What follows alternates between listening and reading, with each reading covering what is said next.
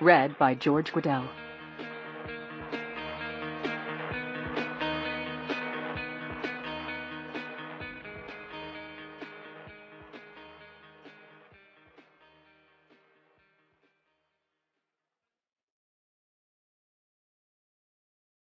Prelude. The Kremlin, Moscow, Russia. The streets were overrun. Despite his idiot advisor's assurances, the president of Russia found himself watching protesters enter Red Square. Current estimates were that more than 200,000 people had joined together to shut down Moscow's commercial districts, and now a reckless few were marching on its seat of power. The great column of humanity was probably 10 meters across and of indeterminate length, snaking out of sight in the city rain. At its head was Roman Pasternak. Clad in the red jacket and baseball cap he wore like a target, daring Russia's security forces to move against him. Maxim Krupin squinted down at the scene, but couldn't make out anything but the vague shape of the man. There had been a time, not long ago, that his eyes would have been capable of taking in every detail. But no longer. The episodes of blurred vision were coming with increasing frequency, lasting hours now instead of minutes. At his age, perhaps it was time to reconsider his opinion that glasses were a sign of frailty. Or perhaps not. He'd learned to exploit weakness and illness in others, but had suffered from neither since he was a child. He only availed himself of the medical system for injuries sustained during sports or hunting, the scars from which he wore proudly. Men like Pasternak would never understand that control over Russia didn't flow from economic growth or freedom or security. No, it flowed from the perception of power. Krupin's own was unshakable, of course, but it had become that way by providing his people with the illusion that they were the source, that he was nothing more than an instrument to carry out their will, a weapon to be wielded against a long list of carefully fabricated threats. The Americans, the Europeans, gays, but most of all the democratic forces seething just beneath the surface of their society. In contrast to the willowy man organizing his followers below, Krupin was a bear of a man. 200 pounds of bulk hung on a 6-foot frame. Still solid, but becoming less so every day. His black hair was thick on not only his head but across his broad chest and back. He was the soot-covered coal miner that had provided the heat and electricity so critical to Soviet domination. The factory worker who had built its machines and weapons, the farmer who had fed its hungry people, and finally the soldier who had made the world tremble. He watched the people milling below, and the security forces scrambling to maintain control.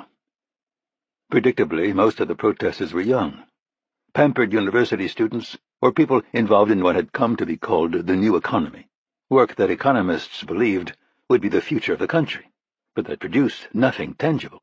No military equipment, grand buildings, or massive public works, just lines of computer code and an endless array of services to provide comfort to this new generation. The pampered children marching solemnly through Red Square existed not for love of country, but for love of themselves.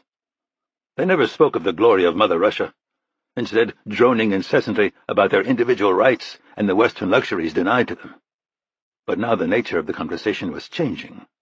In increasingly bold terms, they were defining themselves as the future of Russia, and relegating him to its past. Krupin noted a series of dull flashes in his peripheral vision and braced himself for the wave of nausea that always immediately followed. Other than that, he didn't react. There was still time before the disorientation and searing pain descended. That time would be shorter than it had been during the last episode, though. It always was.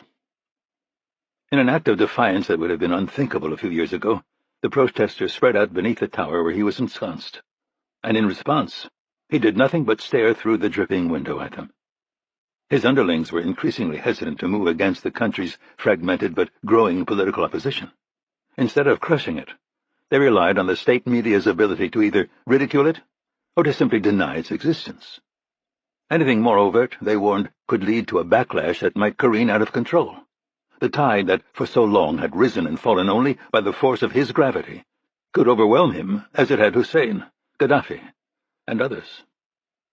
The subtle loss of balance came even more quickly than Krupin expected, forcing him to turn away from the disturbing images filtering through the wet glass. The blinding headache would be next, starting as a nearly imperceptible pulse and growing to a level that was at the edge of his ability to tolerate. Then, finally, the confusion. That was the worst of it.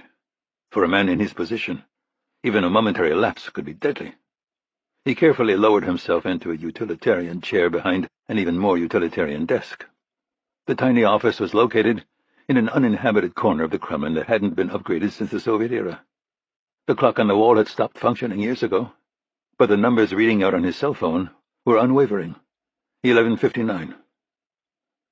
He pulled a folder from a stack at the desk's edge and removed the band holding the cover closed. Its contents were meaningless, but they helped him hide the cracks in the facade that he'd worked so long to build. The knock on the door came less than a minute later. Punctuality and others had always been one of the benefits of his near omnipotence within the borders of Russia. "Come!" The man who entered walked with a slight hunch that made him seem older than his 60 years. Soft eyes and white hair, worn a bit too long, normally would have suggested weakness to Krupin, but now hinted at a hidden wisdom that put him uncharacteristically ill at ease. He looked up from the folder and examined his personal physician, being careful not to squint in an effort to focus. His visits were typically for the purpose of routine checkups or minor complaints. They were never reported to the media unless they involved an injury that could enhance his image, but neither were they kept secret. Today was different. Eduard Fyetkin had never been called to that forgotten corner of the Kremlin, and would be startled to find Russia's leader there. Perhaps it was this surprise that had left him shifting his weight nervously from foot to foot. Or perhaps it was more. "What news do you bring, Doctor?" "Our tests, sir." The man hesitated, but was unable to remain silent under the weight of Krupin's stare. "They've uncovered an abnormality in your brain." A surge of adrenaline flooded Krupin, magnifying the growing pain in his head. His face, though, betrayed nothing. "What kind of abnormality?" "A tumor. And it's likely that it's the cause of the symptoms you've been experiencing." Krupin concentrated on keeping his voice even. "Is it cancer?" "Our tests were only preliminary. They weren't designed to determine that." At Krupin's insistence, the exam had been done at his home, with only equipment that could be transported in and out with complete secrecy. "You must have formed some opinion." "Given that you're only experiencing blurred vision and moderate headaches, my hope is that it's benign and slow-growing," Fyetkin said, choosing his words carefully. Krupin hadn't been entirely forthright about the intensity of his headaches, nor had he mentioned the mental confusion that always followed. Fyetkin was one of the finest physicians in the country, but hardly a loyalist. As near as Russia's intelligence services could discern, the man was largely non-political, one of the many Russian intellectuals who considered themselves above such pettiness. Still, information had to be carefully controlled. "Obviously, we'll need to perform a more thorough examination, sir. This needs to be done immediately." "I don't think there's any reason for hysterics," Krupin said with calm he didn't feel. "I'll have my assistant find a convenient time in my schedule." Fyetkin didn't immediately move, instead staring down at Krupin as though he was trying to decide whether to try to argue his position. Instead, he turned and left the room, closing the door behind him. When the latch clicked, Krupin sagged over the desk, supporting his head in his hands and fighting back the nausea gripping him. Cheers erupted outside, loud enough to vibrate the walls, reminding him of the protesters clogging Moscow's streets. Enemies, to be sure, but not his most dangerous. That distinction was held by the men closest to him, the men who knew his age and were quietly positioning themselves for what was to come next. He fought to focus his mind, assessing the strength, vulnerabilities, and ambition of men who would be the most likely to move against him. This was his true gift. Not economics or geopolitics, not even military strategy. No. He ruled the largest country in the world because he was as good as anyone in history at keeping enemies, both external and internal, off balance. He meted out information and disinformation, flattery and threats, rewards and punishments, all designed to create a web that trapped everyone who came in contact with it. Effective, but also extraordinarily difficult to maintain. Without constant tending, it would collapse almost overnight. More cheers from outside, this time followed by the amplified voice of Roman Pasternak. "Why are we here?" Krupin lost his train of thought. Pasternak had not only marched his ragtag followers onto Red Square, but now he was going to make a speech. The very idea would have been laughable 5 years ago. Time, though, could be controlled by no man, and neither could the changes it brought. He started to stand, but then fell back in his seat. No. Pasternak was a threat, but not an immediate one. He would be dealt with in due course. Russia teeters in and out of recession year after year, dependent entirely on the value of things we can dig from the ground. Our teachers and other workers don't get paid. Our infrastructure is collapsing. Krupin used a pencil to begin a list that only a few months ago he would have had no use for. The first name he added was that of Boris Utkin, his prime minister. He was relatively young and technologically savvy, capable of connecting with the generation that held Krupin at arm's length.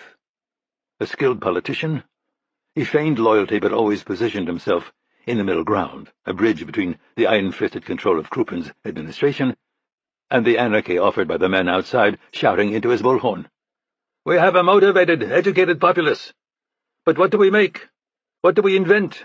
Innovation is the future, and all we can do is strip our land of its wealth and sell it to more prosperous countries for table scraps. Grisha Azarov, the killer who had once worked so effectively for him. He had walked away from the power and wealth that Krupin had given him, and was now living an anonymous life in Central America. Not a threat on his own, but unimaginably dangerous if recruited by others. Maxim Krupin is the wealthiest man in the world, doling out patronage to his inner circle while the rest of us starve. Tarbin Chkalov, the most powerful of the oligarchs, a man too old and too well diversified internationally to fear Krupin anymore. He sought only stability, and would back anyone who could provide it. 5% of our economy is devoted to the military. For what? Expansion? Our adventures in Crimea and Ukraine have cost billions of rubles and left us bowed beneath the weight of international sanctions. Protection from invasion? Pasternak's amplified laugh was partially obscured by electronic feedback. Who would want this country? Krupin let his pencil drop from numb fingers. The sensation of rage rising in him was familiar, but there was more, something lurking behind it, something alien. Fear. The President keeps our old people blinded with nationalism and memories of Soviet glory, but those days are over forever, and I say good riddance. It occurred to Krupin that he had forgotten to write the name of his most potent adversary. Time. What did this abnormality in his brain mean for him? A slow decline into dementia and insanity? Invasive medical treatments that would leave only a husk of the man he was now? Would he rot while the weaklings around him maneuvered to be the first to thrust a knife into his back? He thought of the meaningless people in the square, of the youth and vitality they wore so effortlessly, of the millions of people who would continue their obscure lives while his own faded, of a world that would cease to fear him and would be emboldened by that newfound confidence. Russia has a proud history, but we can't stand at odds with the rest of the world any longer. The pain in his head continued to grow, pushing beyond anything he'd experienced before. We need to take our place in the world order, not to lose ourselves in an old man's fantasy of dominating it. Shut up! Krupin screamed, terrified by how his voice was swallowed by the tiny office around him. He leaped to his feet, shouting again as he grabbed for the phone on the desk. Shut up! Chapter 1. East of Manassas, Virginia, USA. Mitch Rapp slowed, letting Scott Coleman's lead extend to 10 feet. They were running on a poorly defined dirt track that switched back up a mountain to the west of the one he'd built his house on. By design, it was late afternoon, and they were in full sun. Temperatures were in the high 80s, with humidity around the same level, covering Rapp in a film of perspiration that was beginning to soak through his shirt. Coleman, on the other hand, looked like he'd just climbed out of a swimming pool. He was pouring so much sweat that the trail of mud he left behind him would be visible from space. His breathing was coming in random wheezing gasps that made him sound like the soon-to-be victim in a slasher flick. On the brighter side, his pace was steady, and he wasn't tripping over the roots and loose rocks beneath his feet. So 3/4 of the way to the summit he was moving about as well as anybody could expect under the circumstances. Rapp wasn't anybody, though. It was time to see what the former Navy SEAL could do. He crashed through some low branches to Coleman's left, pulling back onto the trail a few feet ahead. After about a minute of matching his old friend's pace, he started to slowly accelerate. Behind him, the rhythm of footfalls rose in defiance, like they always did. Coleman had just spent more than a year focused entirely on recovering from a run-in with Grisha Azarov, the nearly superhuman enforcer who worked for Russia's president. Azarov had finally walked away from his country and employer, but unfortunately not in time to save Coleman a wrecked shoulder, a knife blade broken off in his ribs, and multiple gunshot wounds. The blood loss alone would have killed a man half his age, but the former SEAL managed to beat the odds and stay above ground. That had turned out to be the easy part. When he'd finally been hoisted out of bed, it had taken him almost a month just to relearn how to walk. And then there was the mental side. Going from being stronger, tougher, and faster than almost everyone around him to someone who needed a motorized cart to navigate the grocery store had been a tough blow. Even worse was coming to terms with the fact that Azarov had torn through him like he wasn't there. Coleman was still struggling to regain the confidence he'd always possessed in well-deserved abundance. So it had been a surprise, of the rare good kind, when he'd showed up on Rapp's doorstep and invited him on a trail run. It was good to see a hint of the old swagger. He'd been Rapp's backup for a long time, and the truth was that the year without him could have gone better. In this business you were only as good as the people you surrounded yourself with. Rapp glanced at the heart rate monitor strapped to his wrist. 165, a hard but comfortable pace that he could hold for around 3 hours before blowing up.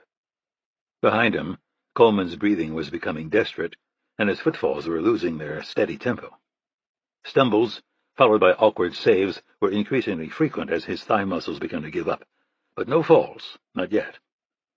They broke out of the trees, and Rapp pushed the pace a little harder as the summit came into sight. Coleman tripped and went down on one hand, but managed to get back to his feet without losing momentum. He was running purely on determination and pride now. But that was okay. He had serious reserves of both. 171 beats per minute read out on Rapp's monitor. Coleman was starting to wheeze, a sick whistle from deep in his chest. Something caught in his throat, and he started to choke, causing Rapp to hesitate for a moment. Then he started to sprint. If his old friend was going to drop dead, better now than in Afghanistan or Syria when people were counting on him. Rapp slowed to a walk when he reached the top of the mountain, squinting as he scanned the rolling carpet of green below. He could see the gleaming dot that was his house to the east, surrounded by a few homes erected on similar widely spaced lots. His obscenely rich brother had bought the entire subdivision and sold the individual parcels for $1 to Rapp's colleagues, ensuring that his older sibling would always be surrounded by shooters loyal to him. To the south of Rapp's gate, a contemporary house of wood and blast-resistant glass was nearly finished. Whether its owner would survive the last 100 yards of this run to take occupancy, though, was an open question. Fortunately, it was a question that didn't take too long to answer. Coleman crested the hill, lurching toward Rapp and finally collapsing to the rocky ground. He managed to rise to all fours, but didn't stand, instead keeping his head down and concentrating on not throwing up. After about a minute, he regained enough control of his breathing to get out a single word. "Time." Rapp glanced at his watch. 1 hour, 16 minutes, 33 seconds. Pick it up a little bit and you might qualify for the Senior Olympics. In fact, the pace they'd sustained on the climb would have shaken off a third of active-duty SEALs. Not too bad for an old sailor the doctor said would need a cane for the rest of his life. Coleman managed to lift one hand off the ground and raise his middle finger. "What's your best?" Rapp considered telling the truth, but quickly discarded the idea. The amount of work Coleman had put into his recovery, and the progress he'd made, was incredible. No point in discouraging him. Hour 11:40. What would Azarov have done? How the hell would I know? Don't bullshit me, Mitch. You worked with him. Rapp had recruited Azarov to help him with an operation that he didn't want to involve Coleman's men in. The former SEAL understood Rapp's rationale for using the man who had nearly killed him. It had been a straight-up illegal action that he didn't want to blow back on the men who had been so loyal to him over the years. But that didn't make Coleman any less competitive. All he does these days is drink beer by his pool and surf with his girlfriend.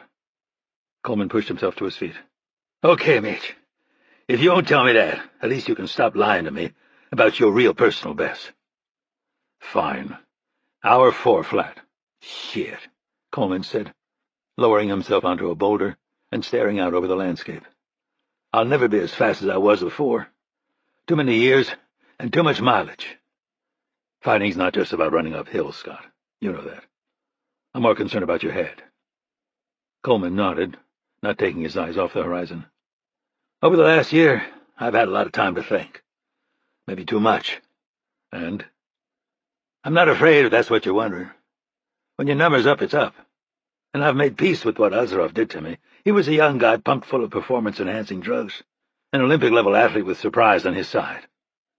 A barely perceptible smile appeared at the edges of his mouth. And he damn near took you out, too.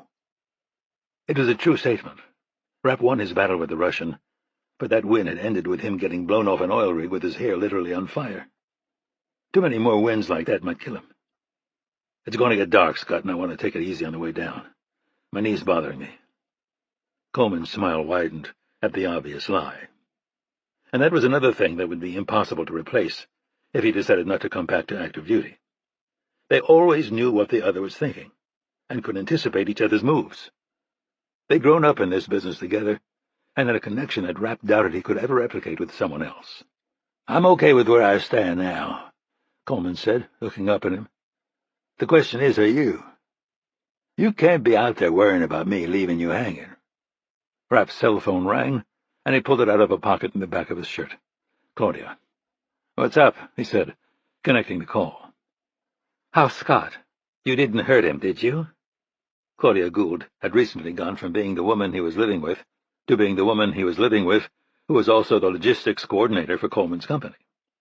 Her late husband had been one of the top private contractors in the world before Stan Hurley tore his throat out.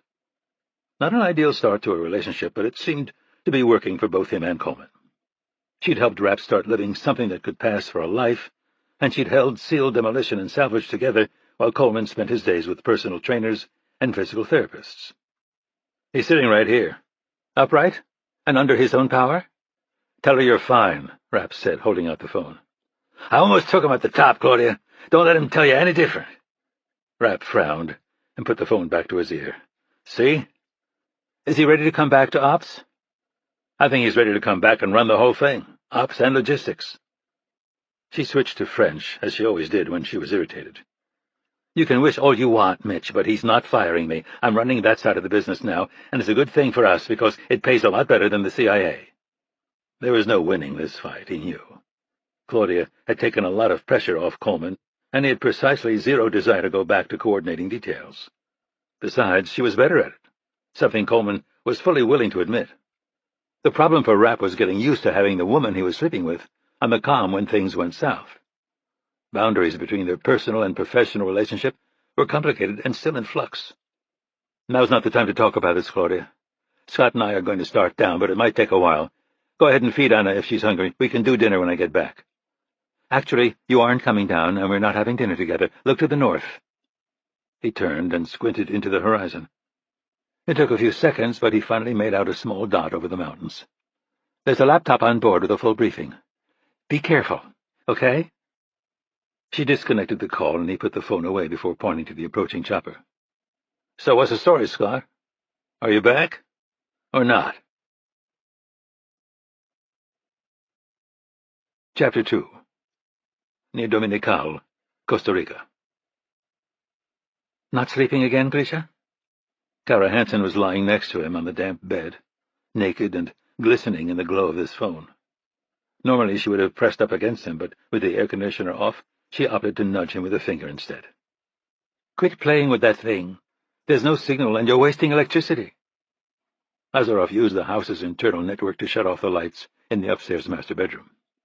He left them on to give the illusion that they were still sleeping there, though they'd abandoned it 3 days ago when the power had gone out across the region. The temperature was a good 10 degrees cooler downstairs, but it wasn't helping him sleep. The only thing that could do that was solid intelligence on why the grid was down and when it would be repaired. Sorry, he said, darkening the screen. I didn't mean to wake you. I was barely dozing. Too hot to do anything else. I mean, who do I have to screw in this country to get a couple hours of AC? Technically speaking, that would be him. He'd never mentioned to her that he had 3 massive Tesla batteries under the house that he was reluctant to tap for more than a trickle of current. It had been cloudy for days, making his solar roof all but useless, and the supply of diesel for his generators was becoming unreliable. The people in the little surf town he lived above had largely shrugged and moved on with their lives. They'd never come to rely on technology like he did. Despite his years living there, he'd never mastered locals' cheerful fatalism. If you were to go to the gas station in the morning, that might be a good way to convince them to part with a little diesel. "Funny," she said, poking him a little harder this time. He was already struggling to remember how long they'd been together. Technically, the time could be measured in months, but in truth, he'd loved her for years. Originally from California, she was a surf instructor who'd worked part-time for the company that maintained the subdivision where he lived. In the beginning, a relationship between them had been impossible. He'd been working as a problem solver for the president of Russia, a man who had an unparalleled gift for discovering what people cared about and then using it against them. So while Azarov had passed up no opportunity to hire Kara for work around the house, he'd been forced to feign indifference to her presence. He reached out and ran a hand through her damp hair. "You didn't have air conditioning before you moved in with me? You're getting soft." "Too much of the good life," she said, rolling away in an attempt to escape the heat coming off his body. Without the glow of his phone, the world was swallowed by darkness. Azarov stared in the direction of the windows, watching the vague outline of the flowers that Kara had planted on the other side of the glass. Beyond that was nothing but kilometer after kilometer of jungle, dense enough to hide just about anything. He had left the employ of the Russian government, but it was unlikely that he was forgotten. Krupin had never agreed to release him, and he wasn't a man accustomed to being defied. Would he take notice of Costa Rica's power failure? Perhaps use it to take revenge on Azarov for abandoning him and for failing to deal with Mitch Rapp? An example for anyone else who might dare challenge him. Or maybe it was even worse. Maybe Krupin had charged his cyber warriors with attacking Costa Rica, a country completely unprepared for such an aggression. Would he cripple the country's entire southwest to retaliate against a man who had spent years faithfully serving him? No, that was just paranoia. While Krupin was a megalomaniac who required complete control over everyone and everything in his orbit, he was also eminently rational. Everything he did was in direct pursuit of his own survival and power. Krupin never lashed out in a way that didn't objectively benefit him or that could blow back. At his core, Russia's president was a man of calculation, a coward and a manipulator. Besides, according to Azarov's sources, he'd already been replaced with a man named Nikita Pushkin. By all reports, the younger man was quite gifted, and in possession of the loyalty and sense of duty that Azarov had lost so long ago. All in all, it seemed to be an improvement for everyone involved. This boy would be showered with everything he desired. Krupin would have a protector who would gladly die for him, and Azarov was free to explore the concept of happiness and perhaps even pursue it. Next to him, Kara's breathing evened out and deepened, but his mind was moving in too many directions to follow her into sleep. What if it was someone else? Someone who was associated with one of the many people he killed and had heard he was no longer under Krupin's protection? Unlikely. Powerful men, once dead, tended to garner very little loyalty. Their inner circles were generally more interested in fighting to fill the power vacuum left behind. And that left America. Not Rapp, though. Azarov had helped him move against the Saudis, and the CIA man had made it clear that he considered himself indebted. He could be trusted, and Irene Kennedy wouldn't act without his consent. Scott Coleman and his team? It was his understanding that Coleman had largely healed, and Azarov closed his eyes for a moment, trying to clear his mind. If he was intent on reviewing every enemy he'd made over the years, it was going to be a very long night. When he opened his eyes again, he reactivated his phone screen and relaunched his security app. The perimeter alarms were still active, as were all emergency systems.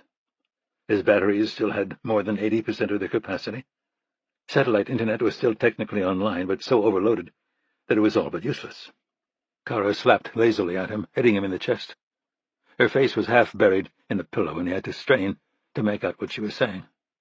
"If you're going to play with that thing, do it somewhere else." It was unlikely that he was going to fall asleep any time soon, so he got up and pulled on a pair of shorts. Kara attributed his restlessness to the heat, and what she referred to as GRM, General Russian Moodiness. But that was because she believed him to be a semi-retired energy consultant. And that's the way it would stay. He couldn't bear the thought of her knowing the things he'd done. or of her being afraid. A woman like her should never have to feel anything but joy and security. He padded toward the door, but stopped when she spoke again. "You're not sad again, are you, Grisha?" "No." "And you're not tired of your girlfriend?" He smiled. "Not yet." "Do you want me to take a swim with you? Would that make you feel better?" "No. Just go back to sleep." The overcast skies from that day had cleared, and the moon was bright enough for him to navigate the stairs to the second-level kitchen. He considered opening the refrigerator, but it was a waste of electricity, and he didn't want the interior light to go on. While he was probably paranoid, there was no reason to be careless. Instead, he got a glass of water from the sink and walked to the bank of windows facing north. Through them, the mountains were just outlines against the stars. His distant neighbors were all in bed, and the ones who still had power reserves weren't wasting them on things like exterior lights. He saw a flash that his mind, still under the influence of years of training, immediately recognized as a gunshot. It came from near a rocky knoll that he himself had scouted when he'd been deciding where to place his house. The distance was significant at 750 meters, but it was somewhat elevated and had the clearest line of sight to the structure. The glass was theoretically bulletproof, but anyone good enough to be sent for him and to identify that vantage point would use a round capable of penetrating. Azaroff dove to the floor, knowing that he had less than a second before the impact. He hit the concrete hard, but then there was nothing, just the muffled hum of insects. Could he have been wrong? Might it have been someone lighting a cigarette, turning on a flashlight? He didn't have time to consider either possibility before the deafening sound of automatic fire erupted from the base of his driveway. The glass in front of him spiderwebbed and then finally collapsed, raining down on him as he crawled toward the island in the middle of the kitchen. Chapter 3. Nikita Pushkin had secured the high ground, giving him a reasonably unobstructed view north to Azarov's house. The disused dirt road he was parked on had become overgrown, but was still navigable, unlike the dense jungle surrounding it. Distance was just over a kilometer, making direct involvement in the operation difficult. But that wasn't his role today. Through his binoculars, Pushkin saw the master bedroom light finally go out. 2 a.m. Early to bed was apparently yet another of the military habits Azarov had abandoned.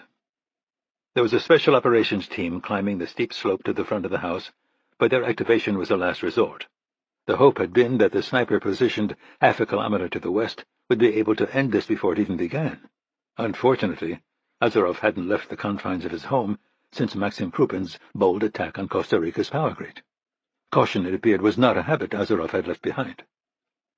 During the day, the reflection off the windows made them opaque, and at night he had an uncanny ability to stay away from them while running only emergency lighting angled to create glare. It was insanity to expose his team for so long in this Central American backwater, even with the confusion caused by the power outage. He could have simply driven up to the property and killed the man, but Krupin had forbidden a face-to-face confrontation. The president had made it clear that those kinds of actions were no longer his responsibility, that he wasn't the soldier he'd once been. Now he was a general. But was it really true, or did Krupin believe that he was the weaker man?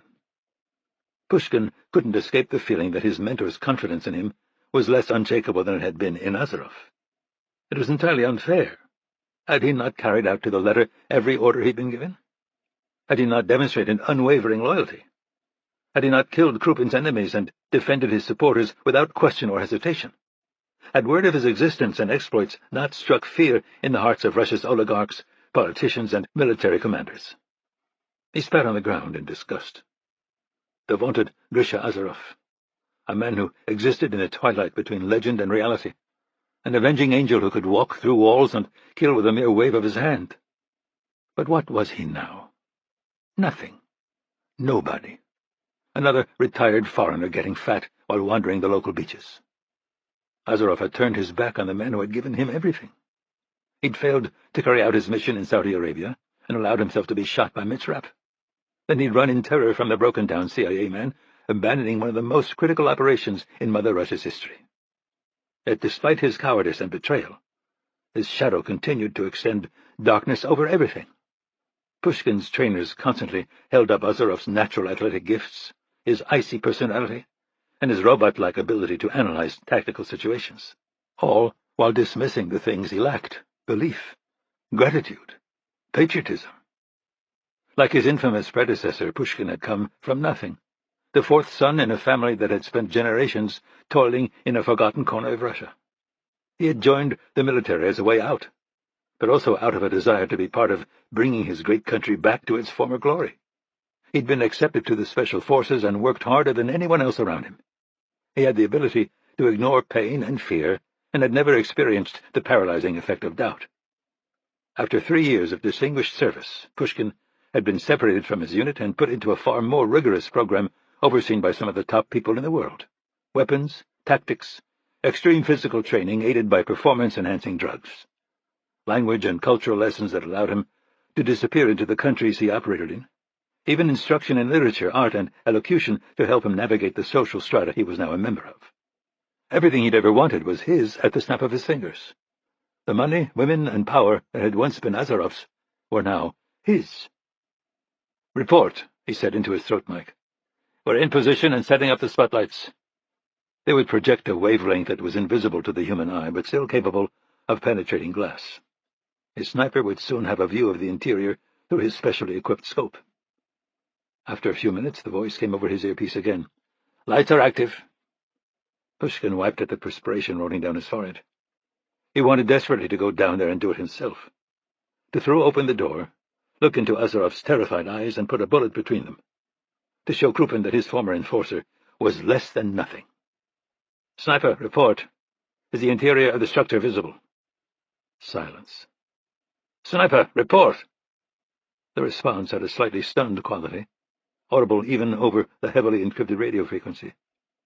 "The target is standing directly in front of the north windows." It was Pushkin's turn to sink into shocked silence. This was the man that the great Maxim Krupin feared enough to disable a quarter of Costa Rica's power grid? The man whose name was spoken only in hushed tones and behind closed doors? "Take the shot, now!" There was a flash in his peripheral vision, but no sound. He turned toward the dark knoll where his sniper was set up, confused. At the very least, the crack of the round breaking the sound barrier should have been audible. "Sniper, report." Nothing. "Report," he repeated, looking through his binoculars. They weren't capable of picking up the infrared floodlights and registered only the darkness enveloping the house. Again, no answer. "Ground team, what's your situation?" "No impact on the glass, but Azarov is on the ground and out of our line of sight." Pushkin hesitated, his mind unable to make sense of what had just happened. In the end, though, it didn't matter. Going back to Russia, having failed to deal with Azarov, wasn't an option. He turned and ran toward the jeep he had hidden in the jungle. "Move in and take out the target. You have permission to fire." Chapter 4. The all-too-familiar din of machine-gun fire and shattering glass made everything else around Azarov seem to disappear. He flattened himself against the floor and slithered toward the kitchen island, focusing on staying as low as possible. The shooters had managed to climb the steep, tangled slope north of his house and were now coming across his purposely expansive yard.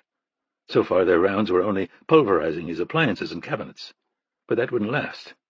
Based on an assessment made during the design of the house, he knew that when they got within 7 meters, they'd be able to hit the floor near the island that was his objective. 5.5 meters if they were willing to lift their rifles over their heads and fire blind. He could feel the turbulence from the bullets passing a few centimeters over his head when he finally reached the island and slid behind it. The dull thud of rounds hitting metal plate was added to the cacophony as the approaching men adjusted their aim toward the armored enhanced cabinets he'd taken refuge behind. Azarov shoved up against the granite overhang and began tipping the entire island. It fell, slamming down against the concrete floor, and the thud of steel was replaced by the sound of rounds hitting stone. He grabbed the pistol set into the bottom, but ignored the extra magazines. He was wearing nothing but a pair of cutoffs and flip-flops. He had nowhere to carry them. His phone, though, was still with him. He used it to activate a bank of powerful LED spotlights aimed outward. The glare would blind anyone approaching. As expected, the incoming fire faltered, and he rose from behind cover, firing 2 rounds in quick succession. Both hit center mass, but to no effect. The men were wearing state-of-the-art body armor, designed to protect them from far more hard-hitting weapons than the custom pistol Azarov had designed more for stealth than power. The sound of shattering glass returned, but this time behind him. The sliding doors that led to the south deck collapsed, and a similarly armored man lurched through the hole, a second held back, covering. Trapped, Azarov dropped to the floor again, staying between the overturned island and a line of cabinets that housed what was left of his sink and dishwasher. He managed to get off a round that hit the approaching man's helmet near the attachment for his face shield, but did little more than snap his head back into the Kevlar collar protecting his neck. Azarov continued to fire as the shooter swung his assault rifle toward him, but there was little hope. He was inadequately armed and surrounded by a heavily armored, well-disciplined incursion team. His magazine emptied, and he was preparing for the impact that would end his life, when a flash of color appeared in his peripheral vision. He tensed even further when he recognized the bright red T-shirt with the ironic letters CCCP across the front. Kara slammed into the man at a full run, actually managing to do what the bullets hadn't and knock him over. She rolled awkwardly over on top of him, and for the first time in his life, Azarov panicked. He was about to break cover to draw the men's fire when he saw her body jerk with the impact of a round hitting her back. She skidded across the floor and came to a stop, utterly still, with a blood streak smeared across the floor behind her. His stomach revolted at the image, pushing its contents into his throat. He looked right, wild-eyed and confused, as he saw the two men to the north find their angles and calmly take aim at him. He wanted more than anything to cross that concrete floor and to take her in his arms, to know if she was dead or alive, but it was impossible. His neighbors, distant as they were, would come to investigate, and these men had no reason to harm her further. They'd leave when he was dead, and the people who lived around him would take her to the hospital. And then she'd be fine, right? She had to be. The men's fingers tightened on their triggers, and he found he didn't even care enough to brace himself. The shot that came, though, wasn't from them. The chest of the man on the right suddenly exploded as a round passed through his armor and then hit the refrigerator hard enough to slam it back into the wall. Azarov still couldn't think clearly, but he managed to wake from his stupor enough to let instinct take over. The man who had come through the back was still struggling to his feet, and his aim was partially blocked by a tree growing from the living-room floor. He could wait. Azarov went right, charging the surviving man to the north, taking advantage of the fact that he'd turned to fire into the darkness in hopes of hitting the sniper who'd taken out his companion. Azarov grabbed him by the side of his helmet and dragged him down, twisting his head a full 180 degrees before sprinting toward the shattered north glass. If he could get to the jungle, they would have no choice but to follow. He'd draw them away from the house and Kara. His plan was initially hindered by his lack of physical training over the last year, and then completely derailed by the appearance of another man to his right. This one was different, though, wearing only jeans and a T-shirt, and with hair that partially obscured his face as he swung an MP7 level with Azarov's chest. The Russian was about to dive into the shattered glass at his feet, but instead of firing, the man released his weapon. It arced toward Azarov, turning in the air to reach him butt first. He had no idea what was happening, but caught the gun and spun toward the man behind him. A controlled burst defeated his armor, and he collapsed against the tree next to him.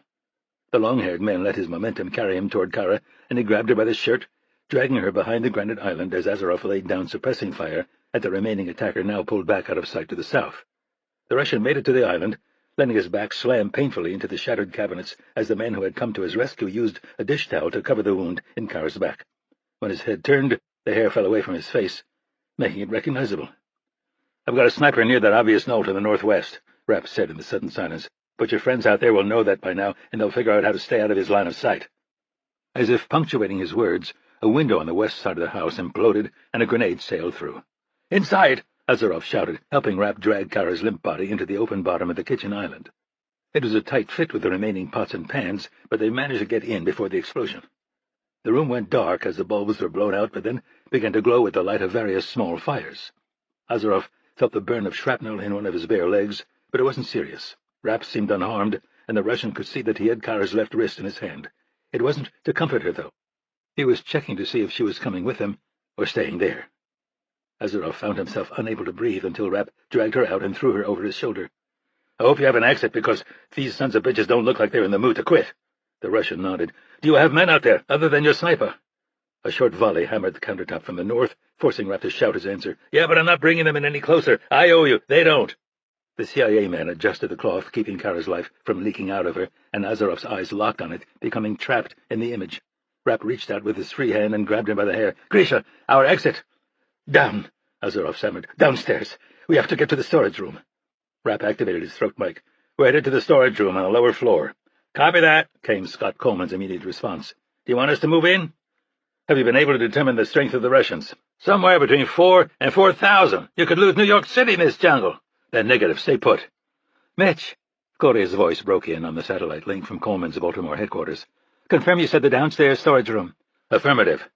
There are no doors leading outside from that room, and the windows are heavy glass block. You get cornered in there. The CIA had information on the house in case Azaroff ever needed to be dealt with, but it had been compiled only from architectural drawings and a single drone flyover. Better than nothing, but not exactly authoritative. It's Grisha's house, and he says we're going down. Are you sure? He could be leading you into a trap, sacrificing you so he can escape. Maybe. Scott, can you give us any cover from where you are? The men on the perimeter are staying out of sight and going for position on you. Can you at least make some noise, get them to think twice? Oh, hell yeah! Do it! The sound of automatic fire erupted outside, hitting the concrete walls and the dirt surrounding the structure. Rapp ran for the stairs with Kara on his shoulder, while Azaroff stayed to his left, shielding her with his body. A few shots came their way, but none got close, as the incursion team was forced to focus on the fact that multiple unidentified shooters had flanked them. They made it down a dangerously open staircase and into a hallway that came to a T with the bedroom to the right and the storage room to the left. As usual, Claudia was right. Glass block and thick stucco had replaced floor-to-ceiling windows in this part of the house. The jungle and steep slopes would have been difficult to secure, and Azaroff had foregone the spectacular views in favor of defense. They broke left into a relatively small room stacked with surfboards, kayaks, and other athletic equipment. Azaroff pushed an unusually thick door closed and then tapped something into his phone. The sound of mechanical deadbolts sliding home cut through eerie silence. Rapp lay Kara down next to the wall and checked for a pulse again. Getting out of there would be a hell of a lot easier without the extra weight, but he couldn't help rooting for her. There weren't many young surf instructors who would charge a heavily armed man in body armor. Definitely a keeper. Is she? Azaroff started. She's alive, but not for much longer if we let ourselves get pinned down here. I don't care how thick you made these walls, those assholes are ready for it. Azaroff nodded and moved to a mattress leaned up against the wall. Help me. It was heavy as hell, but they managed to pull the bottom back a couple of feet, creating a space that the three of them could just fit into. Automatic fire began to thud against the door as they sandwiched themselves inside. Azaroff began tapping commands into his phone again, and Rapp grabbed his wrist, suspecting what was coming next. He'd had a similar escape route built into his new house. "Do we have anyone near the southeast walls?" he said into his throat mic. "That's a negative, Mitch. Mazdak is in the best position to get there, probably 6 minutes out. Do you need him?" "No, stay clear." He released the Russian's wrist and nodded. Azaroff finished entering his password, and they pulled the mattress closer, pressing their backs against the wall.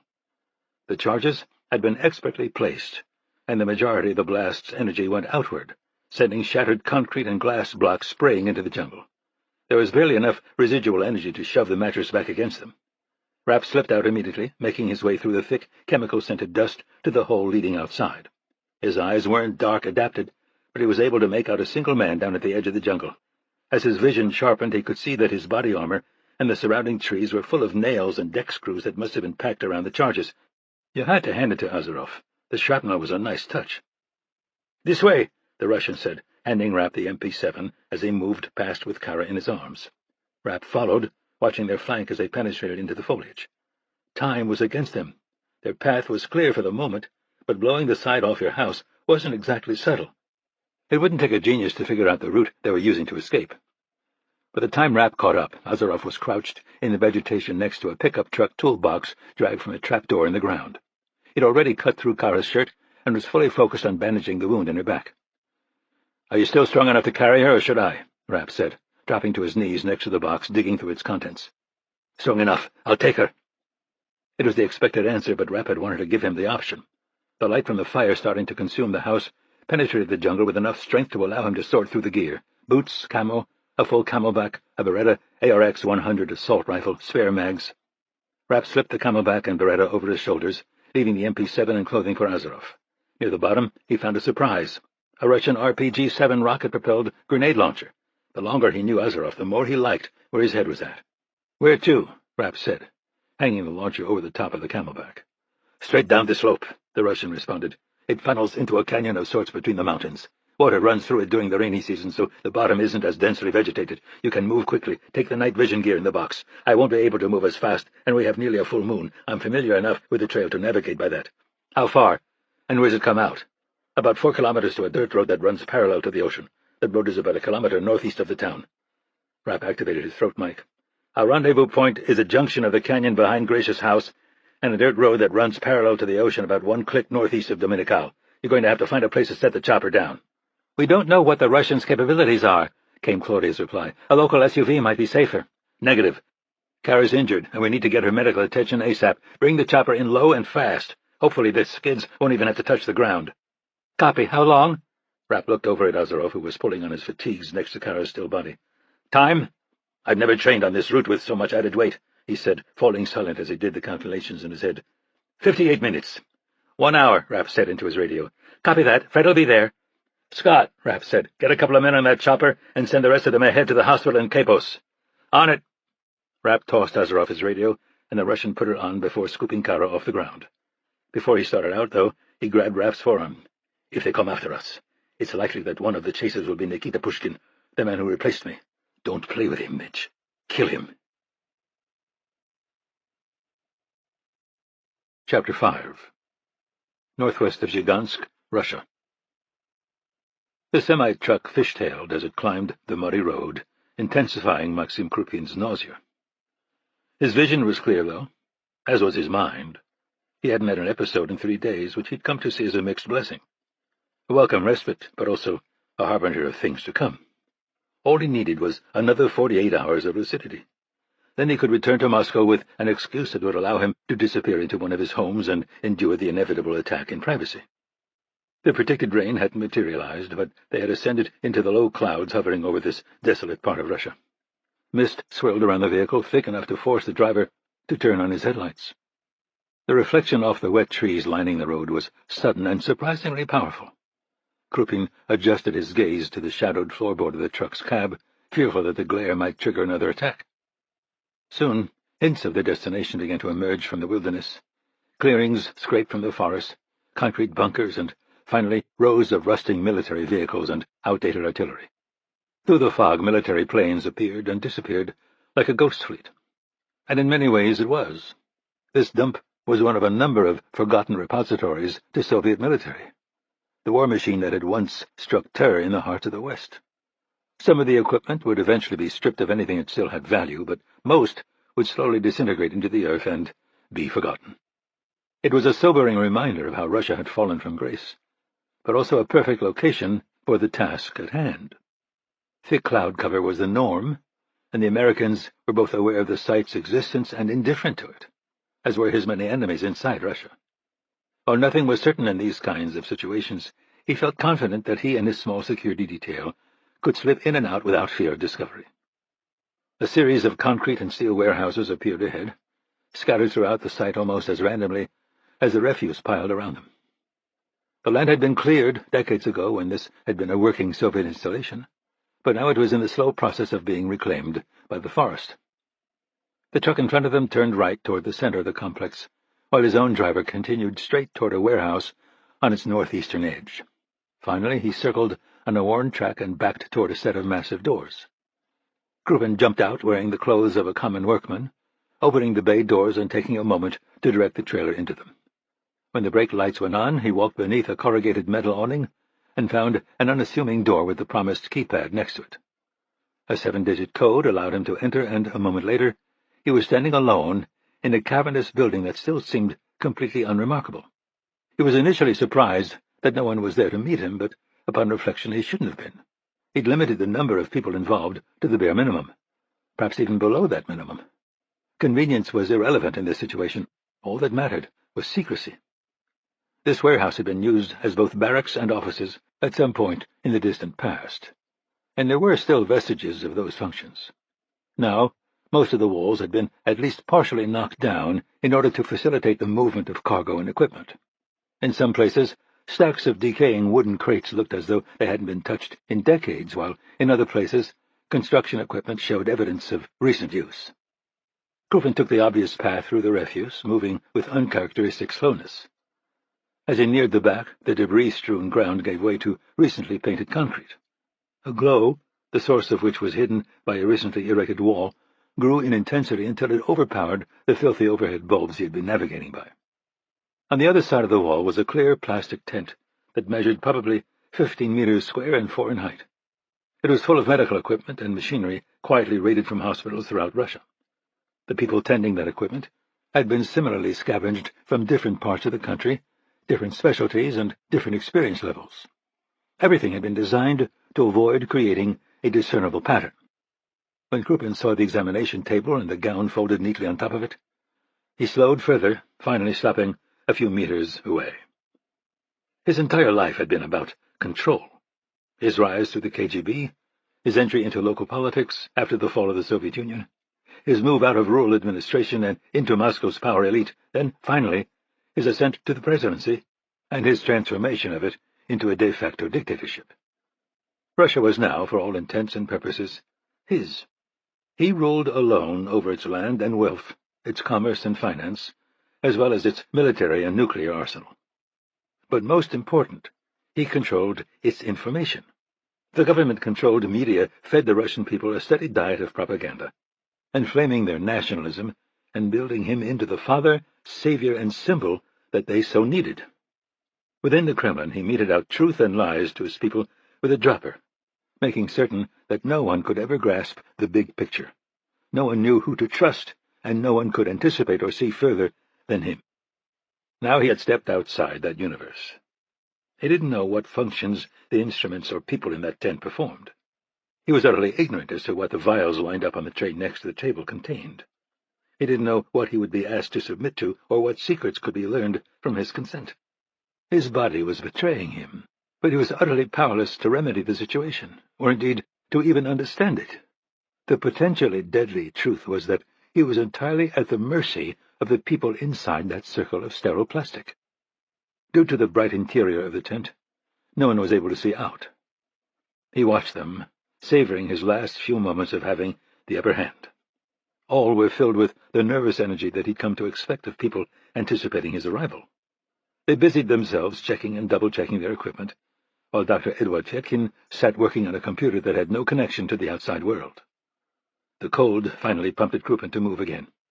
He wasn't noticed until he pushed aside the plastic flap that served as a door. Fyetkin leaped from his chair and rushed toward him. "Mr. President, I was brought here with no prior warning. Some of the people with me were pulled from their beds, even their families—" "Calm down, Doctor. There are security concerns that have to be acknowledged.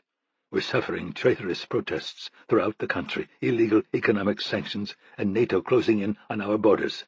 If there's even a hint that I might be in need of medical treatment, it could mean chaos." "I understand, sir, but there's no way to communicate with our colleagues and relatives who—" "Then we best confirm my good health quickly, so that I can return all of you home. My understanding is that you've been provided with everything you requested, and that all the tests and lab work can be carried out here. No samples are to be removed, and no outside sources are to be consulted." "For this round of testing, that's correct, but if we find—" Krupin raised a hand, silencing the man. "You'll use no drugs or anesthesia that could incapacitate me or have any effect on my mental function. And time is of the essence. I've made arrangements to be absent from Moscow for 2 days, and not a moment more. Am I understood?" Chapter 6. Near Dominical, Costa Rica. Nikita Pushkin slowed as he approached the southeast edge of Azarov's house. The wall was little more than a gaping hole that likely wouldn't support the remaining structure for long. Fire was taking hold of the building, but the blazing debris strewn out in the jungle was proving inadequate to spread through the wet foliage. One of his men was down, now little more than a piece of meat pierced by countless nails and screws. Flames from the house would soon consume him, making extraction more complicated. Normally, that would be an issue that demanded his attention, but now it rated no consideration at all. Pushkin stepped into the flickering shadow of a palm and went completely still. There was little of importance to see from this position, but a great deal to think about. If Azarov's woman was alive, then he was gone, running through the jungle in an effort to get her to help. If she was dead, though, the situation changed significantly. He would be standing similarly motionless just beyond the firelight, waiting, watching, making those famously precise calculations as to how he could inflict maximum damage on the men who had taken his American girl from him. Azarov's location, though, was only one of a number of deadly mysteries. What had happened to Pushkin's sniper? Who was the man that had appeared in the house at just the critical moment? What was the strength of his team, and what were their orders? The first, and perhaps the least critical question was answered when his earpiece crackled to life. "We've located Sniper 1, sir. He was killed by what appears to be a single shot to the head. We've also found the 50-caliber rifle placement that was used to fire down on our team." "And the man responsible?" Pushkin prompted. "There's no sign of him. We can't even find tracks in or out." "Do we have any information on Azarov's position or the position of the man who went into the jungle with him?" "Negative. We have a drone in the air, but the jungle canopy is too thick in the general vicinity of the house." Pushkin considered retreating to his vehicle, but the idea didn't last long. He enjoyed the advantages of an overwhelming force, the element of surprise, and a power outage that covered a full third of the country. There was no way he was going to stand in the middle of Krupin's office and make excuses as to why Azarov was still alive. To see the disappointment in his eyes and watch the knowing nods of the men who trained him. To hear how they'd never really expected him to be capable of defeating the infamous Grisha Azarov, even now that he had retired to a soft life in the tropics. No, they'd rather die here and rot. Pushkin began moving again, searching the perimeter of the jungle. If he found the woman's body, then the battle lines were drawn. If he didn't, then she was alive, and Azarov would be on the run, hampered by her dead weight. "Converge on the house," Pushkin said to his throat mic. "I'll need 2 men with me to pursue the target. The rest will remove our casualties before the authorities arrive." "In order to collect our dead, we'll have to expose ourselves," came the hesitant reply over his earpiece. Pushkin didn't bother to respond, instead slipping into the jungle and paralleling the intensifying fire. It was impossible to know how many men his team was up against, but he was less concerned than his subordinate. It was clear that the opposition was highly professional, and that would play to his advantage. Their mission, for whatever reason, was likely to protect Azarov, and they'd focus entirely on that. Using resources to harass the retrieval of casualties would be a waste of resources. He heard movement ahead and crouched, concentrating on the rhythm of the jungle and crackle of the flames behind him. A second rustle of leaves was followed by a gurgling moan. Pushkin crept forward, finding one of his men dangling from the branches of a tree nearly 3 meters from the ground. His arms and legs were grotesquely broken, and his body armor glittered with partially penetrated metal. A rusty bolt was lodged in the side of his neck. His head moved in Pushkin's direction, though the clear face shield attached to his helmet reflected only flames. The young Russian felt his anger flare at the disaster that this simple operation had become, at the deference and respect that Azarov commanded, but that always seemed just beyond his grasp, at the uselessness of the soldier suspended above him. Pushkin raised his weapon and fired a silenced round that penetrated beneath the man's chin. Blood spattered the inside of his face shield, distorting the reflections on the glass as he went limp. Keeping him alive would have been little more than a distraction for the extraction team. And what if he survived to return to Russia? What would he be capable of? Warming a cot in some forgotten military hospital? Straining the military's already disastrously tight budget? A voice came to life over his earpiece. "Our drone has picked up a single man approximately half a kilometer down the draw, leading southeast, Major. He's moving fast, but stopping periodically." Pushkin tapped his throat mic in acknowledgement and penetrated deeper into the jungle, scanning the slopes on either side of him as they rose and steepened. With only 1 man accounted for, he moved slowly, feeling the heat from the fire subside along with the illumination. It was in that twilight that he came upon an empty metal crate with a bloody rag and other first-aid implements next to it. But no body. And while it was impossible to know the girl's current status, she appeared to have been alive as recently as a few minutes ago. The fact that Azarov was carrying her physical and emotional weight was good news, but not so much so as to overcome the existence of the crate. It was now certain that he was armed, wearing full camo and boots, and had access to food and water. His mysterious companion was likely similarly equipped. "We've picked up the lead man," came a voice over Pushkin's earpiece. "Approximately 3/4 of a kilometer down the same draw, he appears to be carrying the woman." In light of that, Pushkin felt comfortable responding verbally. "And the second man?" "He was keeping an interval of about 200 meters when we lost him beneath the canopy." "Understood. And my backup?" "Currently approaching the southeast side of the house." Pushkin lowered the night vision monocular attached to his helmet and gazed down the loosely defined path in front of him. It was unlikely that there would be booby traps. Azarov would be reluctant to put anything on his property that his woman or staff could stumble upon, and there were too many animals deeper into the wilderness. That meant Pushkin could move fast, catching and killing the trailing men before intercepting Azarov. He activated his throat mic. "I'm in the jungle approximately 15 meters down the draw, preparing to chase. Have the men follow me and protect my flank. We're not leaving this place until we have Azarov's head." Rapp kept an easy pace, taking care to avoid the endless vines, roots, and rocks on the jungle floor. No reason to push. He didn't want to run up on Azarov until he was just about to break out onto the road where they were to rendezvous with the chopper. He looked up at a steep slope to his right and examined the mudslide that had at some point collapsed it. The strip of empty dirt was open to anyone watching from the sky, but was also the first practical path he'd seen leading to high ground. After a brief hesitation, he turned up it, dropping to all fours as he scaled the loose, damp earth. At the top, he flipped down Azarov's night vision monocular and set it to maximum magnification. He'd almost decided that he wasn't being followed when he spotted movement approximately 200 yards to the northwest. Whoever he was moving with improbable speed over the steep, unpredictable terrain. Could it be Nikita Pushkin, the man he'd been warned about? Rapp scanned back and forth, finally picking up 2 more men behind, both moving at a less superhuman pace. Another minute of scrutiny turned up nothing more.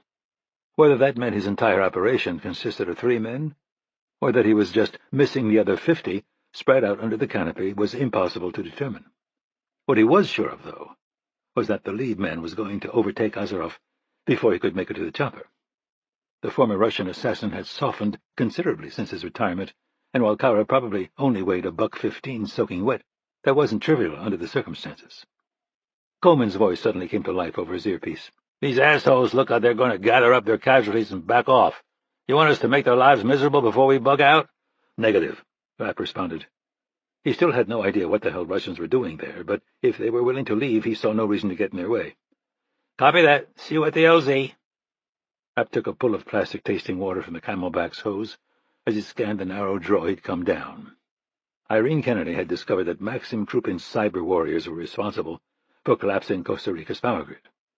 What she hadn't been able to figure out was why the president of Russia would put himself at risk in order to harass a tiny Central American country that threatened precisely no one.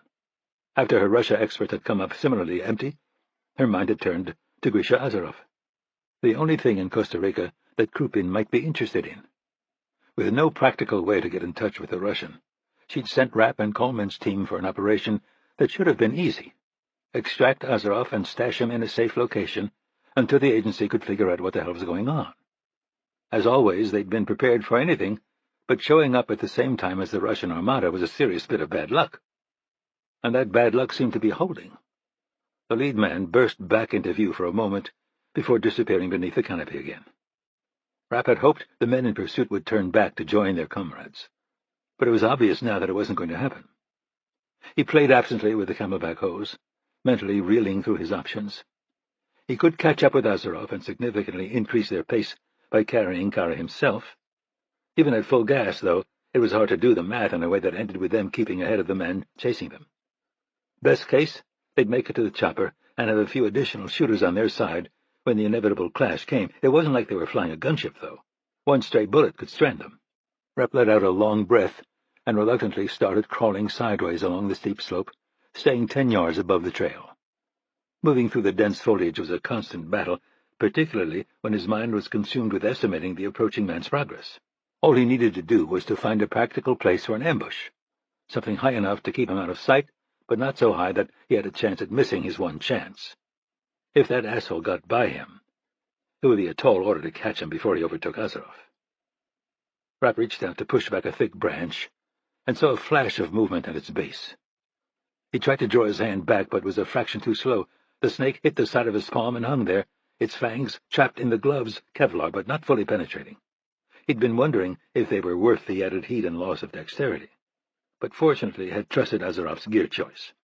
Rapp dislodged what he assumed was one of the pit vipers Claudia had warned him about, and was about to kill it, but instead threw it over the foliage and into the trail. It had been a pretty shitty day so far, but if one of the local reptiles took out Nikita Pushkin for him, it might just be salvaged. Chapter 7. Major Pushkin, do you copy? Pushkin slowed and moved off what barely passed for a trail. His breath was still controlled when he responded. The terrain was too complex to achieve a speed that would tax his drug-enhanced cardiovascular system. Go ahead. The drone has made contact with your trailing target again. He's approximately 150 meters to the southeast. A few moments ago he took a 90-degree turn to the west and started up a steep, open slope. And now? We've lost him again in the canopy. Pushkin scanned the jungle through his night vision monocular and then took a few steps back, penetrating deeper into the vegetation. Who was this man? He'd walked knowingly into an ambush carried out by highly trained operatives and was now diverting from the path Azarov had taken with the girl. Was he concerned that he wasn't fast enough and was now trying to escape? It was possible, but Pushkin's gut said no, he wasn't trying to escape. He was going for high ground. The muffled crunch of footsteps on the jungle floor became audible to the north, followed by the sound of labored breathing. Pushkin remained utterly still as his man passed and faded back into the night. After about a minute, he stepped back onto the trail and started out again, this time at 3/4 speed. Rapp took advantage of a rare patch of rocky terrain and managed to accelerate a bit. Still, the steepness of the slope and the fact that he had to stay beneath the canopy limited him to a slow jog. He was about to vault a massive downed tree, but then stopped, sighting along it. The extensive root system had ripped up the ground around it, while its trunk had crushed the vegetation where it had landed. Combined with its elevated position, the view was surprisingly unobstructed. Instead of moving downslope to find an ambush site, he climbed, swinging around the upended roots and scanning the shallow hole they had left. No obvious snakes, and no evidence of the venomous spiders that Claudia had warned him about, so he dropped into what turned out to be a good 6 inches of muddy water. Not particularly comfortable for a man accustomed to fighting in the desert, but the vantage point turned out to be even better than he'd hoped. It took less than 30 seconds to pick up the lead chaser through Azarov's night vision gear. He was staying to the bottom of the draw, where intermittent runoff had cleared the ground cover to some extent. The man was moving slower now, something that wasn't surprising, as the slopes on either side steepened and made an ambush more likely. As Rapp continued to watch, though, he started to rethink his assessment. The reduced pace was easy enough to explain away, but there was more.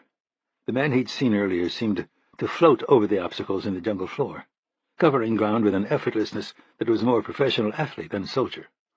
By contrast, the man he was tracking now seemed bent on overpowering the terrain instead of using it.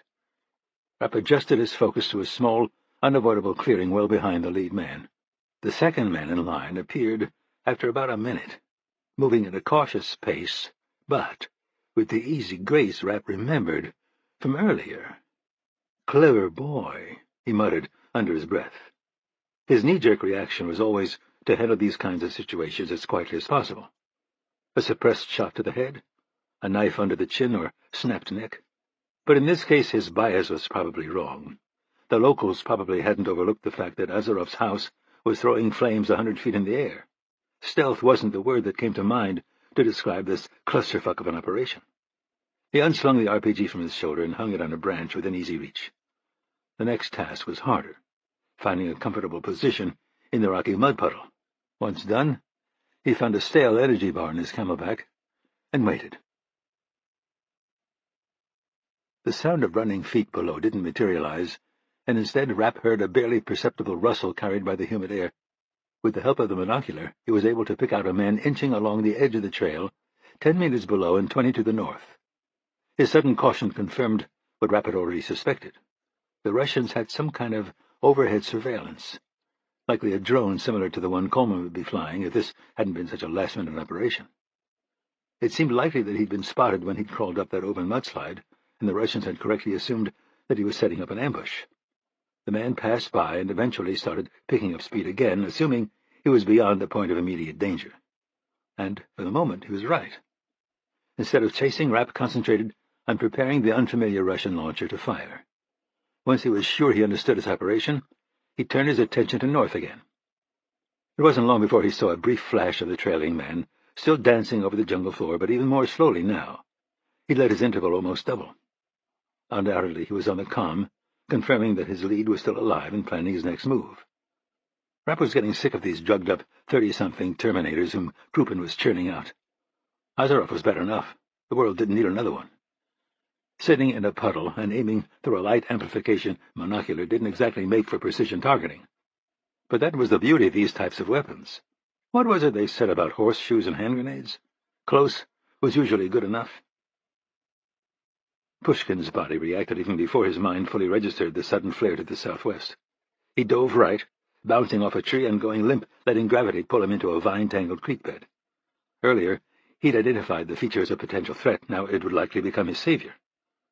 The blast struck some 5 meters away, creating a powerful shock wave full of hot, pulverized vegetation that sprayed him through the vines. The jungle had taken the brunt of the blast, but not all of it. Pushkin lay still in the deep gouge in the earth, closing the eyes served by his night vision scope and using his naked one to scan the shadows created by the flames. Finally he sat up and aimed his assault rifle over the edge of the depression. As expected, there was no human activity. The rocket had been fired from the last reported position of the man working with Azarov. It had been an attempt to dissuade further pursuit, not the first volley in an ambush. Pushkin fell back against the bank, examining his bleeding side, and pulling out a 3-centimeter splinter of wood that had wedged between his ribs. That, and the ringing in his ears, appeared to be the worst of the damage, but it was enough. The situation was simple to evaluate, but excruciating to accept. He had failed. He was temporarily deaf, his radio appeared to be badly damaged, and the injury to his side wasn't life-threatening, but was severe enough to slow him down. He pounded his fist into the dirt until it came back bloodied. The operation had begun with everything in his favor. Now he was bleeding uselessly into the mud, while his men tried to evacuate their casualties. At great cost, all he had managed to accomplish was to wound Azarov's woman, an affront that his predecessor wouldn't take lightly. The smoke thickened to the point that it was becoming hard to breathe, and Pushkin returned to the trail, reluctantly heading back the way he'd come. He'd reconnect with the men protecting his flank and regain communications. From there he could determine whether his lead was still alive and coordinate a retreat. Then it was simply a matter of crawling back to Russia and delivering his report to its president. Azarov was still alive, and he would be seeking revenge. Rapp slid headfirst down the slope on his stomach, finally finding what he was looking for, a sturdy tree hanging about 15 feet above the trail. He scaled it and slithered out onto a thick horizontal branch, hugging it with one arm while holding the Beretta in the other. He was covered in sweat and mud, wearing a helmet tailored to someone else's head, and fairly certain that some unidentified tropical creature had attached itself to his ass. It seemed impossible that his mood could get any worse until it started to rain, hard. The branch was getting increasingly slick, but he hung on as the water soaked his beard and worked its way into his mouth, waiting and swearing under his breath. It seemed longer than it probably really was, but he finally spotted a hazy outline through the sheets of rain. The man who had passed by earlier had heard the RPG impact and was coming to the aid of his comrades. The cover of the rain had made him far less cautious than he'd been the first time. His focus seemed to be on keeping his footing in the deepening mud and not on potential threats in the trees. Rapp had no choice but to aim the Beretta awkwardly under the branch, but at least a few of the rounds from his burst found their target. Without the body armor his teammates had been wrapped in, the man crumpled and slid on his face through the mud. Rapp dropped to the ground, sinking a good 6 inches as the runoff from the storm gained depth and force. A quick glance at his watch confirmed what he already knew. If this weather kept up, catching Azarov before he reached the LZ was going to be tight. Chapter 8. The rain had lasted only about 10 minutes, and the jungle floor was already beginning to dry. Despite the improved footing and improved light, Azarov had to admit to himself that it was time to stop. His chest had constricted in a way that he'd never felt before in his years of training, operations, and athletic competition. He'd developed an ability to push beyond what his mind wanted to allow, but then again, he'd always done it while in peak condition. Was it possible that at 35 years of age his heart was giving out? He shifted Kara's weight to a less agonizing position and supported himself against a tree. His legs were trembling badly, but he refused to sit, unsure if he'd be able to get up again. Instead, he gripped the branches and tried to gain control of his breathing. Was she dead? He pushed the thought from his mind and focused on the mission as he had been so meticulously trained to do. The only thing that mattered was getting her to the evacuation point. All other considerations were either irrelevant or could be dealt with later. A distant flash turned the grays and blacks around him to dull yellow and green. He turned only his head, unwilling to expend any energy that wasn't directly related to enhancing Kara's chance of survival. Flames erupted from the canopy to the northwest and then just as quickly disappeared again. What did it mean? Had Rapp fired the RPG? Or had he been the target? He was certain that the team that had attacked his home was Spetsnaz, but there was no way to know their strength or capabilities. Did they have drones, helicopters? 100 men closing from every direction. Had the CIA man been hopelessly outnumbered and finally met his end? Azarov began coughing uncontrollably and bent forward at the waist, feeling Kara's limp body shift as he did. If Rapp was dead, his debt was paid. His team would do nothing further to help. Claudia Gould was terrified of him because of a confrontation he'd had with her late husband, and he'd nearly killed Scott Coleman. He would arrive at the rendezvous location to find only a dark, empty road. A dim flicker became visible to the south, like a single kerosene lamp lit by someone who had been woken by the explosion. He knew the house well, having run past it hundreds of times during training. It was enough to give him a sense of his position on the trail. His hand rose hesitantly, activating the throat mic Rapp had given him. "I'm 15 minutes from the LZ." The silence that ensued dragged out long enough that his mouth started to go dry. Then, finally, Claudia Gould's voice cut through the static. "Copy that. Our chopper's inbound, ETA 12 minutes. I'll slow it down a little." It was enough to get him stumbling forward again. The slope turned steeply downward as it plummeted to the roadbed below. Azarov used one hand to keep Kara on his sweat-soaked shoulder and the other to grab trees in an effort to slow his descent. He slipped on a loose rock and managed to avoid falling only by intentionally colliding with a low stone outcropping. In the moment it took him to regain his balance, a dull hiss behind him began to rise over the pounding of blood in his ears. He froze, listening as the barely audible static transformed into the familiar slap of wet leaves and breaking branches. Someone was coming up behind him, fast. He moved into a dense tangle of bushes, laying Kara on the ground and gripping the MP7. The speed that his pursuer was sustaining over the difficult terrain would have normally been telling, but now it meant nothing. Rapp was one of the few men alive who could maintain it in a combat situation, something Azarov had been unlucky enough to experience personally. Unfortunately, Nikita Pushkin was one of the others. Azarov moved to a defensible position behind a tree and aimed through the branches. When he did, though, the footfalls slowed and then disappeared into the light rustle of the breeze. It seemed impossible, but he'd been heard. He continued to aim through the foliage, but there was nothing to see in the filtered moonlight. It was a stalemate that he couldn't afford. If he wasn't there when the chopper arrived, they turned back. The risks of landing and waiting would be too great. "Mitch!" Azarov said in a harsh whisper. The answer came a few seconds later, but instead of emanating from where the footfalls had gone silent, they came from behind him. "Yeah?" The CIA man emerged from the jungle a moment later, crouching to again take Kara's wrist in his hand, something Azarov hadn't found the strength to do. His stomach tightened, but then Rapp lifted her onto his shoulder and tossed Azarov the night vision-equipped helmet. "Lead us out." Azarov started down the slope again, maintaining a better pace without Kara's weight.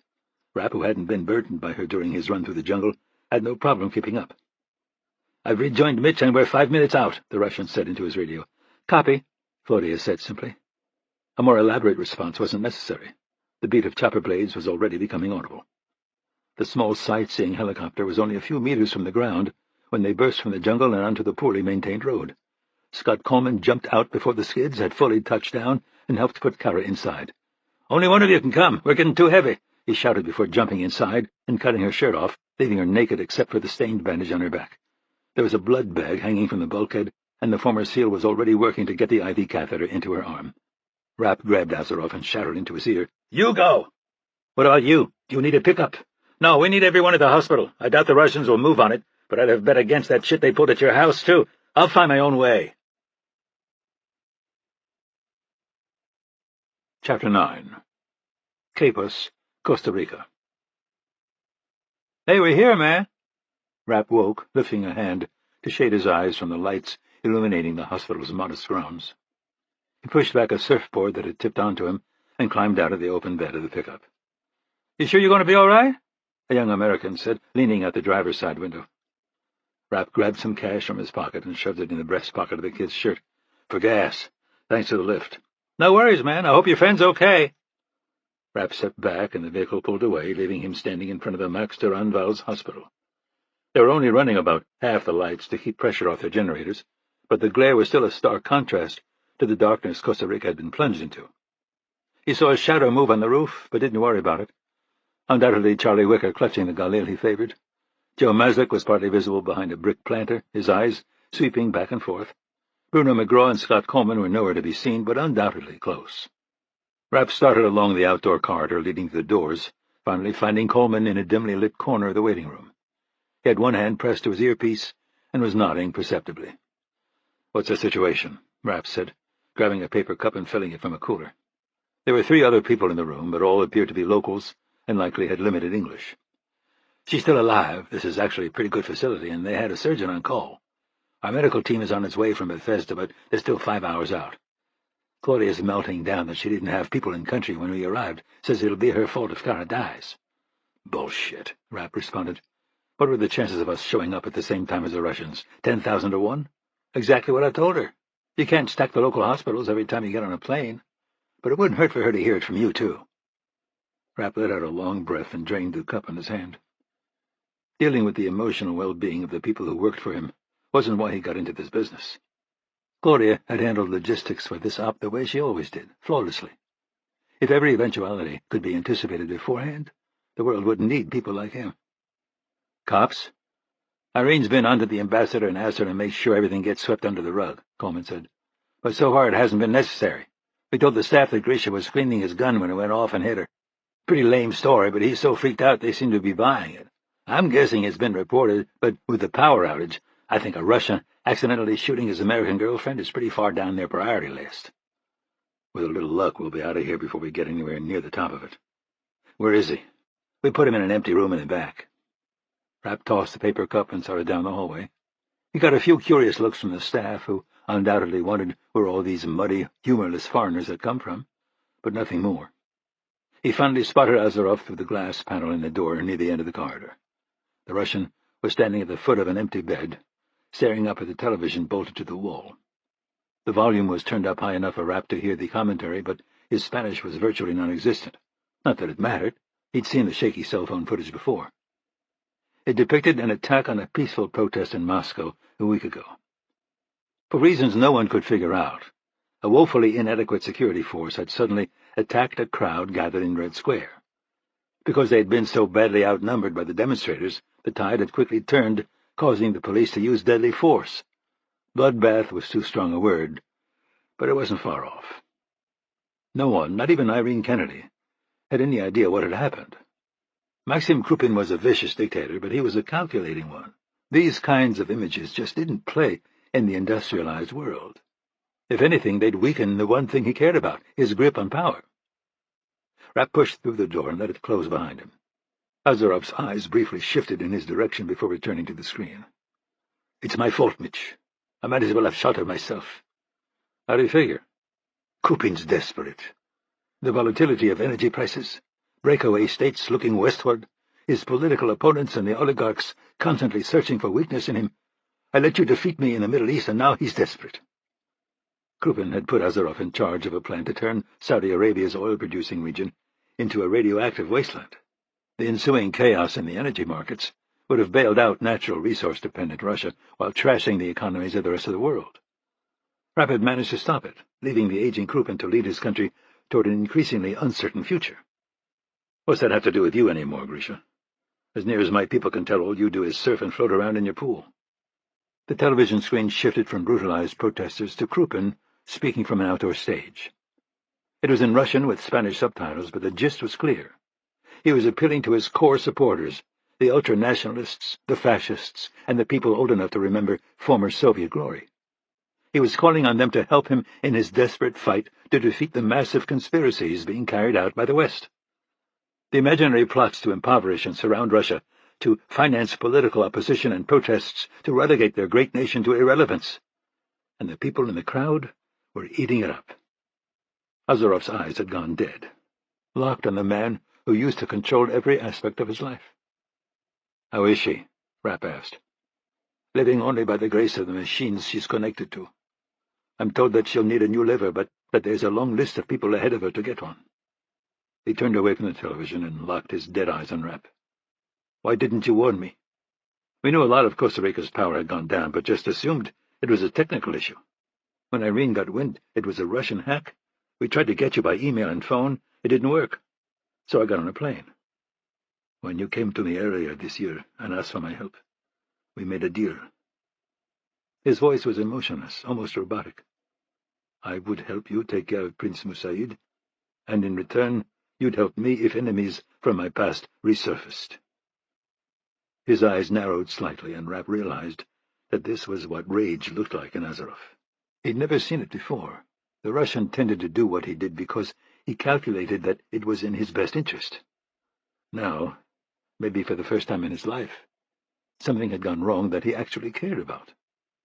"A blackout is nothing for the CIA," Azarov shouted suddenly, letting go of the icy exterior he was so famous for. "You knew and didn't want to send local assets. You didn't want to expose their identities, and now Kara's paying the price." It was obvious that the Russian didn't really believe what he was saying. The number of valuable clandestine assets the CIA had tanning themselves in Costa Rica was precisely 0. But at this point, facts didn't matter. Azarov was fast as hell, but not like before. He was exhausted from carrying Kara, and had cut his training regimen by about 90% since retiring. Still, the impact between them lifted Rapp into the air and slammed him into the wall next to the door. Rapp slipped an ankle around the back of Azarov's leg, pulling him in close enough that he couldn't get much momentum behind his blows. The first was an elbow coming in hard from the right. Rapp managed to get his shoulder up, causing Azarov's forearm to glance off it and absorb most of the force. What was left, though, nearly took him down. Seeing him buckling, Azarov swung a knee up, but Rapp managed to block it and ride it away from the wall. Azarov tried to sweep his foot, but Rapp put all his weight onto it, compromising the Russian's balance when his move failed. Azarov's decades of training and the perfection they'd instilled in him were both his strength and his weakness. He could always be counted on to flawlessly execute exactly the right technique at exactly the right moment. It made him predictable. Rapp took advantage of the Russian's split second of instability and ducked under his arm, getting behind him. He rammed a fist into the back of his head and then another into Azarov's kidneys. Under the circumstances, he would normally pull the punches, but it wasn't necessary in this case. Azarov remained upright and shoved against the wall in front of him, trying to throw his weight back onto his opponent. Again, though, it was exactly the right move at exactly the right moment. Rapp was countering before it even started. He sidestepped and stuck a foot out. That, combined with a firm grip on Azarov's hair, sent the Russian rolling across the tile floor. He came to a stop on his back, and Rapp moved right, leaving Azarov with the worst possible line of attack. He didn't move, though. He just lay there, staring at the ceiling. "I'm just a Russian murderer, Mitch. Without the light she casts on me, I disappear." He let his head fall to the side so he could look up at Rapp. "You're responsible for your wife's death. How did you come to terms with that?" If it had been anyone else talking, those would have been their last words. But from Azarov it wasn't an attack. It was a serious question. In fact, he'd disappeared into Southeast Asia and tried to forget with the help of whatever needle or pill he could find. At first, it had worked, but after a time, the memories learned to fight back. There was no cheating the grief, rage, and guilt. It was going to have its day no matter what you did. "You don't want to use me as a model," he said, sliding down the wall behind him and sitting on the floor. "Then what? What happens to me now?" Rapp rubbed the bleeding knot rising on the back of his head. "There's a difference between us, Grisha. My wife was dead. Kara's not." Chapter 10. "Give me the short version," Rapp said to the Costa Rican doctor, leaning against the wall. Claudia had checked him out and given him a thumbs up. A gifted general surgeon who had been trained in Madrid before returning to settle a few miles from where he was born. "Are you sure it wouldn't be better if I came back in a few minutes?" he said, through a Spanish accent that was easier to understand than Joe Maslick's South Carolina one. Rapp's impact with the wall had left a gash in the back of his head that refused to stop bleeding. A local nurse was standing behind him, plunging a suture needle in and out of the wound with impressive gusto. "I've got time between now and her finishing. Go." "Okay, the first aid your people performed was excellent, but her wound is extremely serious. I was able to remove the bullet and stabilize her, but that's all I can do here. Can we transfer her to San Jose or back to the States?" He shook his head. "I'm not even sure she's going to make it through the night. If she does, it will be a few days before we can even think of moving her. I heard someone say something about her liver. Yes, it's not salvageable. If she survives, she's going to need a transplant." Rapp let out a long breath as the nurse finished up. It hadn't been long ago that he'd been in a similar situation with Scott Coleman. People who got too close to Azarov didn't do so well. It was a problem Rapp understood better than most. If you have good news, go ahead and give it directly to Grisha. If you have bad news, go through me. His expression turned a bit confused. Who are you? And what's your relationship to the girl? Have you ever heard the saying, shoot the messenger? Rapp said by way of answer. Of course. I'm going to tell you once, and you're going to listen to me. If the message is that Kara's dead or dying, your life may depend on me being the one who delivers it. Rapp's satellite phone started to ring just as he stepped through the hospital's front gates. The humidity was still oppressive, but the heat was down. Coleman had taken Joe Maslick's place behind a massive planter and was scanning the empty road in front of him.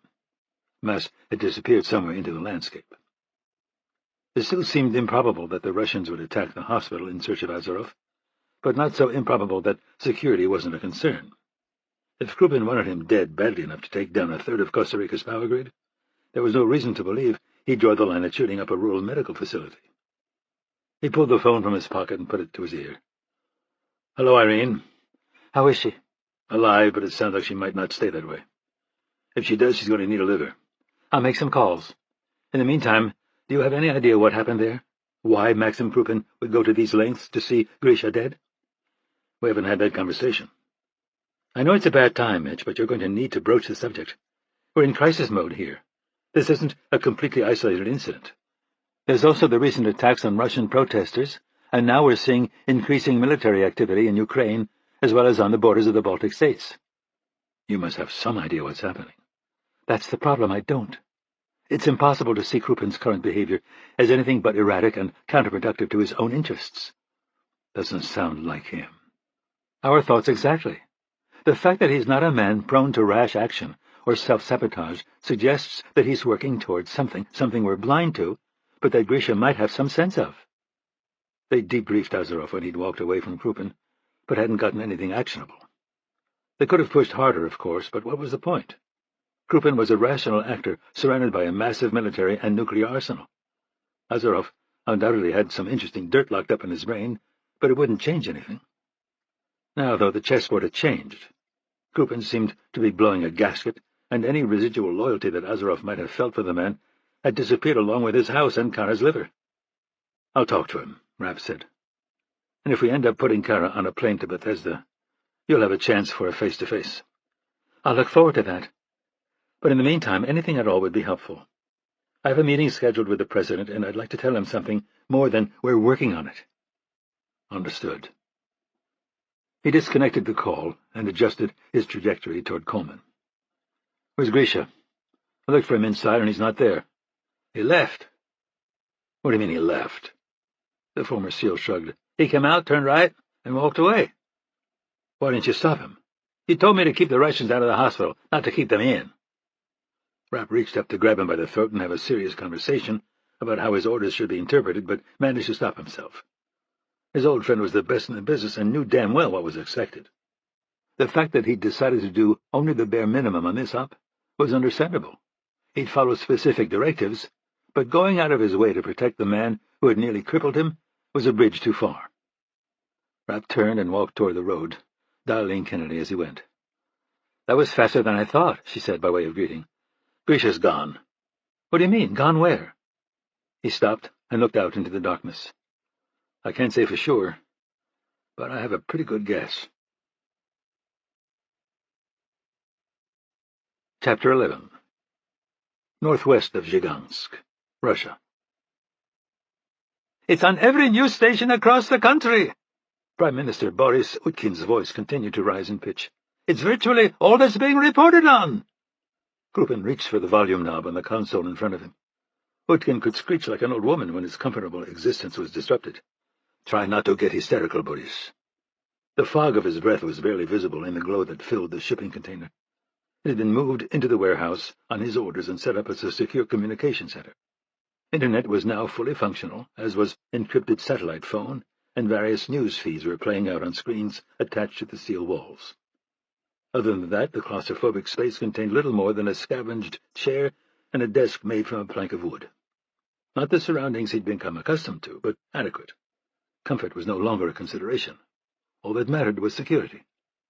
"Hysterical! The press has videos of my homes and their grounds. A detailed inventory of my car collection. Photos of my personal closet, Mr. President. How is it possible these things fell into their hands?" Of course, this conversation was little more than a game. They were both perfectly aware of how the state-run media got their information. Krupin had ordered it gathered by Utkin's security detail. A more courageous man would have simply voiced that accusation, but courage was hardly a word that anyone would use to describe the Prime Minister. He was a flatterer and backroom deal-maker, a man who could always be counted on to protect what he had in place and pursuing more. "I don't know how they got it," Krupin said, not bothering to hide his boredom with this contrivance. "I have no access to television and can barely hear you on this link." "Then perhaps you should consider returning from your wilderness trip." As far as anyone in Russia knew, he was on one of his beloved hunting expeditions.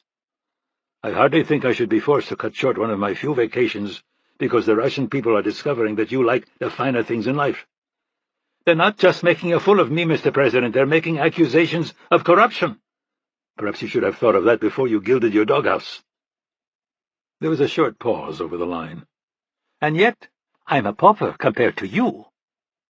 Krupin leaned back in the old chair and smiled at the pathetic attempt at defiance.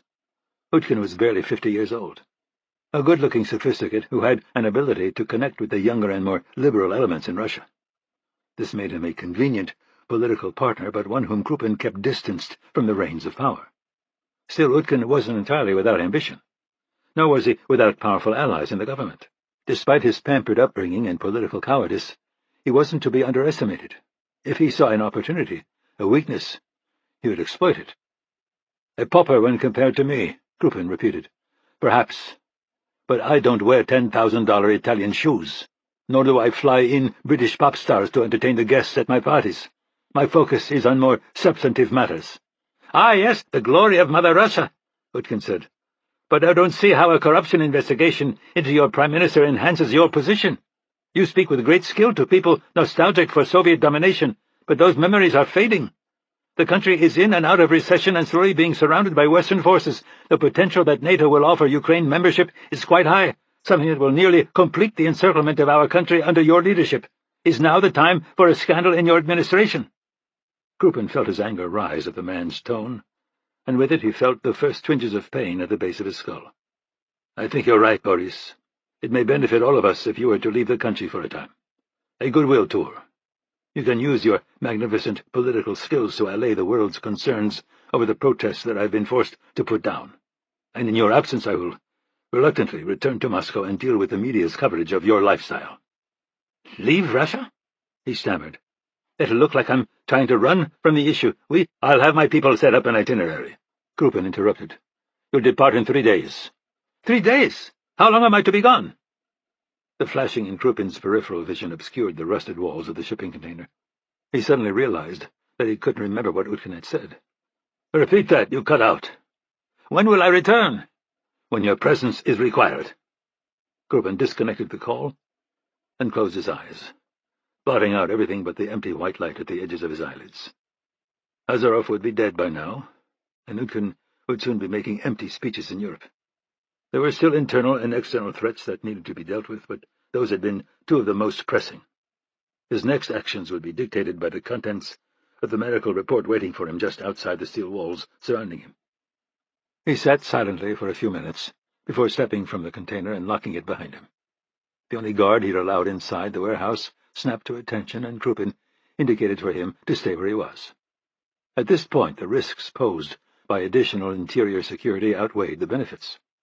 The man he was striding away from was one of his most trusted, and understood that neither he nor the medical personnel would communicate with the outside world until all this was over. The more substantial security force outside knew Krupin was there, but had no idea for what reason. They would assume that this was some top-secret military or intelligence site, and would have no reason to speculate further. He took a circuitous route through the ruined interior of the building, heading for a still intact row of officers against the building's east wall. Dr. Fedkin would be waiting for him there while his people remained confined in a makeshift dormitory on the other side of the structure. The door was closed, and Krupin stopped in front of it, smoothing his suit jacket. After the hours spent in a hospital gown, it had the comforting sensation of armor.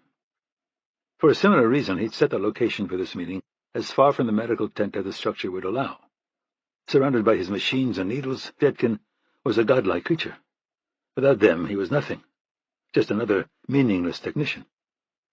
Krupin opened the door without knocking, causing Fyedkin to leap from his chair. The physician had done what he could to clean the room, pushing years of debris to one side and righting the furniture in a way that suggested less a practical need for order than compulsion. "Mr. President, how are you feeling?" "Quite well, thank you, Doctor."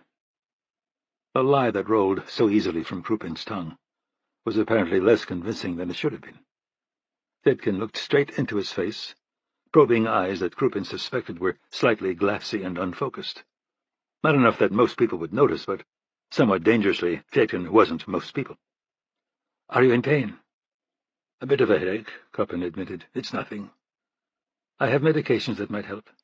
"I said it's nothing," Krupin repeated, lowering himself onto the stool that Fyedkin had abandoned. "I understand your tests are complete. What do they show?" The physician didn't immediately answer, instead licking his lips and reaching for an iPad lying on the table. It was unlikely that he needed it to recall the results, but instead saw it as a piece of his own armor. Krupin intercepted the man's hand, denying him that shred of protection. "I have to be on a plane to Moscow in a matter of hours, Doctor."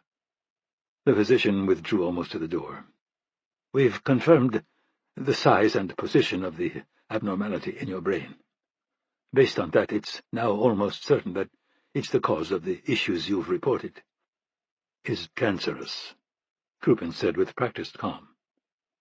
"At your request, we performed only minimally invasive tests. In order to be absolutely certain, we'd have to perform a biopsy, which would involve drilling a small hole in your—" "Out of the question," Krupin shouted, and then waved a hand around the room. "All this, and you still have no information? It makes me begin to wonder what use you are." The threat was intentionally vague, but Fyedkin was smart enough to pick up on it. "Based on our tests, I would say that there is at least a 95% chance that it is cancer, sir." Krupin froze. Despite all the pain and other symptoms, he'd been completely unprepared to hear those words. The air seemed stuck in his chest. When he could breathe again, he opened his mouth to speak, but then paused, waiting until he was sure his voice would be steady. "What does this mean?" "That we need to start aggressive treatment immediately. The tumor is in a delicate area to access, so I need to consult a surgeon, but it's possible that removal of at least part of the growth will be indicated. Then we'll follow up with a number of therapies, including chemotherapy and radiation. Either way, we need to transfer you to a hospital that is—" "What would the side effects of those treatments be?" "If we deem the surgery necessary, obviously there would be recovery time. How long would depend on—" "What about the drugs and radiation?" "Again, it depends on exactly what protocols we decide will be most effective, and, of course, on your specific physiology. I won't lie to you, Mr. President, even if everything goes well. It's going to be a difficult time." "Time," Krupin said numbly. "How much? How much time?" "The worst of it should be over in 3 to 4 months, maybe less." His mind filled with images of him lying helpless in a hospital bed, head shaven, naked and unconscious. 3 to 4 months? He couldn't afford a single hour of weakness. Even an unsubstantiated rumor of it could provide his enemies the opening they needed to depose him. "Prognosis?" he said numbly. "Your condition is quite serious. We've already established that, Doctor." Again he hesitated. "If we move quickly, I believe you have many high-quality years ahead of you." "Quality years," Krupin mumbled, wanting to stand but lacking the strength to do so. He controlled the largest country in the world, a nuclear arsenal that could destroy the planet, the lives of 150 million people, and yet he was being spoken to like an old woman wasting away in a nursing home. "Sir, you—" "And if I do nothing?" he interrupted. The aging physician seemed confused. "The symptoms you're experiencing will worsen until you're debilitated. I doubt you'd last 6 months." Krupin's mind turned from his many enemies to his allies. In light of what he was being told, could they be counted on? How long before they started seeing him as part of Russia's past instead of its future? In their desperation to positioning themselves for what came next, would they turn on him? Perhaps you could temporarily step down and allow the Prime Minister to handle your duties, Vitkin said, trying to fill the silence. The sound of his voice returned Krupin to the present. He'd spent his entire life beset by enemies. He'd fought wars, influenced foreign elections, amassed the greatest personal fortune in modern history. Survival and victory were simple questions of strength, cunning, and will. He finally stood, meeting Fedkin's eye. I'll need a detailed report on your proposed treatment protocols, their success rates and their side effects. After I've reviewed that, we'll discuss which procedures will be acceptable and which won't. Of course. I'll start on it as soon as I get back to Moscow. I need to consult. You won't be going back to Moscow, Doctor. You'll write the report here, and any consultations or outside communications will have to be approved beforehand by me. Further, all the procedures will be done here. Here? That's not possible, sir. It is possible, Doctor. Along with your report, I'll expect a list of equipment and additional personnel that you'll need. Fitkin didn't seem to fully grasp what he was being told. I have other patients, Mr. President, a family, and your procedures will be periodic. I can't just stay in this place until the full course of your treatment is completed. Let me be clear, Doctor. You're not just staying here until my treatment is done. You're staying here until I'm cured. And if I'm harmed or killed by your therapies, or if I die of my illness, you and your people will never leave this place. Chapter 12. The White House, Washington, D.C., USA. Just us, sir? President Joshua Alexander flashed Kennedy the smile that had charmed millions and indicated toward one of the Oval Office's sofas. She sat and reached for a cup of tea as he settled into a chair opposite. More and more, their meetings were private affairs. As the country divided itself along ideological lines, the White House became increasingly prone to leaks. With her, Alexander could speak his mind without fear of his words being replayed on the news that evening. And she could do the same, though generally less colorfully. In this case, though, it would have been advantageous to have his national security advisor and the chairman of the Joint Chiefs in attendance. Unfortunately, both were in Europe, taking part in a massive NATO exercise centered on Poland. You're on my list, Irene. You promised me Krupin would take it down a notch if I didn't crucify him for the shit he pulled in Saudi Arabia. That was a nuclear attack on a sovereign nation, and we had enough to lay in sanctions like the world's never seen. But we didn't, and now here we are. I don't recall promising anything, Mr. President. Of course not. You probably said something like, foregoing immediate retaliation could have advantages that might slightly outweigh the drawbacks. Over time, maybe. You may be the master of the hedge, but I'm the President of the United States, so I get to hear whatever I want. One of the benefits of the office? This office has benefits? She smiled and took a sip of her tea. What he tried to do in Saudi Arabia was an act of desperation, Mr. President. Krupin bet a lot on the success of that operation, and when Mitch stopped him, it weakened his grip on power. I'm still convinced that it wasn't the time to press our advantage. Looking at it from the opposite perspective, I might say that pressing your advantage when your opponent's weak and desperate is how you win. Alexander had been a talented quarterback in college, and while he normally held an admirably nuanced worldview, some of the hyper-competitive athlete remained. Unless your opponent is guarding the end zone with nuclear weapons. I'm impressed. His smile looked a bit forced this time. I would have bet that you wouldn't know an end zone from a hole in the ground. I try to stay informed on a wide variety of subjects. Yeah? Then tell me what the hell's going on in Russia. It was both the question that she was here to answer and the question she most dreaded. We don't know. The silence between them stretched out for a few seconds before the President broke it. That's it? You don't know? Our analysts and our people on the ground are working around the clock, but haven't been able to find anything unusual happening in Russia.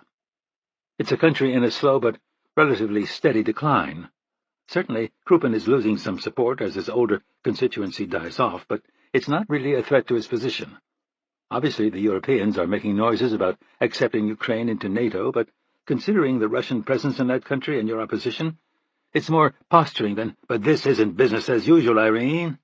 The crackdowns on protesters, the attack on Azarov, the sudden jailing of his main rival, and now I'm hearing that his prime minister is going on an impromptu goodwill tour with no known agenda. Chaos isn't how Krupin operates. He hates it. She nodded in agreement. You called this meeting, so I'm a little embarrassed to ask this, but... Her voice faded. What? Well, sir, while your experience is different than Krupin's, you're a very good politician who's managed to maintain power in a large, complex country. Hold on now. You're telling me you came here to listen to what I think? I did. He sank back into his chair and looked through the windows at the softening evening sun. As the number of his supporters declines, he needs to increase the intensity of support from the ones he has left. Because of that, there's no way he can let Ukraine go to NATO. His entire persona is as a tough guy who scares the shit out of the rest of the world. He's not capable of making Russia stronger, so he has to make everyone else weaker. I'm sorry to say that is human nature. People don't want their lives improved. They want the lives of people they hate made worse. So that explains the troop movement we've been seeing, Kennedy said. But what about the crackdown on the protests in Red Square? I can't explain that. Sure, his hardcore supporters would get a thrill from seeing the police bust a bunch of young liberal heads, but the blowback, both internal and external, would hit hard. The Krupin I know is a calculator. His gift is his ability to keep his incredibly complicated corruption machine humming along smoothly. He doesn't care about Russia or his people or his family and friends. All he cares about is staying in power. And it's hard to blame him. My retirement's going to be about getting paid $500,000 to make a speech and playing too much golf. He's made too many enemies for that. More likely he'll end up with a bullet in the head or in jail. What about Prime Minister Utkin? Odd to send him on a tour so abruptly. We're concerned it could be a distraction. Maybe he's reinforcing his position in Ukraine for more than show. It's possible he's building a force that could move north and take control of the country. Alexander frowned. My gut says no. This isn't about Russia. It's about Utkin. Krupin's allowed the press to go after him, and now he's going to make it look like he's turning tail. The question is why. Sure, Utkin is more popular with young people, but nowhere near powerful enough to challenge Krupin. The only real threat to Krupin is time, Irene. He's not going to be able to hold on to that country forever. And he doesn't seem to have an exit strategy. Ideally, he'd pass the crown to a relative, and they'd protect him. But he isn't a king. He's a dictator in a country that's hard to keep your arms around. So we end where we started, Kennedy said, with erratic behavior from the least erratic man alive. I hate to even suggest this because it's so terrifying, but could he be losing his mind? It's something we've considered, but it seems too sudden and too— Her voice trailed off for a moment. Coordinated. He nodded and focused on the windows again. I despise the Russians. At least the Iranians and Chinese are pressing their country's agendas. Russia's just a drunk loser sitting in a bar at 2 a.m. looking for a fight. What I've learned over my life is that you don't provoke people like that, you patronize them. Russia's economy is smaller than New York's. And sure, they're spending themselves into the poorhouse to build a big, scary military, but it's still only a fraction of the size of ours. The Russians don't need land. They live in the largest country in the world. What they want is respect. But we've given Krupin that, sir. And for reasons we don't understand, it doesn't seem to be enough. She picked up her cup and warmed her hands with it. Maybe we should have pushed back against him, even if we got bloody doing it. Chapter 13. Northeast of Tuapse, Russia. Maxim Krupin stared through the limousine's window, squinting against the sun despite dark sunglasses that Fyedkin suggested might help stave off attacks. Yet another equivocation from a man who seemed unable or unwilling to make statements that carried any force. The afternoon light bleached the rocky coastline and flared off the Black Sea, providing a setting of such serenity that it seemed to mock him. He'd been returning to Moscow in the back of a cargo plane when he'd ordered the pilot to divert. It was dangerous to delay his reappearance at the Kremlin, but there was little choice now. Despite the overwhelming resources he'd been provided, Nikita Pushkin had failed in the most spectacular way possible. Not only had Azarov escaped, but his woman was badly, perhaps terminally wounded. Initial reports were that the unidentified Americans who had intervened were now standing watch over the hospital treating her. Azarov was likely there too, but it was impossible to confirm and irrelevant. Whether it was today, tomorrow, or next week, he would be coming. He would take his revenge or die trying. For the first time in his life, Krupin had to acknowledge that instead of being the master of the events taking place around him, he was at their mercy. His diagnosis and upcoming treatment schedule, Azarov's survival, the inexplicable American meddling, NATO's continued overtures toward Ukraine, any one of those issues would have been difficult. But combined, they were beyond anyone's capacity to handle, particularly if that capacity was diminished. He needed an ally, a formidable one. Unfortunately, those were hard to come by in his world. Men strong enough to protect him in a temporary situation like this one, or indeed in a lengthy retirement, were too dangerous. Conversely, controllable, less ambitious men would be too weak to hold the country together and shield him from his enemies. There was one exception, though: General Andrei Sokolov. Krupin had first met the young Soviet Army officer during his KGB days, and their friendship had endured as they'd risen through the ranks. When Krupin became president, one of his first acts had been to promote Sokolov to head the Russian armed forces. He was an unusually brilliant man who, in another time and place, might have become a researcher or preeminent university professor. In what field, though, one could only speculate.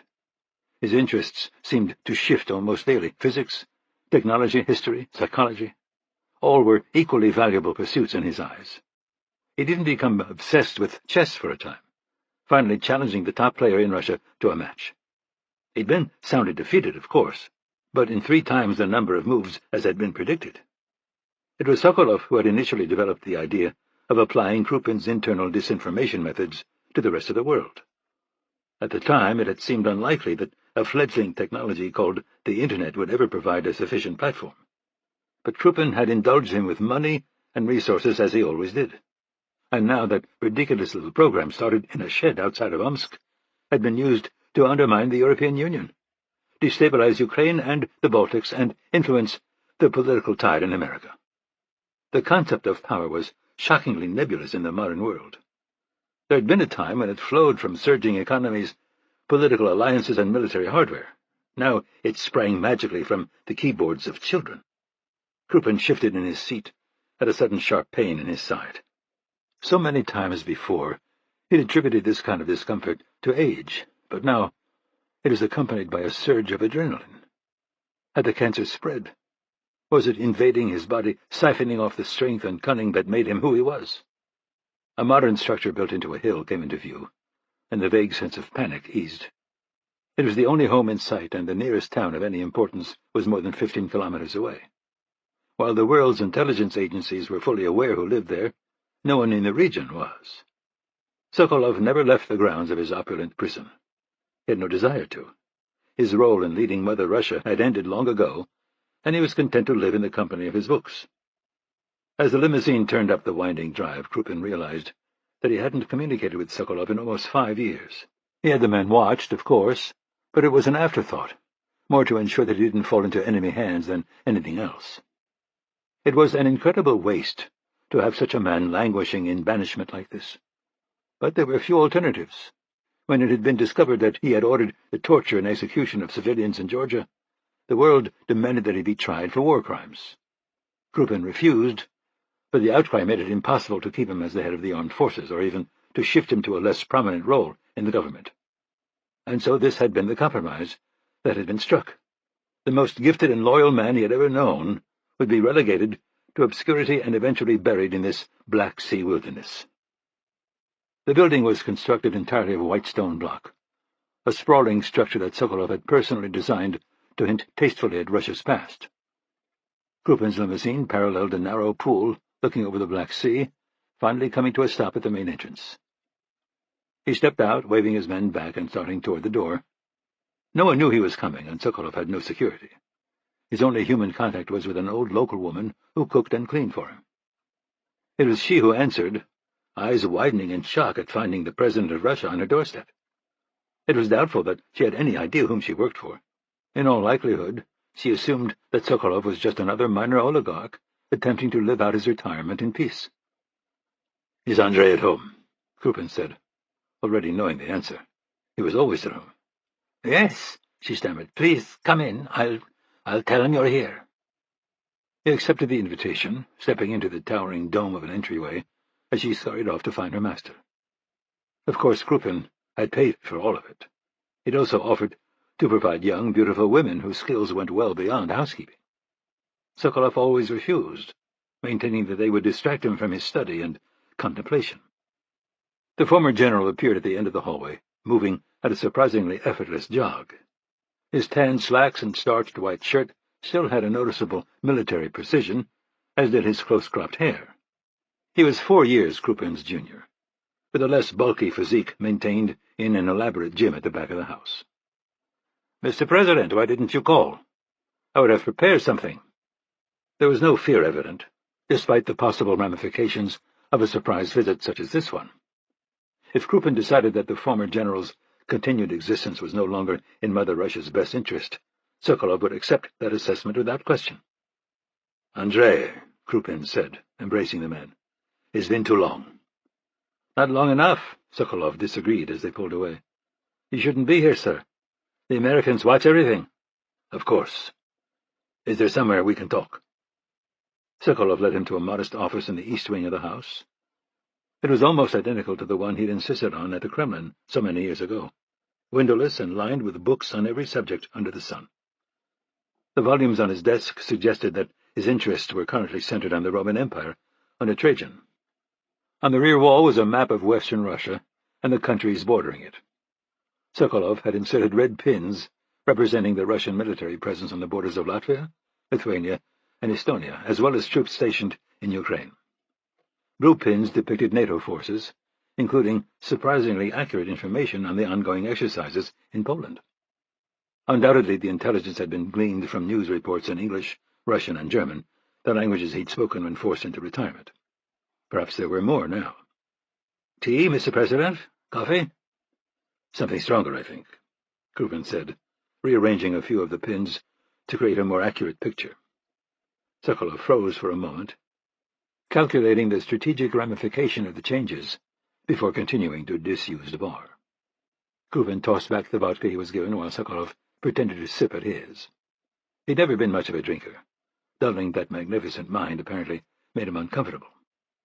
"You think you can intimidate NATO into refusing to accept Ukraine as a member?" Sokolov asked, glancing at the modified map again. "You don't?" "It's hardly my place to comment." "It's always your place, Andrei. I greatly regret that I had to remove you. Your absence has been keenly felt." "I put you in that position," Sokolov said. "It was my failure alone, and I'm grateful for the generous way in which you handled the situation. I deserved less." Krupin laughed. "Always the dutiful soldier. In fact, you deserved more than I could give. Do you know that in some American polls, I'm more popular than their president? Me, the man dedicated to destroying the Western Alliance. That and everything else began with your vision, Andrei." "Human nature can't be denied, sir. The world is so complex that the average person is no longer able to understand it. In the face of that, they can be counted on to retreat into tribalism, nationalism. People need something to hate to reinforce their own identities. And it's the internal threats, the people they interact with every day, whom they hate and fear most." An astute observation, made at just the right moment in history, Krupin said, taking a seat behind Sokolov's desk. It was the only chair, and his exhaustion was starting to drag at him. "But you've taken it far beyond anything I ever imagined, Maxim. And you fanned the flames of chaos in Syria quite effectively. The refugee crisis you created has widened the cracks in Europe." "But is it enough?" "NATO spending is significant," Sokolov said, "but largely wasted creating theatrical displays instead of pursuing real readiness. Britain has left the EU behind. Poland, Turkey, and Hungary are moving back toward authoritarianism. And America is pulling back from its leadership role in the world, with its democracy in turmoil. In many ways, the West is as weak as it's been in modern history." He fell silent, and Krupin watched as the former general ran a finger absently around the rim of his still full glass. "I know you too well, Andrei. You're flattering me before dropping the other shoe." "No, The man said, "I'm long retired. Let's drink and talk about old times." "You don't like to drink." Sokolov stared at him through a silence that wouldn't last long. He was a respectful man, but one who found it difficult to hide the force of his intellect. The wait was even shorter than Krupin anticipated. The meddling in U.S. politics has been successful in weakening them, but it's made them more volatile than docile. Further, now that they're aware of our disinformation campaign, they'll learn to combat it. And while the Europeans are suffering from divisions, their nationalist politicians are struggling to win elections. The rise of Russia and the United States turning in on itself has given Europe a sense of interdependence and purpose. Their reliance on America's strength has always given them the luxury of being weak. They're now realizing that time has passed. And what will the Europeans do with their newfound resolve, Andrei? I don't know. But I wouldn't dismiss the possibility that they'll accept Ukraine into NATO, and if that's the case, Georgia and perhaps even Finland won't be far behind. Our buffers will be lost, and with them our strategic flexibility. With the resurgent European military alliance posted a few hundred kilometers from Moscow, the Russian bear will be declawed. Krupin reached for the bottle on the desk and poured himself another drink. His head was clear and pain-free, making his time with Dr. Fyedkin seem like a fevered dream. At that moment he could almost make himself believe that the tests were a lie and Fyedkin was working for the Americans, that the attacks had been a temporary affliction that would never reappear. "I spoke out of turn," Sokolov said, misinterpreting the lengthening silence between them. "It's still a weakness of mine. I hope—" "No," Krupin said. "You said what needed to be said, and now I'll do the same." "Sir?" "I'm sick, Andrei. Cancer." "What?" Sokolov said, looking genuinely stunned. "What kind of cancer?" "It's in my brain. They're talking about surgery and then starting a course of chemotherapy, radiation." His voice faded. "Prognosis?" Krupin forced a smile. "It will take more than cancer to kill me, Andrei, but I'll be weakened during the treatment. Significantly so." "Are you suffering from symptoms now?" "At this moment, no. But I have episodes, debilitating headaches, blurred vision." He paused. It was against his every instinct, but he had to disclose everything, as well as brief periods of confusion. Sokolov began to pace across the office. There was no guile in the man's expression, no indication of ambition. He had been presented with the problem and was now calculating a solution. "Who knows about this?" he said finally. "A handful of medical personnel know I'm ill. I haven't told them about the mental confusion, though it's possible they can extrapolate it from their examinations. One loyal guard knows I'm having medical tests done, but not the type or results." "Where are these people?" "I'm holding them in a hidden facility outside of Zhigansk with no way to contact the outside world." Sokolov nodded thoughtfully. "I assume that you need to start treatment immediately?" "That's what I'm told." "Have you looked into unconventional protocols? I've read a great deal about them. Stem cells, viral therapy." "My doctor is considering all possibilities, but he discounts many as too experimental, ineffective, or dangerous." "Doctors," Sokolov said in disgust. "They're nothing more than technicians. What do they know of science?" "Whatever course of treatment I decide on, I'll need the help of someone capable of operating the political machine I've built. And more important, someone whose loyalty I don't question." Sokolov stopped pacing, looking genuinely confused. "Me? You're the only one, Andrei. The only one I've ever been able to trust." Chapter 14. Joint Base Andrews, Maryland, USA. Rapp disconnected one of the Gulfstream G550's last remaining passenger seats and shoved it through the open door. The plush leather cushioned its fall, leaving it to bounce across the dimly lit tarmac. He jumped out after it and handled one end of the gurney containing Kara Hansen. She wasn't particularly heavy, but the IVs and ventilator equipment made 3 people necessary. A military ambulance was already backing toward him, its taillights turning her pale skin a deep pink. She'd taken a turn for the worse a couple days ago, forcing him to transport her in a CIA jet he'd virtually gutted to make room for medical gear and personnel. Now they were in a race to get her to a waiting surgical team at Walter Reed. The ambulance crew loaded her into their vehicle under the supervision of a Navy doctor who had cared for her on the flight. A few moments later they were speeding up the runway in the swirling blue and red glare of their light bar. It was déjà vu all over again. Not long ago it had been Scott Coleman clinging to life on a similar gurney. For some reason, seeing this girl he barely knew fighting for her life hit him almost as hard. Maybe it was because she hadn't chosen a life in harm's way like Coleman had. Or maybe it was because when he looked into Kara's face, it wasn't just her he saw. Rapp grabbed his duffel and started for an Audi Q5 parked about 50 yards away. Claudia Gould didn't get out to greet him as she normally would, so he tossed his bag through the open back window and into Anna's empty booster seat. He climbed in, and Claudia accelerated away without a word. The night air flowing through his open window wasn't as heavy as it had been in Costa Rica. The feel of it on his skin and the familiar scent of city was comforting in a way that took him a moment to identify. It was good to be home. "How is she?" Claudia said finally. "I don't know. They say the next 24 hours will tell. But they've been saying that for days." "I should have had a medical team there," she said. "It's my fault." "I wouldn't have authorized it. You can't plan for luck this bad, Claudia." We could have done nothing. You play the percentages in this game. If you try to plan for every lightning strike and shock attack, you just end up paralyzed. I'm not telling you anything you don't know here." When she didn't respond, he leaned the seat back and closed his eyes. There hadn't been much time for sleep over the last few days. Now, though, Kara was inside U.S. borders and would soon be tucked away in Bethesda under an alias. Krupin might have gone nuts, but not nuts enough to assault an American military hospital to try to finish off a girl who probably couldn't find Russia on a map. She was safe and, just as important, someone else's responsibility. For now, at least. "What's happening in Costa Rica?" he said, breaking the silence in the car. There wouldn't be even a hint of a relationship between them until they got home.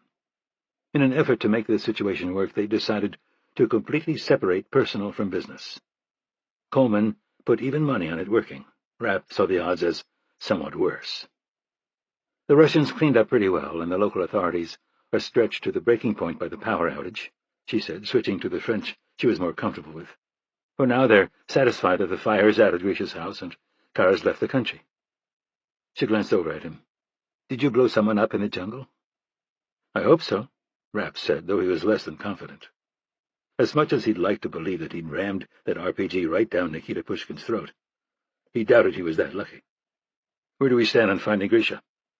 "Irene and I agree with you that he's on his way to Russia, but we're not sure what he's planning on doing there when he arrives. I know he's good, but taking on Maxim Krupin by himself? No one's that good." Rapp looked out the window as they started across the Potomac. She was right. At this point, all Azarov could do was create a mess or get himself killed. Neither outcome was in the best interests of the United States. At least not yet. "Russia's a big place, Claudia." "I know. We're working on it. Grisha's operating in a way he never has before. He's angry. He's alone.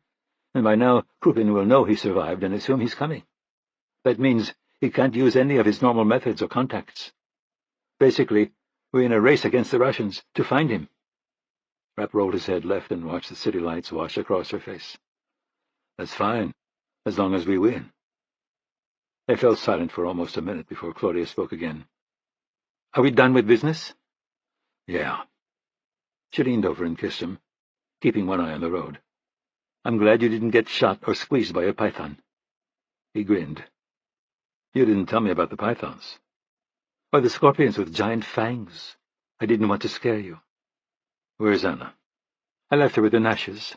We can just walk over and get her in the morning." Mike and Maggie Nash had recently finished building a home in Rapp's subdivision. The security benefits of being surrounded by loyal shooters turned out to be significantly overshadowed by the benefits of built-in childcare.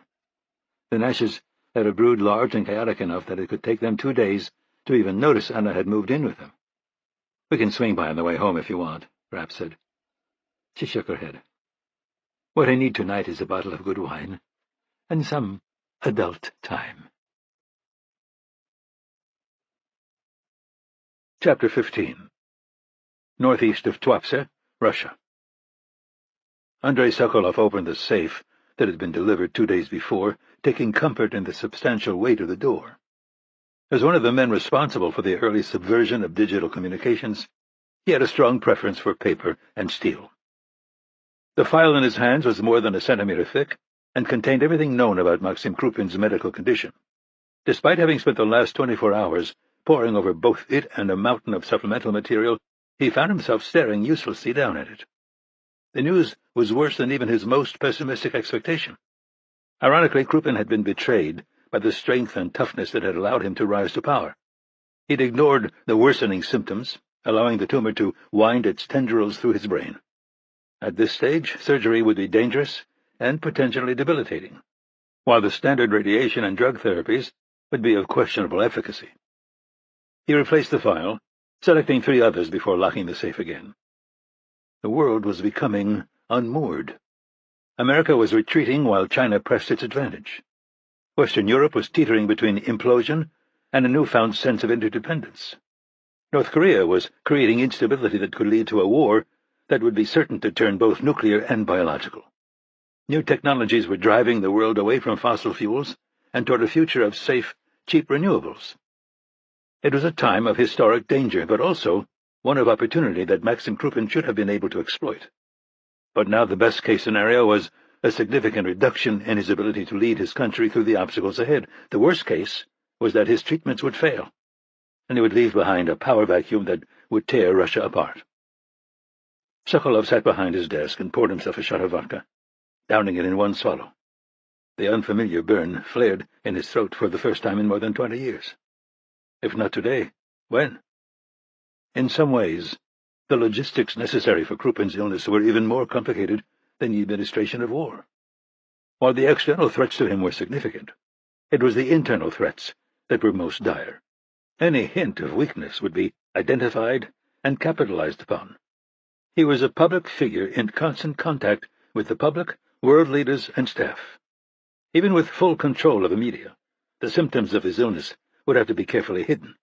His absences during treatment would have to be explained, and any side effects would have to be anticipated.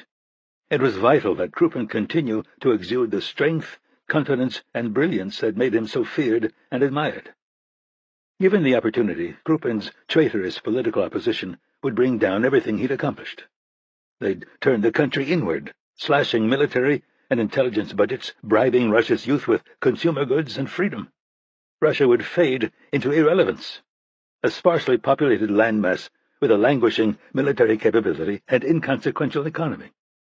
No longer would the Europeans tremble and the American presidents genuflect. No longer would countries in crisis seek their patronage.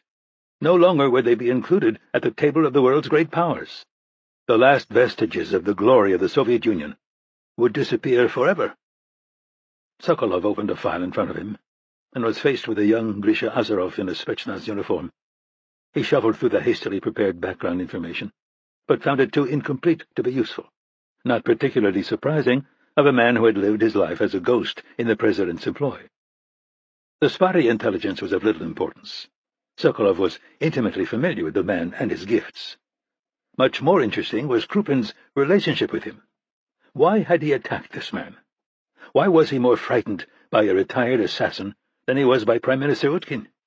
And what of the imprisoned Roman Pasternak and the nationwide demonstrations in support of him? Was this an example of the periodic confusion that he described? The venting of pointless rage at a man who had abandoned and defied him? Subconscious jealousy of his youth and vitality? How had a puppet master like Maxim Krupin concluded that there was profit in moving against and ultimately failing to kill Grisha Azarov?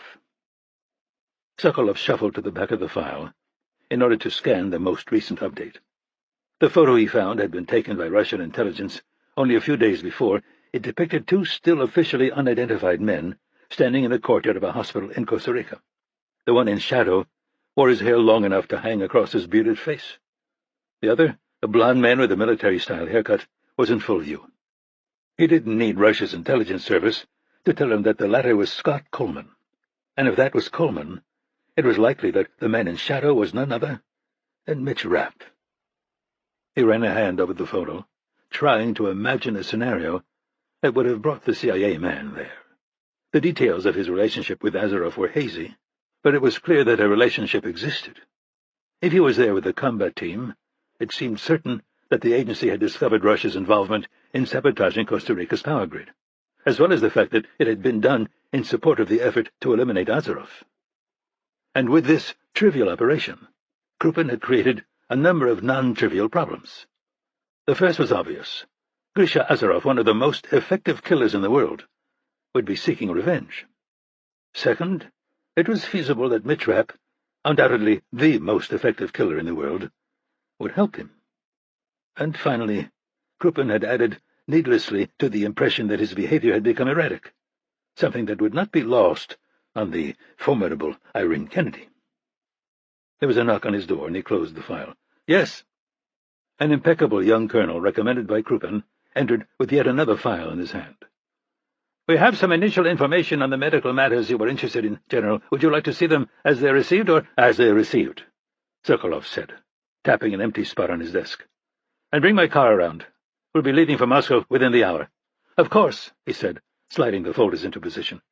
"Is that all, sir?" Sokolov nodded and waited for the man to disappear before shuffling through the recently gathered intelligence. He stopped at a printout of a cranial MRI, holding it up to examine a tumor growing in the brain of a woman being treated in Voronezh. It was similar in size and position to Krupin's, so he made a note on the file that action should be taken. The second folder contained information that was more theoretical, a collection of articles on various experimental and unconventional cancer therapies being carried out in other parts of the world. It was too much to go through before he left, but he would have enough time to digest it before his arrival in Moscow. Sokolov walked to a mirror that he'd hung that morning. After smoothing a few imaginary wrinkles from his uniform, he turned his attention to the insignia designating him Marshal of the Russian Federation. As the second man in history to hold such a rank, he was keenly aware of its weight and of the challenges ahead. He finally exited the office, starting down the hallway to the unfamiliar click of dress shoes against tile. His housekeeper appeared from the dining room, her weathered face registering shock at seeing him in a military uniform. Are you leaving?" Her confusion was understandable. She had spent the better part of a decade caring for the needs of a man she'd come to know as a reclusive scholar. There had been no excursions into the outside world, no visitors, no communiques, and now that reality had been turned upside down. "I am." "When will you return?" "Soon." "And President Krupin? Will he be coming again?" Sokolov smiled. "Why don't you make me some tea for my drive?" He watched her turn and limp toward the kitchen. Oskana was almost 80 years old, and completely alone. Her only son had been killed in Afghanistan, and her husband had been gone for almost as long. She'd served him well, but she'd seen Krupin, and there was no telling what she had overheard or surmised since then. He opened the polished flap on his holster and pulled the pistol from it. The round hit her in the back of the head, and she collapsed, having felt nothing. She would be missed by no one but him. Sokolov was gratified to see his new assistant Russian with his own weapon drawn. He'd been chosen for his efficiency and intellectual capacity, but it appeared that he had a backbone as well. Sokolov started toward the door as the young colonel stared down at the fallen woman. "Take care of this," he said as he passed. "Of course, General. Don't think anything more about it." Chapter 16. Northwest of Zhigansk, Russia.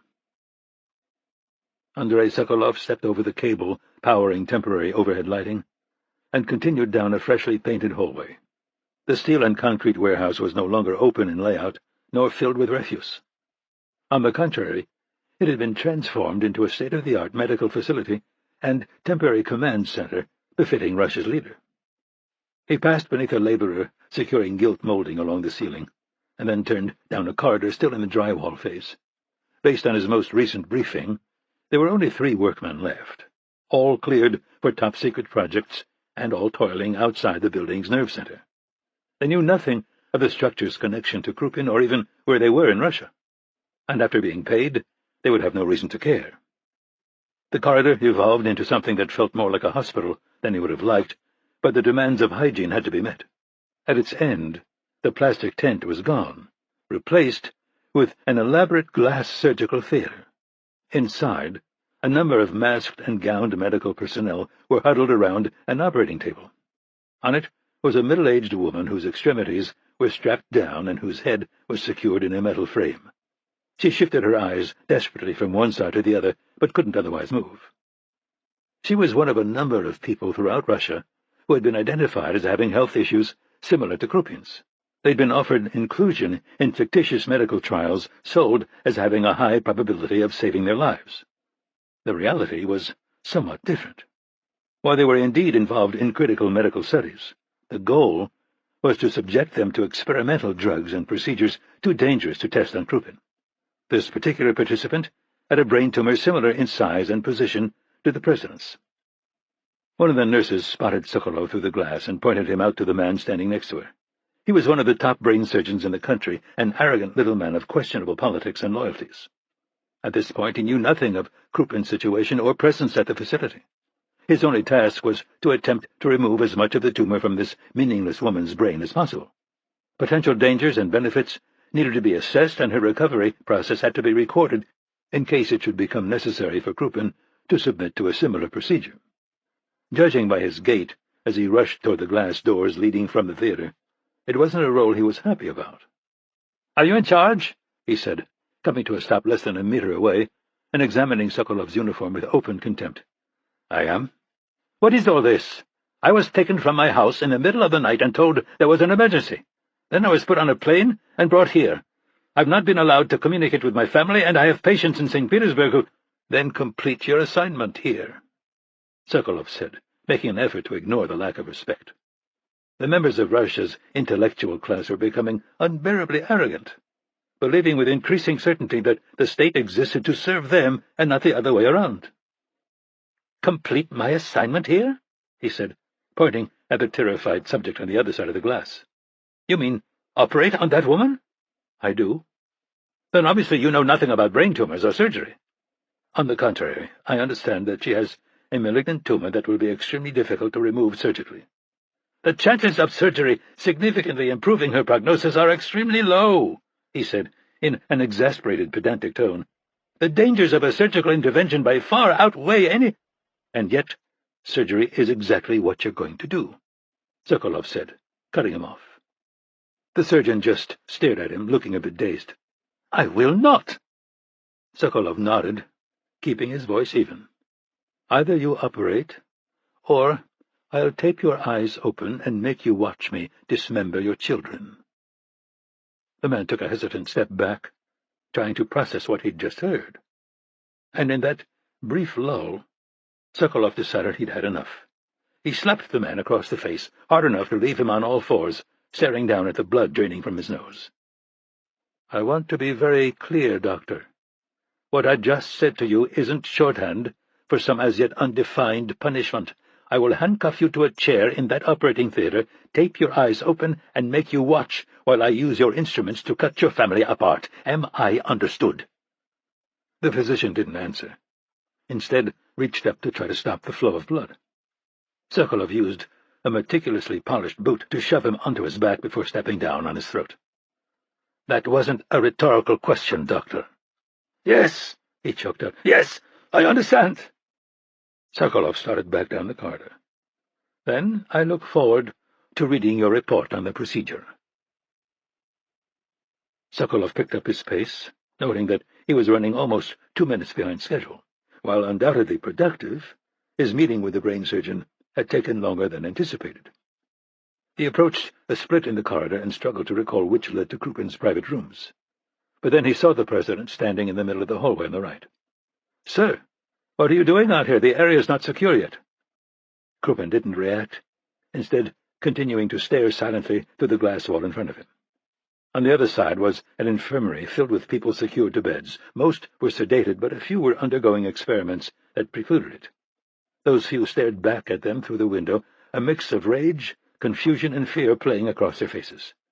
Slightly more concerning was the obvious recognition, but in the end it mattered little. None would leave that place alive. "Who are they?" Krupin said finally. "Patients suffering from ailments similar to yours, and a few healthy prisoners who will assist us with more general medical inquiries," Sokolov responded. The man in the back with the tattoos, for instance, is undergoing an aggressive experimental chemotherapy that may have the ability to attack your tumor. He's about your age and, like you, quite powerful. Still one of the most feared men in the Black Dolphin prison. We'll use him to help understand the side effects, should it be deemed safe and effective enough to administer to you. We'll use the information to adjust your schedule and duties." Again, Krupin didn't respond, squinting into the glare coming off the glass. He seemed to be struggling to focus and, more concerning, to process what he'd just heard. Whether his confusion was physical or emotional was difficult to know. What was evident, though, was that the agelessness he'd always exuded was gone.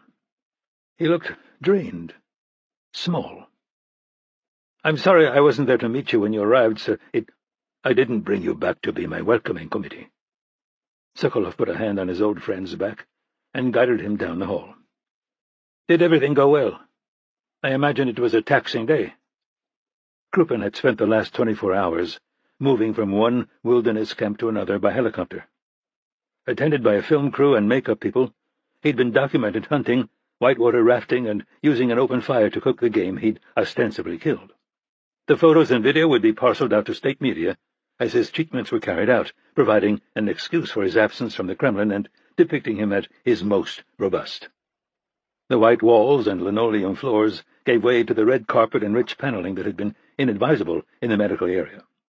Lighting was now provided by chandeliers, and paintings of pivotal moments in Russian history adorned the walls. "You've accomplished a great deal in the days you've been back," Krupin observed absently. "I doubt you'll be here long, but I wanted you to be comfortable," Sokolov said, opening a door at the end of the corridor. The room it led to was just over 10 meters square, consisting of a bedroom and living area furnished with Russian antiques. The president's personal doctor, Eduard Fyedkin, was waiting by an immense leather chair with an IV cart set up at its side. The custom cocktail of poisons it contained would be the first phase in Krupin's treatment. "Are you ready, sir?" Fyedkin said. "If so, please take off your suit jacket and we can get started." Krupin laid it carefully across the table and sat, finally meeting Sokolov's eye as Fyedkin tied a rubber band around his biceps.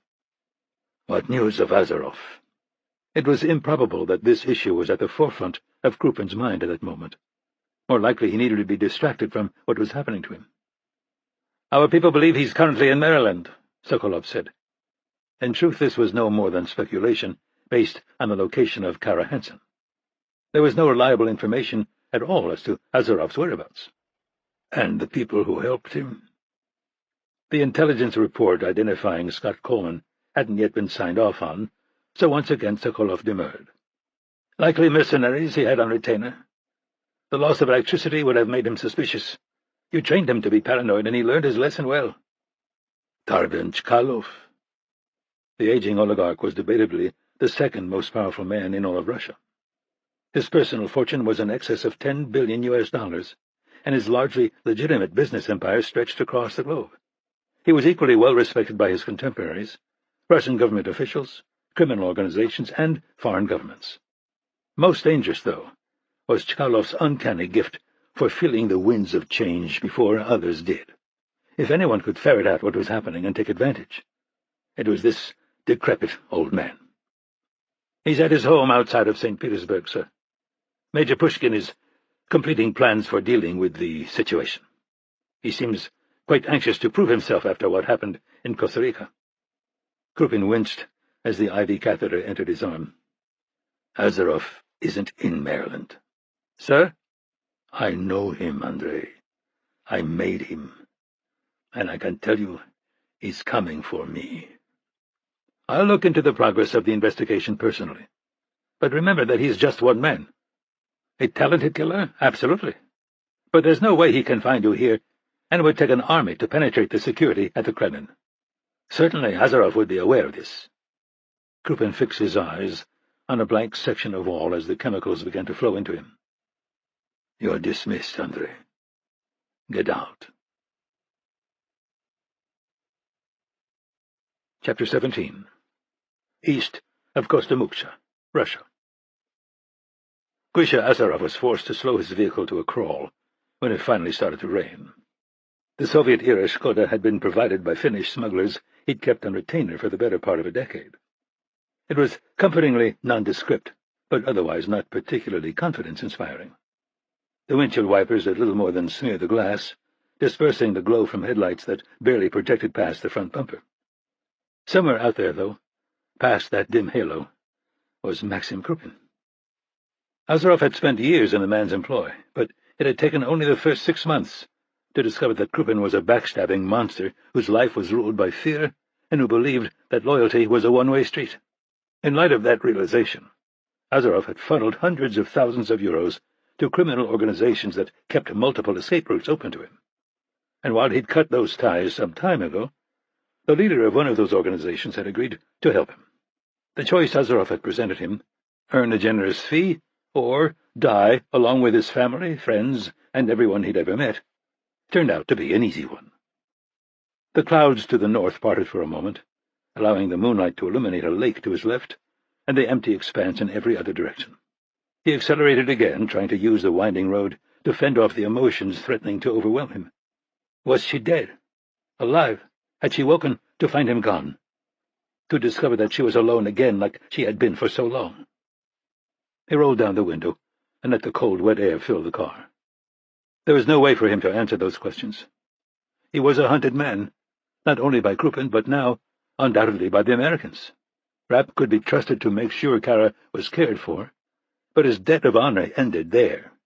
Irene Kennedy was a cautious woman who would not want a wild card running loose in Russia. In the end, Rapp's loyalty was to her and to his country. The darkness closed in again, and he glanced at the GPS he'd been provided. 16 hours to Moscow. And then what? He'd never felt this way, or to some extent anyway, before. Even in childhood, he had a strange sensation of detachment from the world, more an observer than a participant. He stood in the background, weighing alternatives, gathering data, and making carefully vetted assumptions. Only when satisfied that he understood all variables did he act on even the most trivial matters. Now, though, he'd escaped Costa Rica with the very much non-trivial purpose of assassinating a man many had deemed the most powerful in the world. No data gathered, no alternatives weighed, and no assumptions made. Overall, less thought than he'd put into the surfboard he'd had shaped for Kara's birthday. 16 hours from now, what was he going to do? Storm the Kremlin with a pistol? No. He had to put the girl out of his mind and become the person he'd once been. But was that even possible anymore? It was surprising how distant that man felt. Surprising to find himself wondering what Grisha Azarov would do in this situation. A cinder-block and clapboard gas station emerged from the darkness, prompting him to pull in. He tried one of the pumps, idly musing about exotic poisons and how far an electrical current would travel along the puddles in Red Square, things that the old Grisha Azarov would have already examined from every angle.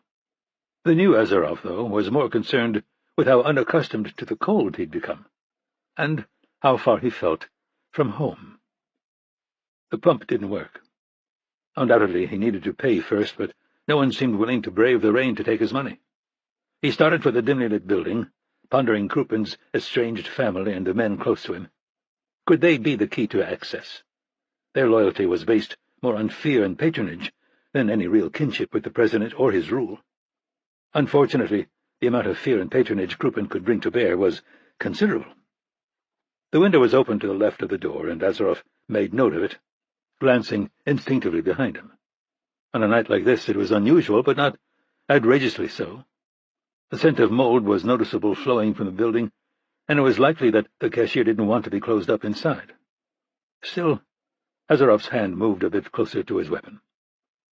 Shelves were plentiful and filled with staples needed by the few people who called this rural area home.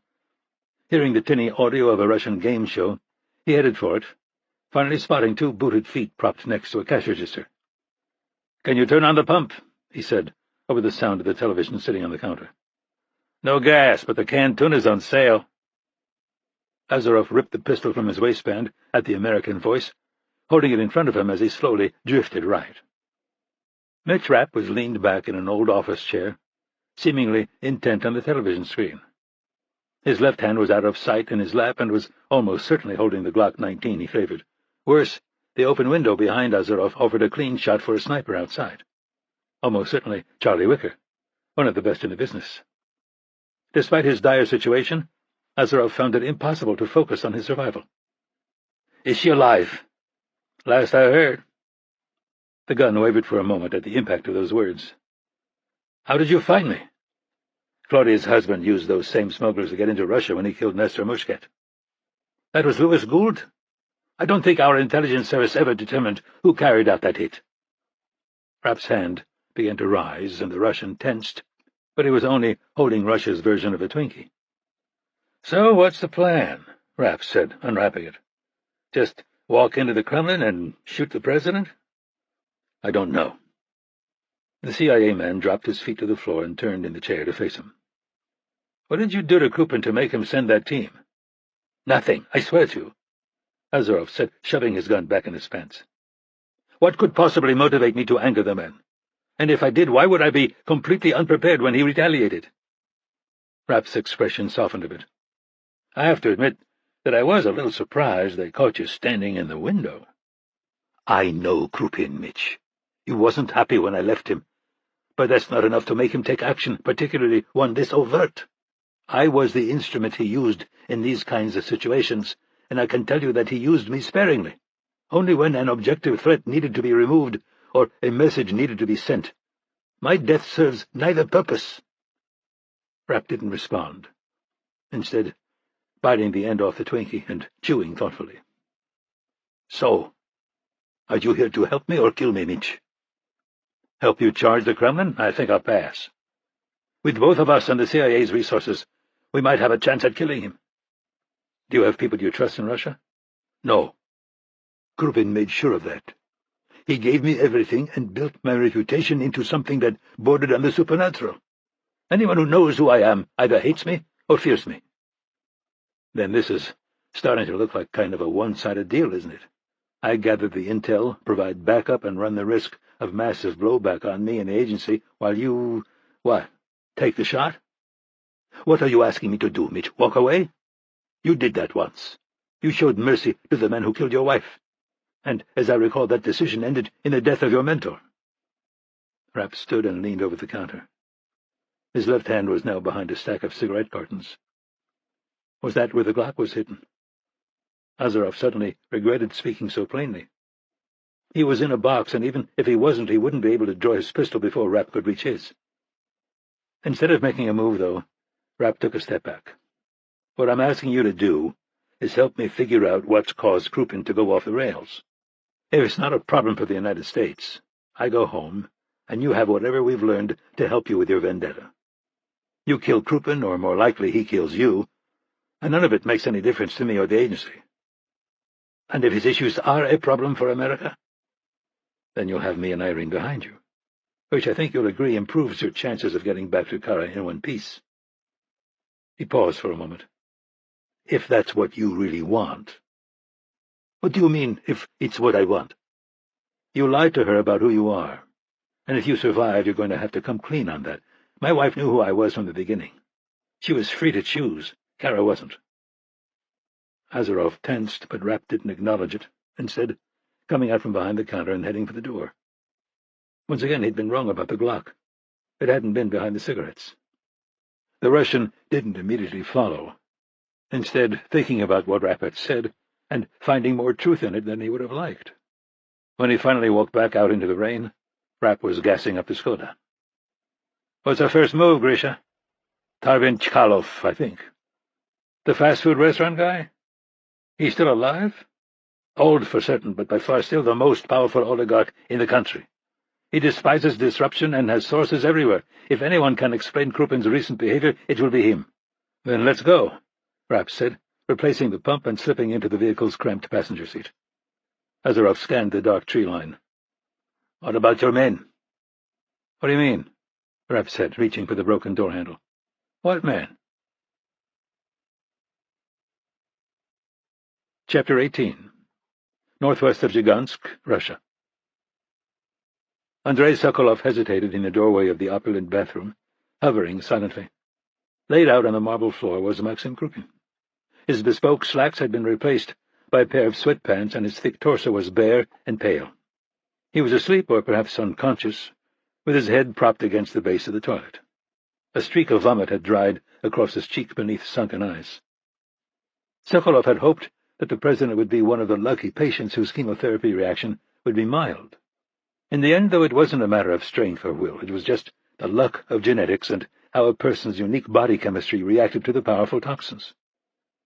It was difficult for him to see the president like this, and impossible to allow anyone else similar access. Maxim Krupin didn't just represent Russia. In many ways, he was Russia. Is this how the proud country of their fathers was to end, weakened and rotting from within? Sokolov began to worry about the man's stillness and crouched beside him. It took a few moments, but Krupin's eyes finally fluttered open. "I'm dying, Andrei." Sokolov lifted him to his feet and helped him to the bed in the adjoining room. "You're not dying, Maxim. It's just the side effects of the therapy." Another half-truth. When pressed, Vietkin had put Krupin's chance of lasting a year at less than 40%. And based on Sokolov's own assessment, even that number might be optimistic. Vietkin was thinking only about the cancer. There were many other threats that were just as grave. "Can the brain tumor be removed, Andrei?" He considered lying, but dismissed the thought after only a few seconds. While some things were better kept from Krupin, others had to be presented at face value. The president had to know what was coming in order to participate in planning. Removing all of it is impossible, but removing the bulk of it may not be. Having said that, the subject we operated on, who had a similar tumor, suffered complications. Krupin raised himself on his pillows, squinting in Sokolov's direction. "What kind of complications?" "Localized paralysis and some reduction in mental function." "Where is she? I want to see her." In fact, she was still in the infirmary under examination, but would be euthanized later that day.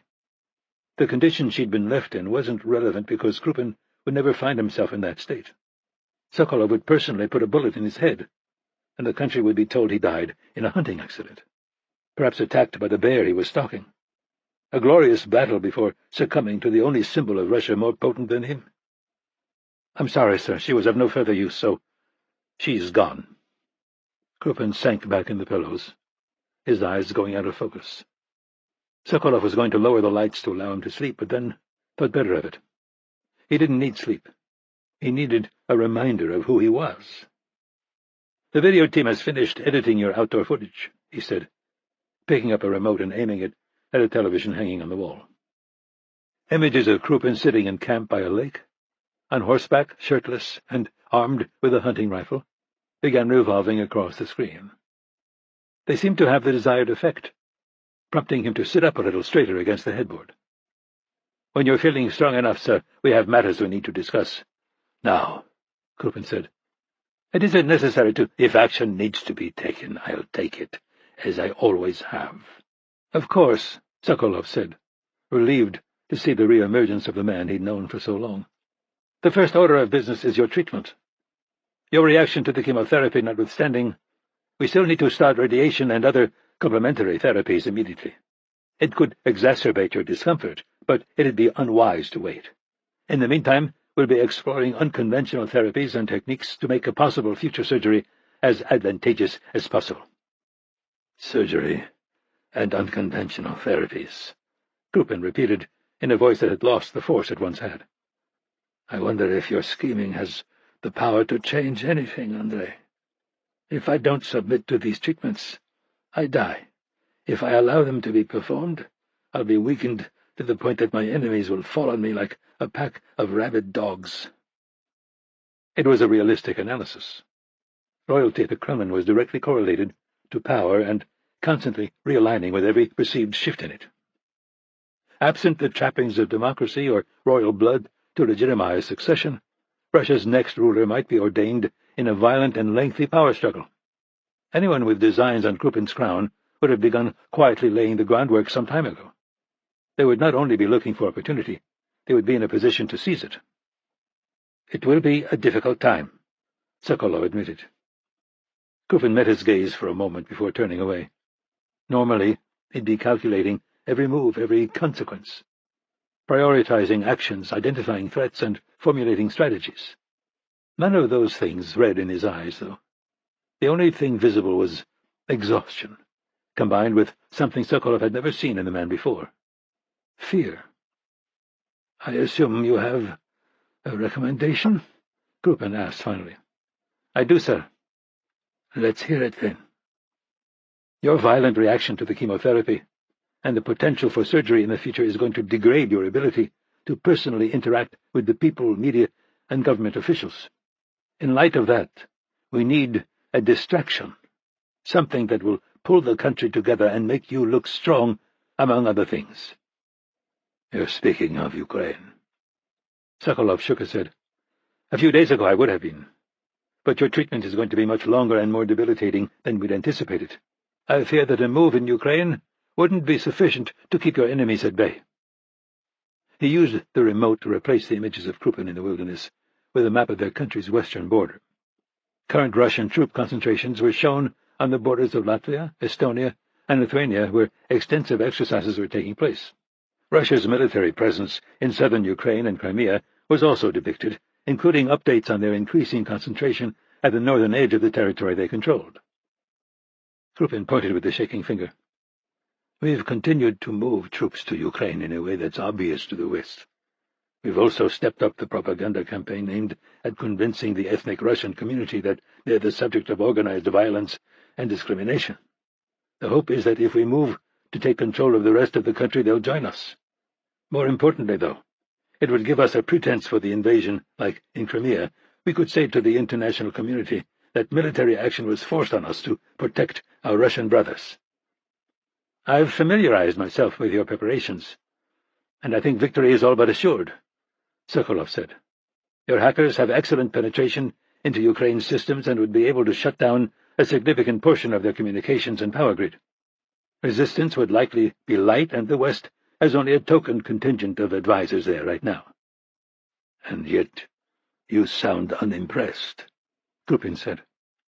"Certainly, if the alternative is Ukraine joining NATO, then this would be a reasonable course of action. Even a membership vote would be a huge humiliation. I fear that your enemies would use it against you, and that, in your current condition, they could inflict damage." "Then we should attack now, yes? Move north, secure the country, and set up Iskander missile batteries. Make it clear that we consider Ukraine Russian territory, and that any move to take it back will be met with nuclear retaliation against Western Europe." Sokolov examined the map, examining every detail in the ensuing silence. Finally he turned back to the ailing politician. "My fear is that it would only be a glancing blow, sir. This isn't a defeat of NATO. Ukraine isn't a member. What it may accomplish, though, is to pull Western Europe together against a shared threat. Worse, it could cause America to renew its wavering commitment to the alliance. Finally, it seems a foregone conclusion that the West would increase their economic sanctions, further harming our economy and further turning away Russia's youth." Krupin seemed a bit confused, having counted on Sokolov above all people to support military action. He swung his feet off the bed and walked unsteadily across the room, putting on a bathrobe and lowering himself into a chair along the far wall. "You've become timid, Andrei. Perhaps I should have expected it. So many years in that dacha, away from Moscow and your military post. Have I made a mistake in choosing you for this position?" "You misunderstand me, Mr. President."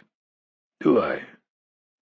Sokolov widened the map view to include Poland and parts of Western Europe. "As I said, prior to knowing the full ramifications of your illness, the Ukraine gambit might have been a workable strategy. Now, though, I think we need to consider something more bold." "More bold?" Krupin said, clearly relieved to find that the head of his military wasn't recommending retreat before the battle had even begun. "Explain." "I believe that we find ourselves in a very rare position, Maxim. We're in the right place, at the right time in history, with the right tools at hand." "To do what?" "To annihilate NATO." Krupin didn't respond, so he continued. "We've already spoken of this. The French are focused on internal terrorism, but they'll turn outward again when they get it under control. The British are off balance now because of Brexit, but it's inevitable that the divisions will heal and they'll remain aligned closely with Europe. Germany continues to be reluctant to project power, but their fear of their own history is fading with the new generation, and there are indications that they're becoming more amenable to the expansion of their military. Turkey, NATO's second-largest army, is distracted by Syria and the Kurds, as well as its ongoing transformation into a dictatorship. And finally, the United States has turned inward and is consumed with fighting over political divisions we helped create, but that won't last. The Russian president just stared at him. The sound of the antique clock in the corner seemed impossibly loud as the seconds ticked by. Sokolov hadn't mentioned the other factor in their favor, Krupin's cancer. While he'd been a bold and aggressive leader who had strained against international norms, his instinct for self-preservation had demanded that he stay within them. Was that still the case? Sokolov had just described an environment that could lead either to a quick and decisive victory over the West, or to World War III. Krupin would be well within his purview to have him dragged outside and shot. He didn't, though. Instead, his eyes moved to the map on the wall. "I'm still listening." Sokolov forced himself to remain calm as the weight of the moment became unbearable. "I propose that we use the troop build-up in Ukraine as a feint and attack NATO in the Baltic states." "You're suggesting a simultaneous attack on Latvia, Lithuania, and Estonia?" "We have a substantial number of well-drilled troops doing exercises on their borders. With some quiet reinforcement, we'd have a sufficient force to overrun all three countries before NATO could react. We'd be at war with America and the whole of Europe," Krupin said, sounding a bit awed at the prospect of it. "Another benefit of the scale of this operation, beyond its ability to create a nationalist wave inside of Russia, is its ability to isolate you. We could use the pretense of assassins and potential American drone attacks to move you to an undisclosed location." Krupin's mind had been slowed by his treatment, but not so much that he couldn't grasp the potential of his general's plan. "It's hard to see how the Western alliance wouldn't be torn completely apart. The Europeans wouldn't risk retaliation against their major cities to retake the Balkans, and the Americans are in no mood to expend blood and treasure on countries their citizens have never heard of." "That's my analysis too, sir. NATO would have no choice but to pull back to Poland and set up a defensive position. But what would it mean at that point? Having failed to prevent an attack on three of its members, and having no ability to retake the territory, NATO would be exposed as the paper tiger it is. Why would Ukraine or Georgia risk angering you to join a meaningless military alliance? Why would its existing members, particularly America, which doesn't need Europe to help defend it, maintain their membership? It's possible that we won't just be looking at the dissolution of NATO, but also the shattering of the European Union." Krupin actually managed a weak smile, the dried vomit still clinging to his cheek. "Can you imagine the humiliation, Andrei? Even if NATO didn't dissolve, they would have to revoke the membership of the Baltic states or agree to give us a vote in their council." Sokolov actually laughed out loud at that, and at the expression on Krupin's face. His agreement was a foregone conclusion at this point. Krupin understood that the geopolitical complexities he'd faced his entire life were meaningless in light of his illness. He had nothing to lose by this war, and everything to gain, even if he eventually succumbed to cancer. Sokolov would make sure he was remembered as the man who dared to return Russia to greatness. Chapter 19. Outside of Sosnovo, Russia. Rapp opened his eyes, shading them against the sunlight in order to see the dashboard clock. It was one of the few things in the Skoda that still worked. "Shouldn't we be there by now?" "We are," Azarov responded. "In fact, we've been on Chkalov's land for almost a half an hour." The area was wooded and undulating, encompassing thousands of acres, starting about 100 miles outside of St. Petersburg. According to the CIA's dossier, Tarbin Chkalov had built a modest house on the land just a few years after the fall of the Soviet Union. Since then it had been added to many times over, growing into something hovering in the 50,000 square foot range. Reliable floor plans were hard to come by because of the haphazard construction method and because the agency had never been all that concerned about the man. His net worth was in the $8 billion range, barely getting him into the top 15 wealthiest men in Russia. His holdings were unusually international for an oligarch, and diversified more along his lines of interest than a quest to maximize profits. He appeared to maintain the organized crime connections that had given him his start under the Soviets, but only peripherally. How old is this guy, Grisha? We don't have anything solid. I don't think anyone knows exactly. Over 90, I would imagine. You've met him? On 2 occasions. Is he still all there? Mentally, you mean? Very much so. What else? Well, while he's not the wealthiest oligarch, he's unquestionably the most powerful. Why? First, his businesses have largely moved outside of Russia. So he's not competing against the others. The Russian nodded. He's also a very reasonable and courageous man. Most important, though, he's extremely likable. It's a combination that makes him uniformly revered by the others. In the distance, a gate came into view. It looked more like a border crossing than an entrance to an estate, though. 2 guard shacks flanked a hand-actuated barrier. Dense, strategically placed trees stretched out on either side, taking on the role of a fence. Rapp hadn't seen any reason to get fancy. Calling ahead hadn't been viable because of Krupin's control over communications, and slipping in under the cover of darkness would have been unnecessarily risky. Better to just do away with the melodrama and drop by. So, security is 5 guards total?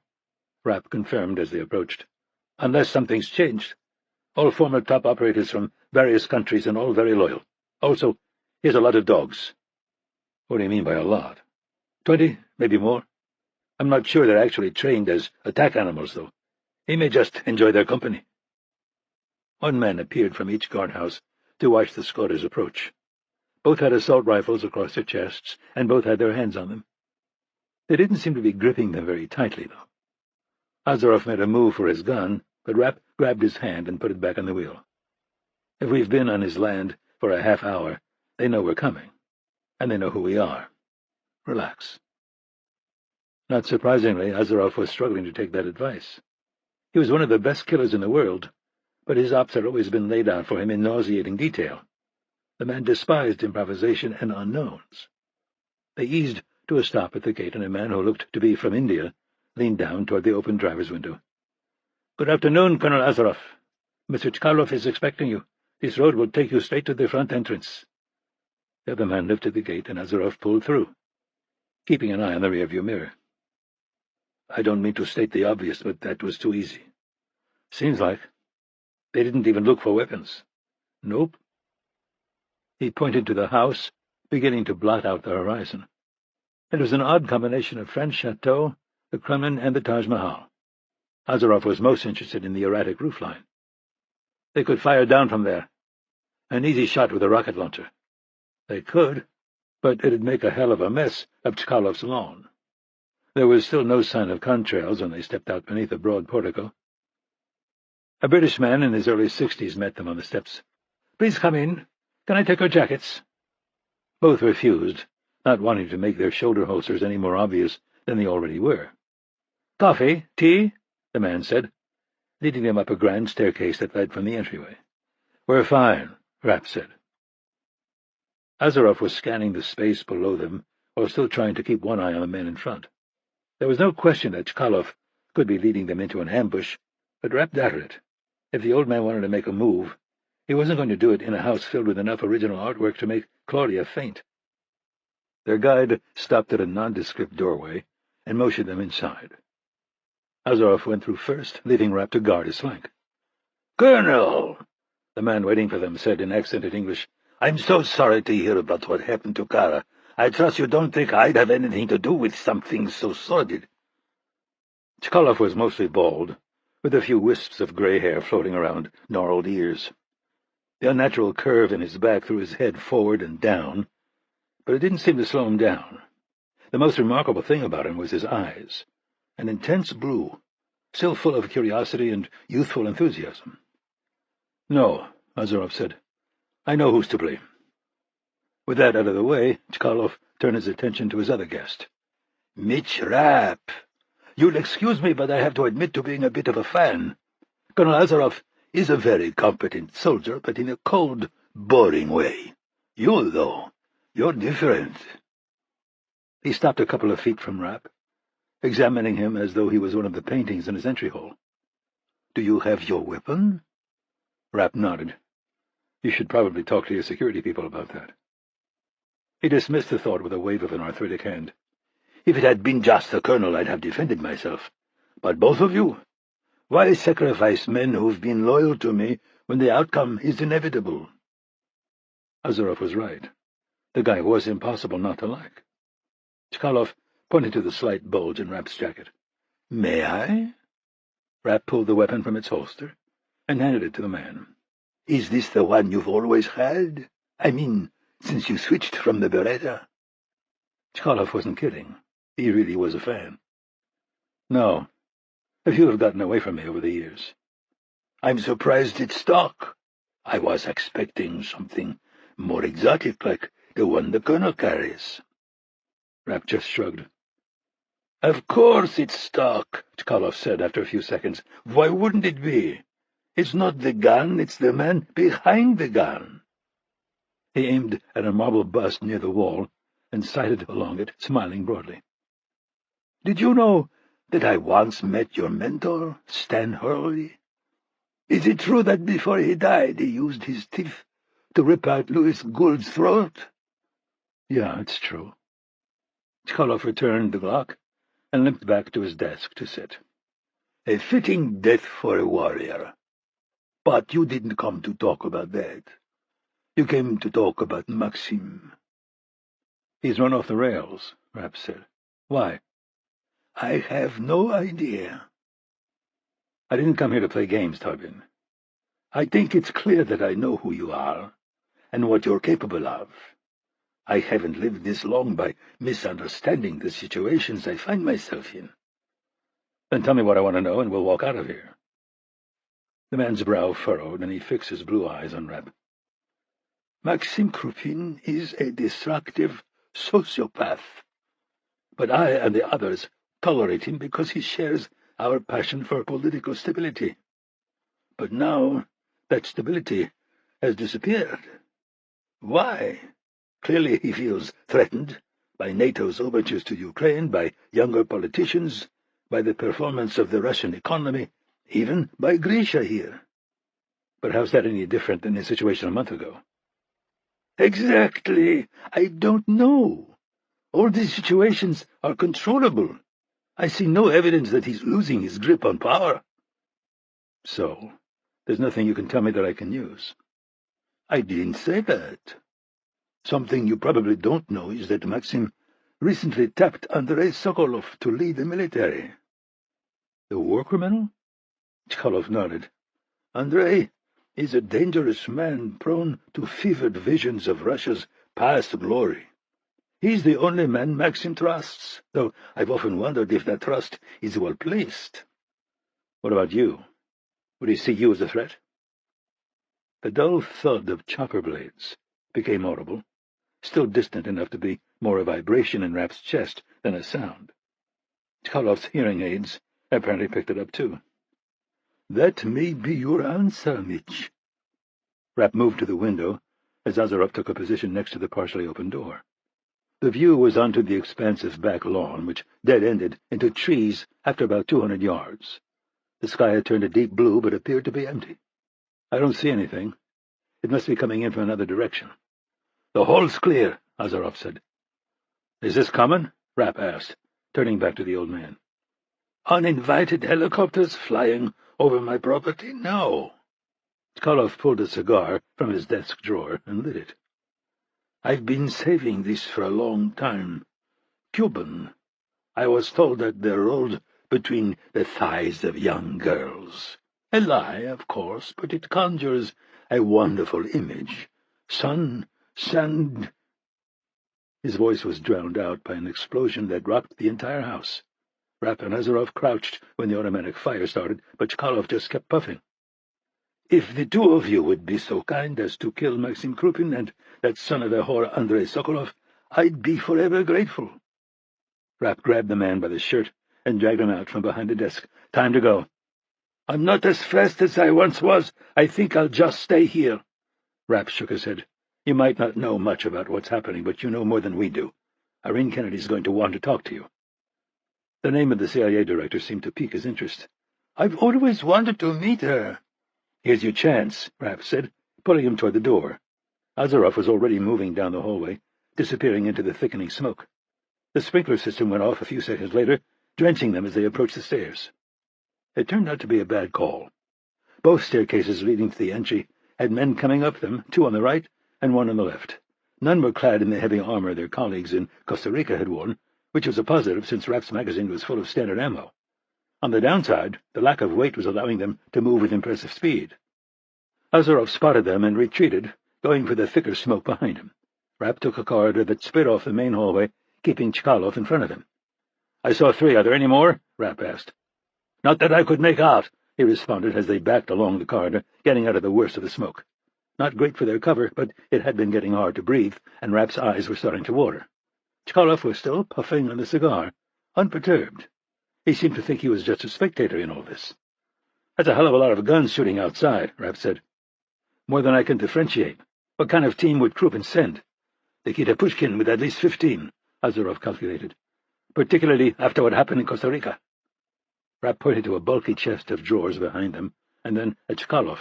"Get behind that." "Are you sure? I'd be happy to help." "Go." The old man looked a little disappointed as he wandered toward it. Rapp spotted a disturbance in the smoke, and both he and Azarov froze. A moment later, that disturbance had become the outline of a man wearing goggles and a gas mask. His assault rifle was sweeping smoothly back and forth, but he hadn't yet picked up his targets. Rapp took careful aim and put a single round through one of the lenses covering his eyes. He hadn't had time to screw on his suppressor, and the noise would be sure to bring the dead man's comrades running. Before he could even turn, they appeared, guns on full automatic. The muzzle flashes reflected off the falling water and haze, creating enough visual chaos to make it impossible to aim. Rapp spun and sprinted in the opposite direction, diving to the soggy carpet near the chest of drawers where Chkalov had taken refuge. When he finally managed to get behind the piece of furniture, he saw that Chkalov was down. The bullet had been enough to kill him, but not enough to dislodge the cigar, or smile. The piece of furniture was holding up surprisingly well to the fire it was taking, but it wouldn't last. He suspected that not much of the other side was still intact, and that he was being saved by whatever had been packed into the drawers. For a moment he thought Azarov had abandoned him, but then he saw a muzzle flash from the far end of the hallway. One of the automatics firing at the chest of drawers went silent, while the stream of bullets from the other arced toward the Russian's position. Rapp rolled from cover and fired a shot that hit the remaining man in the throat, putting him down. Instead of retreating, Rapp ran forward, stripping 2 of the bodies of their AKS-74U carbines and spare magazines. The man he'd hit in the throat wasn't dead yet, but he was definitely on his way out. Rapp pulled a grenade off his vest as he choked on what had once been his Adam's apple. Approaching shouts were audible coming from the stairs, and Rapp ran back to Chkalov's body.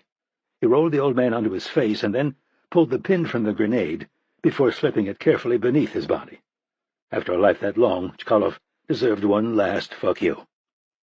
The voices behind were getting louder, and he took off again, turning left into the hallway Azarov had taken.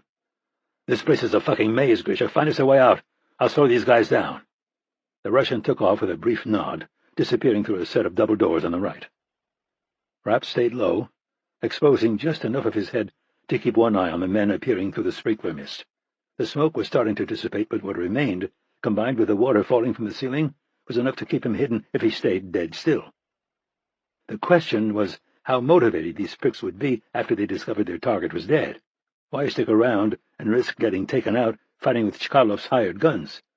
It's not like anyone was ever going to investigate the oligarch's death. He identified 3 tangos moving cautiously in the confined space. 2 knelt with assault rifles while 1 moved, leapfrogging each other. Well trained for sure, but how smart. His question was answered a moment later when the lead man reached Chkalov's body and reached for it. "Niet!" The shout came from someone too far down the hallway to be seen, but it was a split second too late. With wet goggles, the man hovering over Chkalov didn't see the grenade until it was too late, and his 2 companions were even more in the dark. He tried to run, but the blast hit him before he could make it 10 feet. Rapp was forced to pull back to avoid the shrapnel, but then immediately peered around the wall again. The fact that all 3 men were down was expected. Less so was the fact that what was left of the chest of drawers had started burning with an intensity that was taking hold on the wet carpet and walls. He had no idea what Chkalov had stored in that thing, but in retrospect, using it for cover probably hadn't been a great idea. Rapp watched as a silhouette on the other side of the growing fire approached. Whoever he was, he stayed back far enough to prevent him from becoming a target, but also far enough to make it impossible to get off an accurate shot through the flames and steam. The way he moved, though, was familiar even through the distortion. Apparently, the RPG in Costa Rica had missed. Rapp stepped out, and the 2 men faced each other for a moment before he turned to follow Azarov. Another time, Nikita. Chapter 20. CIA Headquarters, Langley, Virginia, USA. Morning, Irene. Sorry I'm late. Things in my world are literally blowing up. Kennedy came from around her desk and indicated a conversation area in the corner of her office. Anton McCormick, the head of the agency's Russia operations, stalked toward a sofa, looking even more harried than normal. He was one of Kennedy's most gifted people, having spent his first 15 years of life in the Soviet Union before his mother's defection. About a decade ago, the agency had hired him away from a St. Petersburg-based consulting firm that helped Western interests navigate the complexities of operating in Russia. Of course, much of what he'd done in his prior job had been illegal, bribing government officials, providing women and drugs to the right people, and handling in a very direct manner the problems posed by Russia's organized crime network.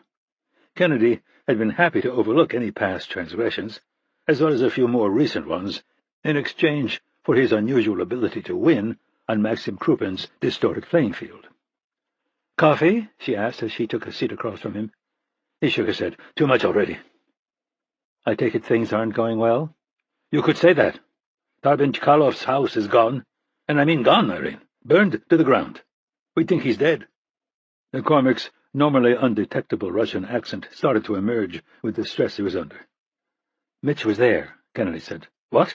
In Russia?" "At the house." "Are you telling me he did this? You moved against—" "No," Kennedy said, holding up a hand in a call for calm. "He went to talk to Chkalov about what's happening in Russia. The fact that he was there during the attack is just another example of the bad luck that seems to be following him lately." "I assume he got out okay." She nodded. "But I'm afraid you're right about Chkalov. He didn't." "Fuck! I love that old guy." "It had to have been Krupin. None of the oligarchs have any reason to move against Tarbin." There was an attack helicopter and what appeared to be a Spetsnaz team. "Son of a bitch! Did Mitch get to talk to him before he died?" "He did, but Chkalov didn't seem to have any ideas about Krupin's recent behavior. He did have one interesting piece of information, though." "What?" "That Andrei Sokolov's been installed as the head of the armed forces." McCormick wiped nervously at his mouth, but didn't otherwise respond.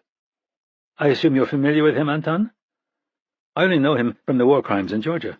"Yeah," he said, leaning back into the cushions, in a way that suggested he'd lost the strength to sit up without them. "Sokolov is a nut, a brilliant psycho blinded by visions of Russian tanks rolling over every country in the world. He sees the West as fundamentally weak, and Russia's failure to thrive as being caused entirely by its restraint. He believes we'll split at the seams at the first sign of Russian aggression. And even if we don't, he doesn't think we have the balls to do what it would take to win anymore." "Is he loyal to Krupin?" McCormick let out a long breath. "That's a complicated question. The short answer is yes. But Sokolov sees Russia as more of an idea than a political entity or landmass. There's no question that he admires Krupin and thinks he's doing a great job of representing that idea. He might even have some genuine affection for that prick. But in the end, it's his vision that he's loyal to." "So I should be worried?" "We prayed that he'd just get old in exile and choke on a chicken bone or something. Reactivated, and I'm not exaggerating here, he's the most dangerous man in the world." She considered what she'd heard for a moment before changing the subject. "Putting aside General Sokolov for the moment, what more have you learned about Krupin?" "Not much. Honestly, I'm embarrassed sitting here this empty-handed." I was in the same situation in my last meeting with the President. It wasn't a comfortable place to be. He wants answers, and so do I. We're pulling out all the stops, Irene. I have every informant on this, and we're examining every news report right down to local papers and fishing villages. So far, nothing. That doesn't mean there isn't anything, though. We may just be getting another lesson on how much control Krupin has over information in Russia. Ukraine? That's a problem, McCormick admitted. He's moving more and more troops in there, and ramping up the propaganda campaign aimed at the local Russian population. Have you seen it? Russian children being attacked, anti-Russian graffiti, reports of gang rapes by Ukrainian men. Just a heavier-handed version of the bullshit he sells all over the world. Do you think he'll try to take over the rest of Ukraine if it's admitted to NATO? I think he'll do it even if it just comes to a vote. I know Krupin makes a lot of noise about the military dangers of being encircled by NATO, but he doesn't really believe it. NATO doesn't acquire territory, and if we did, we'd pick something better than Russia. What he's afraid of, what keeps him up at night, is the idea of regime change.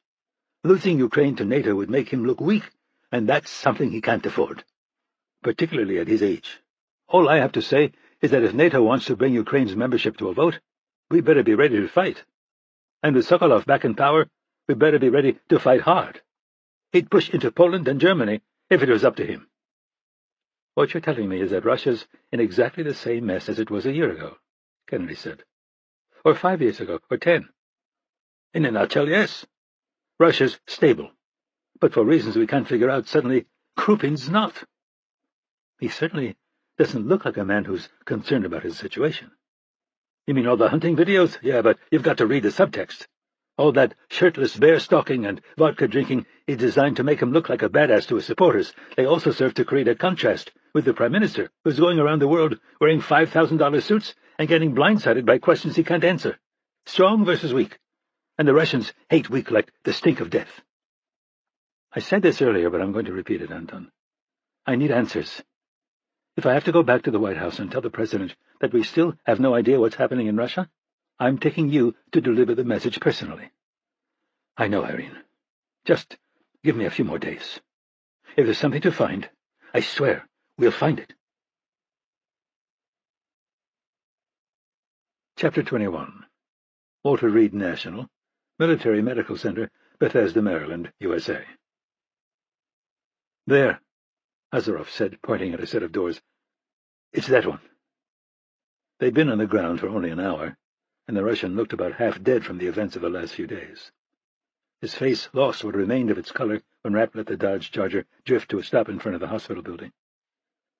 Their escape from Chkalov's property had been hairy, but nothing that would have an impact on someone like him. They'd climbed through an east-facing window and used the dense smoke to cover their sprint to the woods. Chkalov's 3 surviving guards had followed a similar course, and after a few tense moments of everyone pointing guns at each other, Rapp had managed to organize them into a cohesive force. Not surprisingly, Chkalov had chosen solid former soldiers. 2 were from Poland's Grom and 1 from Shayetet. They'd formed up and beat an orderly retreat through difficult terrain that severely reduced the effectiveness of an already uninspired chase. Spetsnaz's target had been Chkalov, not a bunch of extremely dangerous hired guns who just wanted to get the hell out of Russia and find new jobs. "Are you planning on getting out?" Rapp said. "Or are we just going to sit here?" Azarov's face had gone from gaunt to visibly scared. His eyes flicked from the door to the road and back again, as though he was a wounded animal looking to escape a predator. "I wasn't here, Mitch. She woke up alone." Rapp had pretty much passed out the minute they'd gotten on the agency's G550, but Azarov had spent the entire flight wide awake and obsessing about this moment. Kara had regained consciousness almost 24 hours ago and was now coherent enough to wonder what the hell was going on. "All right, Grisha, pay attention. Here's the situation. Claudia has been in to see her a few times, but hasn't told her anything other than that you're all right. Kara's aware of her condition, that the surgeries went well, but that her liver's shot. Does she remember what happened?" "Unfortunately, every bit," Rapp sighed. "And my understanding is that she's getting pretty pissed about all her questions being evaded." Azarov bit his lower lip, speaking in a low, nervous tone. "It's hard to push her too far. But when you do, she—" It was the second time Kara had seen him attacked. The first time was when Rapp had put a gun to his head and marched him into the jungle. With a little fancy footwork, the first round could usually be explained away. Things got tough when it became a habit, though. Rapp leaned over Azarov and threw open the passenger door. "Take it from me. She's just lying there getting madder." The Russian climbed out, but then poked his head back through the open window. "What am I authorized to say?" "Good try," Rapp said, starting to pull away from the curb. "But you're not getting me involved in this. Say whatever you want." Azarov stepped back onto the sidewalk and watched the car recede before turning his attention to a young family leaving the building. He examined their stunned faces and listened to the quiet sobs of the youngest as her mother tried to comfort her. He'd seen similar expressions in the past, sometimes worn by the relatives of the men he'd killed. Why did he feel such horror now, when before he would have felt nothing? Why, when Chekalov's mansion was attacked, had the battle elicited fear instead of the calm clarity it always had in the past? Krupin would say it was weakness. Others might say it was humanity. Whatever it was tearing him apart. Maybe he should return to Russia, not to kill Krupin, but to help him, to retreat into the money, power, and women that had been heaped on him in his home country, to wrap himself in the numbness that had protected him for so long. Rapp had been through something similar years ago. Had he felt the same crushing weight, the longing for the simplicity of killing and waiting for the day that it came to an abrupt end at the hands of someone just a little younger and faster? No. He had Gloria now, her daughter Anna, a home. He'd sought to replace what he'd lost, not to turn away from it. Azarov forced himself to enter the building and followed the directions he'd been given. There were a number of armed men who didn't fit into the medical setting, but none made a move to stop him. Likely security provided by Irene Kennedy. The door to Kara's room was closed, and he peered through the strip of glass in it. Her eyes were closed, and her face uninjured. If he blocked out the oxygen line in her nose and the armful of needles, she could have been sleeping in a hammock by their pool. It was almost possible to tell himself that they would soon be going home to a house that was still standing and a life that still existed. Maybe it would be better to come back later. As he began to back away, though, her eyes opened and fixed directly on him. He thought the glare of the sun would make it impossible for her to see through the glass, but her expression suggested otherwise. Azarov slipped silently into the room and let the door swing closed behind him. "I'm sorry I wasn't here when you woke up." "Who wasn't here? Grisha Azarov? Who is that exactly?" Her voice was just a whisper, forcing him to move closer. "I don't know what to say to you, Kara. I've been thinking about it for days." His voice faltered. "I'm so sorry. There's no explanation for what happened. If I'd have thought for a moment—" "No explanation?" she said, the pain in her eyes deepening. She thought he was lying to her, again. "No, I didn't mean it that way. When I say—" "Stop. Just stop talking." She looked at a cup next to her bed, and he picked it up, holding it for her as she sipped through the straw. "My real name is Grisha Filipov, but I haven't used it for many years, not since I was in the Russian Special Forces." She finished drinking, but didn't speak. He took her silence as permission to continue. "I was recruited by Maxim Krupin to work as an assistant of sorts." "An assistant," she repeated, and he cursed himself silently. Honesty was something that had been beaten out of him over the years. "I killed people he considered a threat." She nodded weakly. "Tell me more. I'm curious about the men I've been sleeping with." "I spent my early years on a farm in rural Russia. No siblings. I was taken from my family at a young age to train at a Soviet Olympic camp for biathlon. The doctors eventually found a small defect in my heart, and I was ejected from the program. There was nothing for me to go home to, so I joined the military." "You were good at it?" she prompted. "Yes. good enough to attract the attention of Krupin, who had just risen to power and needed someone to help him keep it. I was taken from the Special Forces and put through a much more rigorous training program. Not only combat, but languages, culture, psychology. I was given more money than I knew existed in the world, prestige, respect, women. Olga, she said, referring to the woman he'd lived with before her. Where is she? I buried her on the hill above the house. Did you kill her? His breath caught in his chest. If anything had ever hurt him as much as those 4 words, he couldn't remember it. No, Krupin did, as a punishment for one of my failures. A single tear rolled down her face and onto the pillow. It's why I never paid any attention to you, Kara. Because if he ever found out how I felt, he could use you against me. It wasn't until I left him and Russia that I invited you to dinner. I swear to you that Krupin had no reason to send those men for me. I have nothing to do with his world anymore. Her eyes closed, and he watched her for a long time. Thinking she'd fallen asleep, he started to back away. I have more questions, she said, stopping him in his tracks. All right. Your friend, Mitch. He was there, wasn't he? He saved us. Who is he? Like me, but for the American president. Another murderer. He would argue against that characterization, but yes. She fell silent again, but this time it was clear that she wasn't asleep.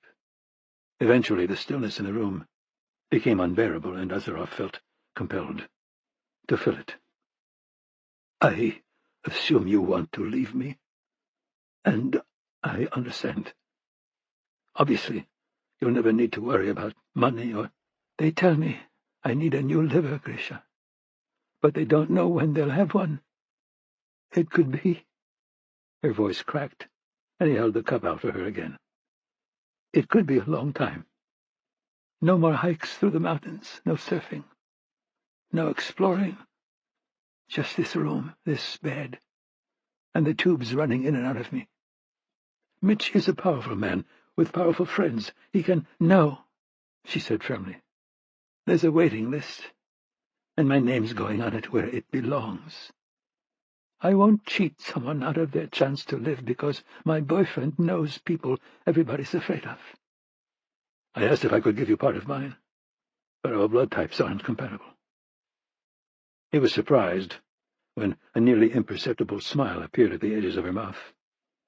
I heard. Doesn't matter. They say you should never accept a liver from a Russian. He reached out hesitantly and took her hand. To his great relief, she squeezed it. I figure I won't live long enough for the liver to be a problem anyway. Don't they call Maxim Krupin the most powerful man in the world? You weren't very smart about who you picked for an enemy. Azaroff laid her hand back on the bed. Neither was he. Chapter 22. The Kremlin, Moscow, Russia. Nikita Pushkin entered through the double doors and walked across the expansive office with a soldier's precision. Krupin didn't rise or even look up from the report he was reading. Instead, he left the young man standing at attention on the other side of the desk while he pretended to finish digesting the document. The side effects from his initial treatment had faded, leaving him gaunt and weak, but capable of returning to Moscow. Subtle makeup done by a woman who was now a permanent resident of the Kremlin helped his appearance, as did the beginnings of a beard. His frailty and the shaking of his hands, though, weren't so easily camouflaged. Krupin finally leaned back and examined the young man through glasses tinted to hide bloodshot eyes. I'm running out of men for you to lead, Nikita. First the casualties in Costa Rica, and now this. How many people does it take to kill one old man? Resistance was more significant than we anticipated. The intelligence I had stated 5 well-trained mercenaries who would retreat in the face of a government action. Instead, we found 7 men with significant motivation. Darwin has had the same 5 guards for years, and our intelligence is that nothing had changed as recently as last week," Krupin said, concentrating to ensure that his voice carried the same weight as it had so effortlessly in the past. "Who were the other 2? I only saw one of them personally. And? I'm 90% sure that it was Mitch Rapp." Krupin's stomach clenched, causing a wave of nausea that he struggled to hide. "If Rapp was there," he managed to say through clenched teeth, "then I think we can be certain who his companion was." "Grisha Azarov."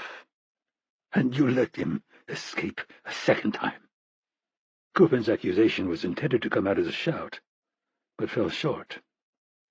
Pushkin's brow furrowed slightly, providing critical information that was the subtext for this meeting. The boy was blinded by his new status and the privilege that went with it. He saw Krupin as father, benefactor, and vengeful spirit. Despite that, he'd managed to get a glimpse of something behind the facade.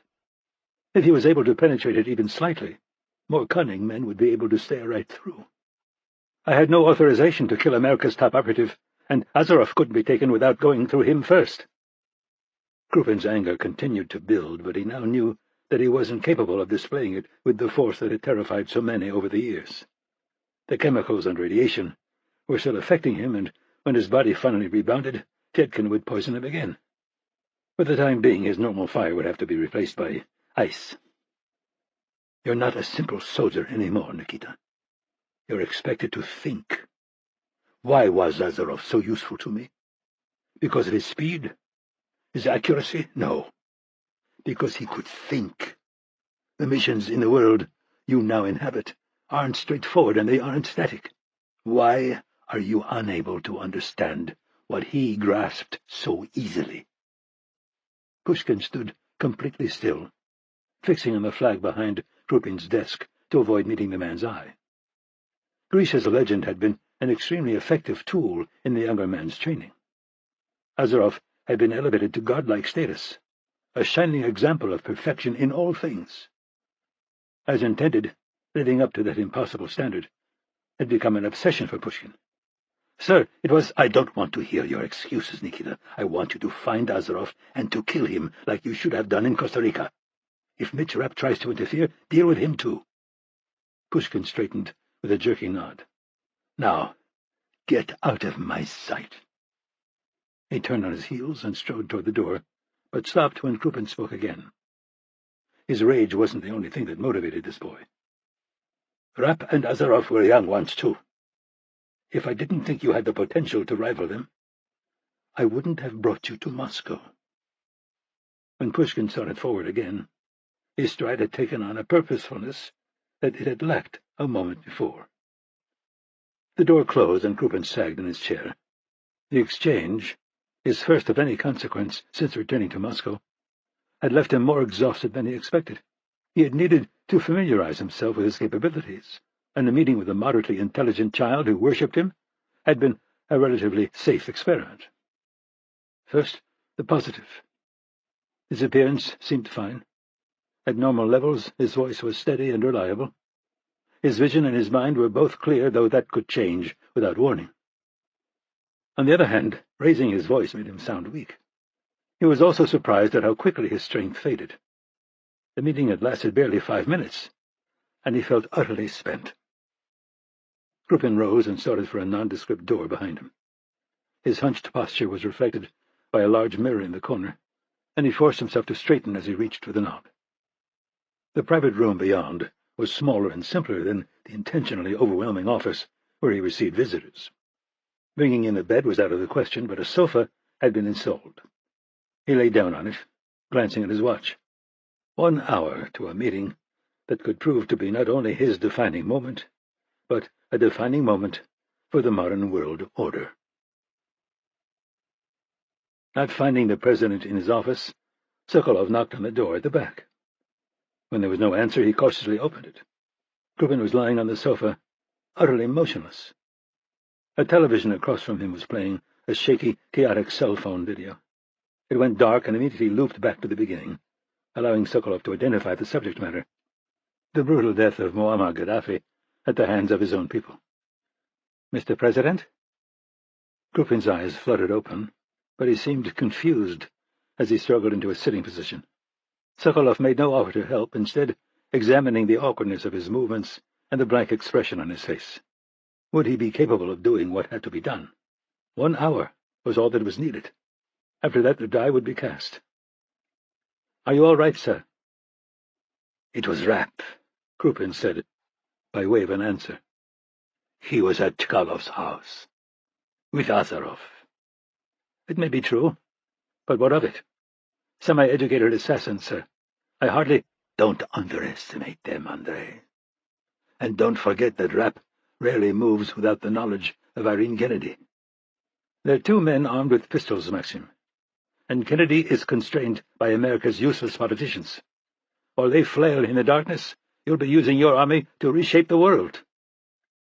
Krupin managed to get to his feet without assistance and smoothed his suit in a way that was familiar to everyone who spent time with him. His eyes were partially obscured behind new glasses, and his face was a bit drawn beneath uncharacteristic stubble, but otherwise he looked much like he always did. The hallway had been cleared of personnel, and they passed through it in silence. At the end, Sokolov opened the door to an ornate conference room and allowed the president to enter. The military leadership sitting around the table stood out of respect for Krupin, but their attention was focused on Sokolov. They had been informed of his new leadership position, but none had actually seen him since his appointment, particularly not with the insignia of the Marshal of the Russian Federation. Sokolov knew all of them to some extent from the time before his forced retirement. Krupin had chosen them carefully, and all were reported to be competent commanders. "Be seated," Krupin said, taking a position at the head of the table. "I believe all of you know General Sokolov." There were murmured greetings and respectful nods, but little more. None of these men knew why they'd been called there, and all knew of the war crimes accusations that had led to Sokolov's removal. They would remain guarded and analyze their new operating environment, at least for now. "I've developed a plan for dealing with the challenges presented by NATO, and Andrei's been instrumental in developing a strategy for carrying out that plan. In acknowledgement of that, I'm going to allow him to give the initial briefing." Krupin punctuated his words with a regal nod, and Sokolov responded with a calculatedly subservient one. It was uncommon for the president to cede leadership, but their history together and the military nature of the meeting would provide cover. Sokolov stood next to a map of the region and met the eye of each of the officers now under his command. "As you all know, Russia is being encircled by its enemies. The Baltics are gone, and Finland's military is increasingly coordinating with NATO forces. If Ukraine falls, then it's likely Georgia won't be far behind. Belarus will be all that remains of what was once a significant protective buffer. This is something that we can't tolerate. The last time we showed weakness to the West, Hitler murdered millions of our people and hung their bodies from trees to protect his soldiers from the wind." There were a few nods and a murmur of assent, though not from everyone. "President Krupin has determined that now is the time to act, and he intends to do so decisively." Sokolov turned his attention to the commander of the Russian ground forces. "What is our state of readiness?" The old soldier seemed confused by the question. "Disastrous, General. My best troops have been reassigned from Ukraine to join the exercises on the borders of the Baltics. Our equipment is also being diverted, and while replacements have been coming in, flooding in, really, all our reservists are men recalled from retirement. Some haven't trained in decades and are as old as 50. As far as the replacement equipment—" His voice faded for a moment. "Much of it isn't in working order, and some is so old that finding the correct ammunition will be virtually impossible. It's my understanding that all of this was done at your order." "It was," Sokolov said simply. The man shrugged. "If we achieve air superiority quickly, we can still take Ukraine, but the fight will be more difficult and longer than we anticipated." Sokolov once again scanned the faces of the men at the table. Their confusion was expected. They still believed that Ukraine was the objective. He'd purposely left them in the dark, interested in seeing their reaction when they learned the truth. "The plan devised by the president is a simple one. We will continue to ratchet up our pro-Russia propaganda campaign in Ukraine, and will continue flooding the country with the men and equipment you find so inadequate. The West will become focused on the situation, and the precariousness of it will exacerbate the rifts between the Americans, Ukrainians, and Europeans. He tapped a finger against the map near eastern Poland. NATO's current exercises will be coming to a close before long, and the foreign forces will be returning home. Their men will be spent both physically and mentally, and their equipment will be in need of servicing. The generals were beginning to lean forward, gazing intently at the map, unclear where he was going with this. After the NATO forces disperse, but before most have returned to their bases, we'll use the troops we have massed on our western border to simultaneously attack Lithuania, Latvia, and Estonia. If we act decisively, we can gain control over all three countries before NATO forces can respond. Once secured, we'll set up tactical nuclear missile batteries in those countries and make it clear that we consider them Russian territory, that any counterattack will be treated as an incursion into Russia itself. The men's attention turned to Krupin, who managed a smile behind his artificial tan. The illusion was an impressive one, the great man undiminished. "With all due respect," the man speaking was the youngest in the room, Oleg Gorsky had been chosen as the commander of Russia's aerospace forces because of his admittedly impressive grasp on technology. More and more, that kind of expertise was becoming a requirement for anyone directing a modern air defense system. "Yes," Sokolov said. "Well, I think what you're suggesting is logistically possible. The ramifications seem incredibly far-reaching. The economic sanctions against Russia will be tightened." "You don't think President Krupin has thought of this?" Sokolov asked, letting the anger creep into his voice. "Those sanctions will be offset by the increase in commodity prices that always follows instability."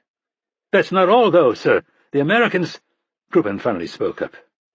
"The American president is in no mood to send his men into a bloodbath to liberate three countries his constituents have never heard of, and the Europeans will be paralyzed by the thought of a nuclear weapon being used against Stockholm or Berlin."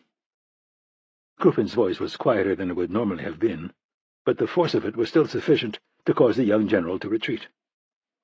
"I want to be clear, sir. I'm in favor of moving against Ukraine if they insist on bringing NATO membership to a vote. But what you're describing is very different. A miscalculation by any one of myriad players could cause an escalation that no one can control. NATO is utterly unprepared for a move like this and doesn't have the men or materiel in place to stop us," Sokolov said. "In the aftermath of this humiliating defeat, the alliance will fail. Why would any nation be interested in membership in an organization that is incapable of carrying out its mission? Why would—" "I agree with your tactical assessment," Gorsky said, daring to cut him off. "We're in a position to take the Baltics, but what then? Perhaps NATO will implode, but just as likely it will wake from its stupor and retool itself to resist an active threat. I agree that the West won't risk nuclear retaliation with an attack en masse, but that's not their only option. What if they just encroach slowly from Poland, pushing their border out?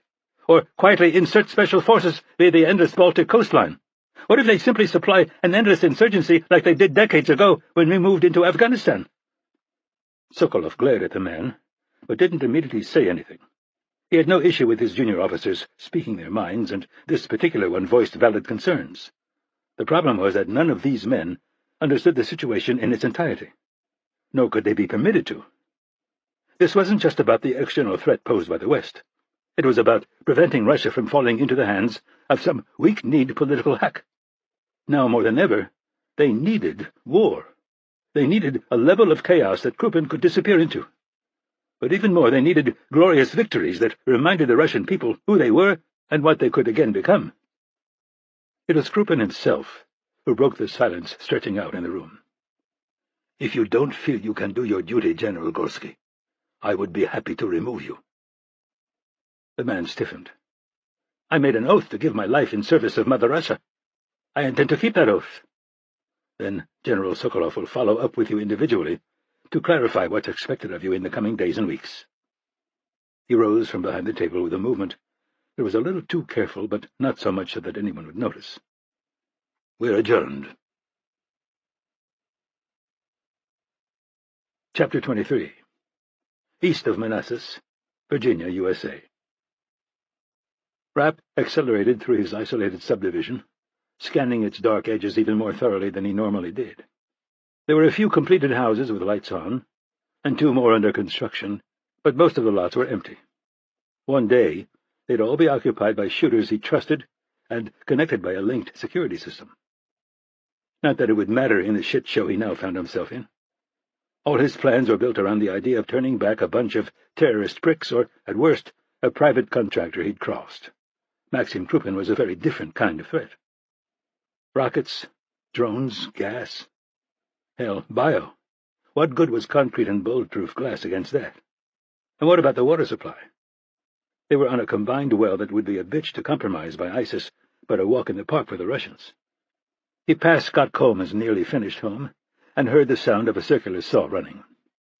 The former SEAL liked tinkering after work, even though he was paying a contractor an unconscionable amount of money. He said he found it relaxing. Distracting was more accurate. The Spetsnaz team could roll by in a tank completely unnoticed with the racket that Saw made. A barn emerged on the left, and in the road next to it a tiny figure was walking north. He pulled alongside and leaned out the window, looking down at Claudia's 7-year-old daughter. "What are you doing out here at night, Anna?" "You're back," she said, not breaking her stride. "Did you have a fun trip?" "I asked you a question." "I was working on the horse stall. Scott said he'd help me paint it. It's going to look cool, maybe tomorrow. And it's not really night. It just got dark early because of the clouds." She'd been wearing him down in this horse crap since she moved in. Of course, she'd promised to take complete responsibility for her new half-ton pet, but he knew what that was worth. He and his brother had said the same thing about the dog they'd conned their parents into buying. "Get in the car." "I can just walk," she said, picking up on his mood. "I'm okay." "I said get in the car now." He stopped, and Anna jogged around the front, yanking the door open and slipping in. She focused silently on the dashboard as they accelerated up the street and passed through the gate that protected his house. "I want you to stay inside the walls after dark from now on. Do you understand? And if you leave during the day, you need to tell me or your mother where you're going." "Why?" she whined. He was about to say because I said so, but then remembered how much he'd hated those words when they'd come from his mother. "Because it's not safe." "But there's no one up here, Mitch. Just a bunch of your friends." He pulled to a stop near the front door and turned off the engine. "Don't argue with me, Anna. Just do what I tell you." "Fine," she said, displaying a flash of the rage that had gotten her father in so much trouble. She tried to slam the door, but the Kevlar made it too heavy for her to get the desired effect. Rapp swore quietly under his breath as he watched her run into the house. At what, he wasn't sure.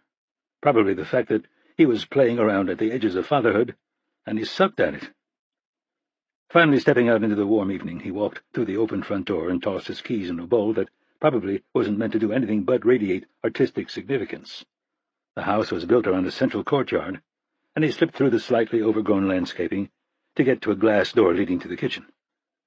Claudia was lying on her back in the cabinet beneath the sink, leaving only her long legs and grimy work jeans visible. "What are you doing?" he said, stopping near her feet.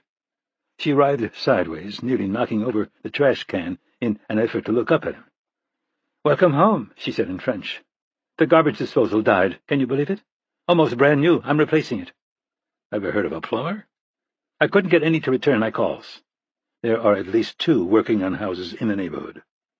Hard to get their attention for such a small job." "Are any going to be working tomorrow? I'll get their fucking attention." She put down her wrench and stood, looking into his face with her head slightly cocked. "The company sent me a new one, and the instructions are easy. I don't think we need to shoot any plumbers in the knees." He didn't respond, instead walking through the refrigerator and digging around for something to eat. "I understand that Russia didn't go exactly as planned," she prompted.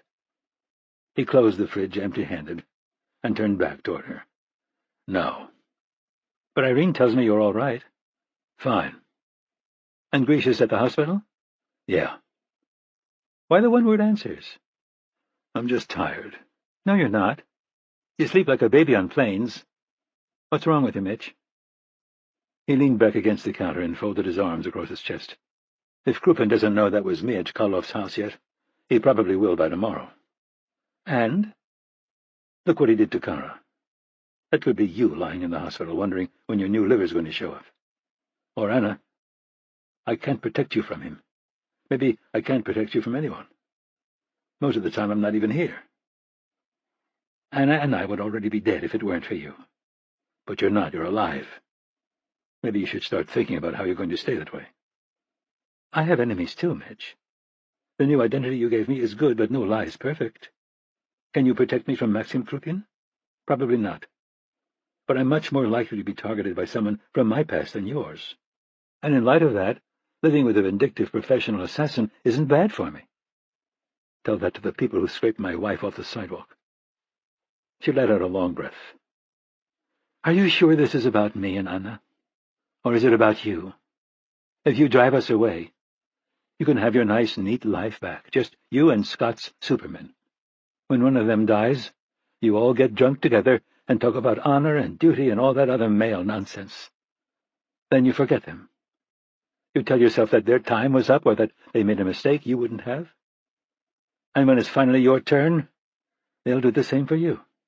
Drink and tell stories and forget. She shook her head.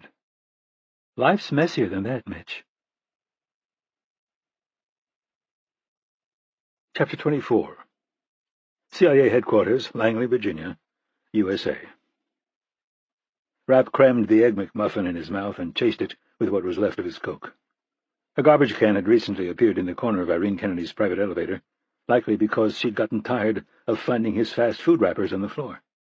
He took advantage of it and watched the numbers above the door climb.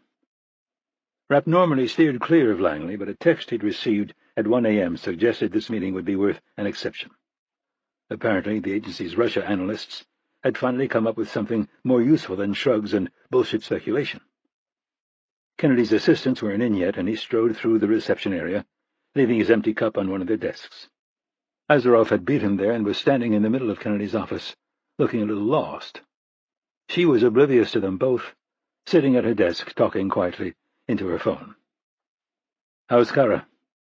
Her spirits are improving. But there's more to think about, to talk about.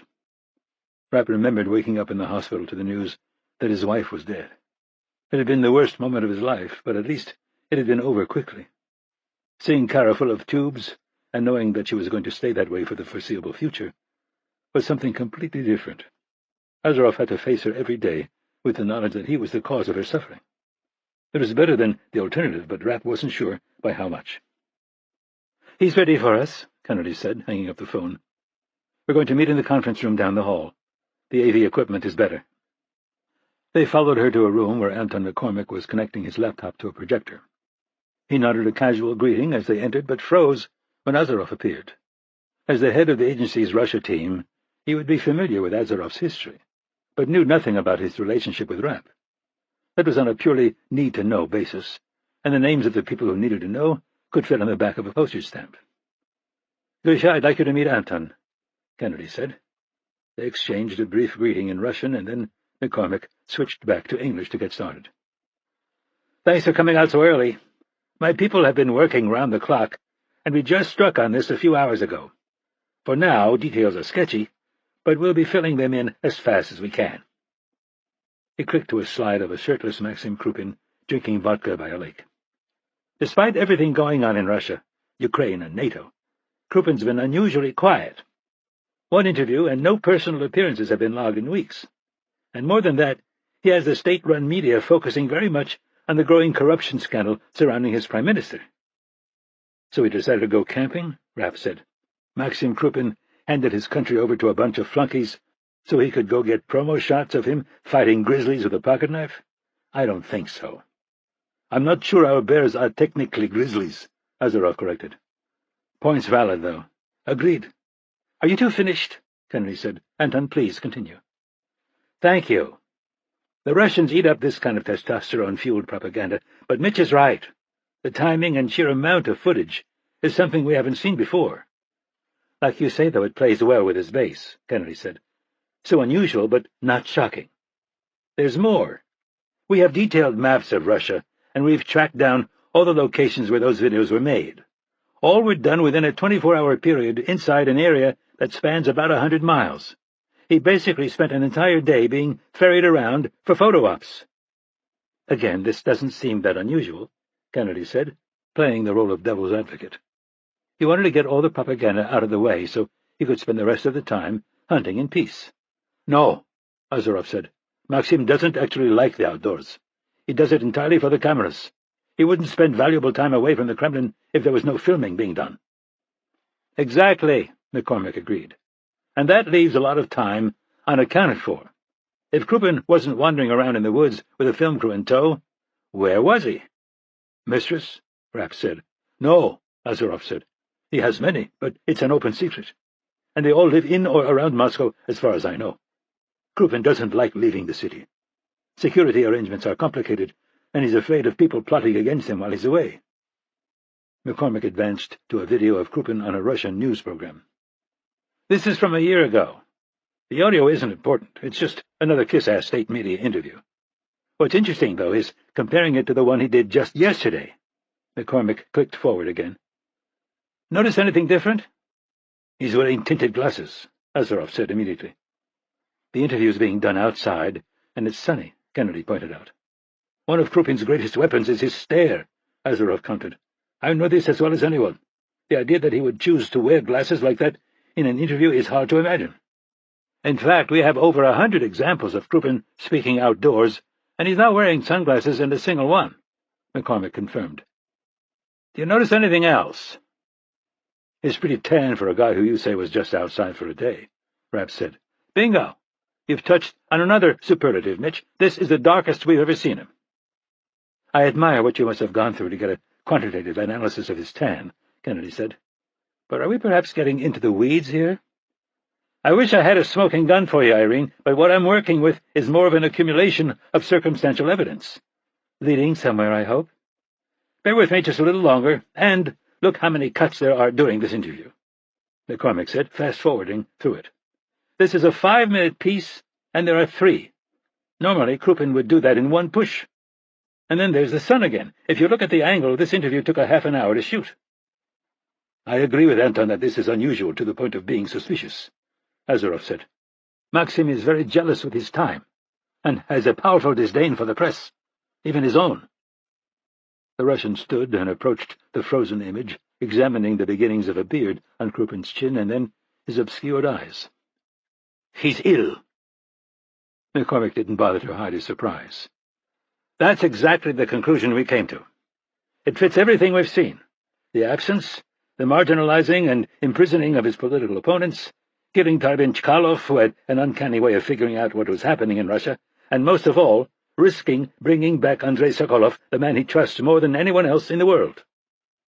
"When you say ill," Rapp said, "what are we talking about?" "Still working on that." "He must have a personal physician," Kennedy offered. "Edward Fedkin, a man who's normally pretty easy to find. He has a family and a well-established practice. Interestingly, he dropped off the radar recently." "Can you locate him?" Rapp said. "If Krupin's behind it, probably not. He's pretty much all-powerful inside the borders of Russia, and he knows how to keep secrets. Particularly ones like this, so we're casting a wider net. If he really is ill, he's going to need a medical team specializing in whatever his problem is, and he's going to go for top people." Rapp looked around him. Azarov's face was blank, either reveling in imagining Krupin dying a slow, painful death, or trying to figure out how to get to him before Mother Nature robbed him of the kill. Kennedy, on the other hand, looked shaken. Few people would have noticed, but Rapp had known her for too long. "Thank you, Anton," she said finally. They watched in silence as McCormick packed up and headed out the door, closing it behind him. "Thoughts?" Rapp asked. Kennedy was the first to speak. "We recognized the potential for this a long time ago. The hope's always been that he would die of a sudden heart attack or, frankly, be quietly murdered by a rival who was in a position to take over. A prolonged illness is a worst-case scenario for us." "Agreed," Azarov said. "Krupin's always been wary, but watching the fall of dictators like Saddam Hussein and Muammar Gaddafi has made him paranoid. He pictures his bleeding body being dragged through the streets and then hung from a Moscow bridge. I can tell you that there is nothing that he won't do to prevent that from happening." "Then there's only one question we need to be asking," Rapp said. "Where does he go when he's not in Moscow? If he's sick, and his doctors disappeared, it doesn't take a genius to figure out that he's got a hidden treatment facility somewhere. And if secrecy is at the forefront of his mind, he's going to be away from population centers with limited security coverage." "There's more to this than finding him and killing him," Kennedy said. "Really? What do you think, Grisha?" "I'm very much in favor of finding him and killing him." "Thank you both. That's very helpful." Rapp leaned forward in his chair. Come on, Irene, I know you. I can see those wheels spinning around in your head. You're thinking about making a deal to help him to keep Russia stable and move Sokolov out. You want to force the Euros to kiss his ass enough that he's comfortable putting one of his rivals in his chair. It's not going to work. What you've got out there is a wounded animal with a nuclear arsenal. All the more reason not to run in with guns blazing, don't you think? Running in with guns blazing is pretty much my job description. And if I remember right, it's made a lot of your problems go away over the years. She leaned back and examined him for a moment. This is still speculation. We don't know for certain he's sick, and if he is, we don't know how serious it is. My main concern now is Ukraine. NATO's in a staring contest with a man who may not have anything to lose. Up until now, we've explained away the troops flowing into Crimea and southern Ukraine as an intimidation tactic. But now I wonder if the opposite is true. Maybe he needs this fight. So what's our move? Rapp asked. She turned to Azarov. Do you have contacts in Ukraine? None at all, Director Kennedy. If I arrived in that country, it was for only one reason. What about you, Mitch? You used to know the head of their foreign intelligence service, didn't you? We did an op together once, probably almost 15 years ago. I wouldn't say we were close. I seem to remember that you saved his life. Rapp shrugged. I'm not sure he'd remember it that way. Scott has solid relationships in the region that are a hell of a lot more recent.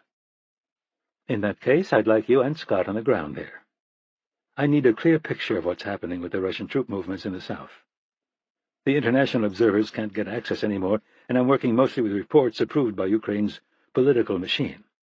If I'm going to make recommendations to President Alexander, I'm going to need a lot more than speculation about Krupin's health and the word of Ukrainian politicians.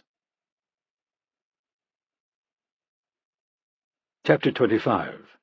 West of Donetsk, southern Ukraine. Make another pass to the east, Sokolov said. The green carpet of southeastern Ukraine stretched out in every direction beneath the helicopter. After the annexation of Crimea, Russia had helped separatists in this region gain autonomous status. Control was in a constant state of diplomatic dispute. But it was all for the cameras. Everyone knew that Moscow held sway. He regretted having been forced out of the military for many reasons, but this was one of the most poignant. There had been an opportunity to push farther west, which would have made it easier to link up with troops stationed in Crimea. An opportunity lost, but in retrospect an unimportant one. In the chess game between Russia and the West, Ukraine had been demoted from queen to pawn. His pilot came in low, allowing Sokolov to examine a series of half-constructed barracks and a heavy machinery maintenance facility that was somewhat further along. Satellite photos of the structures were undoubtedly being examined in great detail by Western intelligence agencies, and he was committed to ensuring that all those details were perfect. In reality, the buildings were just hollow shells designed to divert NATO's attention from the growing military presence on the borders of the Baltic states. This visit was designed to serve a similar purpose. He was arriving in civilian clothing and by way of a civilian helicopter, but the details of his arrival had been purposely leaked. Spies would be everywhere, documenting as much about his time there as possible, further stoking fears of an impending attack into the heart of Ukraine. The chopper touched down, and Sokolov ran crouched toward a man waiting 20 meters away. General Ruslan Nikitin had been a well-thought-of junior officer when Sokolov was removed. By all reports he was competent, efficient, and patriotic, a man whose loyalty to Krupin had thus far proved unshakable. He was also somewhat notorious for speaking his mind. "Welcome, General," Nikitin said, offering a hand in place of a salute. Unaware of the true purpose of this inspection, he wouldn't do anything that might reveal Sokolov's identity. "I trust your journey was a pleasant one?" Sokolov shook the man's hand and nodded before starting toward a prefab building to the north. It wasn't until they passed through its doors that Nikitin offered a crisp salute. "It's a pleasure to host you, sir, but I haven't been provided an agenda. It would have been helpful to prepare for your needs. I wanted to come personally and get your opinion of your readiness." The man looked concerned. "We're escalating the propaganda campaign aimed at ethnic Russians, but informal polling suggests we're not making much headway. They want autonomy from Ukraine and close ties to Russia, but not necessarily Russian rule. And the hope that we can count on them during a push north is optimistic in the extreme. More likely, many would see it as overreach and turn against us." "Then they'll have to be dealt with," Sokolov said. Yes, sir, but that would be easier said than done, and could turn the local Russian population against us. So you're saying we'll have to rely entirely on Russian troops? The man's gaze shifted downward. Is there a problem? Yes, sir, but one you're already fully aware of. He motioned in the direction of the buildings that were being erected. I've been given the resources to enclose those structures, but haven't been told when the beds, electrical, and other equipment will be delivered. It's not our job to provide for the comfort of soldiers, Ruslan. He didn't immediately answer, instead working up his infamous resolve. Soldiers? I'm not sure the men I'm being sent qualify. I'm trying to drill them, but if I push too hard, I'm concerned they'll literally start dropping dead. Wars are lost with poor leadership, not with poor soldiers, Sokolov countered. Never in human history has a general gone to war with an army he thought was adequate. I understand your point, sir, but this is going to turn into a bloody battle fought in difficult terrain by men incapable of running up a hill. It was hard to be too angry with the man. Sokolov would have lodged the same complaint if he'd been in Nikitin's position. Your concerns are noted. Now, I'd like a tour of your new facilities. There's nothing to see, sir. With all due respect, our limited time together could be better spent here. How so? Sokolov asked, though he knew full well. I'd like to discuss the likelihood that an attack order will be given. That depends entirely on whether NATO decides to bring the subject of Ukraine's membership to a vote. And if they do, we'll push back. Then give me the tools to fight, General. You've already backed me into a corner, and now your presence here exacerbates the problem. There are eyes everywhere. Your visit will be reported on, and the West will bolster the Ukrainian troops. He paused for a moment, while the President spends his day hunting and reassigning my resources to pointless exercises. I'm aware of your reputation as a straight talker, Ruslan, but I'd caution you to think before you speak. I'm going to be the one here fighting, and, in all likelihood, dying if I'm ordered to push north with the men and material I've been provided. Has it never occurred to you that a move in Ukraine could precipitate a NATO counterattack on us from the Baltics? That we need reinforcements there as a deterrent to an invasion of Russian soil? They wouldn't dare, Nikitin said. I wonder how many empires have fallen with those words as their banner. Now, are you capable of carrying out my orders or not? The man spoke only after taking the time to carefully consider the challenges facing him. I can turn these men into functional fighters, and I can find a way to work with the equipment I've been provided. But I need time. We all need time, Ruslan. In matters of war, though, it's a luxury. Then I'd request an opportunity to speak directly with the President, to explain my situation and to impress on him the importance of delaying any action as long as possible. Sokolov glanced at his watch instead of responding to the man's request. If everything was on schedule, Krupin arrived at his treatment facility 5 hours ago and should have already begun his latest round of therapy. It was unlikely that he would be disposed to discuss with Nikitin an invasion that would never happen.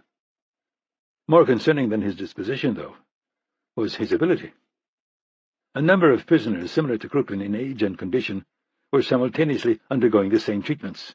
In addition, they were being subjected to various stimulant cocktails designed to allow Krupin to appear publicly without displaying weakness or confusion. One of the test subjects had been pushed too far and died from heart failure, but Dr. Fyetkin seemed to be closing in on a mixture that would allow the President to approximate the man he'd once been for the better part of an hour. I'll pass along your request for an audience, General, but as you can imagine, the President is quite busy. Sir, enough, Sokolov said, allowing the volume of his voice to rise. He'd already allowed this conversation to go on too long. While it was desirable to have Nikitin motivated, the purpose of the trip was for the Supreme Commander of Russia's military to be seen in Ukraine. I have to be back in the air in 20 minutes, General, and I intend to inspect the progress of your construction projects before I leave. Chapter 26. Kiev, Ukraine. Mitch! The Ukrainian intelligence chief had the same molasses-thick accent and bull-in-a-china-shop demeanor that he'd had more than a decade ago. He strode across his office and enveloped Rapp in a bear hug that nearly lifted him from the ground. "It fills my heart to see you again," he said, pulling back. "The years have been hard on you." "Thanks, Danya. I appreciate your honesty." "You know that to this very day my wife lights a candle in your honor every Christmas for saving my life. I don't remember you being all that grateful at the time. He waved a hand dismissively. I was young and proud. We all were. I don't think you know Scott, Rapp said, pointing to Coleman, who was hanging back by the door. Scott, Danya Bondar. Only by reputation, he said, shaking the former SEAL's hand vigorously. My counterparts in the Balkans speak highly of you. The CIA had paid Coleman's company millions to help Latvia, Lithuania, and Estonia create asymmetric strategies to counter a Russian invasion. While all three of the Balkan states were members of NATO, it was quietly acknowledged that the West couldn't move quickly enough to repel an attack. They would have to fend for themselves until a response could be organized. Now what is it I can do for you? Bondar said, indicating 2 chairs in front of his desk. Irene wants to know what's going on with the Russians. Don't we all? I mean in southern Ukraine specifically. Our government has been providing regular reports. We don't trust them. You still don't mince words, do you, Mitch? Irene thinks your president may be spinning the intel for political reasons. And do you agree with her? No. I think he's a useless piece of shit who's outright fabricating it. Bondar froze for a moment and then walked across the office to make sure the door was fully closed. The truth is somewhere between your 2 analyses. Our president is very concerned with the continuation of his own power and doesn't know from where that power will flow in the coming years. The West, perhaps, but Europe is showing cracks, and America is turning inward. Standing against Maxim Krupin is becoming an increasingly lonely position. Do we really have to sit here and bullshit each other, Danya? Your president has designs on being a dictator, and Krupin will be a hell of a lot more helpful in getting him there than the United States or Germany. If Russian tanks start rolling north, the only thing he's going to do is call the Kremlin and sell you down the river. Bondar lowered himself into his chair. I find myself in general agreement with you, Mitch. But at least for now I live in a democracy. The fact that the people of Ukraine were unwise enough to elect him doesn't change my duty. No, but it also doesn't prevent you from telling me off the record what's happening down south. The man didn't immediately respond, calculating how far he wanted to go. Our intelligence-gathering capabilities in the Russian-dominated areas of Ukraine are surprisingly poor. I think a government would want you to have a heavy presence there, Coleman said. The president is concerned that if any of our people were caught, they could be held up as spies in Russia's propaganda machine. And he doesn't want Krupin to see him down there stirring up trouble, Rapp added. I imagine that this was part of his calculation. So to summarize, you're telling me you don't know shit. I think that's an overstatement. We are tracking troop movement, propaganda campaigns. No, we've got all that at Langley, Danya. I don't know what you want from me, Mitch. If you can't tell me anything, then give me a few men so Scott and I can go look for ourselves. They don't even have to be shooters, just familiar with the territory. I don't think that would be in my best interest, Mitch. Yeah, but it might be in the best interest of your fucking country. Bondar slapped his hands down on his blotter and leaned forward. The things you've done have made you a hard man, Mitch. And that desk has made you a soft one. But I knew you before you had a chauffeur and got invited to all the right parties. Now what are you going to do, Danya? Screw you, Mitch. Does that mean you're going to get off your fat ass and give me something? No. It means I'm going to have you thrown out of my office and physically dragged across the Polish border. Before you do, I forgot to mention that Andrei Sokolov was seen yesterday outside of Donetsk. How do you think that's going to work out for you? Bondar's face went blank, long enough that Rapp started to wonder if he'd had a minor stroke. Finally he spoke. Is this the truth? Or one of Irene's games? We have some nice color 8x10s. Rapp glanced over at Coleman. He looked great, didn't he? I think he's been working out. The former SEAL agreed. Swear you're not playing me, Mitch. Not my department. You have my word. Bondar let out a long breath and glanced past Rapp, checking the door again. I have an informal network in the Russian-dominated areas. Locals who've lived there for generations. A few are relatives of mine. They're not operatives, but they know the terrain and have been informally tracking Russian movements and construction projects. I could put you in touch with them, but after that, it would be up to you. Chapter 27. CIA Headquarters, Langley, Virginia, USA. Irene Kennedy leaned over her assistant's shoulder, examining his computer screen. "There's just no way you're going to make your lunch with Senator Barnes," he said, pointing to the calendar. "There's not even enough time to chopper you in." "Is Mike back in town?" "He's on a plane now, touches down at Dulles in an hour." Kennedy smiled. Mike Nash was a good-looking former Marine and bona fide national hero. Madeline Barnes, and most everyone on Capitol Hill, fell all over themselves for a photo op with the man. "Tell him to go straight to the restaurant from Dulles and let Madeline know he's going to sit in for me." Her assistant winced. "Mike's going to read me the riot act after the 10-hour flight he's been on." "Tell him I'll pay for lunch," she said, straightening when Grisha Azaroff entered the office suite. He had the same effortless gait as Rapp, but everything else was different. The dead eyes and expressionless face, the close shave, the tailored slacks and jacket. She'd given him a key to her private elevator and forbidden her security people from asking him if he was armed. Not that she trusted the man. There were only a handful of people who she could say that about.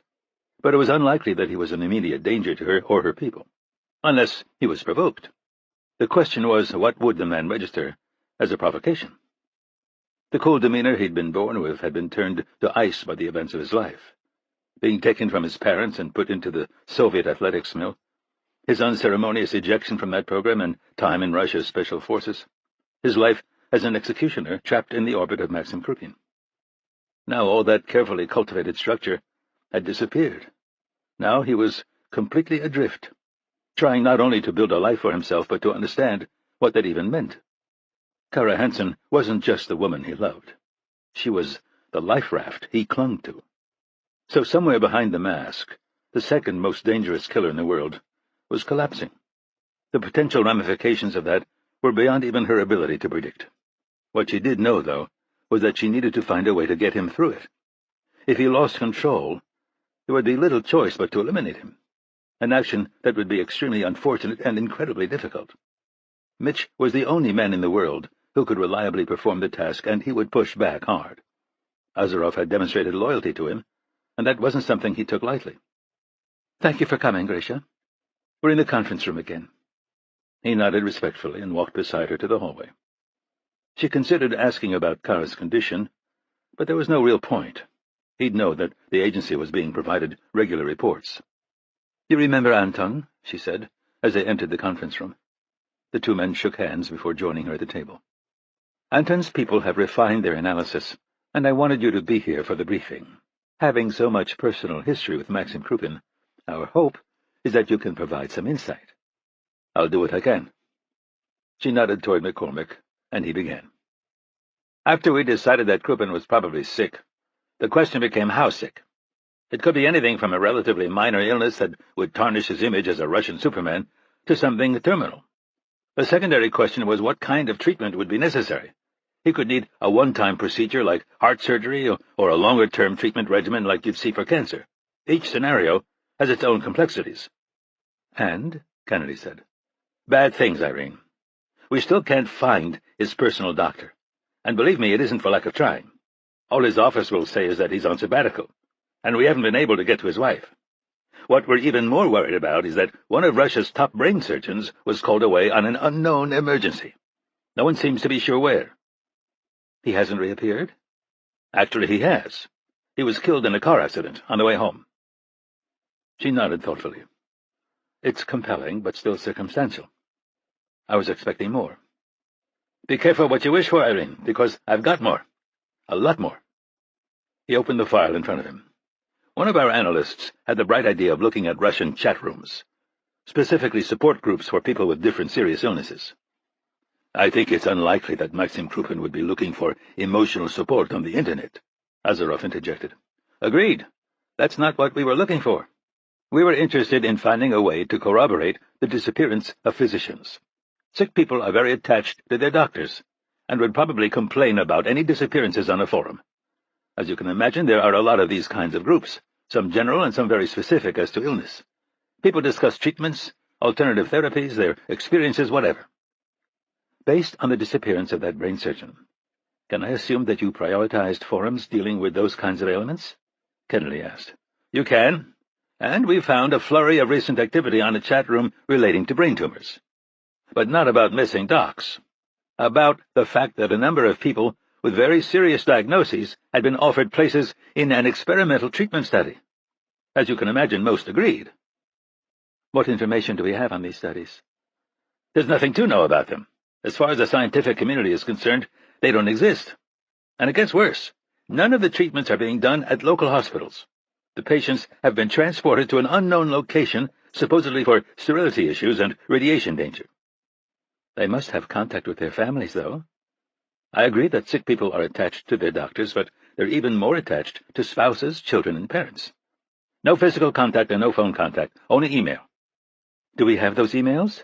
Some. Personal accounts with minimal security. Did you find anything of interest? McCormick nodded. The correspondence coming from the patients is fairly nonspecific with regard to family history. Also, when you run it through the computers, it's pretty clear that the writing styles have changed when compared to older emails. That doesn't seem surprising, Azaroff said. Certainly a severe illness, particularly relating to the brain, could explain that. If the writing got worse, yes. But one guy jumped up 3 grade levels based on our software. So someone else is writing their correspondence, Kennedy said. We're 100% sure of that. It's possible that they're so sick from the therapy that they're having someone else type, or even using voice recognition that could produce stylistic changes. Sure, but all of them? From day one? And finally, one of the patients has been returned to her family, dead. Her body was accompanied by a nice letter that the docs had done everything they could, and no one seemed inclined to ask questions beyond that. I appreciate what you've done here, Kennedy said. But where does it lead? We're working on that. The connections are kind of tenuous, and you Americans, are so blinded by your sense of morality, Azaroff said, causing McCormick to fall silent. Your passion for individual rights, your democracy.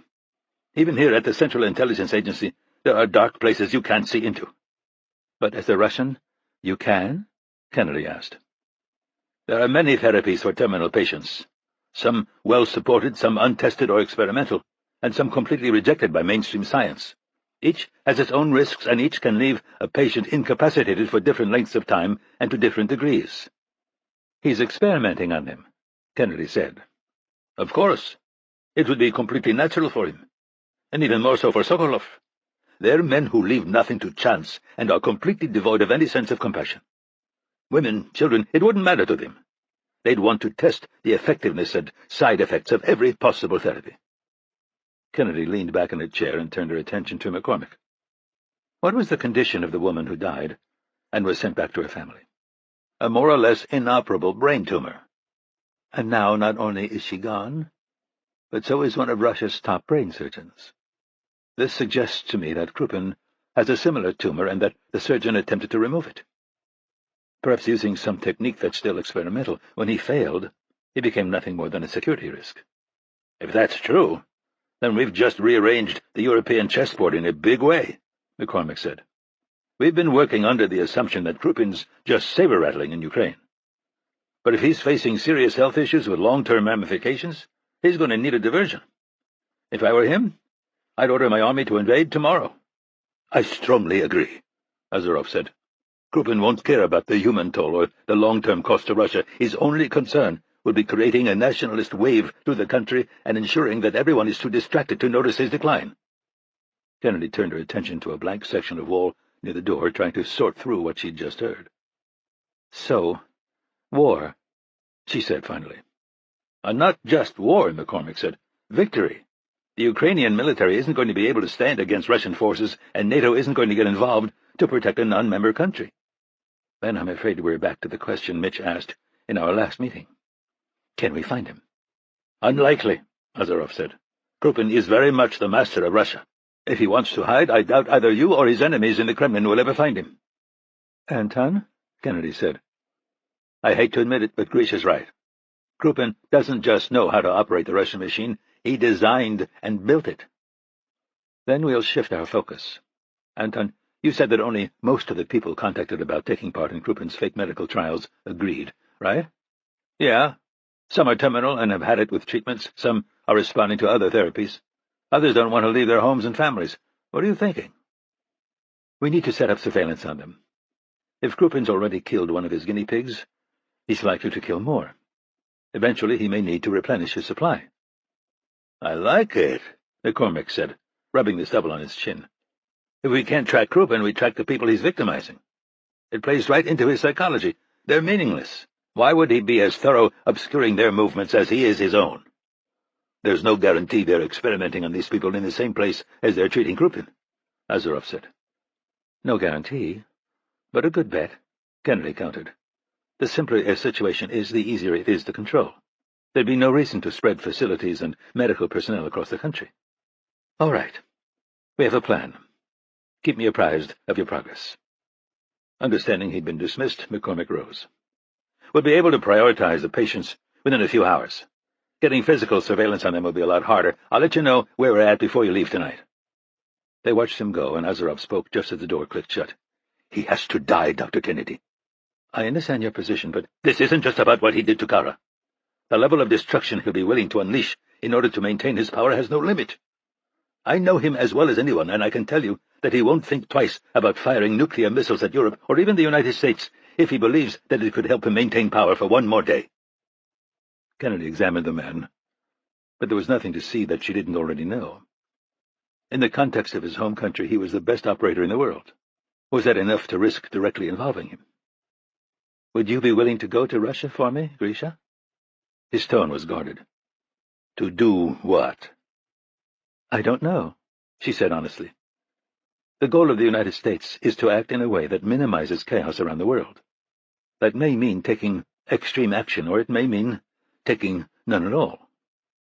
It occurs to me that if you decide Krupin has to die, I would be a convenient instrument. A Russian with no real connection to America and a clear reason to want him dead. She smiled. I'd be lying if I said that hadn't crossed my mind. But something else that's crossed my mind is the possibility that, with Krupin gone, Sokolov could take over, and that wouldn't serve my purposes. So my second question is, can I trust you to wait for a green light that may never come? Yes. The chance that he was telling the truth was probably less than 50%. But with Rapp in Ukraine, Azaroff was the best weapon she had. Chapter 28. Southern Ukraine. Rapp felt something nudge him in the ass, and he swung a hand back, smacking his horse on the nose. It finally wandered off in search of something to graze on. His guide, Nazar, was lying next to him in the trees 10 feet from the edge of an empty road. His expression suggested he might cut and run at any second, but so far he was staying put. The man wasn't former military or even Ukrainian intelligence. He was just a slightly puffy farmer who had grown up in the region and had the bad luck of being Danya Bondar's cousin. While ops weren't his thing, there was no denying his informal skills on the intel-gathering front. He'd built an impressive network out of like-minded rural neighbors, tracking Russian movements, taking surreptitious photographs, and keeping logs of men and equipment. Not pros, but motivated as hell not to have the Russians roll over them and their families. "It's been 3 hours," Nazar said in passable English. "Our information must be bad. We should go." So far all they'd seen were a couple of deer and the shortening of the shadows thrown by the trees. The intel that had been passed to them from the locals suggested that a contingent of Russian troops had split off from a larger force just after crossing the border. Even at a crawl, they should have been there an hour and a half ago. But Rapp wasn't ready to give up yet.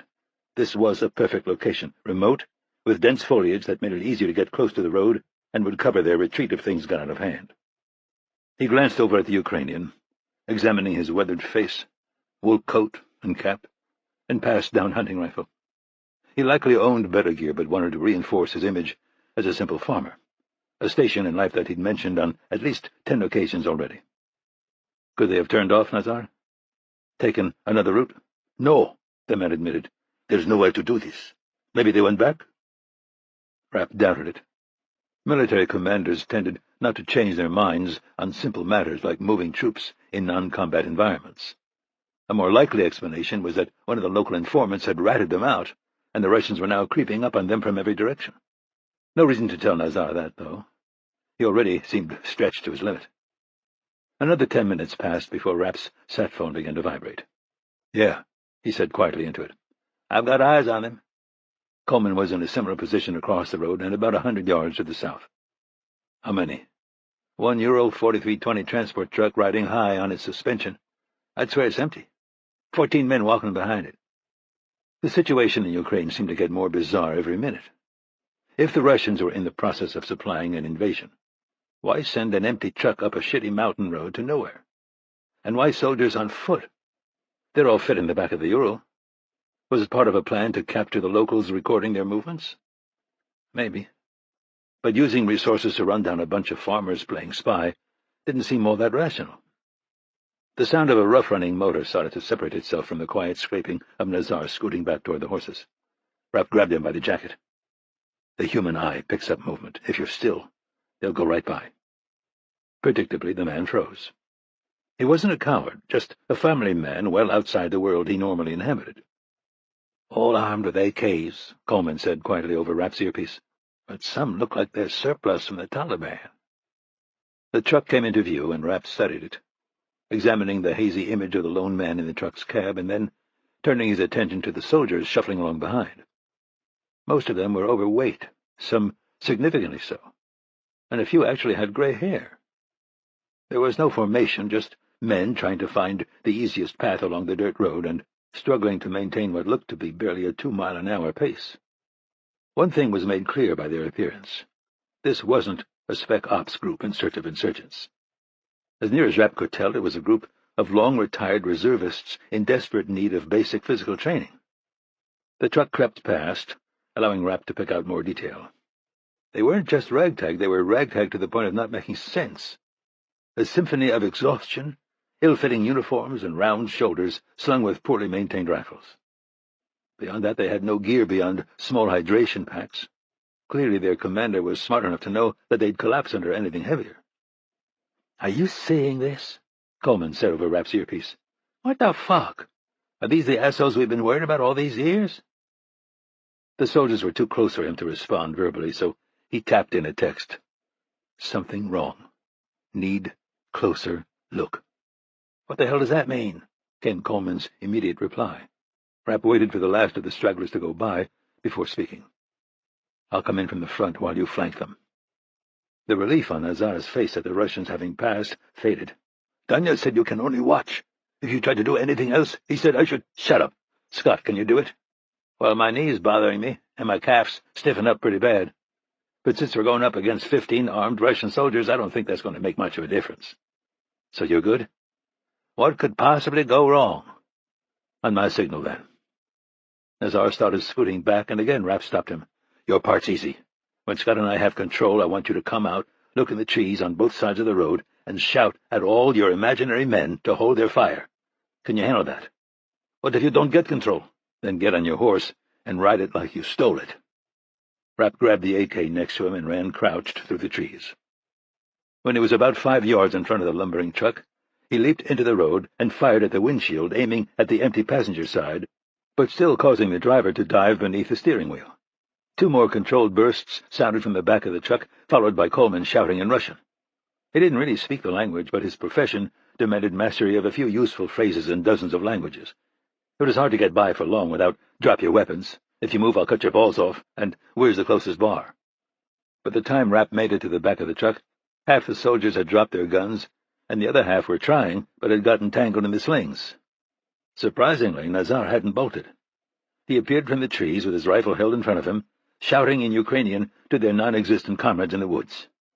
Behind Rapp, the vehicle's door opened, and a man nearly fell out.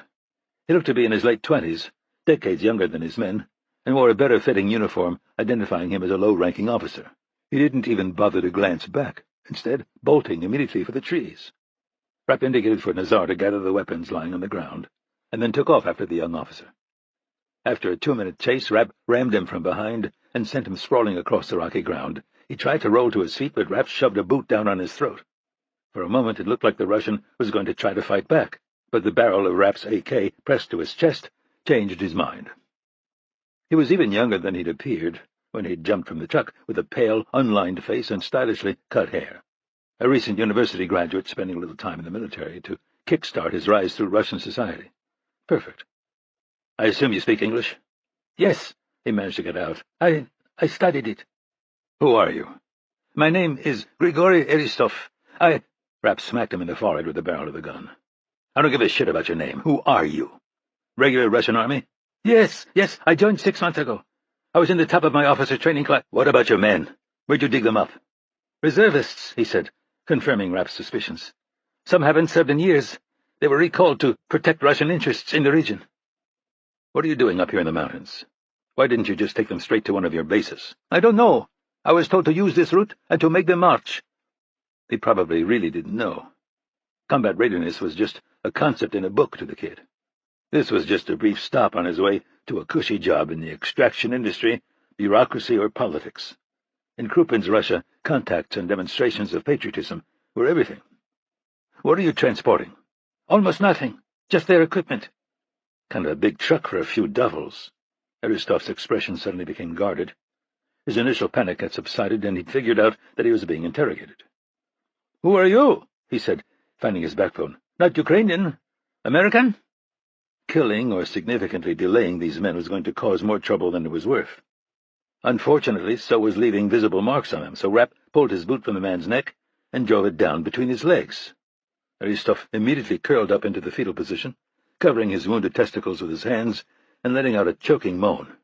Rapp grabbed him by his impeccable hair and dragged him through the dirt, finally slamming him into a sitting position against a tree. "Listen to me, you pampered little cocksucker. I'm not going to touch your men because they just look like a bunch of assholes who were in the wrong place at the wrong time. But you're a professional soldier. I'll take you to a cave and spend the next month doing shit to you that no one's thought about for 500 years. The Russian was still focused on his suffering, but not so much so that he didn't register the threat. "The truck," he struggled to get words out. "Picking up soldiers." "You're dropping these men off and picking up others?" He nodded. "Where are you taking them?" "Back to Russia, to join the exercises." "Exercises? You mean on the borders of the Baltics?" He nodded weakly. "Estonia." "Have you done this before?" 3 times. "Always the same?" He shook his head. "The first time I brought in an empty truck, no men." "What did you take out?" The pain had subsided enough to be replaced by courage. Instead of responding, he just glared. Rapp shouldered his weapon and pulled out a combat knife. "Don't be stupid, kid. You don't want to get carved up over Ukraine. You want to do your time in the army and then get rich." Aristov looked at the dull black blade for a moment, and then seemed to see the wisdom of Rapp's words. "Anti-aircraft weapons. I took out anti-aircraft weapons." "To the border of Estonia?" "Lithuania. And the second time, I brought men in and took other men out to the Estonian border." "Same kind of men?" He seemed confused by the question. "Fat old guys in, fat old guys out?" He shook his head. "Men like these in, but younger, better-trained men out." "Shit," Rapp said under his breath. Then he sheathed the knife and began dragging Aristov to his feet. When they came out of the trees, all the Russians were disarmed and on their knees under Coleman's watchful eye. Rapp shoved the young officer to the ground and went over to Nazar, who was in the back of the truck, emptying duffels of their contents. "What did you find?" Rapp said, speaking quietly enough that none of the others could hear his English. "Nothing unusual." "Okay, grab an empty bag and fill it with anything valuable. Then shake down the men. Cash, jewelry, phones, anything worth stealing." Rapp walked over to Aristov and crouched, speaking quietly into his ear. "Do you understand what I'm doing for you here? No one has to know about our conversation or that any of this ever happened. All you have to do is remind your men that if Andrei Sokolov ever hears that they were mugged on their way to base, he'll slit their throats and hang them from the rafters." Chapter 29. The White House, Washington, D.C., USA. When Irene Kennedy's SUV pulled up to Air Force One, the president was already striding across the tarmac. He stopped when he saw her chasing after him, waiting at the base of the stairs to let her go first. Always the Southern gentleman. "Sorry to drag you around the country, Irene. My schedule's down to the 2nd this week." Alexander led her into his surprisingly spacious office, waving off staff seeking a moment of his attention. Taking a seat at his desk, he indicated a leather chair on the other side. "No tea or pleasantries today," he said as she settled in. "I'm speaking to a rally in Ohio in 2 hours, and I haven't even had time to look at my speech." Kennedy understood his responsibilities, but they seemed almost comically trivial. More and more, the presidency was about cameras, television, and social media. Alexander's job was to project the America his constituents wanted to see without giving his opponents an opening. The political parties were no longer organizations concerned with administering the country's affairs. They were election-winning machines. Fortunately, Alexander still saw himself as a problem-solver. While he'd become more amenable to political spin and assigning blame to his opponents, it was still a secondary concern. She doubted the CIA would be so lucky with his successor. "I understand, sir. How much time can you give me?" 12 minutes. He punctuated his words by actually setting a timer on his phone, something he'd never done in the entire time they'd known each other. "I think we've uncovered the reason for Maxim Krupin's erratic behavior." "About time. The Europeans are melting down about the troop buildup in Ukraine. What is it?" "We believe that he's extremely ill, possibly terminal." Alexander's expression froze, and she couldn't help feeling a little sorry for him. He'd been a good president, smart, open-minded, and decisive. He was also less risk-averse than most politicians, sometimes to the point of being hot-headed. Unfortunately, he was also far enough into his second term that his ability to focus was fading. He'd accomplished what he was going to, and was looking to run out the clock. "With what?" he said finally. "Cancer. We strongly suspect brain, though we can't be certain." "Evidence?" he said, seeming to lose his ability to string words together. "It's complicated, and not something we should spend our 12 minutes on." "But you feel confident that it's true?" "I do." The plane started to taxi, and he looked out the window, considering his Russian counterpart's position. Alexander would understand better than anyone the challenges Krupin faced in trying to maintain power. As important as optics were in the United States, they were even more so in Russia. Krupin's survival depended entirely on his unshakable aura of strength and indomitable will. "And we have confirmation that Sokolov is his right-hand man?" "Yes." Alexander finally turned back to face her. "This changes everything." "That's our analysis too, sir." "I've gone hoarse telling the Europeans that Krupin's build-up in Ukraine is just theater. As long as NATO doesn't hold a membership vote, he's not going to do shit. Now, though—" He fell silent. "He needs a nationalist wave, something to get his constituents behind, and he needs a diversion," Kennedy said. "His treatment is going to be difficult and time-consuming. Beyond chemotherapy and radiation, he could be looking at brain surgery. We think it may be too much to cover up with action in Ukraine." His expression turned guarded. "What are you saying, Irene?" "Mitch is on the ground, and he believes that Krupin's forces there are a smokescreen." "I don't understand." "It appears that the Russians are moving in empty transport trucks and men unfit for duty. Then they're using the trucks to remove crack troops and cutting-edge weaponry." "Why? Where are they taking it?" "To reinforce the troops on the borders of Lithuania, Estonia, and Latvia." The timer on his phone chimed, and he silenced it with a jab of his finger. "You're telling me that you think the Russians are going to simultaneously invade 3 NATO countries?" "Yes, sir.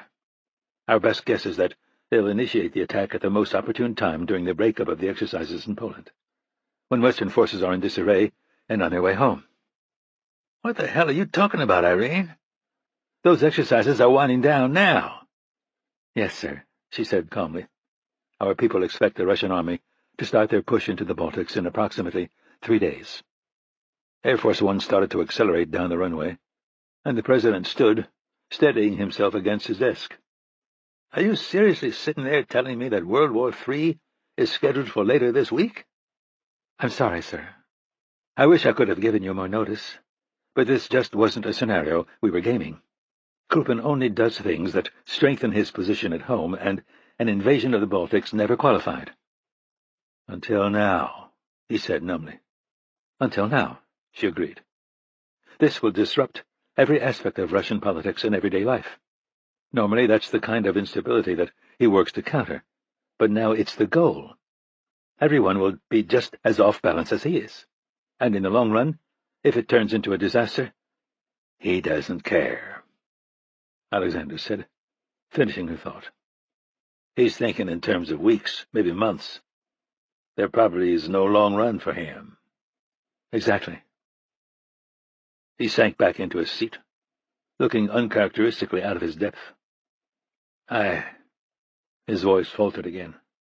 "Recommendation? Our first order of business should be to announce an extension of the NATO exercises.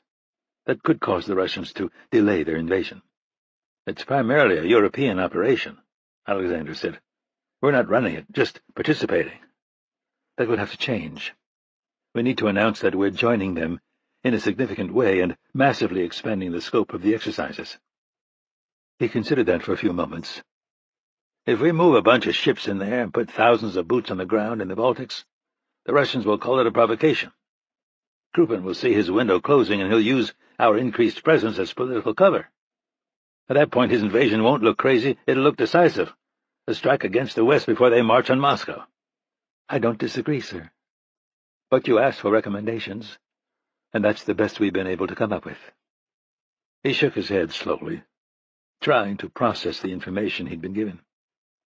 If you're right, there is no way to stop it. He isn't going for economic gain or geographic expansion or to put down a threat to his country. His goal is chaos. How do you deter that? It seemed to be a rhetorical question, but she answered anyway.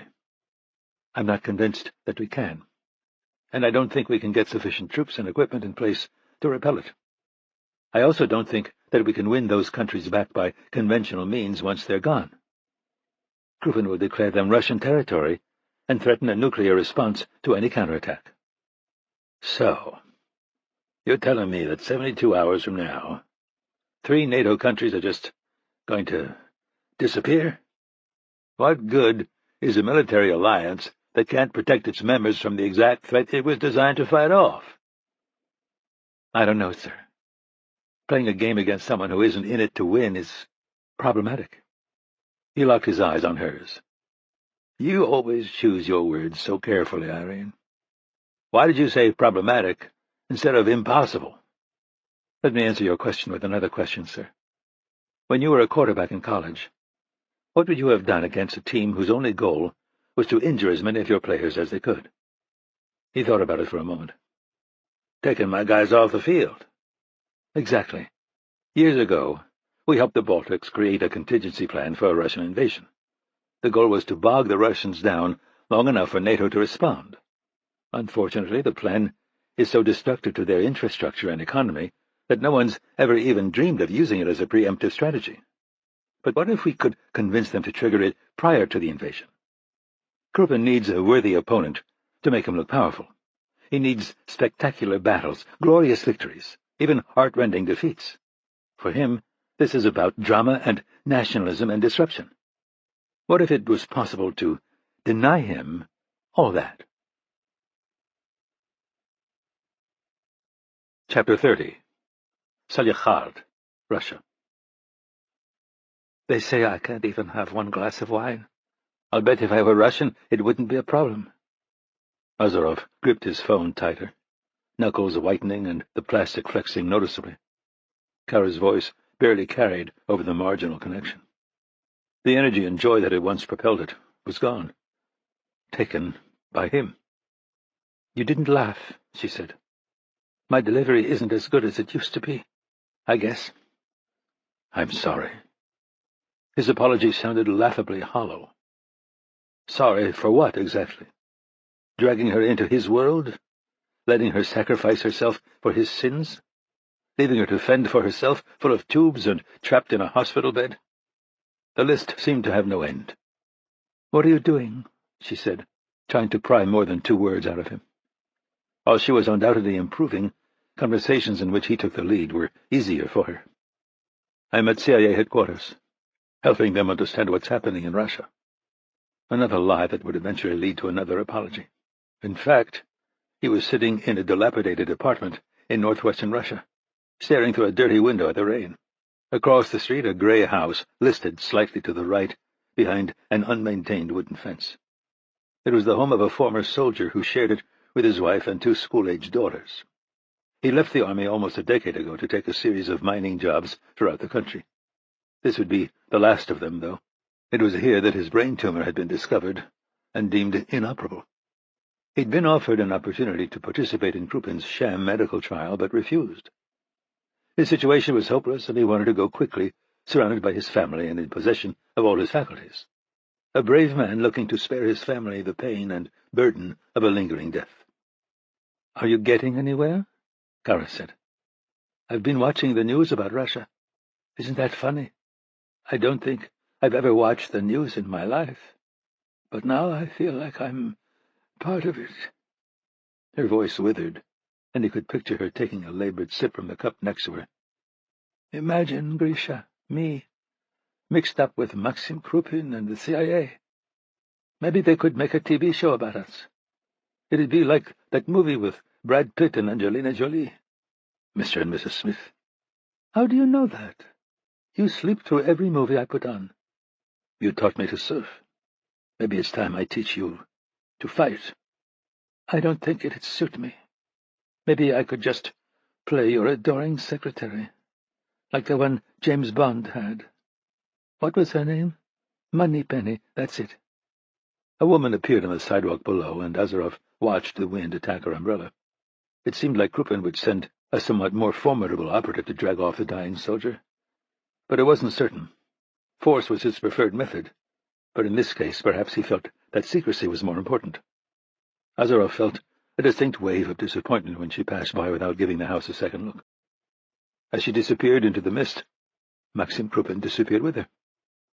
"Moneypenny was M's secretary," he said, "not Bond's." "Know it all." He leaned into the window, scanning up and down the street. Once again it was devoid of life. "I understand Claudia visited you yesterday." "With her daughter," Kara confirmed. "Have you met him? So sweet. Anna's—" An unexpected knock on the door caused him to lose focus on what she was saying. "Dr. Kennedy just came in," he lied. "Again. Can I call you back?" "Sure. But you need to be more interesting next time.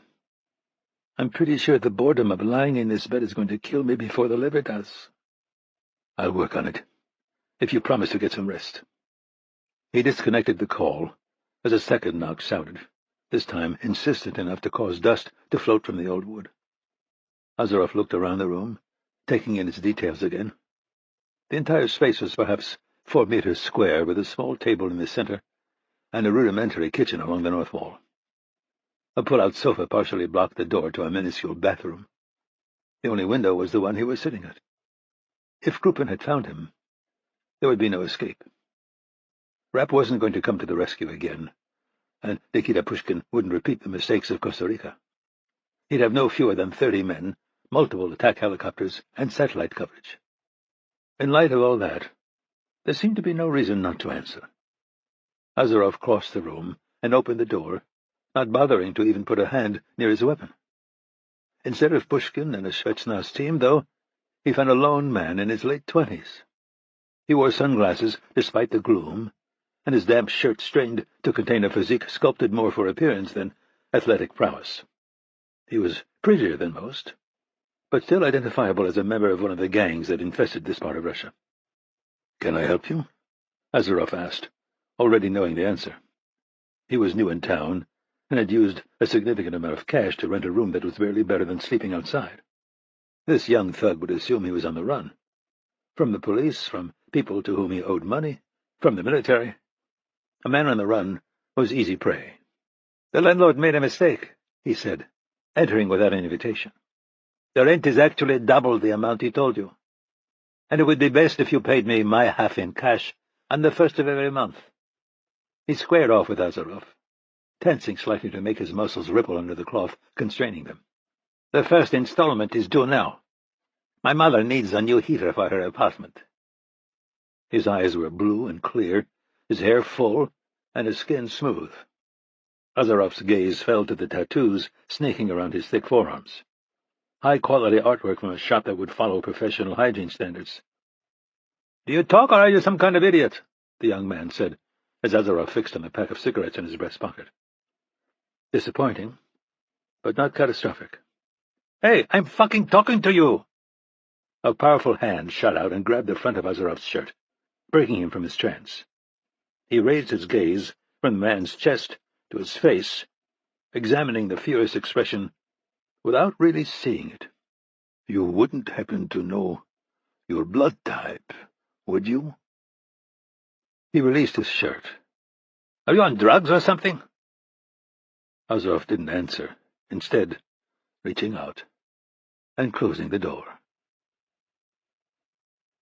Azarov pulled a broken cigarette from the pack and held a lighter to it.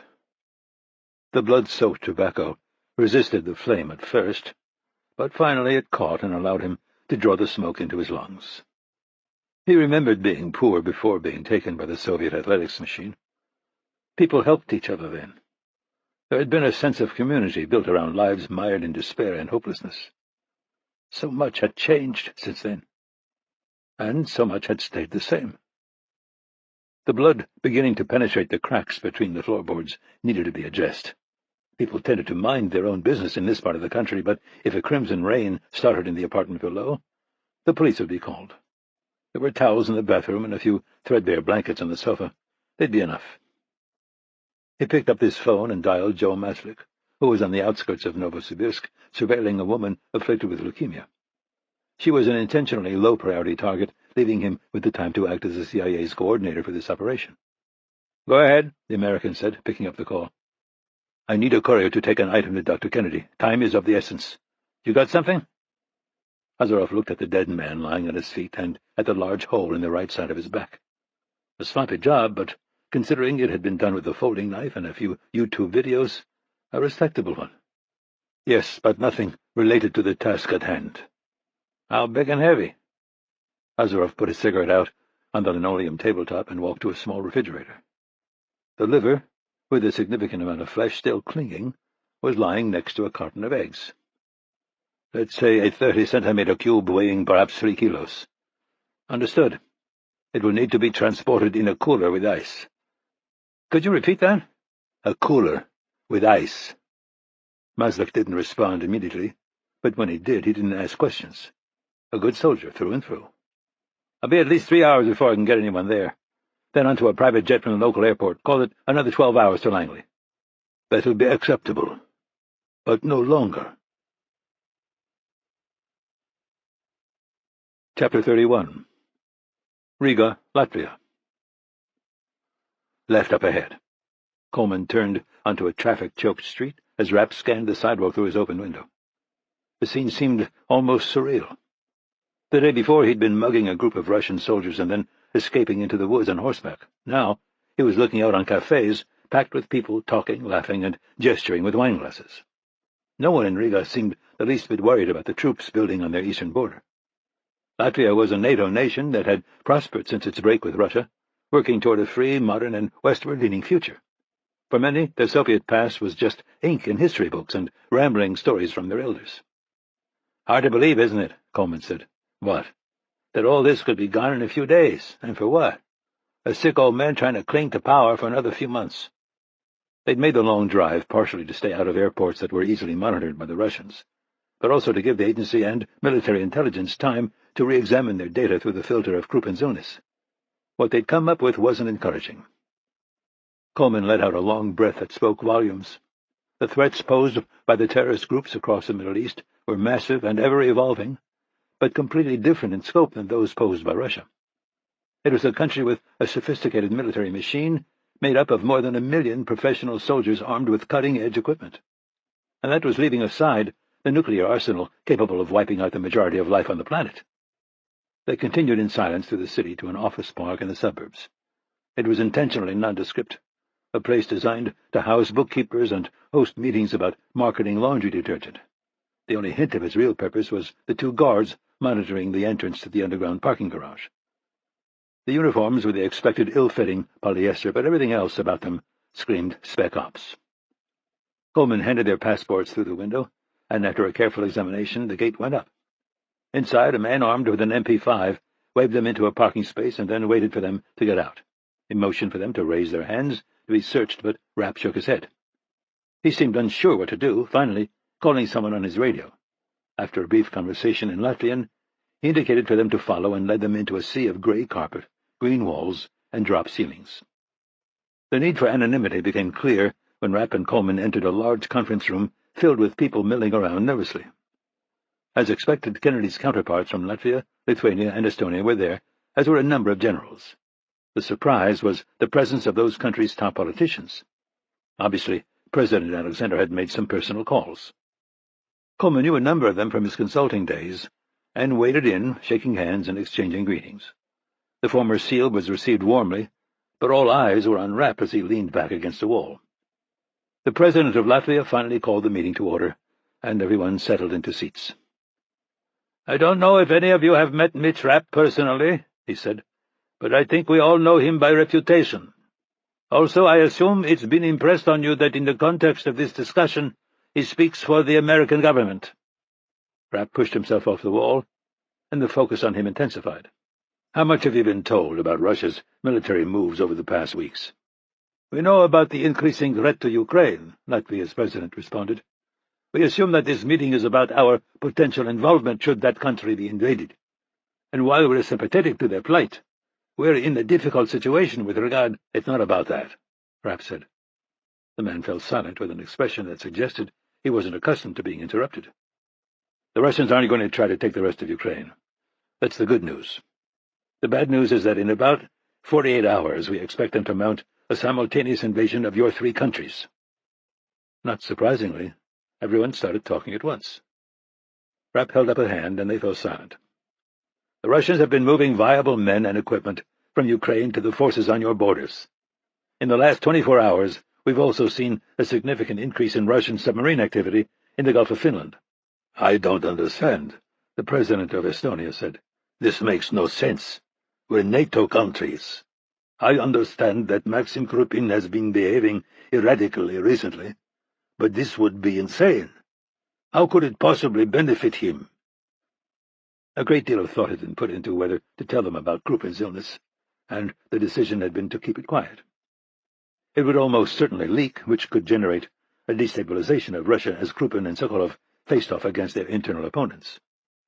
Kennedy and Alexander had decided that an invasion of the Baltics would be easier to handle than a full-scale meltdown at the Kremlin. "We don't know." "What are America and NATO going to do about this?" one of the generals demanded. "Our militaries are no match for Russian forces, and we have only token foreign troops stationed here." "I'm not going to stand here and blow smoke up your ass," Rapp responded. "NATO isn't going to do anything. Krupin's been smart. The fake troop build-up in Ukraine blinded us, and the wind-down of exercises in Poland has us off balance. Do you have proof of any of this?" the president of Estonia interrupted. "That's the problem with these kinds of things. The attacking force tends not to take out ads on TV. It's unlikely that even their field commanders know yet. All this is being done under the cover of readiness exercises." "Then you're just speculating." "This isn't politics," Rapp said. "Sticking your head in the sand and making fancy speeches isn't going to do you any good when Russian tanks are rolling across your borders. Even if you don't care about your countries, think about yourselves, because Andrei Sokolov is going to line everyone in this room up against a wall and use you for target practice." "How long have you really known about this?" the Estonian president shouted. "Did you wait until the last minute to tell us so that you'd have an excuse not to live up to your agreement to protect us? America doesn't want to involve itself in a fight in Europe. You want to fight amongst yourselves, fueled by the Russian propaganda machine." "Calm down," someone Rapp didn't recognize said. "The Americans' motivations are of little importance at this point. If what we're being told is true, then we need to make plans." "Plans?" came the panicked response. "For NATO turning its back on us while the Russians invade? What?" "You have a strategy that you developed in conjunction with the agency and Scott's company," Rapp said, talking over the man. "We're recommending that you implement it. The hope is that it'll take away Krupin's incentive to attack." A stunned silence descended over the room, and all eyes slowly moved to a man sitting on the right side of the table. He was in his early 60s, wearing an army uniform that had been modified to accommodate the arm he'd lost years ago in battle. Rapp had dealt with him a few times in the past, a tough, smart military man with little patience for politics. His purpose in life was to defend his country, and, like Rapp, he considered all other subjects too trivial to worry about. "General Straz," the Latvian president prompted, "what do you think of all this?" The man looked around the table and then at Rapp, collecting his thoughts before speaking. "I have concerns. First, let me say that I don't think the Americans have been duplicitous in this, and I think Mitch believes what he's saying. However, what he's asking us to do would largely destroy not just our political and military institutions, but our economies and much of our infrastructure. We created this contingency plan to face an imminent threat from the Russian, something we're not seeing. The troops on our borders have become something of a permanent fixture, and the movements from Ukraine can be explained any number of ways. I agree that Krupin has been unusually erratic lately, but a war with NATO? With all due respect to Mitch and Dr. Kennedy, this seems unlikely. Certainly too unlikely to purposely implode the Baltics. We'd be doing Krupin's job for him, wouldn't we? No need for him to spend a dime or lose a single man. We'd bring ourselves to our knees. Obviously the NATO countries understand the sacrifice you'd be making, Rapp said, and we're willing to commit to seeing the damage done to your countries put right. No matter how much it costs, it'd be cheaper than war. I appreciate that, Mitch, but the damage you're asking us to do won't be so easily fixed, and the other NATO countries have their own problems to deal with. I'm concerned about their actions matching their words. Rapp watched as the Baltic leadership nodded and whispered among themselves, knowing that he'd lost them. General Strauss was well respected for a reason, and his analysis was dead on, given the intel he was working with. I have a piece of information that I'm not authorized to tell you, Rapp said, silencing the group again. Coleman's face fell, and he used his finger to make a subtle slashing motion across his throat. Before I share it, I want to make something very clear. It's not to leave this room. If it leaks, I'll use all the agency's resources to track down which one of you was responsible, and I'll kill you. Are you threatening us? The Estonian president asked, his earlier panic turning to indignation. If any of your English skills aren't up to understanding what I'm saying, you should get someone to translate, because you don't want to miss this. If you screw me, one day you'll wake up in the middle of the night to find me standing over you with a silencer pressed to your head. President Alexander won't be told anything about it, and Irene Kennedy will figure out how to blame it on the Russians. Before the Estonian could speak again, General Strauss interjected. Based on Mitch's history, I think we should take him at his word. If anyone here isn't confident in his or her ability to stay silent, now would be a good time to leave. No one made a move for the door, so Rapp continued. Maxim Krupin has brain cancer. At best, it's extremely serious. At worst, it's terminal. Another uproar prompted General Strauss to take charge of the Baltic side of the discussion. About time. With this many politicians in the room, getting them to shut the fuck up was half the battle. This would explain a great deal. How good is your intelligence on this, Mitch? 99%. Then I retract what I said earlier. An attack on the Baltics would be very much in Krupin's best interest. I agree with Mitch's recommendation that we move forward with the nuclear option. In fact, the Baltics had no nukes. It was just what they'd come to call their last resort strategy for dealing with a Russian invasion. They'd empty their cities and destroy critical bridges, runways, and communications. They'd dismantle their military and disperse small, self-contained guerrilla units throughout the territory. The prosperous, modern country he and Coleman had driven through would cease to exist. Healthcare, schools, food distribution, and commerce would implode. In many ways, they would be sending themselves back to the 19th century. The theory was that when Krupin saw this happening, he'd have no choice but to scrap his invasion plans. In order to hide his illness and shore up his power base, he needed to put on a show. He wanted to have Russia's citizens glued to state-run media, watching images of their soldiers protecting the motherland from a Baltic threat. Instead, Krupin's army would roll across an empty landscape before finding itself mired in a grinding guerrilla war that would make Russia's fight with the Mujahideen seem like a schoolyard brawl. We could also simply surrender, the Estonian president offered hopefully. Agree to become part of Russia and pull out of a NATO that is freely admitting it's incapable of living up to its obligations. There would be no bloodshed and no destruction of our infrastructure. And no freedom, General Strauss said. In order for us to avoid Sokolov's firing squads, everyone in this room would have to become one of his pets. Either way, the time for running your mouths is over, Rapp said. You can fight, or you can get on your knees. Which is it going to be? Chapter 32. South of Rodovia, Russia. Repeat that, Doctor. You cut out. Andrei Sokolov was seated in the back of an armored truck modified to transport VIPs in and out of military bases without attracting attention. The plush leather seats and wood trim seemed overly opulent even for general staff, though he approved of the soundproof glass separating him from his assistant.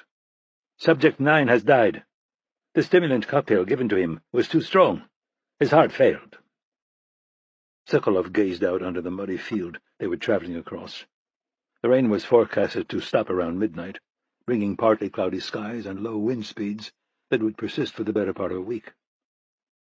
The breakup of NATO's exercises was continuing and would soon reach its zenith. Based on the latest intelligence, Western forces were approaching the moment that it would be in maximal disarray. Everything was coming together for the invasion, and every variable had been quantified save one: Maxim Krupin. Even with a modification of his treatment schedule, he would be a shadow of his former self on the day of the incursion. Of course, his weight loss could be hidden with clothing. Custom contact lenses were being fabricated to replace the tinted glasses obscuring his eyes. The expected hair loss hadn't materialized, thank God, and his growing beard had minimized the amount of pale skin in need of makeup. On the other hand, his voice was weak and wavered noticeably. Worse, his mind had lost its laser-like focus, now tending to wander. It was critical that he give the attack order personally, and that he be physically present in Moscow to announce the invasion. In his current condition, that would be impossible. And that's where Dr. Fyetkin came in. He was working to create a cocktail of anti-nausea medication, stimulants, and other drugs that could temporarily reinvigorate Krupin. It was a difficult balancing act, though. The medicine had to be potent enough for him to project the strength that made him so admired and feared, but not so much so as to kill him. Then the obvious course would be to reduce the dosage, Doctor. It's not that simple. Small reductions in dose have significant reductions in efficacy. Even in the situation he'd been put in, Fyetkin thought only of the well-being of his patient. Understandable, but laughably small-minded. The geopolitical currents buffeting the region were far more powerful, far greater than any one man. Alliances were crumbling, borders were being redrawn. The world order in place since the fall of Nazi Germany was struggling for breath. Continue refining your formula, Doctor. You have 16 hours. Safety is a major consideration, but the priority is effectiveness. There would be little point to Krupin surviving the stimulants if his enemies noted weakness and set upon him. His death from Fyetkin's cocktail could be explained away as an assassination, and Sokolov could cast suspicion on Krupin's inner circle in order to secure power. An outcome to be avoided, for sure, but one that Mother Russia could survive. I want to be perfectly clear, General. I strongly recommend against using stimulants on the President. I'll accept no blame if they injure or kill him. And I want to be perfectly clear that I'll blame you for whatever I choose. Through his window, Sokolov spotted a formation of tanks bursting from the trees. A barely perceptible smile played at his lips as he watched them speed across the open plain. Another subject will be delivered to replace the one who died, Doctor. Just make sure your stimulant mixture is ready to be administered. He disconnected the call and used the vehicle's intercom to speak to the driver. Stop here. Here, sir? I said stop here. The truck's tires hunted for traction when he applied the brakes, but finally they slid to a halt.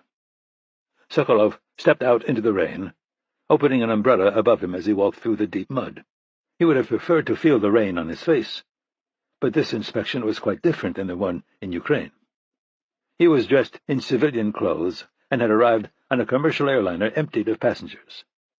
The umbrella was perhaps an abundance of caution with the thick cloud layer, but it was impossible to keep up with the West's technological advances. The tanks passed, and Sokolov watched them recede, reveling in the roar of their motors and the scent of diesel. No human endeavor could ever compare in grandeur to that of war. Nothing else existed that could generate such focus, ambition, and industriousness. Displays of courage and cowardice, brutality and mercy, loyalty and treachery, all gained an intensity that didn't exist in any other arena. Every scenario they'd run, even the worst-case ones, suggested that NATO would be powerless to stop an invasion of the Baltics. Initial victory would be secured within a few days, with approximately 2 more months to destroy any remaining organized resistance. After that, it would be just a matter of controlling the borders and dealing with the occasional isolated insurgents. More important than putting down insurgents, though, would be the propaganda surge designed to convince the world that NATO wasn't just ineffective, but also a provocation that sabotaged any hope of peace. The American people were particularly susceptible to this message. Secure in their distant land, they saw the organization as nothing but a financial drain and creeping threat to their sovereignty.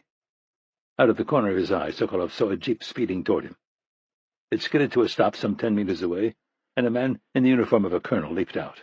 He rushed forward, nearly falling in his zeal. "Please refrain from saluting me, Colonel." "Of course, sir," he said, coming alongside. "Did your vehicle bog down in the mud? Why didn't you call? I was just—" "Colonel, be silent." He did as he was told, scanning the empty field in an attempt to discover what had so captivated Russia's supreme commander. "Are the exercises going well?" Sokolov asked finally. "Yes, sir. We've received significant resources from Ukraine and have integrated the men and equipment into our forces." "Then they're combat-ready?" The colonel jerked a bit straighter at the question. "Absolutely ready. If you're anticipating a confrontation in Ukraine, sir, there are no better men in the Russian army." "I'm not expecting a confrontation in Ukraine." Sokolov glanced over at the man and was pleased to see a hint of disappointment. "No. Instead, you will lead a full-scale invasion of Latvia." The expression of disappointment turned to one of shock. "Sir?" "Your counterparts will be carrying out similar attacks on Estonia and Lithuania." The man looked nervously toward the Latvian border, hidden by distance, and missed. "May I ask our end goal, sir?" It was a reasonable question, from a man who had grown up in a time where militaries were used more for gaining political advantage than seizing territory. "Nothing less than the permanent reintegration of the Baltics into Mother Russia, and the destruction of the Western Alliance." Chapter 33. Riga, Latvia. A young man with a ponytail appeared at the end of the hallway, sprinting in their direction. Rapp stepped aside to let him pass, and then watched him disappear into the gloom. "They look a little panicked." He and Coleman were walking down a stone passageway that ran across the back of an ancient building in central Riga. Many years ago it had housed the country's main phone exchange, but more recently it had been taken over by popular shops and restaurants. The modernized parts of the structure were closed for the night, but the forgotten sections behind and below had been transformed into one of the many autonomous command centers springing up throughout the country. "It's a little hectic right now, but not as bad as it looks. The Baltic countries have been worried about a Russian invasion since the day they gained their independence. I think you're going to be pleasantly surprised at how well prepared they are." Footsteps became audible from behind, and again Rapp moved aside. This time they were passed by a woman who, despite carrying what looked like a computer from the 80s, wasn't much slower than her colleague. "Really? Because it looks like a clusterfuck to me." "Always the cynic," Coleman said. "You see panic, I see hustle." Coleman's good cheer was understandable, but a little irritating given the circumstances. His body was working again, and he was about to see a battle plan his company had spent years developing go into action. But most of all, he was about to, as he was fond of putting it, go toe-to-toe with the Ruskies. Not everyone's idea of a good time, but for a former SEAL and military history buff, it was a dream come true. "It's pretty incredible what's been accomplished here, Mitch. They spent hundreds of millions of dollars and managed to keep it all off Krupin's radar. They've also uncovered a lot of Russian malware on their military and civilian systems, particularly the power grid and communications. Instead of diplomatic protests, though, they've kept it under their hat and written code that can wipe it out at the touch of a button. It's made the Russians lazy. If they think they've got good penetration, they don't bother upgrading." "Wars aren't won with computers, Scott." "That's just the tip of the iceberg. The government's done a good job of convincing people to keep emergency stores of food, water, and fuel. Also, the way this country's modernized, most urban dwellers still have close relatives living in rural areas. Riga's the largest city in the Baltics, but it only has about 500,000 residents. They can empty the city in less than 24 hours, which will cut down on civilian casualties and throw a wrench in Krupin's propaganda machine. Saying that Latvia is a threat that has to be dealt with and then driving your tanks into an empty city won't play well on TV, even Russian TV. Weapons, caches all over the country, in addition to what the military will take with them when they scatter. And we took a lesson from the Afghans during their fight with the Russians. Do you remember the Mujahideen's favorite saying? We're not afraid of Russians, we're afraid of Russian helicopters. Exactly. The Baltics have spent a huge amount of money on bleeding-edge mobile surface-to-air missile systems and spread them out all over the country. This stuff's a long way from the handheld crap the Afghans used. It's an autonomous, artificially intelligent system that can identify and take out even stealth-equipped aircraft. Best part? iPhone compatible. Seriously. Yeah, but every fight eventually gets bloody. How are things going to go when they've got to look the Russian army in the eye? They're good fighters, and their knowledge of the terrain is going to give them a serious advantage. So will their motivation. Small raids by small teams, in and out. Sustainable for the long haul. It won't take long for the average Russian soldier to wonder why the hell he's in Latvia waiting to get picked off by a sniper or blown apart by a mine. Rapp nodded. The strategy Coleman had helped the Baltics design was typically smart and streamlined. But in the face of war, even the most perfect plans tended to go to hell. When the Russians would threaten Europe with nukes, and the locals would fall apart when Sokolov started executing, starving, and freezing the civilian population. The truth was that the era of wars between modern powers was over. No matter how they were carried out, everyone lost. Everyone but Maxim Krupin. They turned the corner and found themselves at a dead end. "Are you impressed yet?" Coleman said, as the stone wall in front of them began to slide to the side. "I love this shit. The Addams family meets Get Smart." Inside, they found a rusted spiral staircase leading to an expansive concrete bunker that looked like it dated back to at least the Soviet era. Power cables snaked in every direction, and stacks of generators and batteries obscured one wall. Chairs and desks had a thrift store look, though the computers and the 20-somethings manning them all looked state-of-the-art. General Marcus Strazds was barely recognizable in his civilian clothing. The stoic expression that Rapp associated with him had been replaced by one of stunned resignation. Not surprising. Rapp had thwarted more terrorist attacks than he could count, but he'd never been faced with the sudden end of America. Organizations like Al-Qaeda could do a hell of a lot of damage, but they weren't likely to sail up and annex the East Coast. "You are right," Strazds said. "It's begun." He was referring to the cyber attack that everyone assumed would be Russia's first wave. "What's that say?" Rapp asked, pointing to a set of computer screens mounted to the wall. Each one had gone dark, with the exception of a few lines of illegible script at the center. "It's a ransomware message. Hackers demanding the equivalent of $1 million in Bitcoin to unfreeze our system. In this case, the grid that powers the northeastern portion of the country." "It's what I'd do," Rapp said. "If the attacks were traceable to the Kremlin, it'd telegraph their intentions. Krupin knows you want to believe it's not them, and they're giving you a reason to. If it weren't for your warning, that's exactly what our politicians would be doing. Burying their heads in the sand, delaying action until Russian tanks were traveling our streets." Despite the fact that they were underground, the dull wail of an air raid siren suddenly became audible. "We're beginning the evacuation of the cities," Strazds explained. "Cellular and the Internet are down, but we've managed to keep cable television and most of the radio stations running. Within 12 hours, our major population centers should be all but abandoned." "Power?" Coleman asked. "About 20% of the population is currently without electricity, but we'll have that down to 10% in the next hour. I imagine that piece of shit Maxim Krupin will be pissing himself. Based on the malware we found, he would have been expecting most of the country to be dark." "How long until you can get Internet back online?" Rapp asked. "We're not sure. The newer and more sophisticated equipment is the most vulnerable." "Cell service?" Rapp said. "We're not anticipating getting cellular back. By the time we get the servers rebooted, we assume that the Russians will be actively jamming signals. It won't cripple us as badly as they think, though. Come, let me show you."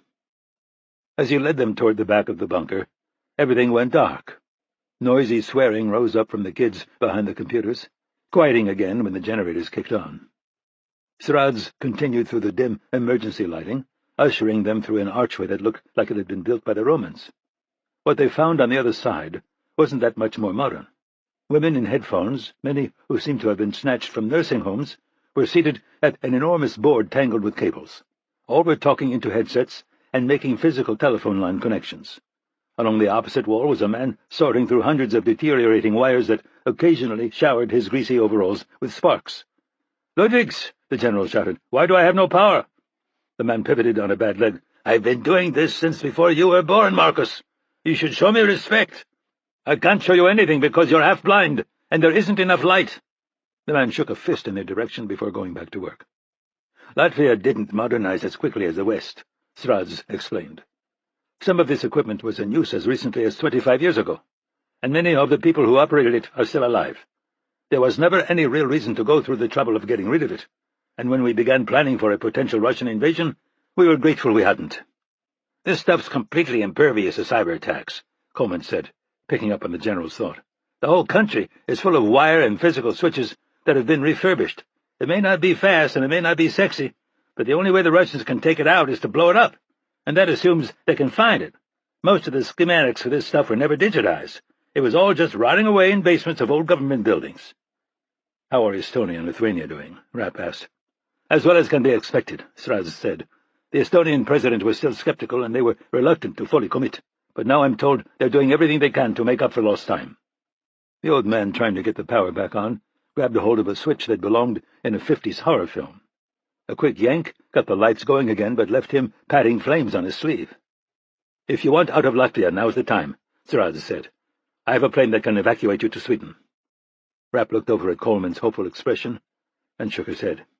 "If I made Scott leave now, he'd never forgive me." Chapter 34. Salehad, Russia. Despite his wool coat and hat, Azarov could feel the cold beginning to penetrate him. The blood on the floor had been simple to sop up, but there was no practical way to get rid of the body. It was still lying in the middle of the floor where it had fallen. The problem had become delaying decay as long as possible. While the apartment building already smelled of mold, cigarettes, and urine, it was nowhere near strong enough to mask the stench of a rotting corpse. Azarov reached for the pack of cigarettes on the table, but remembered he'd smoked the last one hours ago. It was 3 a.m., and there was nothing to keep him company but the wet breeze flowing through the open window and the dead man staring at his back. He shaded his phone with a hand, holding it low so it didn't illuminate him when he checked the screen. Still nothing from Kennedy saying that she'd received the package he'd sent for Kara. The only communication he'd received in the last 24 hours was a brief text from Joe Maslik saying that cyber attacks had begun. But not on Ukraine, on the Baltics. A direct confrontation with NATO was an action so extreme that even Azarov found himself stunned. In retrospect, though, he probably shouldn't have been. The combination of Krupin's weakness and Andrei Sokolov's involvement should have made this move obvious, perhaps even inevitable. He leaned back in his chair, examining the silent outline of the house across the street. The interesting question was whether Krupin's Baltic gambit would be remembered as madness or as one of the most brilliant strategic moves in history. The West had become lost, struggling to remember what it was and losing sight of what it aspired to be. Did it still have the cohesiveness and sense of purpose necessary to enter a fight of this magnitude? The sound of a motor became audible over the wind, and Azarov slid the chair back, ensuring that he would be invisible from the street. When he saw that it was an ambulance with its emergency lights dark, his heart rate rose, something that rarely happened to him unless Krupin or Kara was involved. He remained motionless as it glided to a stop, and 4 men in paramedic uniforms stepped out. They went to the back and pulled out a gurney, moving with a noticeable lack of urgency. For a moment Azarov thought that the man inside might have succumbed to his illness, but dismissed the idea almost immediately. All 4 men seemed to have an inordinate interest in the empty neighborhood around them, constantly scanning the street and the silent houses that lined it. One, a wiry, dark-haired man with a confident gait, turned his attention to Azarov's second-floor window. The light flowing from the back of the ambulance illuminated his features enough to make them recognizable. Nikita Pushkin's eyes lingered, staring into what from his position would be impenetrable shadow. The fact that the window was open in this weather would register as unusual, though explanations abounded. The apartment might be abandoned, the latch could be broken, the resident might be unaccustomed to the stink of the old building. In the end, youth and arrogance overpowered caution. Pushkin turned to follow his men toward the house, undoubtedly anxious to complete the task Krupin had charged him with. Yuri Lebedev opened one eye, staring into the darkness as his wife snored softly next to him. For a moment he thought the noise had been part of a dream, but then it came again. Someone was knocking. He rolled on his side, suspecting he knew the person responsible and deciding to ignore it. He'd barely gotten the blanket back over him when it came again, this time insistent enough to have the potential to wake his wife. Swearing under his breath, Lebedev rolled out of bed and snatched his robe from a hook on the wall. If it was his daughter's on-and-off boyfriend, drunk and weepy with remorse again, there would be hell to pay. The tumor in his brain was unquestionably killing him. He could feel its effects every moment of every day. But he wasn't dead yet. Even with the weight loss, he still tipped the scales at a solid 84 kilos. Not that it was his intention to injure the boy. He wasn't really a bad kid. But his daughter was driven and beautiful and near the top of her class at her school. Russia was hardly the land of opportunity, but there were places at the top for a girl like her. All she had to do was get away from this town and the people in it. Lebedev padded across the living room, turning on an overhead light before yanking open the front door. Instead of a lovesick teen, though, he found 3 men in the uniforms of an ambulance crew. "Who are you?" The man in the center smiled, but there seemed to be a vague cruelty to it, not what you'd expect of someone in his profession. In fact, none of them were. They looked more like the Special Forces men he'd known during his military days than the paunchy, bleary-eyed locals who held jobs like this. "We were notified of a medical emergency," the man said through his frozen smile. "You have the wrong house." Lebedev started to close the door. "A young woman made the call. Her name was Tatiana." His brow knitted. "That's my youngest daughter's name." "Are you certain she's all right?" He didn't know why she wouldn't be. Tatiana was a healthy and reasonably sensible girl. On the other hand, she'd just turned 13, the age when women went insane. "Come in," Lebedev said, starting toward the room his 2 girls shared. The men brought in their gurney, and he heard the front door close right before the barrel of a gun was pressed against the back of his head. His jaw tightened in anger as he raised his hands. What the hell was happening to his country? "We don't have anything of value, certainly nothing that would pay the rent on your fancy uniforms and fake ambulance." "Not true," the man behind him said, as his companions moved toward the back of the house. "I've been told that you're the most valuable man in all of Russia." Lebedev heard struggling and a brief scream. The reason for that brevity became clear when his wife was dragged into the living room with a garrote around her neck. A few moments later, the second man appeared with Lebedev's daughters, each with a similar wire subduing them. He moved forward instinctively, but the man behind grabbed him by the throat and increased the pressure of the gun barrel against his skull. "What a beautiful family you have, Yuri. You're a lucky man, except for the tumor eating your brain. They tell me you're going to lose your mind and control of your body, that you're going to die slowly and horribly. Why would you want to put them through that? It's the act of a coward. You're the one who needs a gun to protect him from a dying man and 3 women. If you're going to run your mouth, why don't you use it to tell me what you want?" His wife's eyes were starting to bulge, and the wire was disappearing into the flesh around her neck. His daughters were both frozen in their nightgowns, tears flowing silently down their cheeks. "I want you, Yuri. I want you to accept the generous offer of treatment for your disease." Lebedev nodded slowly, and the pressure around his throat eased slightly. He'd turned it down because his doctor, one of his closest friends since grade school, had advised him to. People had been offered similar opportunities, but there were no details about the study itself or the outcomes of the subjects who had agreed to take part. The lack of information went beyond unusual, crossing the line into suspicious. As it had been so many times before, his friend's advice seemed to have been sound. "My family won't be harmed?" "Of course not.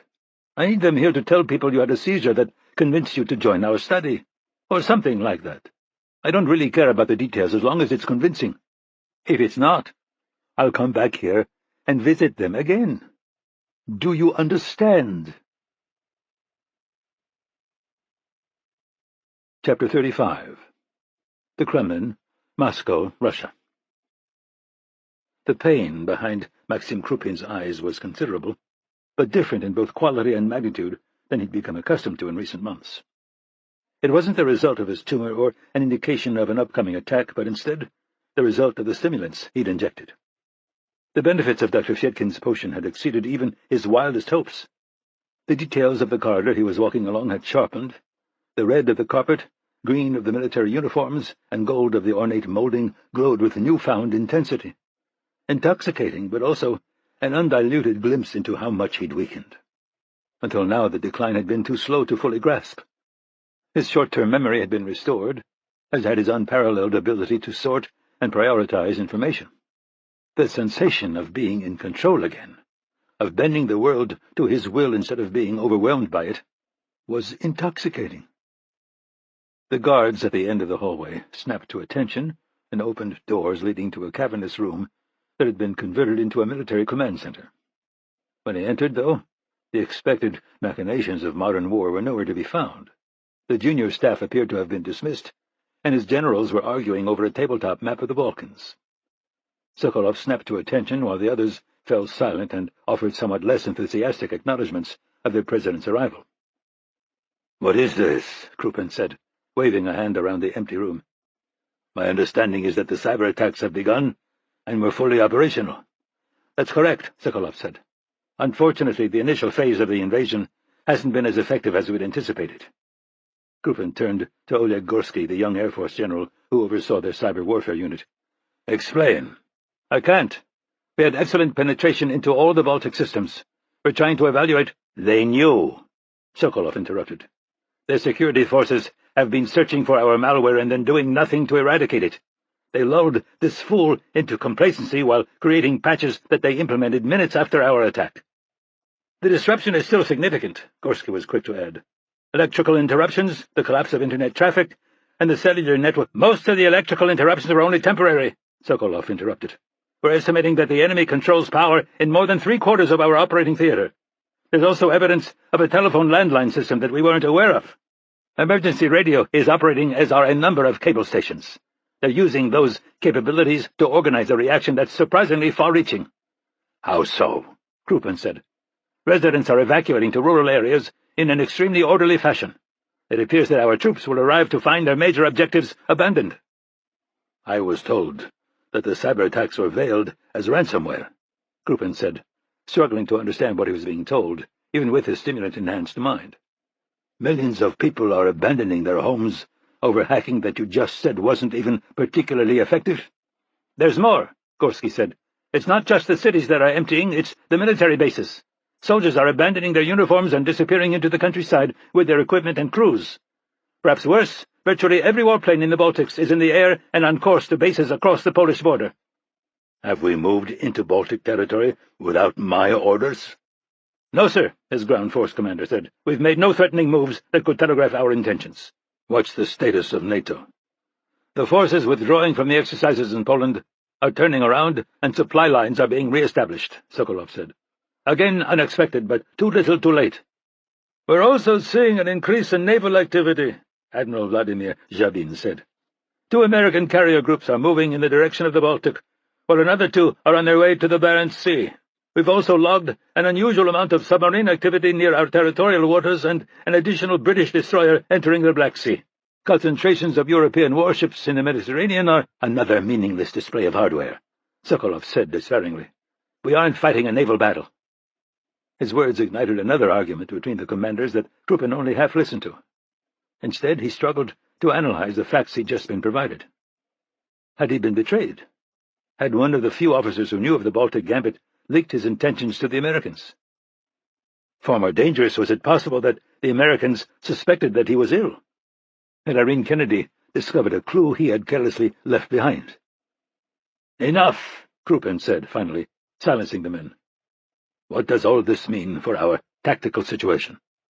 Gorsky spoke immediately, clearly trying to wrest control from Sokolov. "It leaves our plans in tatters, Mr. President. We're facing a protracted guerrilla war against formidable opponents operating in their own territory. Further, it's likely that the Balkan air forces will mount nightly raids and then retreat back across the Polish border. Their bases and runways will be out of our reach, unless we're willing to push into Poland, a move that would catastrophically overextend our resources."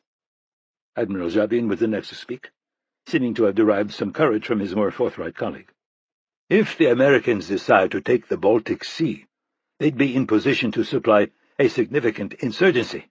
We can resist to the last man, but the outcome is preordained. Their naval budget is significantly higher than our entire annual spending on defense." "We could use ground-based weapon systems to target their ships," Sokolov started, but Gorsky dared to cut him off. "Our supply of those kinds of weapons in the Baltics will be extremely limited at the outset, and launching missiles from Russian territory would invite direct retaliation. At that point, all pretense would be lost. Russia would be at war with the West." "They wouldn't dare!" Sokolov shouted. "We have tactical nuclear weapons that could wipe out every major city in Europe over the course of a few minutes." "Are we now talking about a nuclear war?" Gorsky said, matching the volume of Sokolov's voice. "Over the annexation of 3 countries that pose no immediate threat to us? Have you gone insane?" "You're relieved," Krupin said.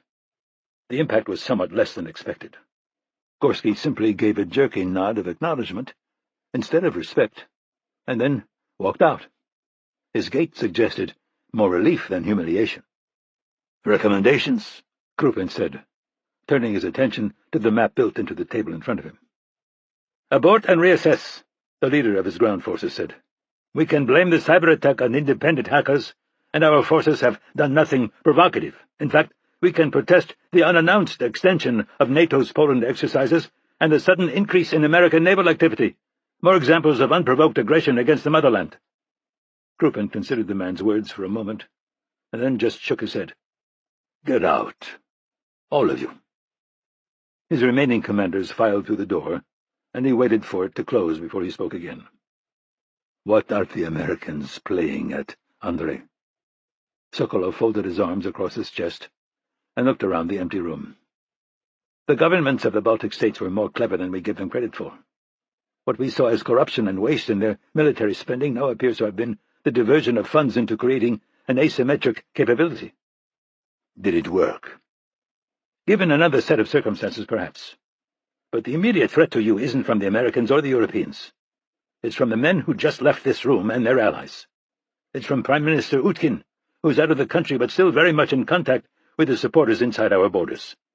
It's from Roman Pasternak, whose followers are demonstrating for his release from prison." "I agree that we need to keep my internal enemies off balance. But does an endless insurgency fought across 3 separate countries accomplish that?" "These insurgents would be nothing more than terrorists killing our troops in cowardly ambushes. We'd crush them and use the Russian media to show them for what they are." Krupin looked into the eyes of his most loyal disciple and saw the nationalistic fervor burning in them. He was in many ways unique, a man of great personal strength, but not great personal ambition, a man who lived only to serve the glory of Russia and to see its power extend throughout the world. These traits made him extraordinarily useful, but also twisted his perceptions.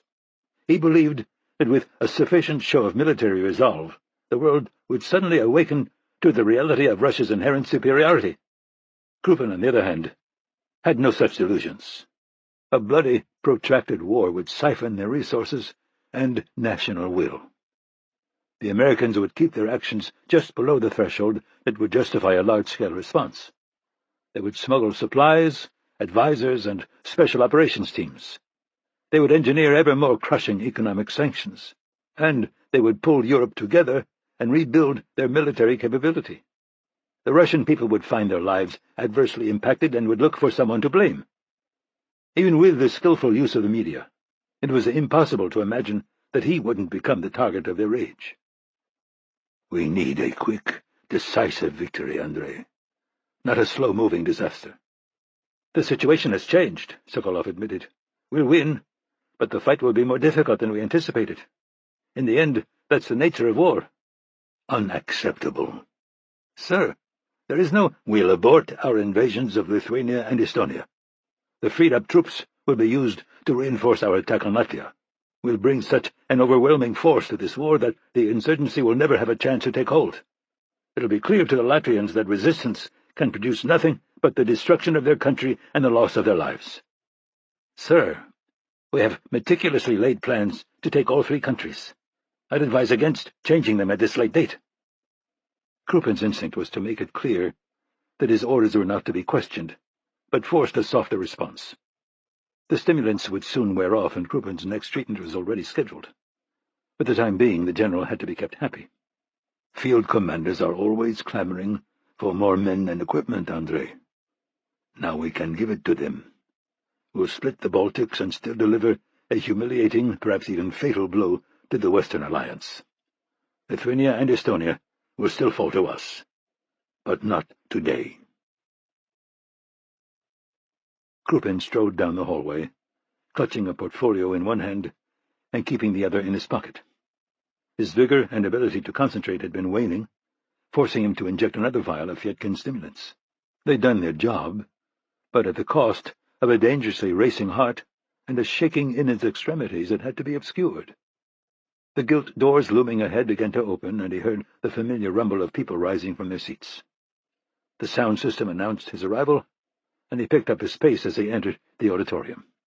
The full membership of the Federal Assembly filled his peripheral vision, but he ignored them, focusing on taking the steps to the podium at his customary half-jog.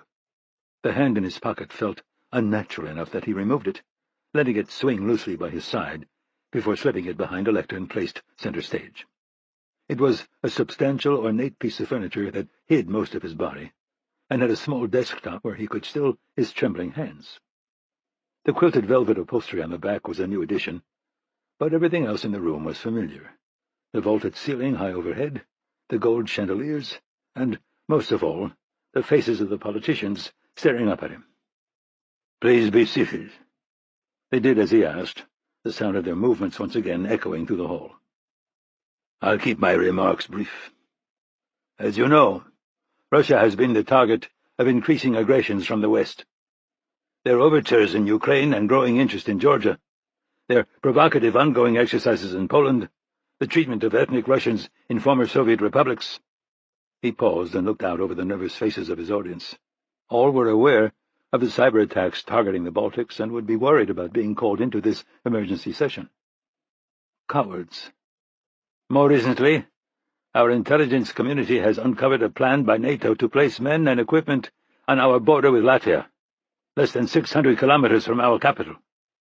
A lie, of course, but one that caused concerned murmurs to fill the hall. "We can no longer tolerate this slow campaign of encroachment. Our country is being carved up and encircled, marginalized and isolated. I had hoped that our diplomatic efforts and deep commitment to peace would halt the aggression, but it's only served to embolden our enemies." The sweat broke across his forehead, but he resisted the urge to wipe it away. 10 minutes ago, and with great regret, I found myself with no other option than to move our military into Latvia." There was an expected stunned silence, and then a cacophony that quickly turned deafening. A number of his bolder political opponents actually dared to stand and shout directly at him. "Be seated," he said, bringing his mouth closer to the microphones lined up in front of him. "We had—" The force of the explosion slammed him into the lectern, toppling it and sending him sliding across the floor.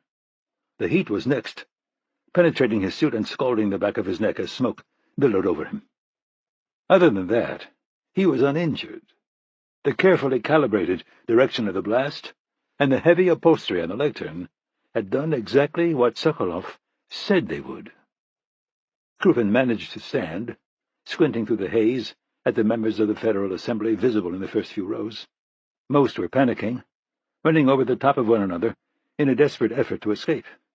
A few were unconscious, and at least 2 appeared dead, the victims of a flagpole that had become a projectile.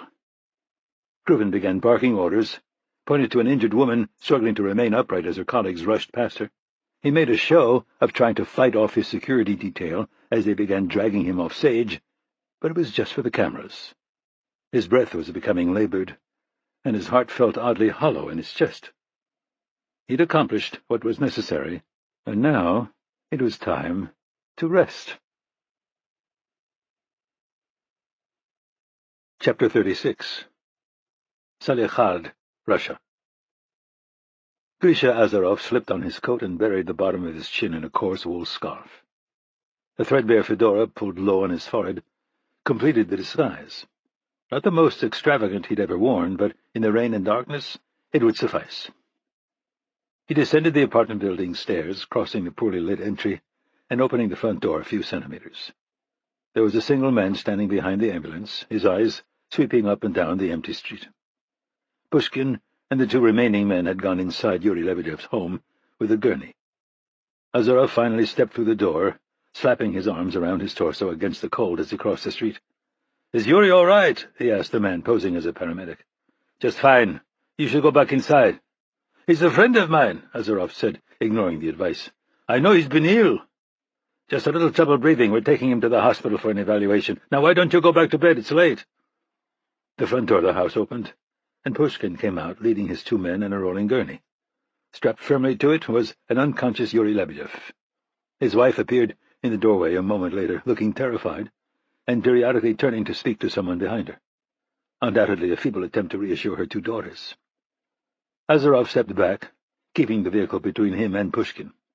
When they started loading Lebedev inside, he pulled a GPS tracker from his pocket and used the magnet to secure it to the chassis. He retreated farther into the darkness as two men climbed in the back with their patient. By the time the vehicle pulled away, Azarov had slipped into a muddy gap between his apartment building and the one next to it.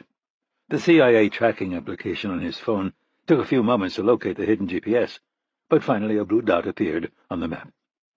He dialed as he walked toward the car he'd parked 2 blocks north. Joe Maslik picked up on the second ring. "Please tell me you don't need another cooler." "Nikita Pushkin just picked up Lebedev. The tracker is 5 by 5. I'll be able to follow them at a comfortable distance." There was a brief pause over the line. "Roger that. I've got it up on my screen. Target heading east. I'll call Dr. Kennedy and see if we have any satellite coverage, but your weather doesn't look like it's cooperating. I'm a few hours out on getting you back up." "Understood. Keep me updated on your progress." Azarov disconnected the call, struggling to keep his pace from accelerating unnaturally. Would that ambulance lead him to Krupin? Could it be that easy?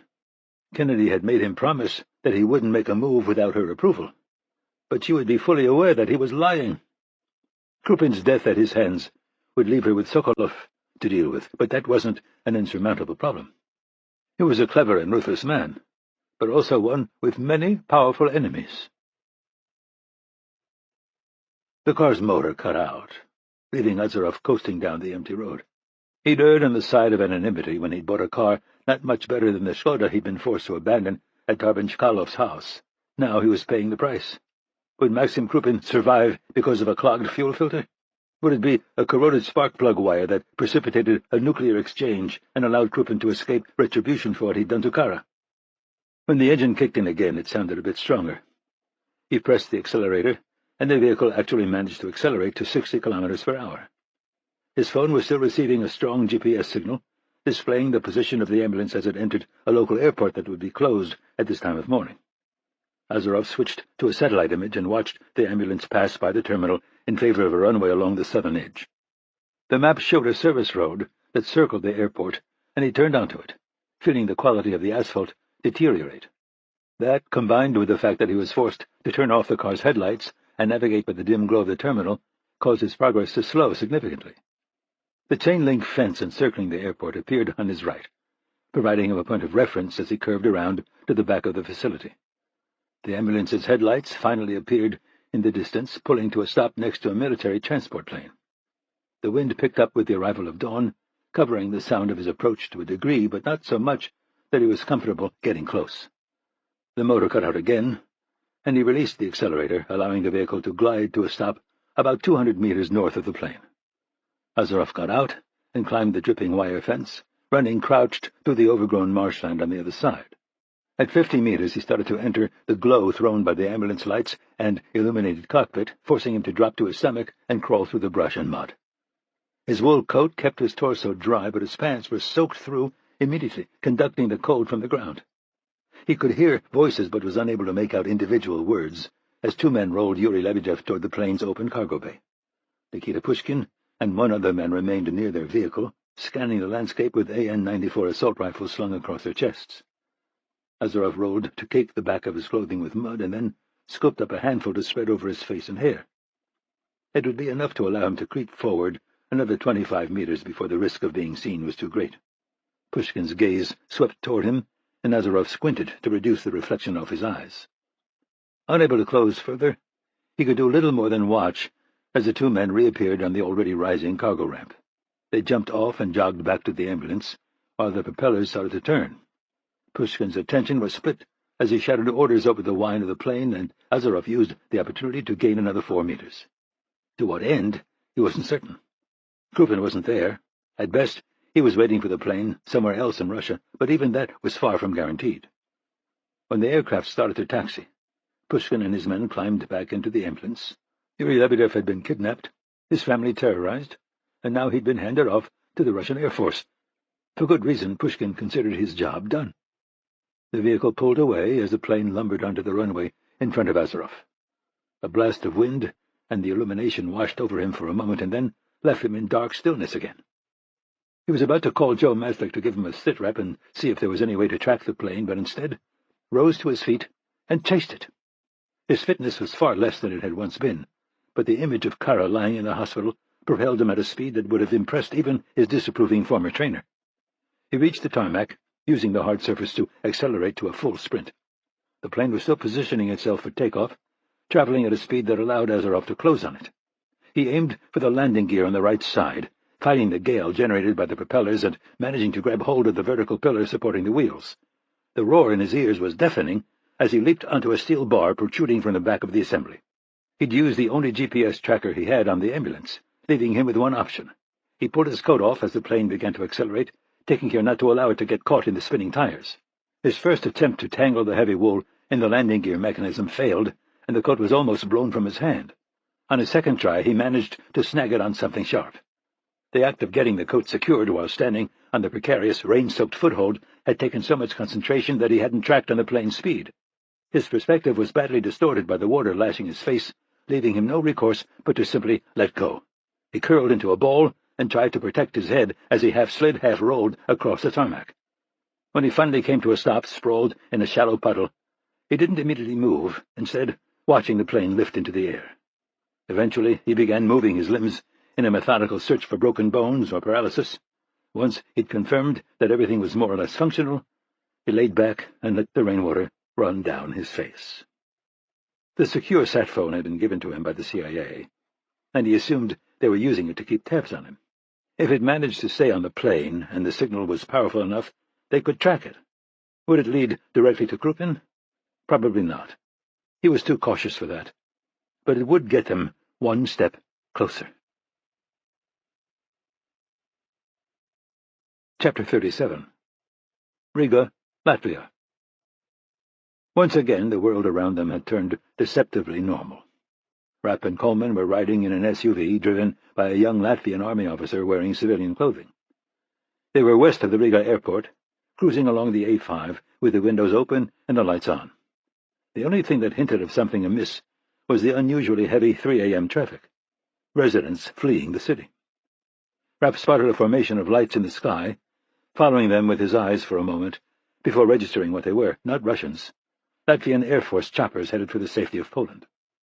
"From a base to the southwest," their driver, Yaurus, explained. "They're late. It should have been completely abandoned by now." "The Russians will target that, too," Rapp said. "How far will they be from where we're headed?" "Perhaps 2 kilometers. So they could be on top of us too fast for us to react." "Yes, but it's not likely. The base has been heavily booby-trapped and mined. They'll have their hands full." He took an exit and headed east on a 2-lane road cut through the trees. Unlike the highway, it was completely empty. "Kind of eerie, isn't it?" Coleman said from the back seat. "The calm before the storm." Another turn put them on a dirt track that penetrated into the forest. It was narrow enough that Rapp had to close his window to keep tree branches from hitting him in the face. "Do your people know we're coming?" Rapp asked. "Most likely, but communications aren't terribly reliable."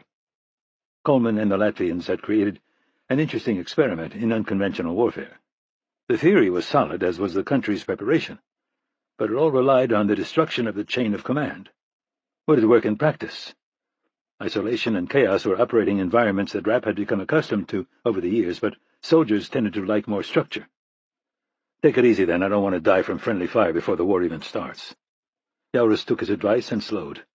The headlights barely managed to penetrate the foliage, and Rapp leaned forward, squinting through the windshield. Finally, he grabbed the young man's arm. "Stop!" Yaurus released the accelerator and let the vehicle roll to a halt, but didn't seem sure why. "I was told—" He fell silent when 5 men armed with assault rifles appeared from the trees. "Turn off your lights and roll your windows back down," Rapp ordered. The men approached through the darkness, one putting the barrel of his weapon against Rapp's temple. A flashlight snapped on and just as quickly snapped off. "Yaurus, you're overdue," the man said in English. "The Russians have crossed our border." "What? When?" "Only a few minutes ago. It's begun." Rapp pushed the gun away from his head and stepped out of the vehicle, savoring the silence that wouldn't last for much longer. The chances of averting this war had always been around 0, but somewhere in the back of his mind he'd held out a little hope. Now it was gone. They abandoned the vehicle and hiked through the woods to a canvas-covered cart that had bogged down in the soft ground. It had been designed to be pulled by a horse, but for some reason that critical component was missing. "Weapons?" Rapp asked. Worse, batteries. The weight estimates we were given were low by half." The CIA man glanced behind him, confirming that there was no way in hell they were going to get the SUV in there. "How far?" "We need to make it to the edge of the tree line, perhaps 500 meters. "All right, then we're doing it the old-fashioned way. Scott, take the left wheel. I'll get the right. Yarosh, you get on the front. Everyone else is in back." The thick wooden spokes provided reasonable handholds, and after a few tries the cart was rolling again. They were right about the weight. Every time the grade turned up, it put the cart in danger of rolling back and crushing half the team. Once they got their technique down, though, they managed to make progress. The light slowly improved as they moved forward, and after a little less than an hour, Rapp spotted a human silhouette ahead. Or, more precisely, half of one. The man's lower body was hidden in the hole he was digging. When he saw the cart, he jumped out and ran to help. "Put it to the side of the hole and turn it," Yarosh said, just loudly enough for Rapp and Coleman to hear. "We need access to the back." They got it into position, and the men collapsed to the ground in exhaustion. Finally, Latvia's main commercial airport was visible through the trees. Its buildings and runway were partially illuminated less than a mile to the east. The power was still on, creating an easy target for the paratroopers who were undoubtedly on their way. Securing the airport and repurposing it as a Russian base would be one of Sokolov's first priorities. Coleman came up alongside Rapp and studied the airfield in the distance. "I feel like I'm going to wake up any minute and find out it was all a dream. This isn't some hairy op that's going to get stamped top secret and shoved in a filing cabinet in the agency's basement. Russia's invaded NATO. We're standing right in the middle of a historical crossroad that could set the world order for the next 100 years. "Try it again," Rapp said. A series of dull flashes worked their way through the cracks in the cart they'd overturned. "It works," came the muffled reply from the man beneath it. He was standing in the hole they'd dug, slicing through a half-inch steel plate at the bottom. The battery-powered plasma cutter hadn't wanted to cooperate at first, but now they were underway. A secured hatch would have been a hell of a lot more convenient, but Rapp could see why the Latvian command had decided against it. Beneath the plate was a control system that had to be physically attached to a one-of-a-kind remote. Installing nearly a metric ton of live explosives beneath a commercial airport wasn't something you did without creating a very long list of fail-safes. Rapp turned and walked back to the edge of the trees, where Coleman was still looking down on the empty terminal building. The anticipation seemed to be getting to him. "How much longer, Mitch?" "Not long." Less than a minute later, the drone of approaching planes became audible, causing the activity behind them to grow in urgency. Rapp aimed a night scope at the sky, finally spotting a Russian transport.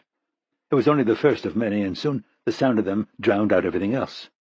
Canopies began opening and filling the sky, strangely beautiful in the green glow of the lens. It was impossible to keep his mind from drifting to the world wars fought on this land so many decades before. The sheer magnitude of them, economies completely commandeered, battles that went on for months or even years, millions dead from combat, and millions more succumbing to cold, disease, and starvation. If humanity couldn't learn from those mistakes, maybe the whole species was hopeless. The men behind him finally shoved the car off the hole and connected a cable to the circuit board they'd exposed. Yarosh approached with a large controller that he held out to Coleman. "General Strauss says it's your honor, in thanks for everything you've done to help protect our country and our freedom." Coleman stared down at the innocuous little box. "Really? He said that?" The Latvian nodded and dropped it into his hands before rejoining the men, solemnly watching their country being invaded. Rapp peered through the spotting scope at the landing paratroopers, scrutinizing every detail as they freed themselves from their chutes and went for position. He had to admit to being impressed. They spread through the complex like a virus. Gear that had been dropped was snatched up almost before it hit the ground. Machine gun placements appeared in maximally strategic positions. Disciplined teams fanned out in the terminal that only a few days ago had been clogged with vacationers and business travelers. "They're pretty good," Coleman commented, as Rapp turned his scope back to the sky. A few minutes passed in silence before the sound of a second wave became audible. The runways were secure, and now they could expect an endless line of planes landing and being emptied of equipment and men. "You've got a Russian transport inbound," Rapp said. "I hear it," Coleman said. "Do you think anyone else is shooting yet?" Rapp glanced over at him, having to examine his expression for a moment before he understood the purpose of the question. "I doubt it. There's no plan to resist the invasion at the border, right? And if it were me, the Riga airport would be first on my hit list." "So it could be me," Coleman said, toggling the master switch on his remote control. "I could be the guy who fires the first shot in World War III. I don't think you want a statue for that. You sure? 'Cause I look good in marble." He twisted a dial, and the power died throughout the entire airport complex. The meticulously prepared Russians immediately began firing up generators. By the time the first aircraft's wheels touched down, the tower lights were already back on. Not that it mattered. Another button caused pillars of flame to erupt from the runway. A geyser of shattered asphalt caught the plane beneath one of its wings, turning it on its side and spinning it into a grassy field where it caught fire. "Ever see one of those shows where they demolish buildings with explosives?" Coleman asked. "Yeah. Check this out." A series of small charges exploded near the base of the tower, kicking up a cloud of dust and causing the structure to topple into the building next to it. After that, Coleman just ran a finger along the switches, detonating charges hidden all over the complex. The result could only be described as carnage, both human and structural. The runway was dotted with deep craters, and most of the complex's buildings were beginning to burn.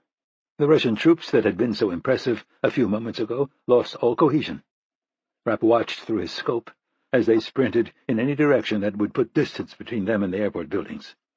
In truth, though, most were fucked, either torn apart by the initial explosions or trapped in the ensuing inferno. Coleman dropped the controller and raised 2 middle fingers in the air. "That's Coleman with a C, motherfuckers!" Rapp swore under his breath and grabbed the man by the collar, dragging him back toward their vehicle. Chapter 38. The White House, Washington, D.C., USA. Everyone stood when President Alexander walked into the conference room.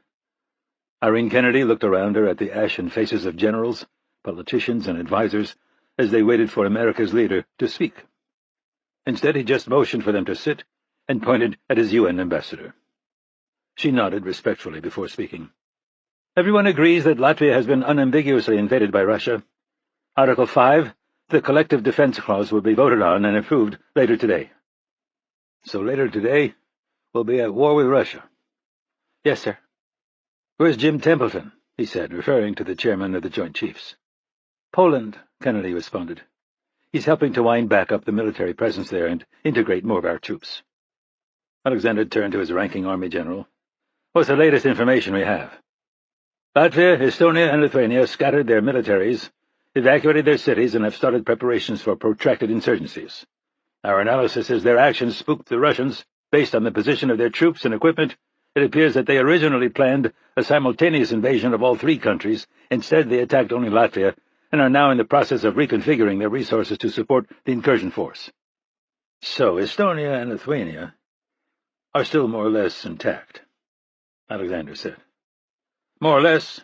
They're still dealing with the aftermath of the Russian hacking effort, but they still have a significant portion of their infrastructure intact. The cities have been mostly evacuated and will probably stay shut down until the situation stabilizes a bit and they feel confident the Russians aren't going to move against them. Latvia? That's a different story. The Riga airport is a ruin with significant Russian casualties. Other airstrips, bridges, and anything else the Russians would find useful are either destroyed or in the process of being destroyed. Mines are being placed, buildings are being booby-trapped, and surface-to-air defenses are being set up. But our role is basically non-existent. We have approximately 1,200 NATO troops in the fight there, led by the Canadians. We're also doing what we can to transfer supplies from our ships in the Baltic to shore, but it's a very limited operation. We simply weren't prepared for this." "But we can ramp it up," Alexander said, turning to the Chief of Naval Operations. "In theory, yes, sir, we have a significant presence in the area, as do the Europeans. But there's a lot of Russian naval activity in the Baltic, and they're going to want to cut off those supply lines. The question is, how far are you willing to go?" Alexander fell silent for a moment, pinching his lower lip between his index finger and thumb. "I assume that everyone here has been briefed on the CIA's evaluation of Maxim Krupin's health." Nods around the table. "Do you still stand by that, Irene? He didn't look weak speaking to the Federal Assembly yesterday." "I do, sir." "And the attack on him?" "Overly convenient. The Russian media has announced that he's been moved to an undisclosed location where he can lead the war effort safe from assassins. They're also implying that the attempt on his life was the work of my organization." "So you're saying it was a publicity stunt? That he did it to himself?" "Almost certainly. It's a typically brilliant move on his part. It doesn't matter any more how sick he gets or how difficult his treatment is. No one expects him to appear in public anymore. The president considered his words carefully before speaking again. What nobody in this room knows is that Krupin finally returned my calls this morning. He said his forces have complete control of Latvia, and that he considers it to be back in the Russian fold. Their military has set up tactical nuclear weapons throughout the country, and has them aimed at Europe's major cities. He made it crystal clear that any attempt to take back the country will trigger a nuclear response. The solemn nods around the table suggested that no one was surprised. This kind of a move had been studied by military experts for years. In the end, though, it had never been considered a credible threat. The assumption was that Krupin would calculate too much risk for not enough reward.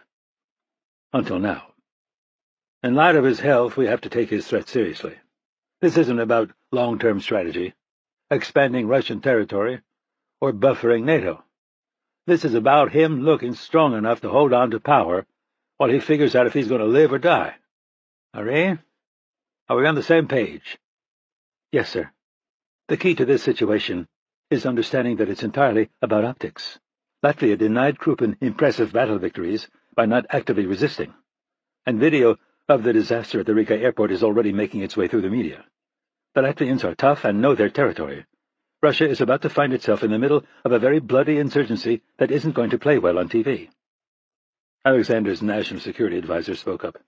But with Russian troops being diverted from the borders of Lithuania and Estonia, Krupin's going to have an overwhelming force. That insurgency may not last. It will, with our help, Alexander said. This isn't just about Krupin being sick. The Russians have been pushing harder and harder every year. They can't get their own shit together, so they have to try to bring everyone else down to their level. They're becoming the wrench in the machinery of the world. But if we really believe that Krupin will retaliate with tactical nukes, and I agree we should, it limits our ability to act, his national security advisor said. We just have to stay below the threshold of an act that would bring about that kind of response, Alexander said. We can provide supplies, advisors, and spec ops teams, right? We can move in heavy to Lithuania and Estonia, surrounding the Russians.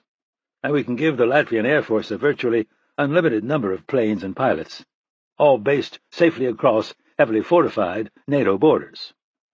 We can do all that, the Air Force Chief of Staff agreed, but we've got to start before the Russians can get their surface-to-air capability fully up and running. And it's still going to be an ugly fight. The Russian Air Force isn't going to just turn tail. Alexander turned to the Chief of Naval Operations. Can we get control of the Baltic Sea? With the combined navies of the United States and Europe? Definitely. But our ships, and to a somewhat lesser extent our subs, will be vulnerable to attacks from land-based systems. But we wouldn't be as vulnerable to those kinds of attacks farther out to sea, correct? I don't understand the question, sir. What would it take to sink every deployed vessel in the Russian Navy worldwide? The man's eyes widened noticeably. It would take a lot. But it's doable. NATO's combined naval strength dwarfs Russia's. The question would be finding them and getting into position. Also, I assume that when they figure out what we're doing, they'll hit back hard and make a run for the safety of Russian waters. But if we anticipate that, couldn't we cut off that retreat? To a large extent, yes. What about it, Irene? If we start sinking Russian ships everywhere we can find them, what would Krupin do? I don't know, she admitted. It's risky, but not a direct assault on Russian territory. Certainly it would counter the image of strength and control he's trying to project. Are we going too far here? Alexander's national security advisor said. What about just releasing the information we have on his illness? Show the Russian people that all this is a political stunt by a dying man. It's a strategy we're exploring, but we want to make sure it doesn't blow back on us, Kennedy said. That's a direct attack on Krupin, and we're concerned about the retaliation. Any way you look at it, he's not going to go quietly. There were nods around the table, and Alexander leaned forward in his chair. Let's take a break. I've got a call with England's Prime Minister in a few minutes, and I imagine everyone needs to touch base with their officers for updates. We'll reconvene in 30 minutes. Everyone rose and started filing for the door, except Kennedy and Alexander. What did you want to talk to me about? The President asked. I've got 2 minutes before I have to take that call. We believe that we have a good chance of locating Krupin and Sokolov. Are you talking about an assassination attempt? I think it's unlikely that opportunity will present itself, but if it does, it's something we should consider. Krupin is out of control, and Sokolov is a psychopath. Normally we worry about succession, but it's hard to see how it could be worse. You don't have to sell me, Irene. I'll wait for the Navy's assessment, but my intention is to completely wipe out Russia's naval capability. A lot of good men are going to end up dead for no reason. If you can take him out and give the United States even barely plausible deniability, I'm on board. We can figure out how to deal with the fallout later. Chapter 39. Central Latvia.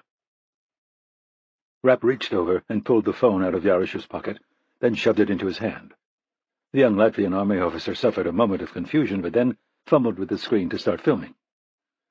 He was a smart, solid kid, but not exactly battle-hardened. Watching the Riga airport blow apart from a mile away had been the first action he'd seen. Now he was getting a close-up look at the face of war that Rapp had become numb to so long ago. He assumed that he'd once worn the same horrified expression as his new comrade, but honestly he couldn't remember anymore. The farmhouse visible through the trees wasn't much different than any of the others in the area. A compact structure built from local wood, grayed by the years. A steep, shingled roof created a silhouette against the dawn breaking on the horizon. Angled sunlight made the grass glow a deep green that contrasted with the blood splattered across it. The source of that stain was a man lying face down in the yard. A woman who appeared to be his wife was kneeling beside him, wailing and pulling back and forth on his shirt as though he could be awakened. Hovering over her was a Russian army officer shouting unintelligible questions. Rapp turned his attention to the barn when 3 terrified children around Anna's age emerged. They were being forced to drag a heavy wooden crate by 2 equally menacing soldiers. One grabbed a crowbar and pried the top off, dumping the medical supplies, ammunition, and food Rapp was there to collect. Caches like these were distributed throughout the country, and the small team he and Coleman were tagging along with had been assigned this one. Their orders were to set up a base of operations in the forest east of there and coordinate with similar teams hidden throughout the region. Unfortunately, Russians had beat them to it. If they hadn't been delayed by a bridge blown up ahead of schedule, they'd have collected the supplies and been gone hours ago. The soldiers would have found nothing but livestock and farming equipment. Coleman's voice became audible over his earpiece, but it was hard to make out his words. The radio was intentionally feeble, producing a signal too weak to bring Russian choppers down on them. Say again. I've made it into the north field, no contacts. He and Yarish's men had surrounded the house to the degree they could, with Coleman managing to cross some dangerously open ground behind the barn. His report suggested that the Russians had no backup. So an officer, 2 soldiers, and however many others might be inside the structures, it was that last unknown that caused Rapp to hesitate. Stay put, Scott. They might let this go. The farmer was dead, and his family consisted of women and children. This wasn't ISIS, it was a professional army. Most likely they'd kick up a little more dust and move on. The man in command grabbed the woman by the hair and dragged her to the truck his team had arrived in. He threw back the canopy, revealing the body of a Russian soldier with half his head missing, a victim of one of the many snipers the Latvians had posted along the country's roads. His shouts rose to the level of screams as he threw her to the ground and pulled his sidearm. The kids near the barn started wailing, but were held back by the men guarding them. Rapp swore under his breath. It was just this kind of unprofessional bullshit he figured he wouldn't have to deal with when fighting the Russians. Apparently he'd given them too much credit. This isn't going to go easy, he said into his throat mic. Roger that, came Coleman's response. Rapp fired a single round from his silenced Glock, and the Russian officer crumpled. The 2 men standing over the kids looked on, frozen by a moment of confusion. It should have provided enough time for Rapp to quietly put a round between each of their eyes, but the officer's pistol went off when he hit the ground. The sound broke them from their trance, and they began spraying the trees with their assault rifles. Yarish covered his head with his hands, but Rapp just stayed on target. Dirt, leaves, and bark rained down, but the chances of hitting someone while sweeping with a machine gun was pretty low. Stan Hurley had actually put a number to it, and Rapp found himself hoping the old bastard hadn't just made it up. He squeezed the trigger, and the soldier running to the right went down.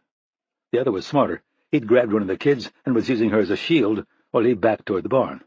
Rapp dropped one of his hands to the dirt and used the ground to steady his aim.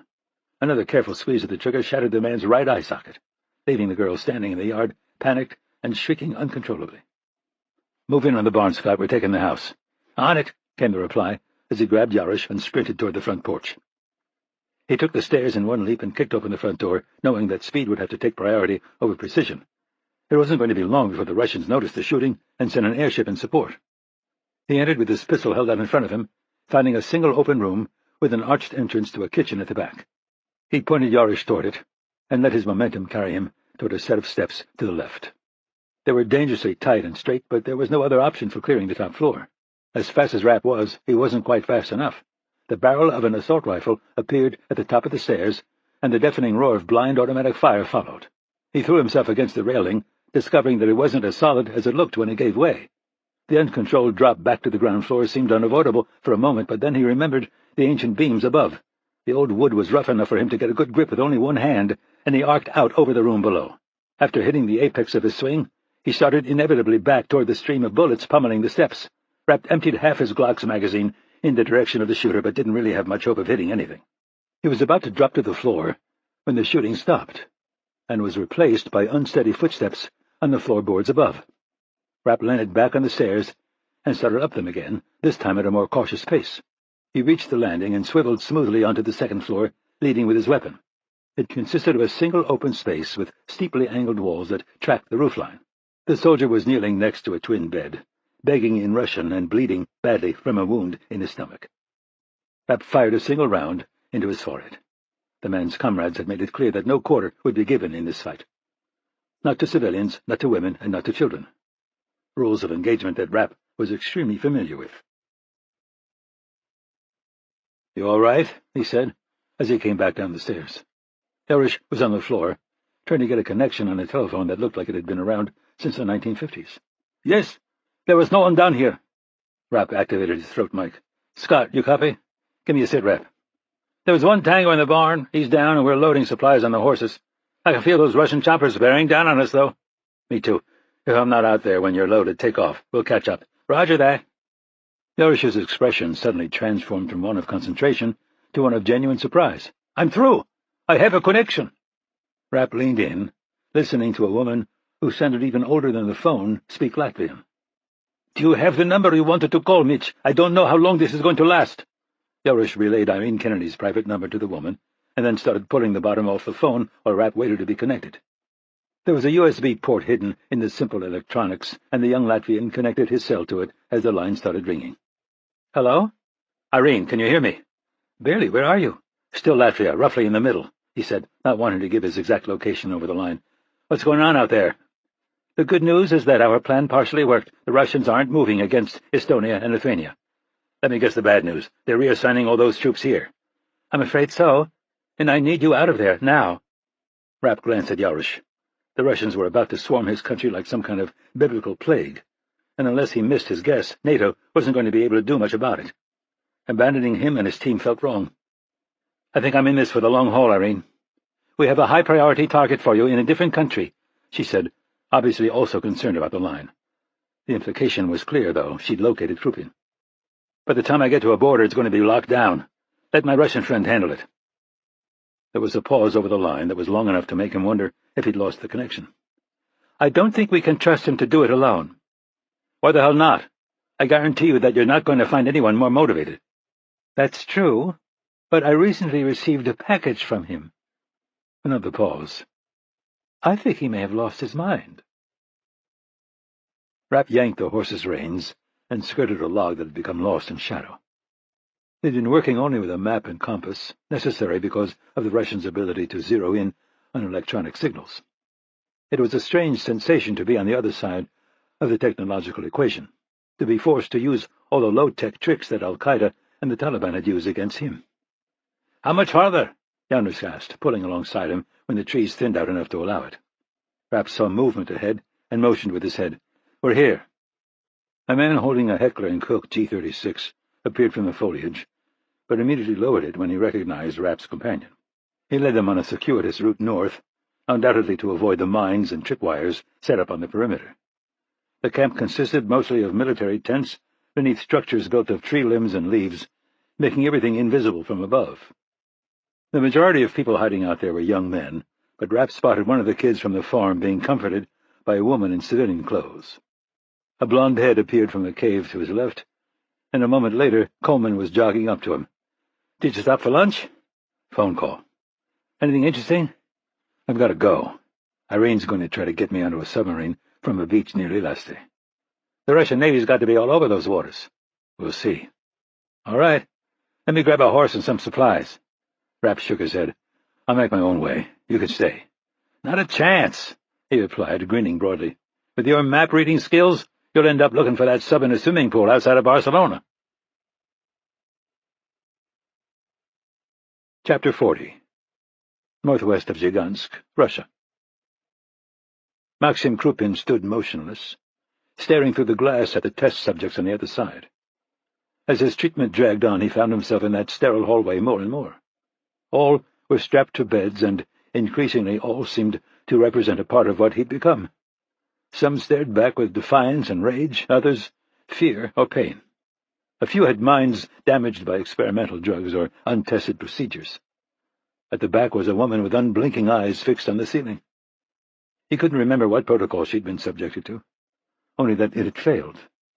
Like the others, her body would be returned to her family with the story that her illness had been too advanced to reverse. He finally found the strength to focus on his own reflection. The wheeled IV stand in his hand, the tracksuit that hung loose on once powerful shoulders, the bandage covering a burn on the back of his neck that his body could no longer heal. And finally, the hollowed-out eyes that stared back at him. He heard a shout at the other end of the hallway, and he turned, squinting into the semi-darkness.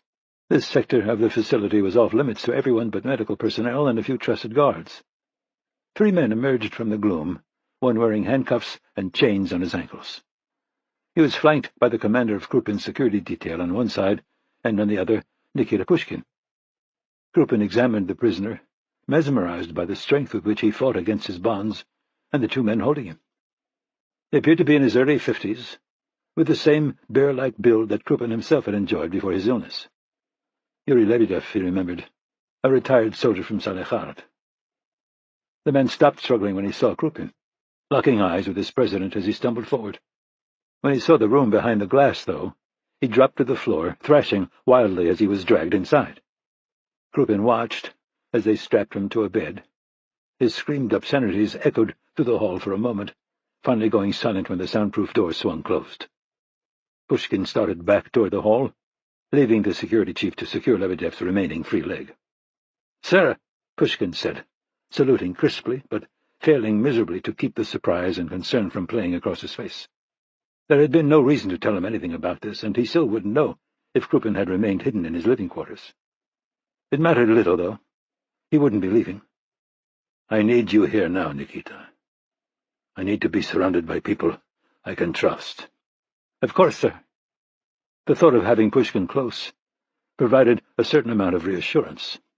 Outside of the prison Krupin had confined himself to, his enemies were multiplying and becoming stronger. Even Sokolov's eyes were beginning to become glassy with visions of glorious battles and subjugated enemies. His strength and brilliance were beyond question, but his loyalties were complex.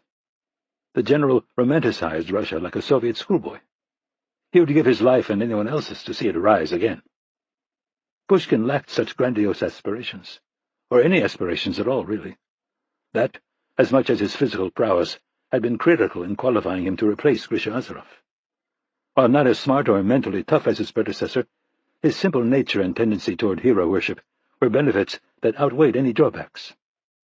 "You have become very much a son to me, Nikita.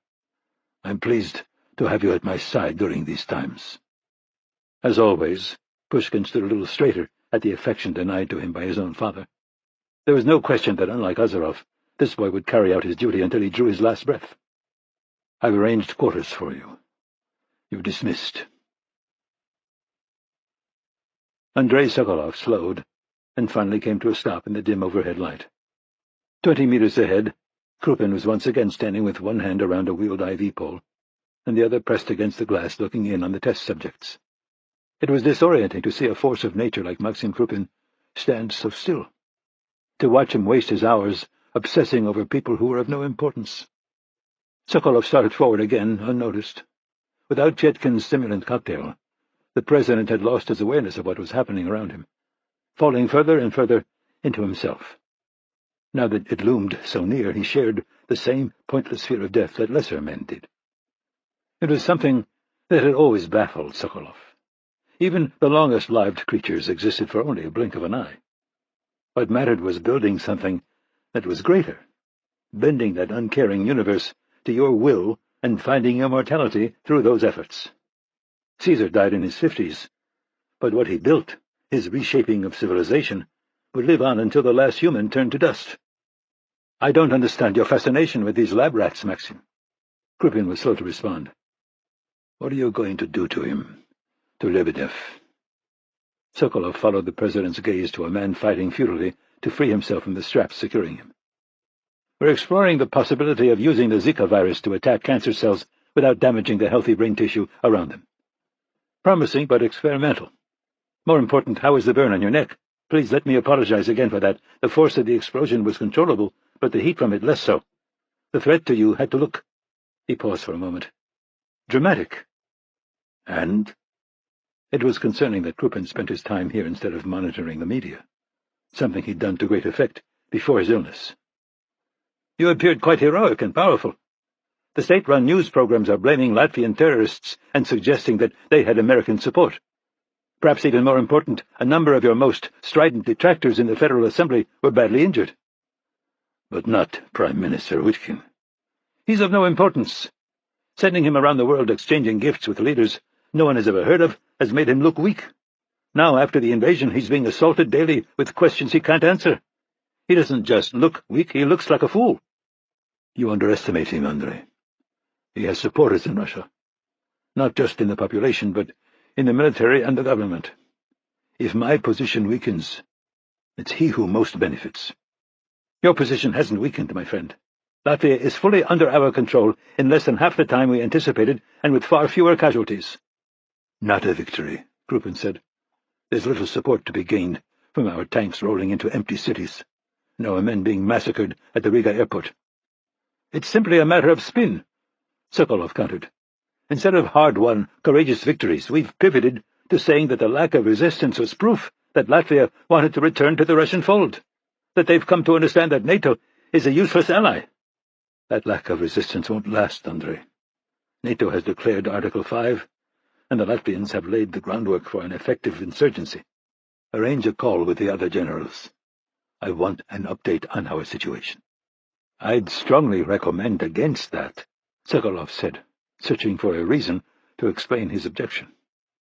A video call would be expected, and that's impossible in your present condition. I'm concerned that even your voice could invite questions. You don't sound like yourself. When Krupin glanced in his direction, there was a hint of something in his eyes that couldn't be easily identified. Suspicion? So all my information is to come from you then, eh, Andrei? For a short time, Mr. President, until the effects of your therapy have diminished enough for you to use Dr. Fiedkin's stimulants again. Then let's hear it. Where do we stand? In very good position, Sokolov exaggerated. The troops you ordered in from Lithuania and Estonia are already crossing the border, and will soon have an overwhelming force in place.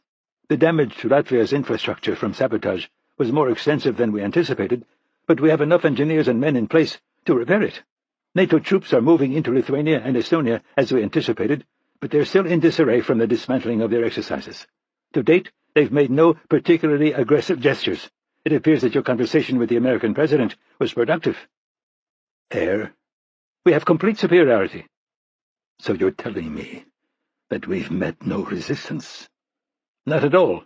In fact, we've had higher-than-expected casualties due to a more extensive SAM capability than we anticipated. Also, the Latvians are flying cross-border sorties from Estonia and Lithuania, which has slowed our ability to set up our own defenses. We'll get them in place over the next week, though. But no NATO aircraft, Andrei? Just Latvian planes? Sokolov considered lying, but it was difficult to tell just how engaged Krupin was. Not the man he had once been, but likely still the most formidable political leader in the world. We're seeing more sorties than we would have expected the Latvians to be capable of. That suggests that NATO is reflagging planes and using them to supplement the Latvian force. We don't have any hard evidence of that yet, though. If we can shoot one down and capture a foreign pilot, it's just the beginning, Krupin said. Their navy will move into the Baltic. They... He fell silent for a moment. You have to finish this, Andrei. Quickly. We can't get bogged down in another Afghanistan. Sir, this isn't Afghanistan. It's worse, he shouted, and then descended into a brief coughing fit. These aren't Middle Eastern animals. They're people many of our troops can trace their roots to. They're citizens of a peaceful, prosperous country. NATO can afford to bleed us forever. Before, Westerners were concerned only with money and privilege and bickering among themselves. Now they feel threatened. Sokolov didn't immediately respond. His affection and respect for Krupin only went so far. Had the man weakened to the point that he was now controlled by fear? It took a great deal to win a war, but very little to lose one. A severed supply line, an unanticipated move by the enemy, a momentary lack of commitment from leadership. Throughout history, if anything had differentiated victors from the defeated, it was execution without hesitation. Now was not the time to pursue moderation or compromise. Perhaps it was time to convince Krupin to have surgery. He was losing his ability to see clearly.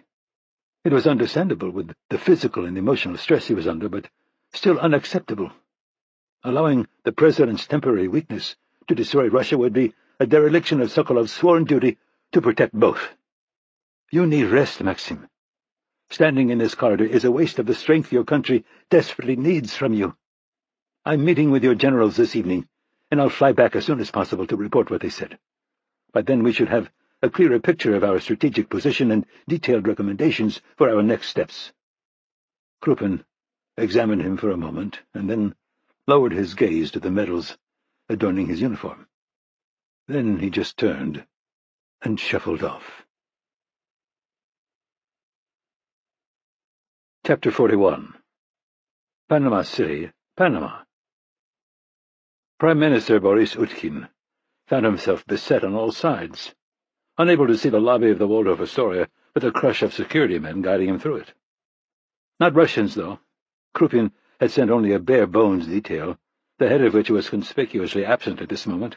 No, his life was now in the far less than capable hands of the Panama police. While his line of sight was obscured, he could still hear the shouts of the press. Questions in English, Russian, and Spanish mingled with the chants of the protesters who had forced him to cut short his press conference with the Panamanian president. Utkin tried to pick up his pace, pushing against the guard in front as cameras sparked around him. Even if he wanted to speak, he'd have nothing to say. Krupin hadn't informed him of his insane plan for an invasion of Latvia, and had returned none of his calls since it had occurred. Of course, Utkin had quietly made contact with his supporters in the military and the Federal Assembly, some of whom had been injured in the highly suspicious attempt on the president's life. But they'd been able to tell him little. From the Western news agencies he knew that Russian forces had faced little resistance and that, despite Article 5 being declared, NATO was proceeding cautiously. In all likelihood, they would continue to do so. Any overt attempt to retake Latvia would at best be a bloodbath and at worst prompt a nuclear response. No, NATO would take the long view, reinforcing their presence in vulnerable member nations, further isolating Russia economically and perhaps even attempting to expand into Ukraine and Georgia while Russian troops were bogged down in the Baltics. He finally reached the open elevator and retreated to the back as two of his borrowed security detail slipped in with him. The doors closed, bringing a welcome change from chaos to stillness.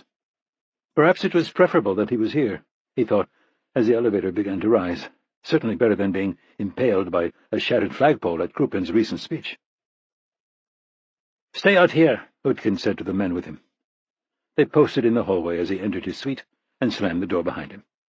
The room was certainly less than he was used to, but adequate considering where he was. The marble floor was spotless, the furniture was modern, and, most important, there was a well-stocked bar at the far end.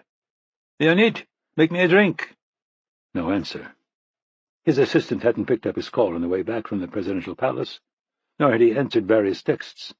Had Krupin called him back to Moscow? Was that to be the latest humiliation? Would he now have to make his own travel arrangements? Perhaps carry his own luggage and write his own speeches? The latter would be interesting. He certainly had a great deal to say about Russia and its leader. "Leonid!" he shouted, feeling his anger rise along with his growing sense of impotence. "He's not here." Utkin spun at the sound of the woman's voice and found himself face to face with Irene Kennedy. She approached and held out a hand, smiling in a way that was intended to be disarming, but was very much not. How had she gained access to his room? Was she here to kill him? No, that was idiotic. If she wanted him dead, she wouldn't come personally. She'd send her attack dog, Mitch Rapp. Where is he? Udkin stammered, an irrelevant question designed to give him time to assess his situation. Leonid? On his way to Washington. I hope you won't be upset when I tell you that he's been on our payroll for years. She indicated to a seating area in the middle of the room, and he followed her to it. The upper hand was obviously lost. Best to let her lead for the time being. Part of the game, he said calmly. My compliments. Another mollifying smile as she said, President Alexander wanted to have a personal conversation with you about what's happening in Russia. Unfortunately, it's difficult for him to travel without attracting attention. So he sent you? It seems that a State Department representative would be more appropriate. No, I don't think it would be. He nodded knowingly. You think I'm a traitor, that I'm an ambitious man who can be convinced to betray my president in hopes of American backing when it comes time for succession. Something like that. Then you've gravely misjudged me, Dr. Kennedy. She remained the epitome of outward civility, but seemed to look right through him. I know you're a busy man, sir, so I'll get straight to the point. Maxim Krupin has brain cancer that is likely terminal. He's not in a bunker hiding from assassins. He's in a secret medical facility outside of Lugansk getting medical treatments. Udkin tried to keep his expression passive while he struggled to absorb what he'd just heard. The only reasonable conclusion was that it was true. Everything that had happened, the crackdown on protesters and opposition, the fool's errand he'd been sent on, the endless hunting trips, Sokolov and the war, it all made perfect sense now. Chaos had turned to order again.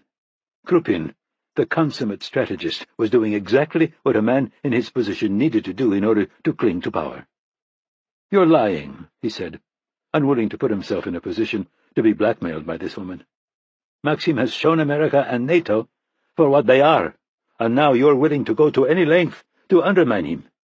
Desperation doesn't flatter you, Dr. Kennedy. She seemed to understand his position. I'm not recording this conversation, Mr. Prime Minister. It wouldn't be in the best interest of either one of us. He wasn't sure whether to believe her, but his curiosity was overwhelming his sense of caution. If you want to talk, talk. I'm sure Maxim will be quite interested when I tell him of our conversation. She nodded politely. He's betrayed your country, Mr. Prime Minister. His actions are calculated entirely to keep himself in power, with no regard to Russia's prosperity or even survival. Your country simply doesn't have the resources for a prolonged confrontation with the West. But he doesn't care. Russia isn't his concern. Udkin remained silent. He'd always been a careful politician, building alliances from the shadows, generating and collecting debts, waiting for an opportunity. Was this it? Was this his moment? The moment to leverage all that groundwork and act boldly? If what you're saying is true, Dr. Kennedy, I don't know what you want me to do about it. I can assure you that my return to Russia without the President's consent would not be a triumphant one. She seemed to consider her next words carefully. What would you say, Mr. Prime Minister, if I told you that there is a small chance I can neutralize Krupin? His eyebrows rose involuntarily. Are you speaking of assassinating the leader of Russia? I'm talking about precipitating the already inevitable death of a man who seems intent on bringing your country and the world down with him. The sensation Udkin had of hovering over the point of no return became overwhelming. Was he being set up? Could this woman see something he was blind to? You believe that you can put me in power and have a grateful puppet in the Kremlin. I think you'd be disappointed, Dr. Kennedy. I despise America, its arrogance, its hypocrisy, and lack of stability. If you want Krupin out, there's nothing I can do about it from my exile in Panama. But should I succeed him, I'd feel no debt at all to you or your country. She fixed her gaze on the wall behind him, seeming to use the blank slate to help form her thoughts. Over the years, I've come to believe that we need enemies. They're how we define ourselves, and fighting them gives us purpose. In the absence of a viable external threat, we begin turning on ourselves. I don't want Russia as an ally. I just want to keep the Cold War between us from becoming hot." He stared silently back at her. "You're surprised? It's a clearer view of the natural order of things than I would expect from an American. People in my position don't have the luxury of illusions, Mr. Prime Minister." "Nor mine. Perhaps one day, when we're old and senile, we can have a drink and contrive stories about the nobility of our species." This time her smile seemed a bit less dangerous. "I'll look forward to it, Mr. Prime Minister." Chapter 42. South of Pavilosta, Latvia. The trees closed in again as the southeastern wind turned salty. Rapp and Coleman had hobbled their horses a mile back and were moving silently through the intermittent glow of a half-moon. "Should be just ahead," Coleman whispered as Rapp passed by him and scanned the landscape through a night sight mounted to his borrowed HKG-36. Latvia had a lot of coastline, and this section was one of the most remote. Undoubtedly the reason it had been chosen for his escape from the country. On the downside, the Russians would be heavily focused on these out-of-the-way beaches as obvious paths for supplies, equipment, and men. Rapp started forward again, staying low. Another 3 minutes brought them close enough to the sea to hear the lapping of waves. When they were about 20 yards from the edge of the sand, Rapp stopped and held a hand out. Coleman froze for a moment and then took cover behind a tree. There had definitely been a flash of movement ahead, but it took almost a minute to pick it up again. A lone man standing behind something mounted on a tripod. Even with light amplification, though, it was impossible to confirm what that thing was. He motioned Coleman forward. "You see him?" Rapp said, pointing. "I don't see shit." The men had gone still again, blending perfectly into the terrain. "Likely a machine gun placement," pointed out to sea, one operator. "We could go around," Coleman suggested. "Where there's one, there's bound to be more.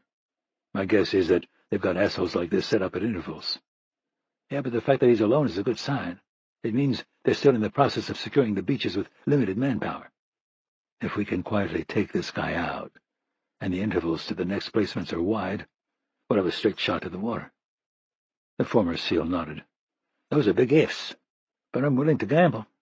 We're right where we need to be, and I want to keep this swim as short as possible. We don't know what the currents are like, and that water's going to be barely 60 degrees. Rapp laid his assault rifle on the ground and motioned for Coleman to stay put, moving forward with just his tactical knife. The brittle foliage beneath his feet slowed his pace considerably, forcing him to consider every footfall. It took more than 10 minutes to close to within 20 feet of the Russian, and he stopped there, pressed against a tree to obscure his outline.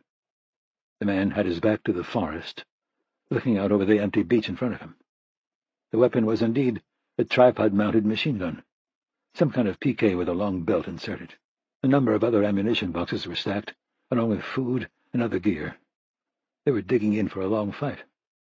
This close to the water, the wind was gusting intermittently, and Rapp synchronized his approach with the rustling of the trees.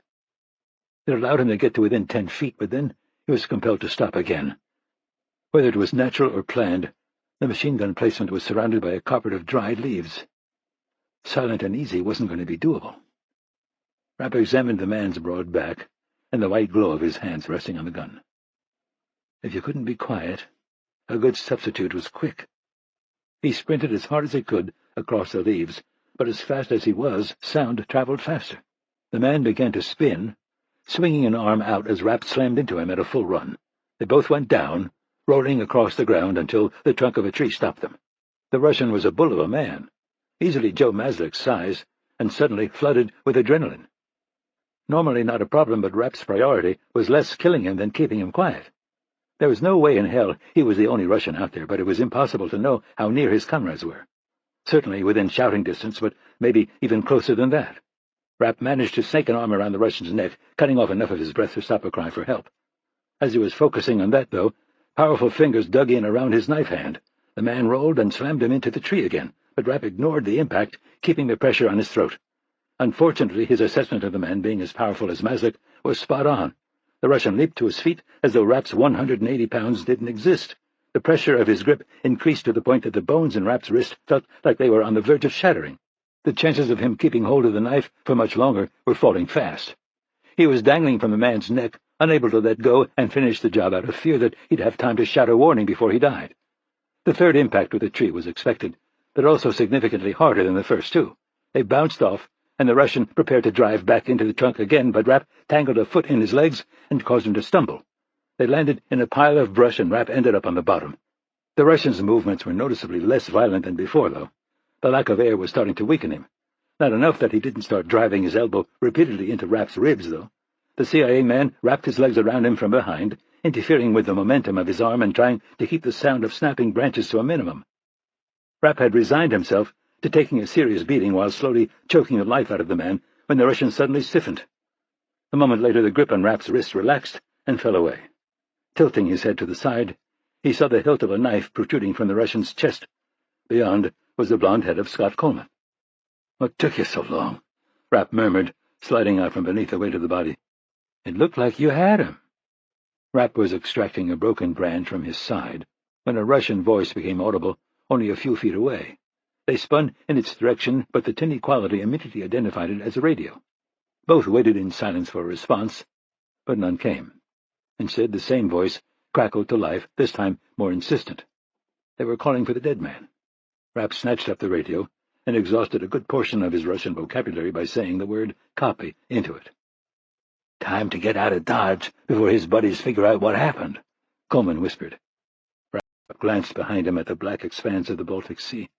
Whitecaps glowed in the moonlight, breaking lazily against the beach. None looked much higher than a couple of feet, easy to swim out past but not offering much visual cover. Worse was the beach itself. There were a good 50 yards of flat sand between them and the water.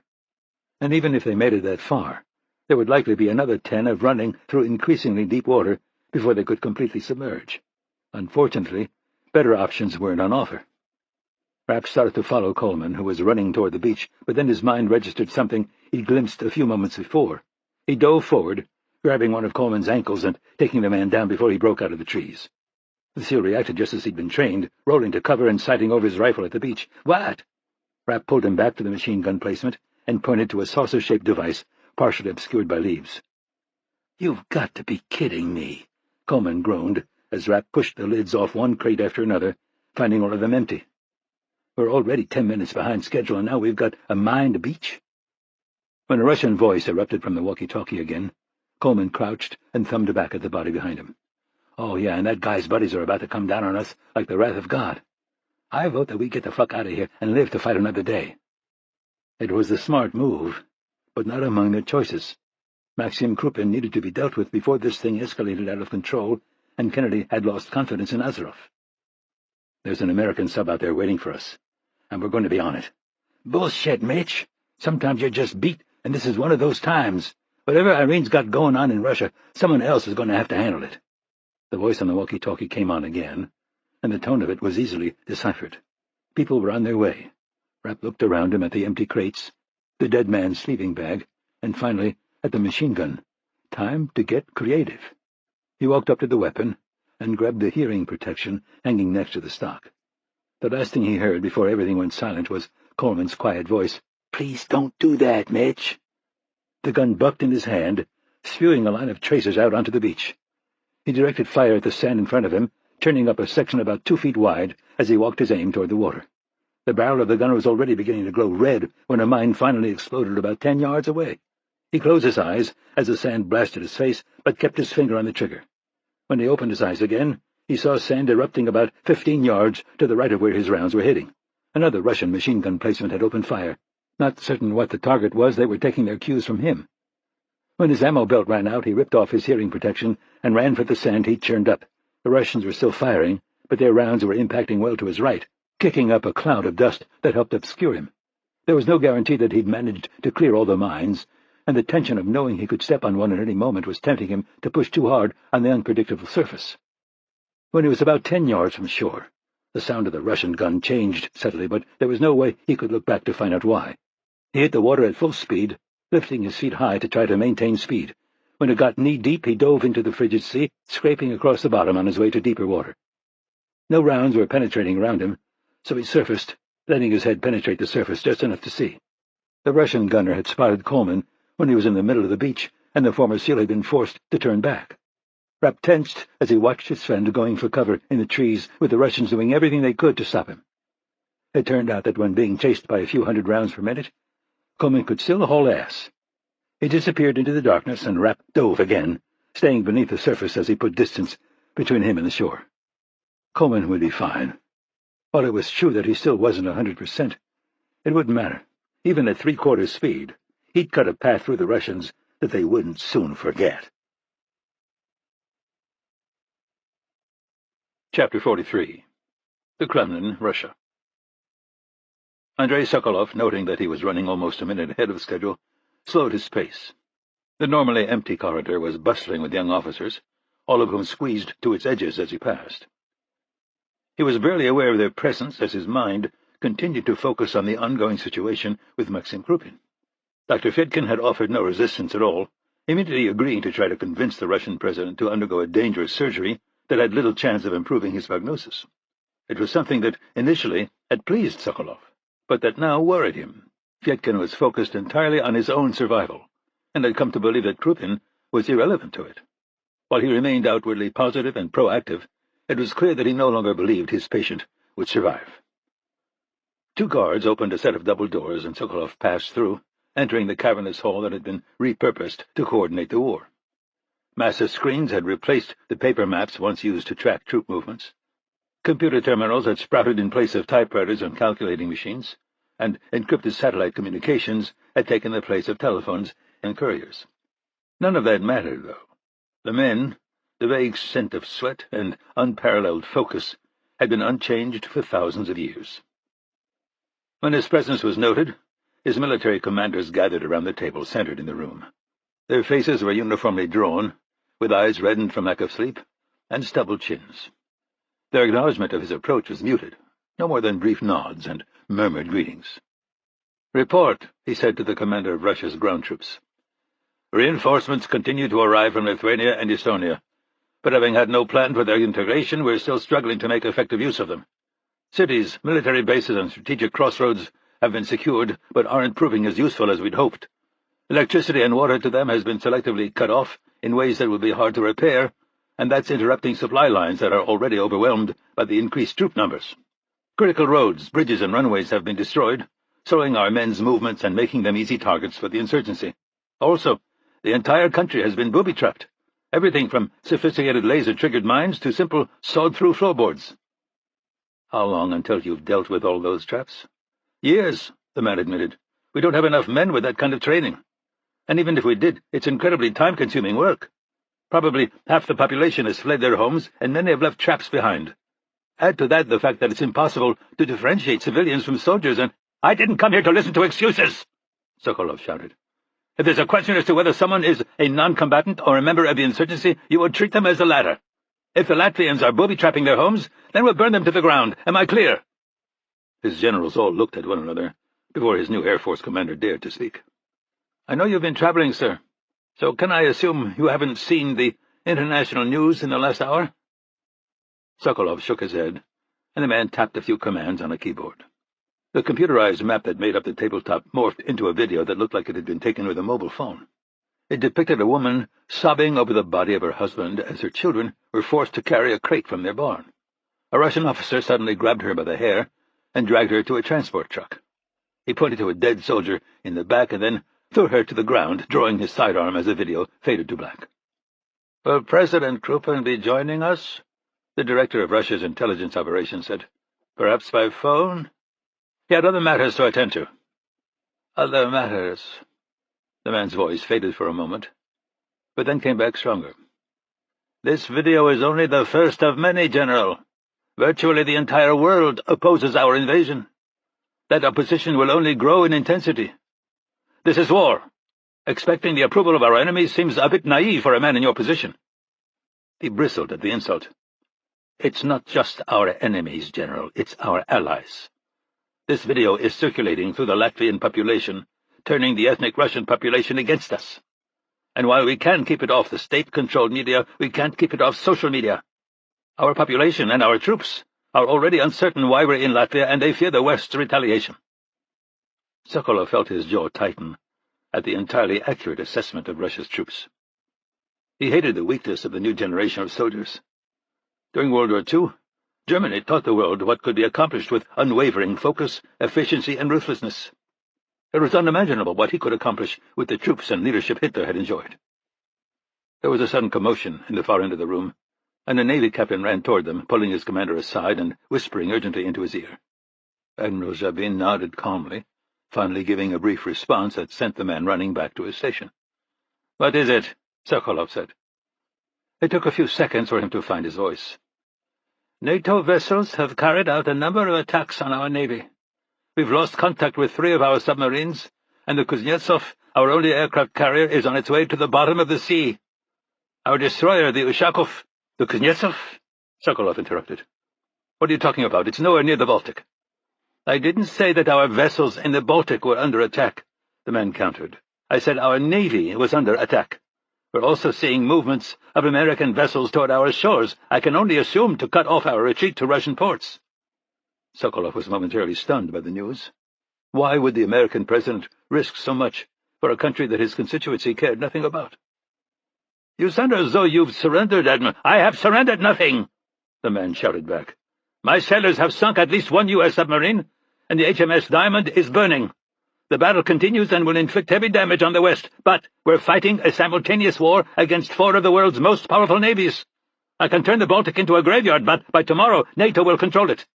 As for the rest of our ships throughout the—" "Do we have coastal batteries in place to support the Navy?" Sokolov asked the commander of his ground forces. "No. We've prioritized setting up defenses against NATO, landing small teams and supplies. What about Russian-based weapons?" The man paused before answering. "We have significant capability, obviously, but we would have to carefully consider the rules of engagement when NATO inevitably retaliates against Russian soil. The Europeans have heavy population concentrations within easy reach of our tactical nuclear weapons," Sokolov said. "They won't violate the sanctity of our border." "Enough of this," Admiral Zabin said, insinuating himself back into the conversation. "You said that President Krupin has other things to attend to. What? Hunting? Sunning himself by some mountain lake while you talk about starting a nuclear war with Europe? You don't have the authority. Get Krupin on the phone, now!" The other generals did nothing to defend the chain of command, instead attempting to stare him down. Had this been planned? A mutiny? Unlikely, but his situation was still dire. Without Krupin's direct involvement, this military campaign was in jeopardy. With it, though, the situation might be even worse. The president's resolve was waning with his strength. Sokolov motioned to 3 military policemen he'd brought in for just such an eventuality. One of them grabbed the admiral's arm, but the old sailor shoved him back and marched straight back toward the door. Rebuked, the MPs followed meekly behind. Chapter 44. Baltic Sea. "This thing just went pear-shaped," the British submarine captain said, putting a hand on Rapp's dripping back and guiding him down a narrow corridor. "We're now engaged in a full-scale naval war." "Come again?" Rapp responded through chattering teeth. He'd won a number of triathlons in water around that temperature, but the fact that his wetsuit was hanging on a peg in his garage wasn't ideal. "NATO's commander just ordered an attack on every targetable Russian Navy vessel worldwide. The good news is that we caught them flat-footed and did some damage. The bad news is that they're coming back at us hard. Are you going to be able to get me where I'm going?" "I've been ordered to do that or go to the bottom trying," he said, stopping and slapping a door to his left. "Shower, your gear's inside." They shook hands, and the captain started back along the corridor, calling over his shoulder as he went, "If you agency boys have a plan to get us out of this, sooner would be better than later." Rapp entered the cramped shower room and pulled off his wet clothes. The salt was rinsed off in a few seconds, but he stayed beneath the hot stream of water until he stopped shaking. Reluctantly, he finally stepped out and toweled off, wondering if at that moment they were being targeted by the Russians. No point in dwelling on things beyond his control, he reminded himself, as he unzipped the duffel that had been left for him. Sea battles were the Navy's problem. The bag was meticulously packed with a pair of clippers and a razor on top. There was a sticky note with the word beard inside a circle with a line through it. Claudia's handwriting. He left his facial hair on the floor and sink, then went back to the duffel. The next layer contained black jeans, a cotton shirt, and a pair of light hiking boots, all from his closet.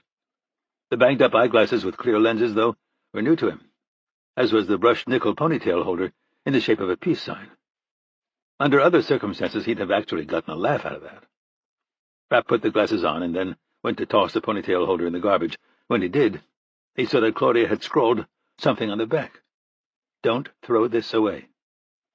Ignoring the advice, he returned to the duffel, but didn't find the weapon he was looking for. An unusual lack of thoroughness on her part. The Glock he'd brought with him to Latvia was now residing on the seafloor. Rapp left the clothes from his swim on the floor and opened the door to the shower room. Two men passed and pressed their backs against the bulkhead in order to get around a woman wearing the uniform of a French naval officer. They struggled not to stare at her, but Rapp didn't bother to make the effort. "What the hell are you doing here?" he said in French. "My job," Claudia responded. "What did you do with Scott? Is he safer than us? Your job is logistics, not operations."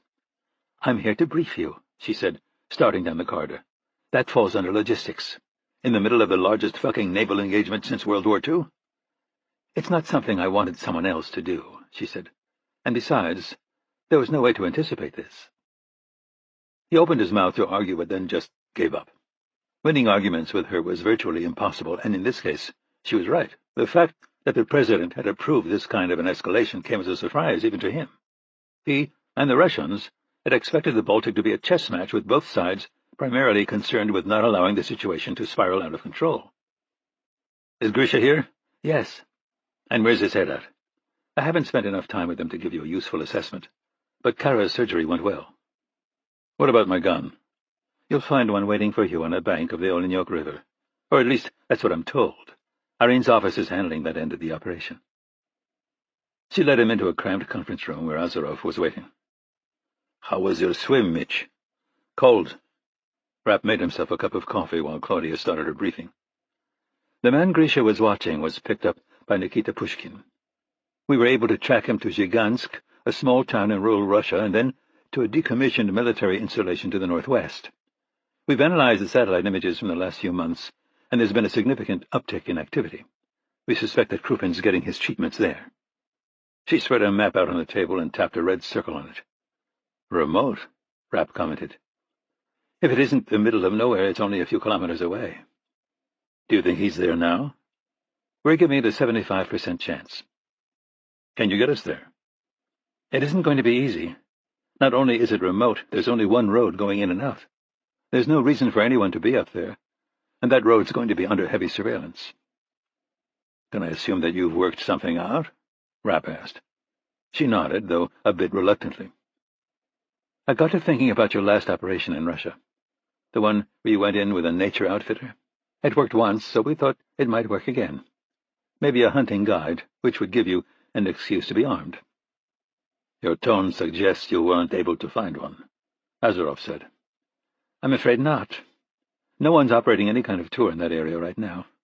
That's the bad news. The good news is that we did find an inhabited camp." She tapped another circle on the map. "Here." "That doesn't look very close to our target," Rapp said. "About 70 miles as the crow flies." "Of some of the most rugged terrain on the planet," Azarov commented. "Virtually impassable," she agreed. The submarine dove suddenly enough that Rapp had to reach out and steady her. She fell silent for a few seconds, but when no torpedoes or depth charges exploded, she ran her finger along a thin blue line on the map. "You can cover most of it using the Olenyok River. The rest you'd have to do on foot." "You say inhabited camp," Azarov said. "What kind of camp?" "Scientists, mostly botany and wildlife. And this is where we get lucky. There are 2 American academics on their way there now." "You want to make a switch?" Rapp said. "Substitute us for them?" Another uncertain nod. "What do they study?" Azarov asked. "Wolves." "I don't know anything about wolves, and I suspect that Mitch doesn't either." She held up 2 thumb drives.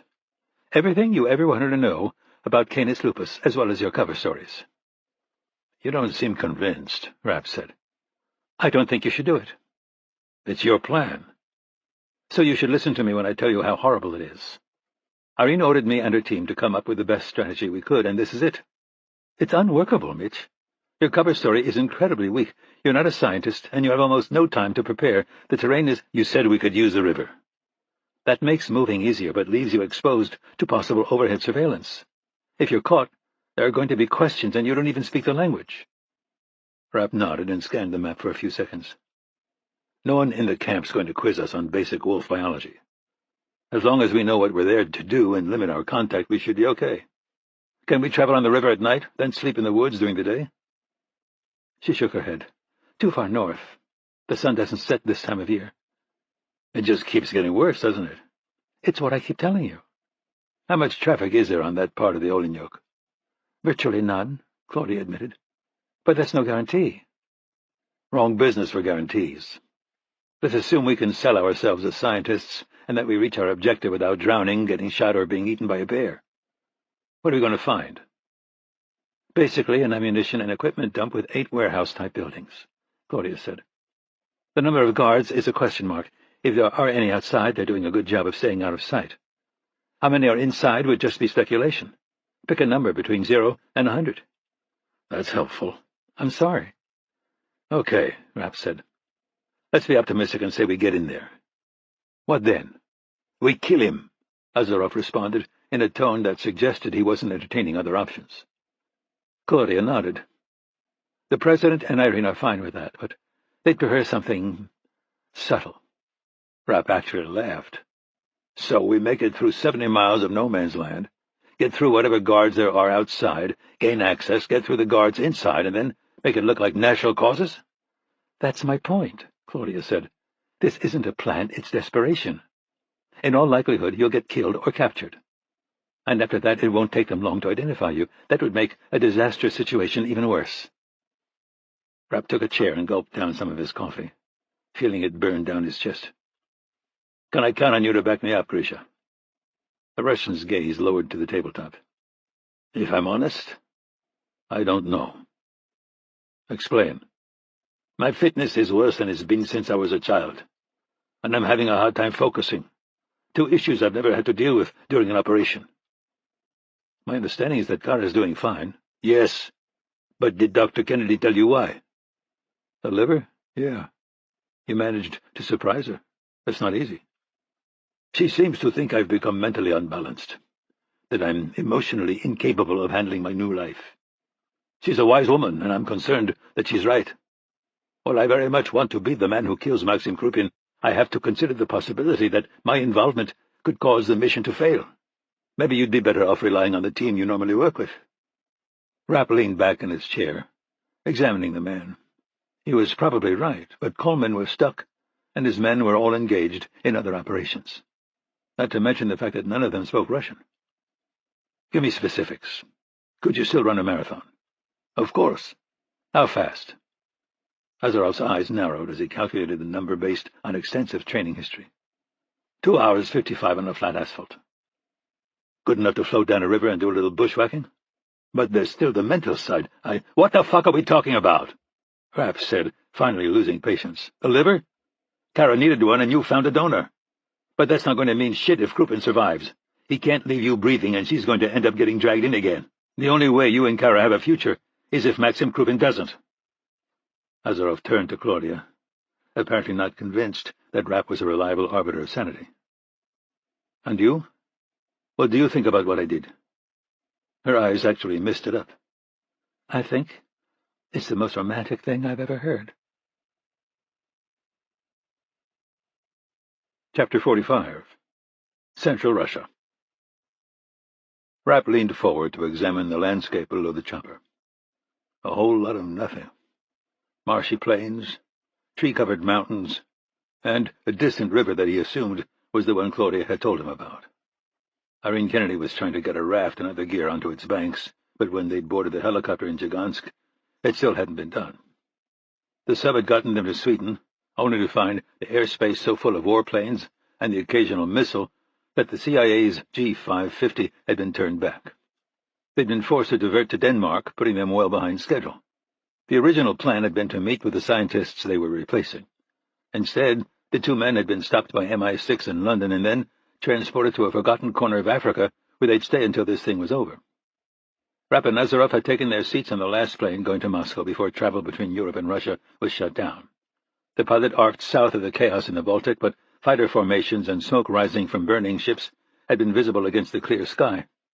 The passengers had spent much of the 6 hours searching their windows for military activity. speaking in agitated whispers and consuming the galley's entire supply of vodka. When the helicopter finally touched down, the Spetsnaz team Rapp half expected didn't materialize. Instead, a man with dreadlocks and cargo pants ran toward them in a practiced crouch.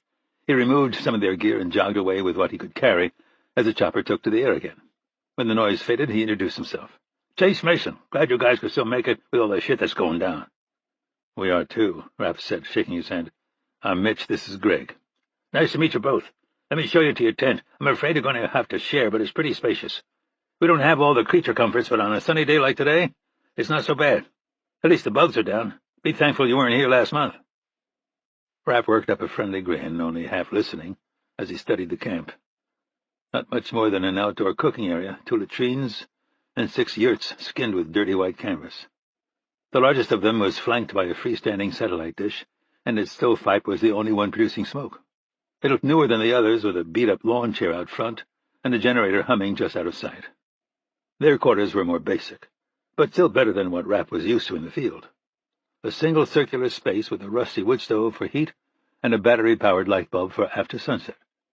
A wood-slat floor kept them off the soggy ground, and 2 cots were piled with enough blankets to hold back the cold nights. "They probably told you," Mason continued, "but we've got signal on a couple of collared wolves.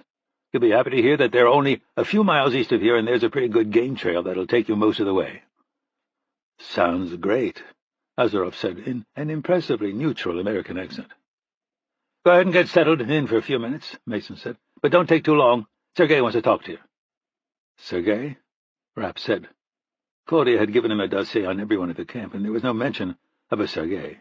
"Yeah, he showed up a month or so ago. Some kind of government representative. Harmless, but a pain in the ass. He's basically a red tape machine who wants to hear about everything that's going on but doesn't really understand any of it." Mason lowered his voice. "We figure he's some politician's dumber brother, and he needed a job." Rapp tested his easy grin again, but this time it was even more strained. The good news was that the sudden appearance of a political officer in the middle of nowhere suggested they were on the right track. The bad news was that Russian bureaucrats despised unexpected changes. Whoever this Sergei was, he'd be suspicious about the last-minute substitution of Rapp and Azaroff for the team he expected. "Yeah, no problem," Rapp said. "Where is he?" "Big tent with the dish. You can't miss it." Rapp banged on the plank door and was immediately rewarded with an answer from within. "Come in." He did, rounding his shoulders and regretting tossing Claudia's peace sign ponytail holder. Fooling a bunch of young researchers whom he could largely avoid had never worried him much. A Russian intelligence officer was a different story. "Welcome," Sergei said, examining him and Azaroff from behind an oddly ornate desk. The floors were covered with thick rugs, and there was a well-stocked liquor cabinet behind him. "Thanks, we're happy to be here. It was touch and go there for a while." The Russian clearly wasn't worried about reinforcing stereotypes in his tracksuit, garish rings, and comb-over. An ample belly strained at the scarlet polyester, and deep-set eyes tracked with more intelligence than Chase Mason had given him credit for. "I'm sorry the others couldn't make it," he said in solid English. "How fortunate that you were both available at the last moment." Rapp just nodded while Azaroff followed his lead and remained silent. The less said, the better. "I understand that they were called away on an emergency in—" Sergei glanced down at a piece of paper on his desk. "Senegal. I have to say that I wasn't aware that there was such a thing as a wolf research emergency. Or wolves in Africa, frankly." This time an answer was clearly required. "Canis anthus," Rapp said. "They may be infected with a strain of rabies that no one's ever seen before, but probably not." "Your paperwork only got to me a few hours ago," the Russian complained. Rapp gave the expected, disinterested shrug. "You look a little old to be a PhD candidate." This wasn't going to go as easily as he'd hoped. Fortunately, Claudia and the agency had seeded their legends all over the Internet. Facebook, university sites, expedition blogs, all complete with doctored pictures of them tagging animals, working in labs, and teaching classes. I was working for an outdoor equipment retailer in the States, but this had always been my dream. I guess I got a late start. "I enjoyed your blog about the trip you did to Europe to try to find a sheep." "It was an ibex, actually. The man held up a hand and turned his attention to Azaroff. "Have you two known each other for long?" "We met on a project in China years ago and stayed in touch." His American accent was holding. Bland Middle America with a few West Coast overtones. calculated to be something no one would remember or be able to place within 1,000 miles. Why? No reason, really. We hit it off, and both of us specialize in wolves.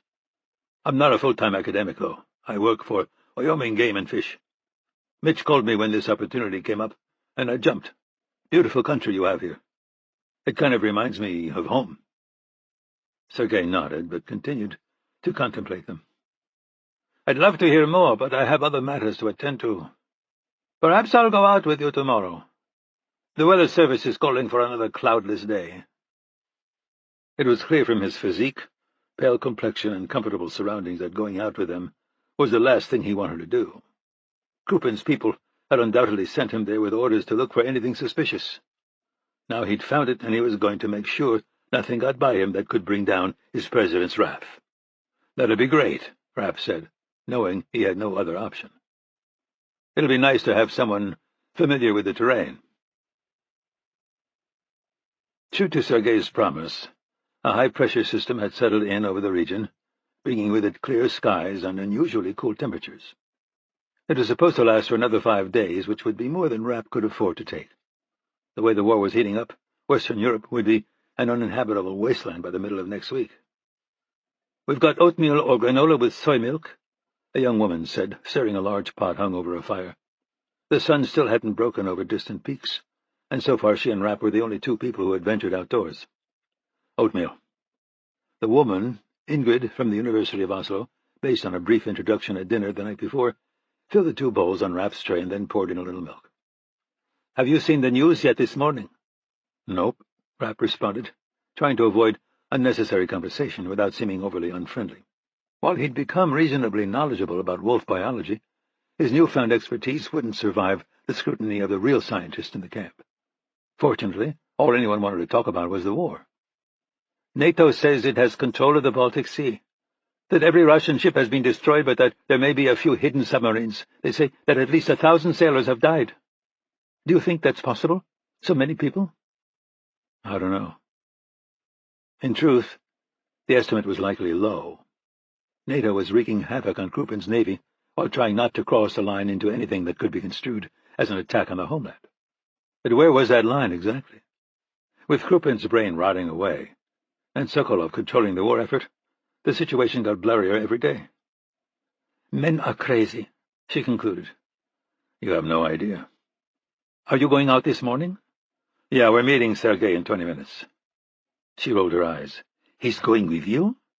"Yeah. Plan for a long day. His cigarette breaks alone will take over an hour. We're going to be crossing some pretty rugged terrain. Maybe he'll change his mind." Her blonde ponytail flopped across her back as she shook her head. "He's suspicious of everyone. I think he believes we're all a bunch of CIA assassins." Rapp smiled and grabbed a few rolls left over from the previous night. "Thanks for the oatmeal." "How are we looking?" Rapp asked, entering the yurt and kicking the door shut behind him. Azaroff was hunched over a laptop, tracking the movement of the colored wolves they were ostensibly there to study. "They've moved toward the river," he said, accepting a bowl of oatmeal. "That puts a mountain between us and them." Rapp examined the satellite image on screen. The fact that the pack appeared to be on its way to the river that was their objective was good news. And the mountain wouldn't play well with Sergei. It looked steep as hell, and then they'd have to cover a good half a mile of craggy ridgeline before coming to a viable descent. "Long, hard day," Rapp said, assuming that there were listening devices hidden in the yurt. "Probably 20 hours with a lot of elevation gain. We should take headlamps for the way back." Hopefully that would be enough to discourage Sergei from coming. They hadn't known the man was going to be in camp, and still didn't know what they were going to do with him if he still insisted on tagging along. The fact that Krupin had chosen him for this detail suggested that he was smarter and more determined than he looked. Best to bring along a shovel, just in case. "How many wolves were transported here from the Chernobyl exclusion zone?" The terrain had turned uphill, but the dense trees made it impossible to pick up the pace enough to discourage Sergei's thinly veiled interrogation. "4, Rapp said, but one died almost immediately and never got a chance to breed with the local pack." His unusually detailed memory had saved his ass too many times to count, and this was quickly becoming another example. I understand you were a lacrosse player, Mitch. The legends included lacrosse for him and biathlon for Azarov. Always best to stay as close to the truth as possible. Yeah, back in school. Intriguing sport. I was watching a match recently on television. Rapp calculated the chances of that at around 0. Maybe you could clear something up for me.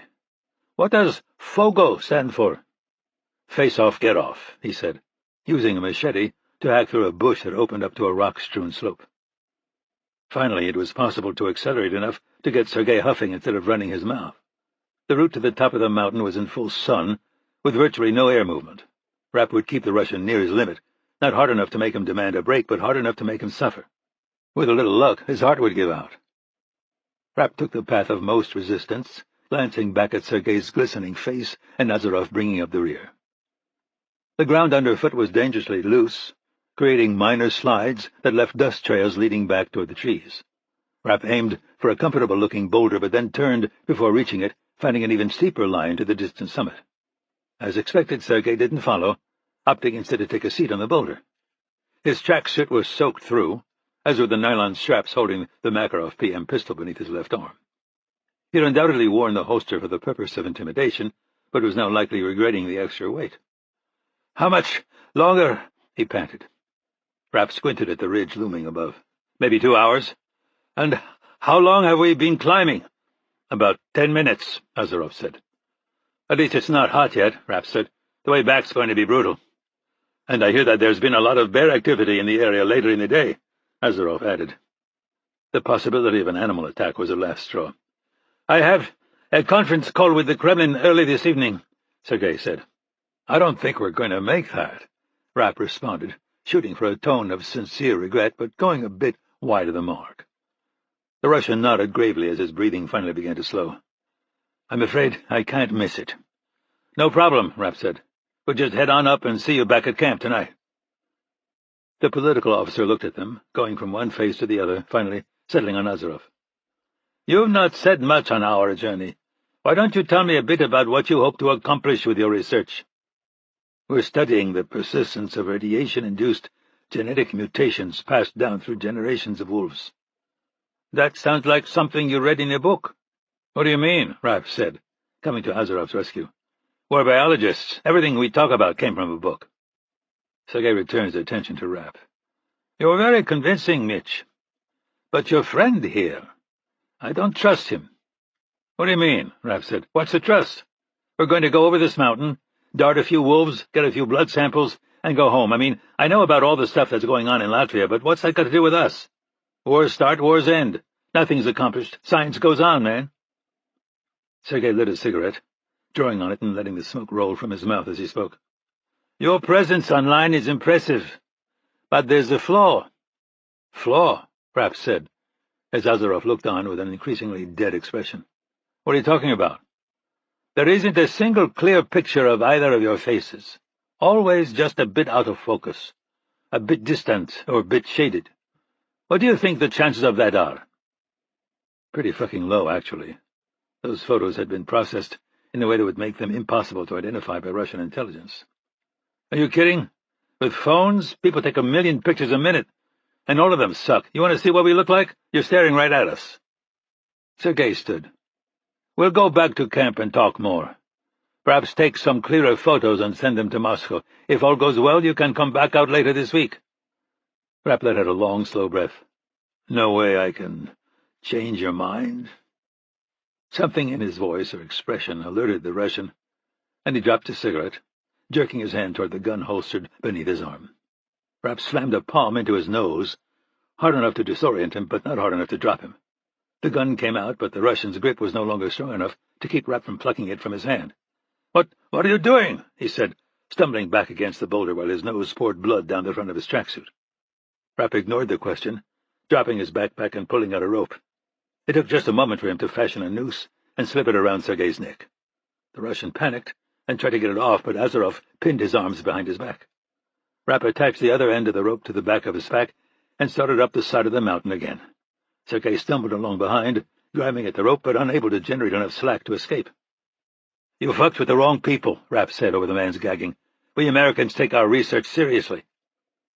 They made it to the ridge in just under the 2 hours Rapp had predicted.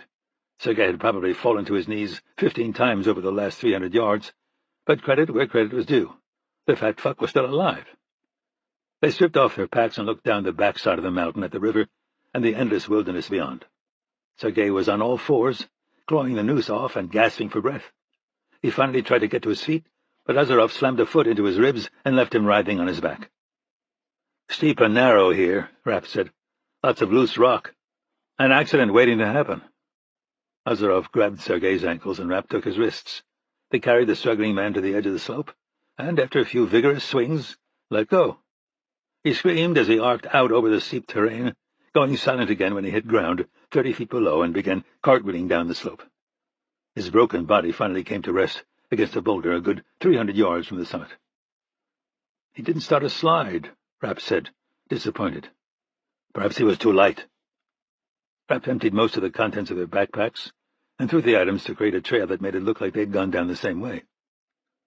The next task was more difficult, trundling boulders off an outcropping until one finally started the chain reaction they were looking for.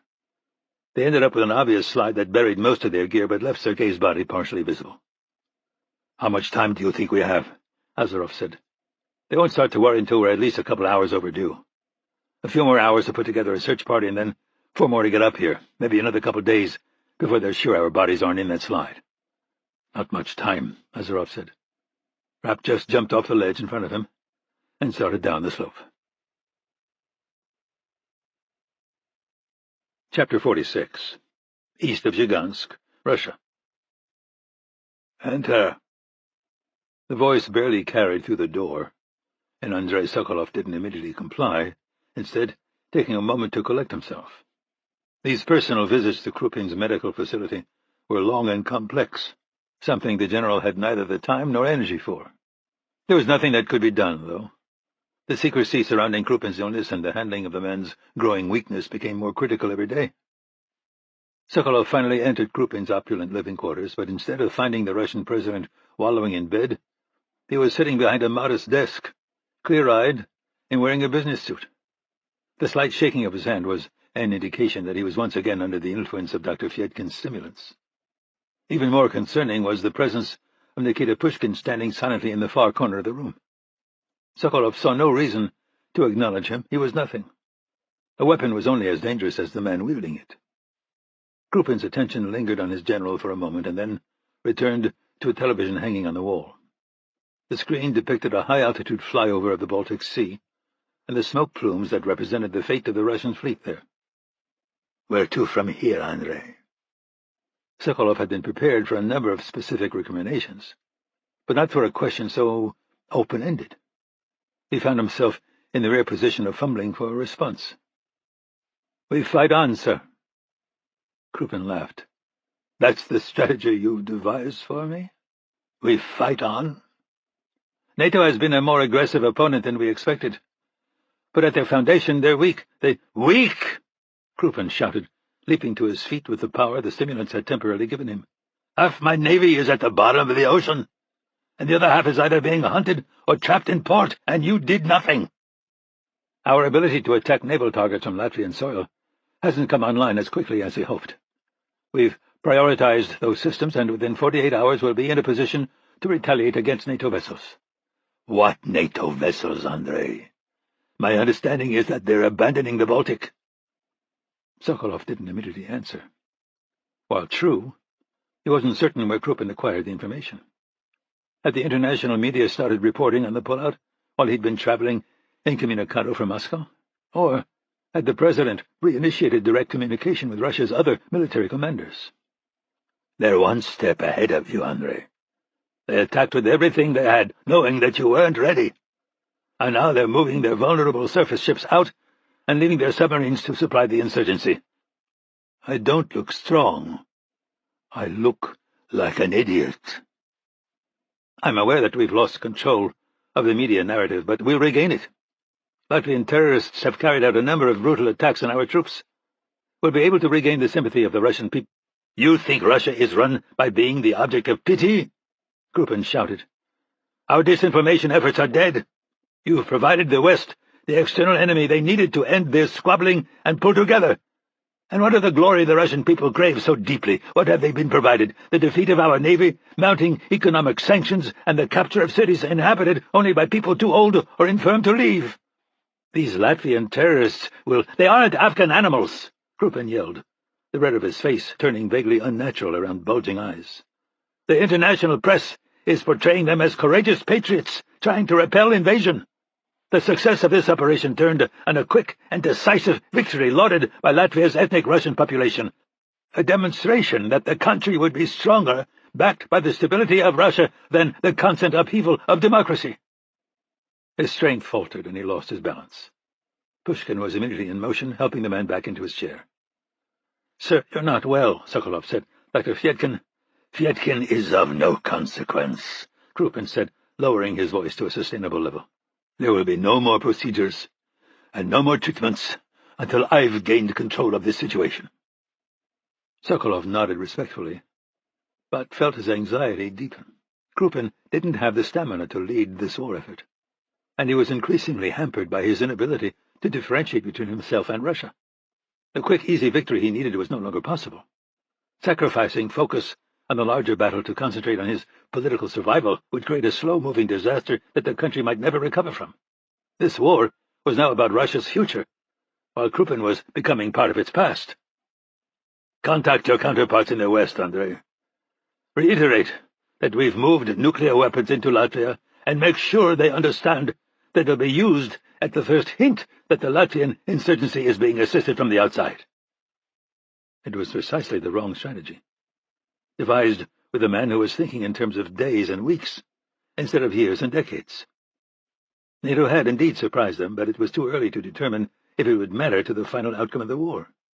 Certainly, a tactical nuclear strike might eventually become necessary, but the timing, target, and retaliation would have to be carefully considered. "Yes, sir. This isn't an idle threat, Andrei. It can't be. What's the least populous major city within easy reach of our weapons?" "Sir, I think we—" "Answer me! I have no more time for your failures.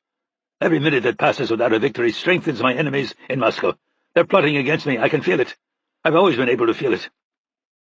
"Copenhagen," Sokolov said finally. "Approximately 750,000 people. Then make the threat specific. Choosing the major city with a low population will convince them. We'll see just how much the West is willing to bleed to try to take back a country that's rightfully ours." "I understand," Sokolov responded, not sure what else there was to say. "I want you to set up a video conference between us and the rest of my military commanders, Andrei. 15 minutes from now." "Then you'll have to excuse me so I can make preparations." He turned on his heels and headed for the door. The breakup of the Western Alliance and the resurgence of Russia was within reach, but it would be a long and difficult path. Their fist would have to be slowly closed around Latvia, proving to the surrounding nations that NATO was powerless to protect them. Internet disinformation campaigns would have to be expanded and modernized, turning countries and citizens against each other. The election of autocratic leaders sympathetic to Russia would have to be supported. Chaos would have to be fomented in Syria and North Africa in an effort to create a refugee crisis that would overwhelm Europe. Krupin had started this process, but it was increasingly obvious that he was no longer capable of finishing it. It was time for Sokolov to begin laying the groundwork for taking control of Russia. Krupin would have to be isolated in such a way that he could still be used as a power base but would have no involvement in generating strategies or setting policy. His strength and intelligence would be missed, but it was the only way that Russia could live on in his image. Chapter 47. Central Russia. They'd been slower than even Rapp's worst-case scenario. The back of the mountain they'd come down had been more treacherous than expected, and they'd nearly been taken out by 2 separate rockfalls. Worse, Azarov hadn't been kidding when he'd said his fitness had slipped. The superhuman he'd been when he trained 6 hours a day and pumped himself full of PEDs was just a memory now. It wasn't all bad, though. The Russian was still one of the top 5 operators in the world, and the Wolfpack had been content to just watch the 2 men intruding on their territory instead of tearing them apart. Even better, the gear they'd been promised was right where it was supposed to be. Bushwhacking across 70 miles of some of the world's most rugged terrain, with no food or water, and then attacking a fortified ammo dump with sticks and rocks, wasn't something that was going to turn out well. Rapp dragged a waterproof duffel from where it had been buried and emptied the contents onto the ground. Their tents, Sleeping bags and a raft were already lined up in the dirt, all brands commercially available in Russia. The dry bag contained more technical equipment, including night vision gear, a GPS, and solar-powered chargers. Weapons were limited to a couple of hunting rifles and 2 Serdyukov SPS pistols. The agency got high marks for putting together all this weathered Russian crap, but he doubted it would be enough for anyone to buy them as a couple of buddies on a fishing trip, particularly with Sergei's body rotting on the side of that mountain and theirs missing. Survival now turned on moving fast and not being spotted.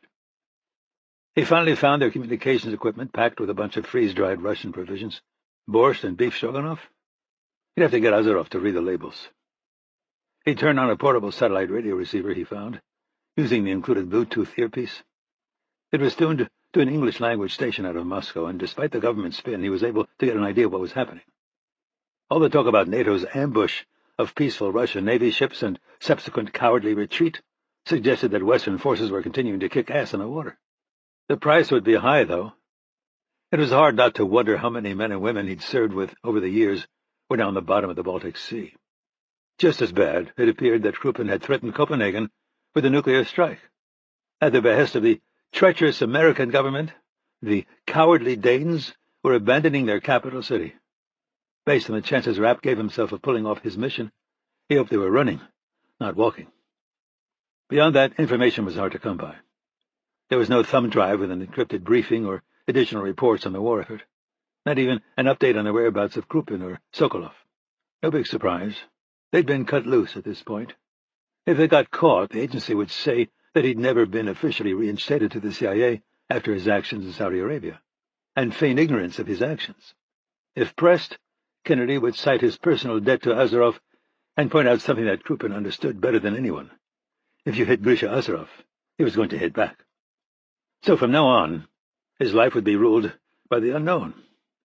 How heavily was Krupin's treatment facility guarded? How could they gain access to the building?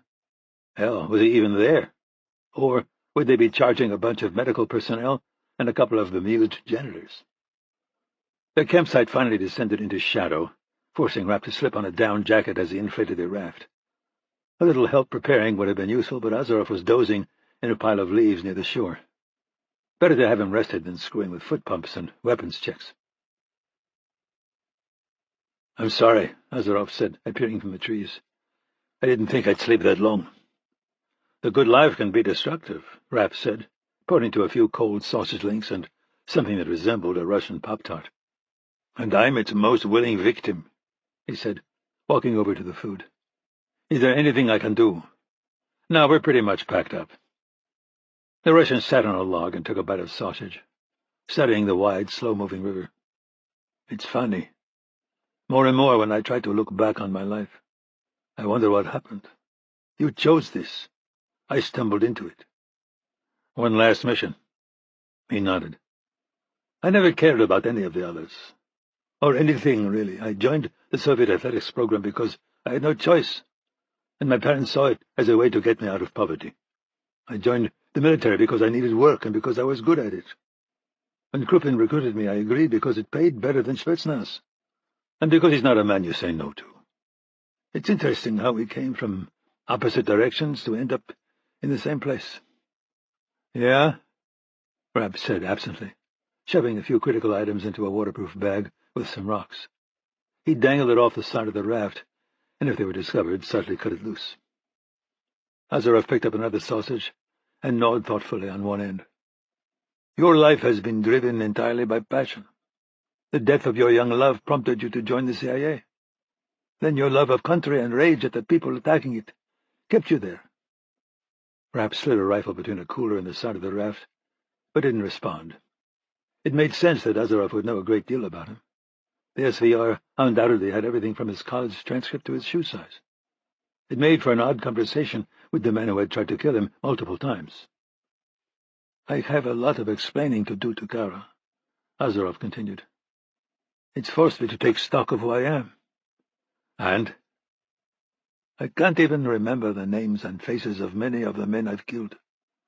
Do you think that's evil? Or is it something worse?" Rapp sat on the edge of the boat and examined the Russian for a moment. Now was not the time for introspection. Maybe he'd made a mistake. Maybe he shouldn't have left Coleman screwing around with the Latvian insurgency. Krupin will be different. Revenge, Azarov said. An opportunity to look into his eyes and see them go blank for what he did to Kara.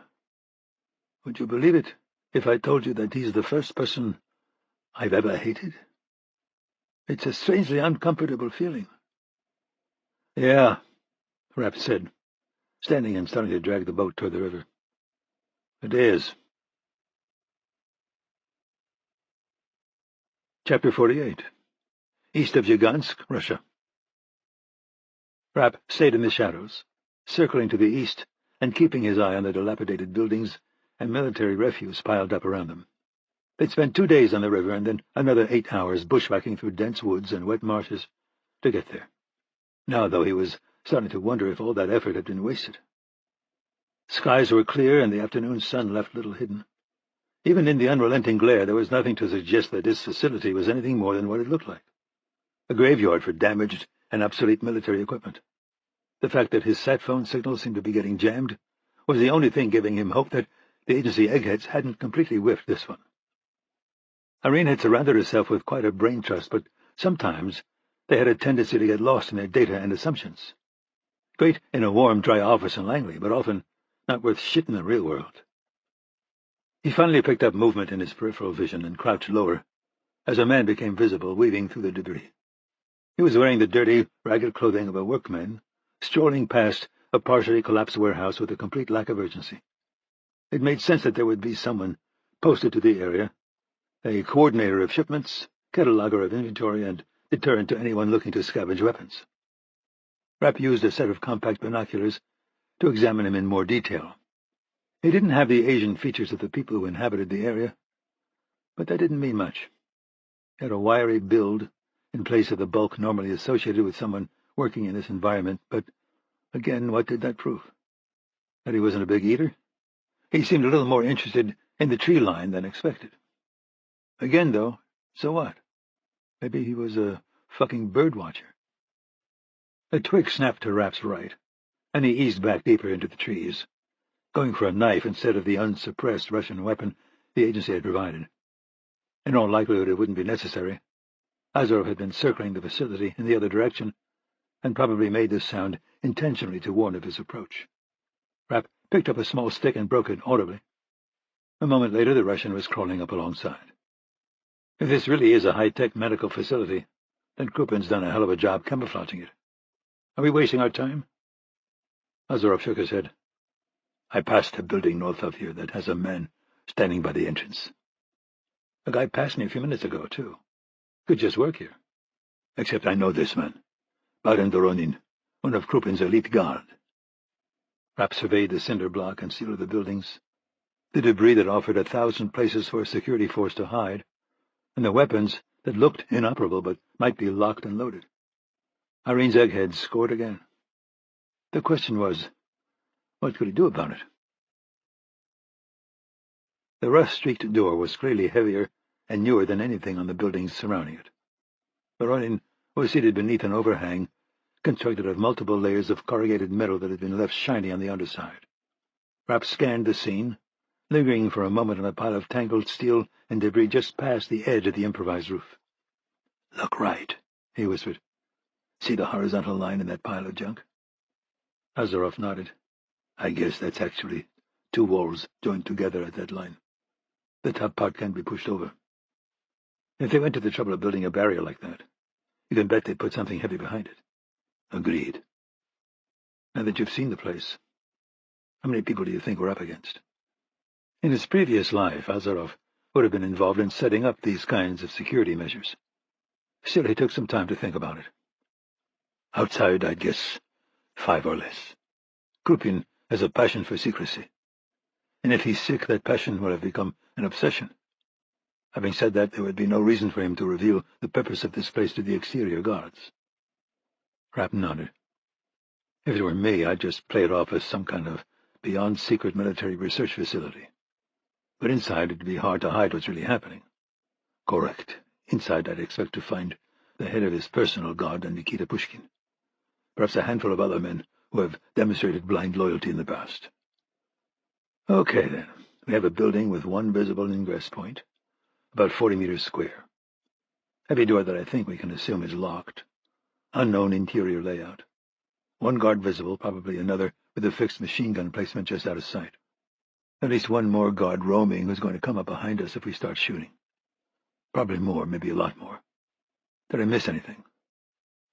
You didn't say anything about the men we speculate are inside. Hard to imagine we'll make it that far. Again, I agree. Even if we kill Voronin and his exterior team, how do we breach the door? Rapp had taken a careful mental inventory of the mothballed military equipment at the facility, with just that question in mind. His preference would be to find something capable of blowing the entire building into the stratosphere and getting the hell out of there. Krupin wasn't that stupid, though. Either there had never been that kind of material stored there, or he'd had it removed. Could the CIA get heavy explosives to us? Azarov asked, obviously thinking along the same lines. They barely got that raft onto the riverbank. Then, as much as I want to see Krupin dead, as much as I need to see him dead, I don't see a path forward. Unacceptable. We could wait for him to come out, Azarov suggested. That could be days or even months from now. By then, Europe's major cities could be gone, and NATO could be shelling Moscow and St. Petersburg. Guard changes. Men coming out and others going in. Rapp shook his head. Like you said, the guys inside know he's sick, and the ones outside probably don't. My guess is that the men he has with him went in before his first treatment and won't leave again until he's cured or dead. Then we're back to having no path forward. The wind gusted, rattling the discarded metal and whistling through the buildings. Bowden Voronin glanced up as the roof over him strained against the bolts securing it, then went back to scanning the area. Krupin made you into a ghost story that his enemies told to each other, Rapp said finally. The whole point was that you were a boogeyman hiding in the shadows. How much would someone like Voronin know about you? Very little, Azarov said. We've met, but Krupin provides information only on a need-to-know basis, sometimes going so far as to intentionally create confusion even in his allies. He considers the people closest to him the greatest threats, and is quite effective at keeping them off balance. It was exactly what Rapp wanted to hear. Would Voronin know you quit? Azarov seemed to realize what he was being asked, and considered his answer carefully. My leaving would have been a humiliation for Krupin, and the fact that he didn't immediately punish my betrayal could have made him seem weak. And even if he did say something to Voronin, it could have just been disinformation. He's not a man who goes around telling his security people his long game. It's possible, but it's just as possible that Voronin is under orders to kill me on sight. In fact, after what happened to Kara, I'd say it's likely. Rapp had read Azarov's psych evaluation, and one thing stood out: the man's passion for order and predictability.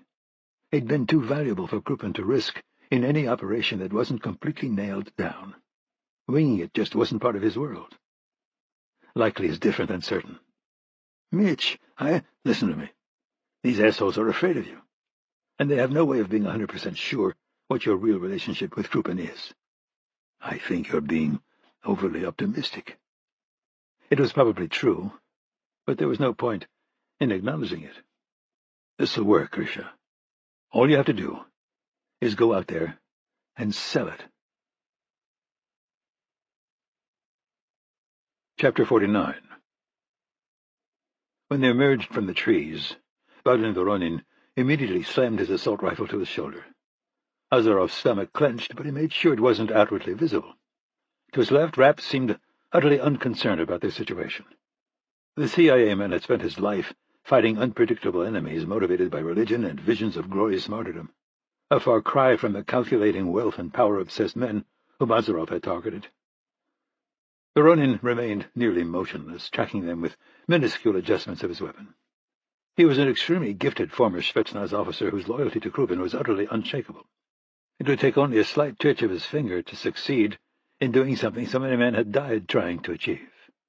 But his finger didn't twitch, and the wall next to him didn't drop to reveal the machine gun placement that was inevitably behind it. He just stood there, wide-eyed, reeling through what he'd been told and trying to calculate how it fit with what he now saw with his own eyes. He was desperately asking, as Azarov himself had done so many times, what did Krupin expect of him? "Pardon," Azarov said.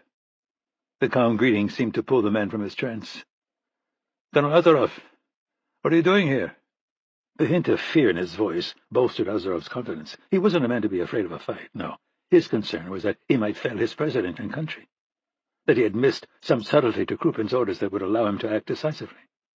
"We had information that the CIA may have found this site," Azarov said, "that they sent a team to try to assassinate the president, another cowardly attack like the one they carried out in Moscow."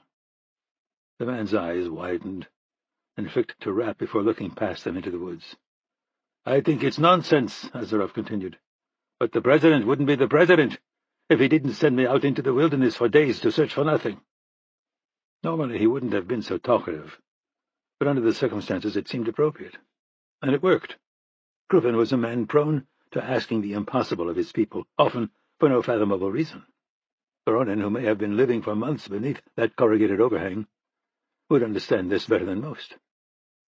He lowered his rifle, and a moment later a young man appeared from cover to Azarov's right.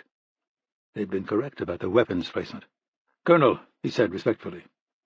Azarov recognized him, but couldn't put a name to the face. He ignored the greeting and instead just pointed toward the door. It was what Kara called the moment of truth, usually in reference to a new recipe that would turn out inedible or to a wave that would throw him from his board and suck him under. Voronin hesitated for a moment and then turned to punch a code into the keypad. "Stop!" The desperate shout came from a man Azarov had known since he was quite young, one of Krupin's most trusted guards, but one who had aged to the point of losing his edge in combat situations. "Pavel!" Azarov called, turning to see the man sprinting toward them with speed he wouldn't have thought him capable of. "The president has you out here in the—" "Kill him! Kill Grisha now!" The door was already sliding open, and Voronin, true to his nature, made no effort to defend his own life. Instead, he slammed his fist into a panic button that started to close it again. Azarov lunged forward, grabbing the man from behind and twisting his head 180 degrees as bullets began sparking off the metal next to him. He shoved Voronin's body across the threshold and dropped to the ground, rolling right as the door closed on the man's limp shoulders. He could hear the electric motor straining as he passed over the body of the other man, killed by Rapp in some way that was neither immediately evident nor important. He saw Pavel go down, but not from the impact of the shot that Rapp had just taken at him. The old man was still impressive, sliding behind cover as Rapp struggled to achieve his normal accuracy with the unfamiliar Russian pistol. A shot from an unknown source hit only a foot away from Azarov, sending shards of metal into his arm as he crawled over Voronin and slipped inside the building. He lay on his side, firing over the corpse in an effort to provide Rapp cover. The CIA man was staying just ahead of the rounds of a still invisible sniper, and he went high, diving through the narrow gap as the door continued to pulse, trying to break through the blockage and fully close. A moment later, Rapp had rolled to his feet and was kicking at Voronin's torso as Azarov continued to fire around him. His weapon ran out of ammunition, and he shouted at Rapp, who threw him his weapon and continued trying to work the body out of the doorway. He finally succeeded in clearing Voronin's shoulders, allowing the door to travel farther, stopping again on his skull. One last kick, and the barrier finally was able to slam home. Rapp picked up Azarov's empty weapon and inserted another magazine before firing 2 rounds into a keypad attached to the wall. He was rewarded with a cascade of sparks that would likely make entry impossible for the men outside. The fact that it would make escape equally difficult was something they'd have to worry about later. The hallway was narrow and devoid of exits, forcing them to trade caution for speed in search of room to maneuver. Azarov was bringing up the rear, his footsteps inaudible through the ringing in Rapp's ears. Despite their precarious tactical position, Rapp slowed when the wall to his right turned to glass. On the other side was a large room full of patients, all meticulously secured to their beds. Some were unconscious, others were hooked up to IVs, and a few had machines breathing for them. The ones who didn't look like they were on death's door had their eyes on him, shouting silently and straining at their bonds. He'd seen a lot in his time at the agency, but nothing like this. Azarov had called it. Krupin was performing medical experiments on his own citizens in hopes of extending his life. Rapp locked gazes with a muscular, tattooed man in his early 50s, causing him to thrash even harder, rocking his bed back and forth on the tile floor. Whoever he was, he understood that the 2 filthy men on the other side of the glass represented a shift in the balance of power, and he wanted to be part of that shift. Rapp started out again, leaving the window behind and approaching a gap in the hallway probably 10 feet across. He scanned the ceiling and couldn't find any cameras. It was possible that they were just well hidden, of course, but why bother? More likely, Krupin's security people never expected a breach, and so they hadn't prioritized electronic surveillance. Still, Rapp made certain that his subtle hand signal would be visible only to Azarov. The Russian understood and immediately started sprinting toward the gap. Just before he broke into the open, Rapp slipped his gun around the edge of the wall. The passage wasn't empty, as he'd hoped. There was a lone man standing about 15 yards away, wearing an expensive suit and holding a custom pistol similar to the one Azarov had favored during his career. The precision and speed of his movements immediately identified him as Nikita Pushkin. Azarov dropped to the floor and slid across the gap with impressive speed, but not as impressive as it would have been a few years ago. Pushkin ignored his predecessor, leaping to the right and adjusting his aim toward Rapp. They fired simultaneously, Pushkin in mid-air and Rapp trying to compensate for the unfamiliar Russian weapon while tracking Azarov in his peripheral vision. Pushkin landed on one shoulder, rolling gracefully around a corner and out of sight. Rapp's shot was pulled offline when Pushkin's, fired from mid-air, caught the edge of his sleeve and jerked his hand off target. He was starting to get really fucking tired of these Russian supermen. Azarov, safe on the other side of the gap, was scrambling back toward it when the barrels of 2 assault rifles came around the corner near where Pushkin disappeared. Rapp pulled back and waved Azarov off as a spray of rounds began pulverizing the wall to his right. Rapp shook his head, indicating the obvious that no one else was crossing that gap in anything less than a tank. Azarov turned and started to run in the other direction while Rapp took a moment to try to figure out how this wasn't going to turn into a complete clusterfuck. The hope that they could slip in and slip out without being identified had never been particularly realistic, but now it had completely disappeared into the rearview mirror. He hoped to hell that Kennedy and Alexander knew what they were doing. The guns went silent, maybe reloading, but probably just waiting for him to show himself again. It was a stalemate he couldn't afford. If he was going to complete his mission, and have even a snowball's chance in hell of getting out of there, he needed to tilt the playing field back in their direction. And to do that, he'd need some help. Rapp ran back the way he'd come, passing by the glass wall he'd seen earlier, and pushing through a door at the far end. "Does anyone here speak English?" He got a few assents, with the one from the big tattooed man at the back being the most intelligible.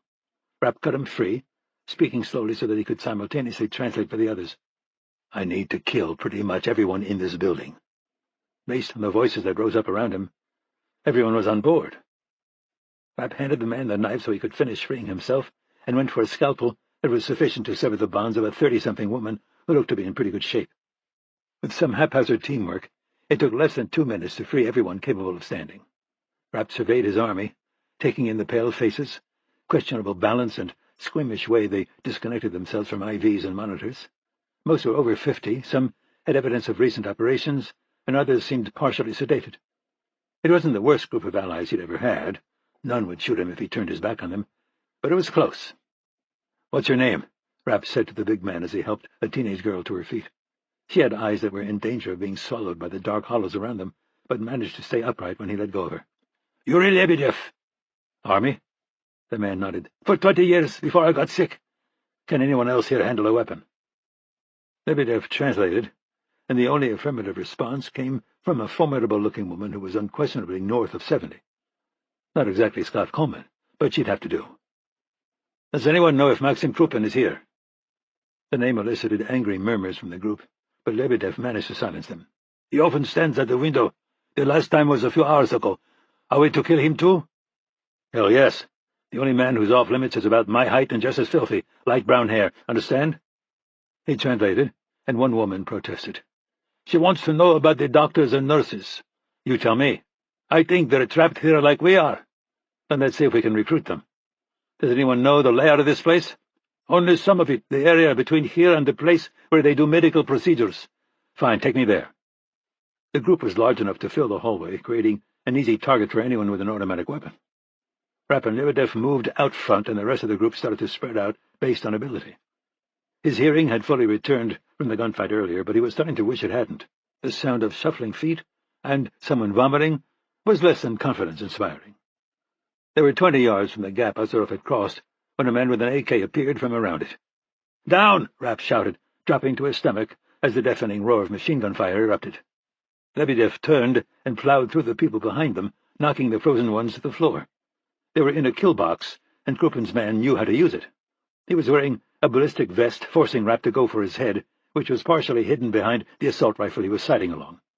His first attempt missed, and he swore at the unfamiliar Russian pistol.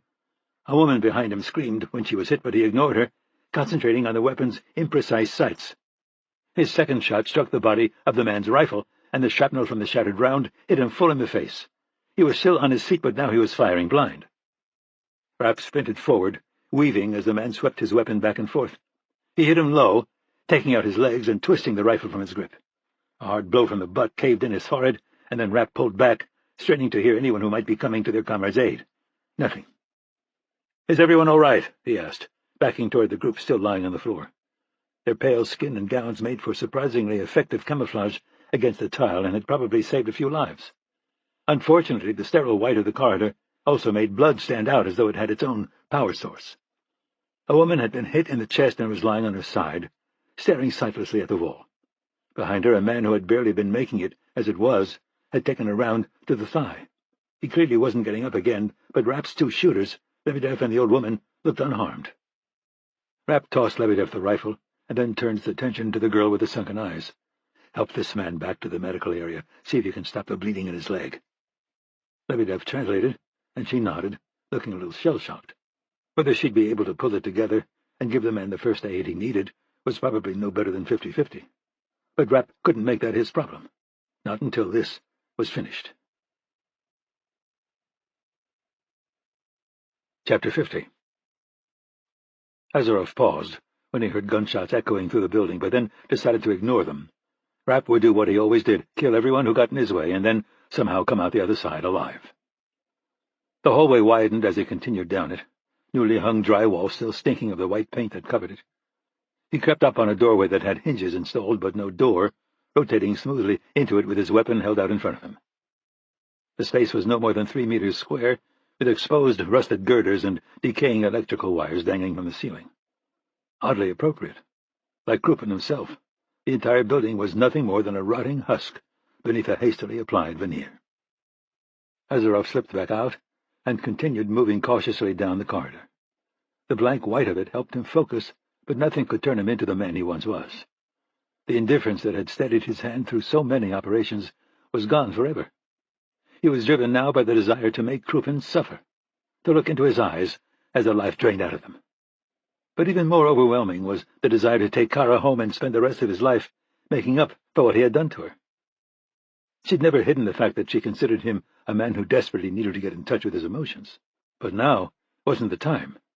While hate had been effective tools for Rapp and his mentor Stan Hurley, it was something he had no idea how to use. "Azarov!" The voice preceded the man, but only by a split second. Nikita Pushkin appeared from the door 20 meters away, wearing a bulletproof vest undoubtedly made by Azarov's former armorer. Worse was the custom pistol that would be light, perfectly balanced, and deadly accurate, particularly in his hands. Pushkin paced back and forth across the broad hallway, keeping his opponent in his peripheral vision. At that distance, a hit center of mass would be a simple matter, but the headshot necessary to end the confrontation would be extraordinarily difficult. Even at the height of Azarov's training and with his own weapon, the chance of a clean kill would have been less than 50%. "You're nothing but a traitor, Grisha."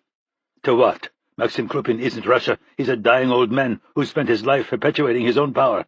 Any promise our country had after the fall of the Soviet Union is gone now. He's stolen it." "He gave you everything," the young man shouted. "Money, women, the fear and deference of powerful men, all things that don't matter." The boy was young, as Azarov had once been, dazzled by everything he'd become, and bowed beneath the weight of the debt he believed he owed Krupin. But it was more than that. Azarov had recognized Krupin for what he was from the beginning. His successors seemed to lack that clarity. "I served Maxim faithfully for years, Nikita. I killed countless people, most of whom were guilty of nothing more than threatening his power and privilege. But then it came time for me to pursue a life. With hundreds of millions of his euros in your bank account. It wasn't your house in Costa Rica that burned, it was his." Azarov felt his anger flare, but he didn't allow it to get a hold of him. "You attacked me and the woman I love, but I understand your position, and don't blame you for it. I'm here for Krupin, not you. The Ice Prince Grisha Azarov. Did you ever even care for him?" Azarov inched forward as he considered the question. The greater the distance between them, the greater Pushkin's advantage. "No." The walls on either side of the corridor seemed to be the boundary of his operating environment. But was that really true? Was it possible that this part of the building was covered in the same flimsy drywall shell he'd seen earlier? And if so, was there any way to determine where the studs were? How many of his colleagues and former friends has he asked you to kill or intimidate, Nikita? Do you believe you're different? That he thinks of you as a son? Of course you do. It's one of Maxim's greatest gifts. He makes everyone around him feel as though they have a special place in his inner circle and in his heart. You're just a tool, like I was, something he'll use up and discard. Liar! Pushkin shouted. You have no idea how he feels about me. This is all meaningless now, Nikita. He's a fading old man. When he dies, your power base will die with him. You'll be hunted by the men who succeed him. They fear you. He's stronger than you ever gave him credit for, Grisha. He's going to survive. And imagine my reward when I drag your bleeding corpse to his rooms. Azarov continued to inch forward. Pushkin didn't seem to notice, or perhaps was just too confident to care. You may well kill me, Nikita, but you won't survive a confrontation with the man I came here with. Believe me when I tell you this. Don't die here. Not for Krupin. Take the money you've been paid, find a woman, and have children. Die fat and old, surrounded by them. The headshot was doable now, but only vaguely. A miss would open him up to return fire that he'd be unlikely to survive, and that left him with no choice but to do something unexpected. His talent, experience, and training were no longer enough. He'd have to rely on luck. Pushkin stopped pacing and faced him. The time had arrived, but Azarov didn't feel the fear he'd expected to experience after so many years of numbness. Only regret. He didn't want to kill this boy. But even more, he didn't want to die. It wasn't time for that. Not yet. Step aside, Nikita. Let me do what I've come here to do. Pushkin's speed was exactly what one would expect of a young man with his history and devotion. His hand came up in a blur, but Azarov was already lunging to the left. The inexplicable move caused Pushkin to hesitate. His indecision lasted only a split second, but it was enough for Azarov to get off a shot before colliding with the wall. He struck full force, and, as he had prayed, the thin drywall gave way. His unlikely plan worked, but the execution was less than perfect. A stud caught his left shoulder, spinning him into a steel barrier that likely made up the building's east wall. The gap between metal and drywall was less than a meter wide, but extended into darkness in every direction. Options were limited. He could move into the gloom and wait for Pushkin to come after him, but it would leave him with no room to maneuver. Trying to squeeze through the narrow space in hopes of finding an escape was a possibility, but relying on blind luck twice in one day seemed unwise. With no other choice, Azarov slung his gun hand around the edge of the hole he'd made and blindly fired 2 of his remaining rounds. The drywall provided little more than psychological protection, so there was no reason not to bring one eye around its edge and peer down the corridor. Miraculously, Azarov's desperate shot had found its mark. Not a kill shot, but enough to put the younger man down and make his efforts to rise into a sitting position unsuccessful. The blood flow from Pushkin's scalp was heavy enough to suggest that his disorientation was real and not just a trick designed to draw in his opponent. Azarov approached cautiously, crouching to pick up the weapon that the younger man had dropped. He aimed it between eyes burning with fear and hate. It was an expression he'd seen many times before, and it always filled him with revulsion, not because of what it said about his victims, but because of what it said about him. He squeezed the trigger and felt the beautifully controlled recoil against his hand.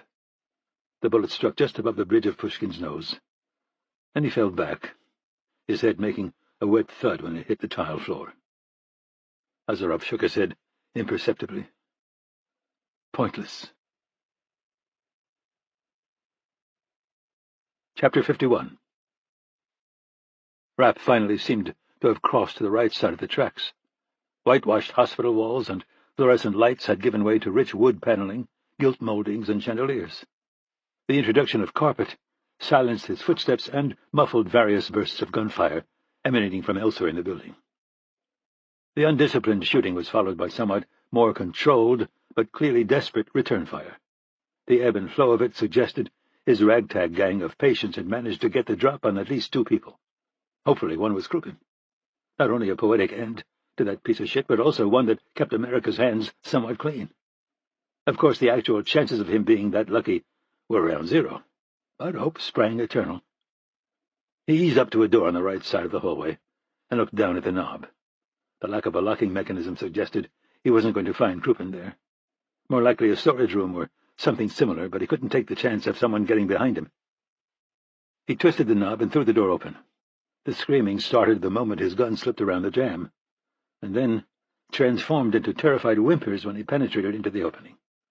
There were 3 women and 2 men inside, all dressed in medical garb. The room seemed to be their quarters. 5 cots bolted to the walls, and 2 chests of drawers that probably contained nothing more than clean scrubs. A cart with some basic equipment, a blood pressure cuff, stethoscope, gloves, rounded out the room's contents.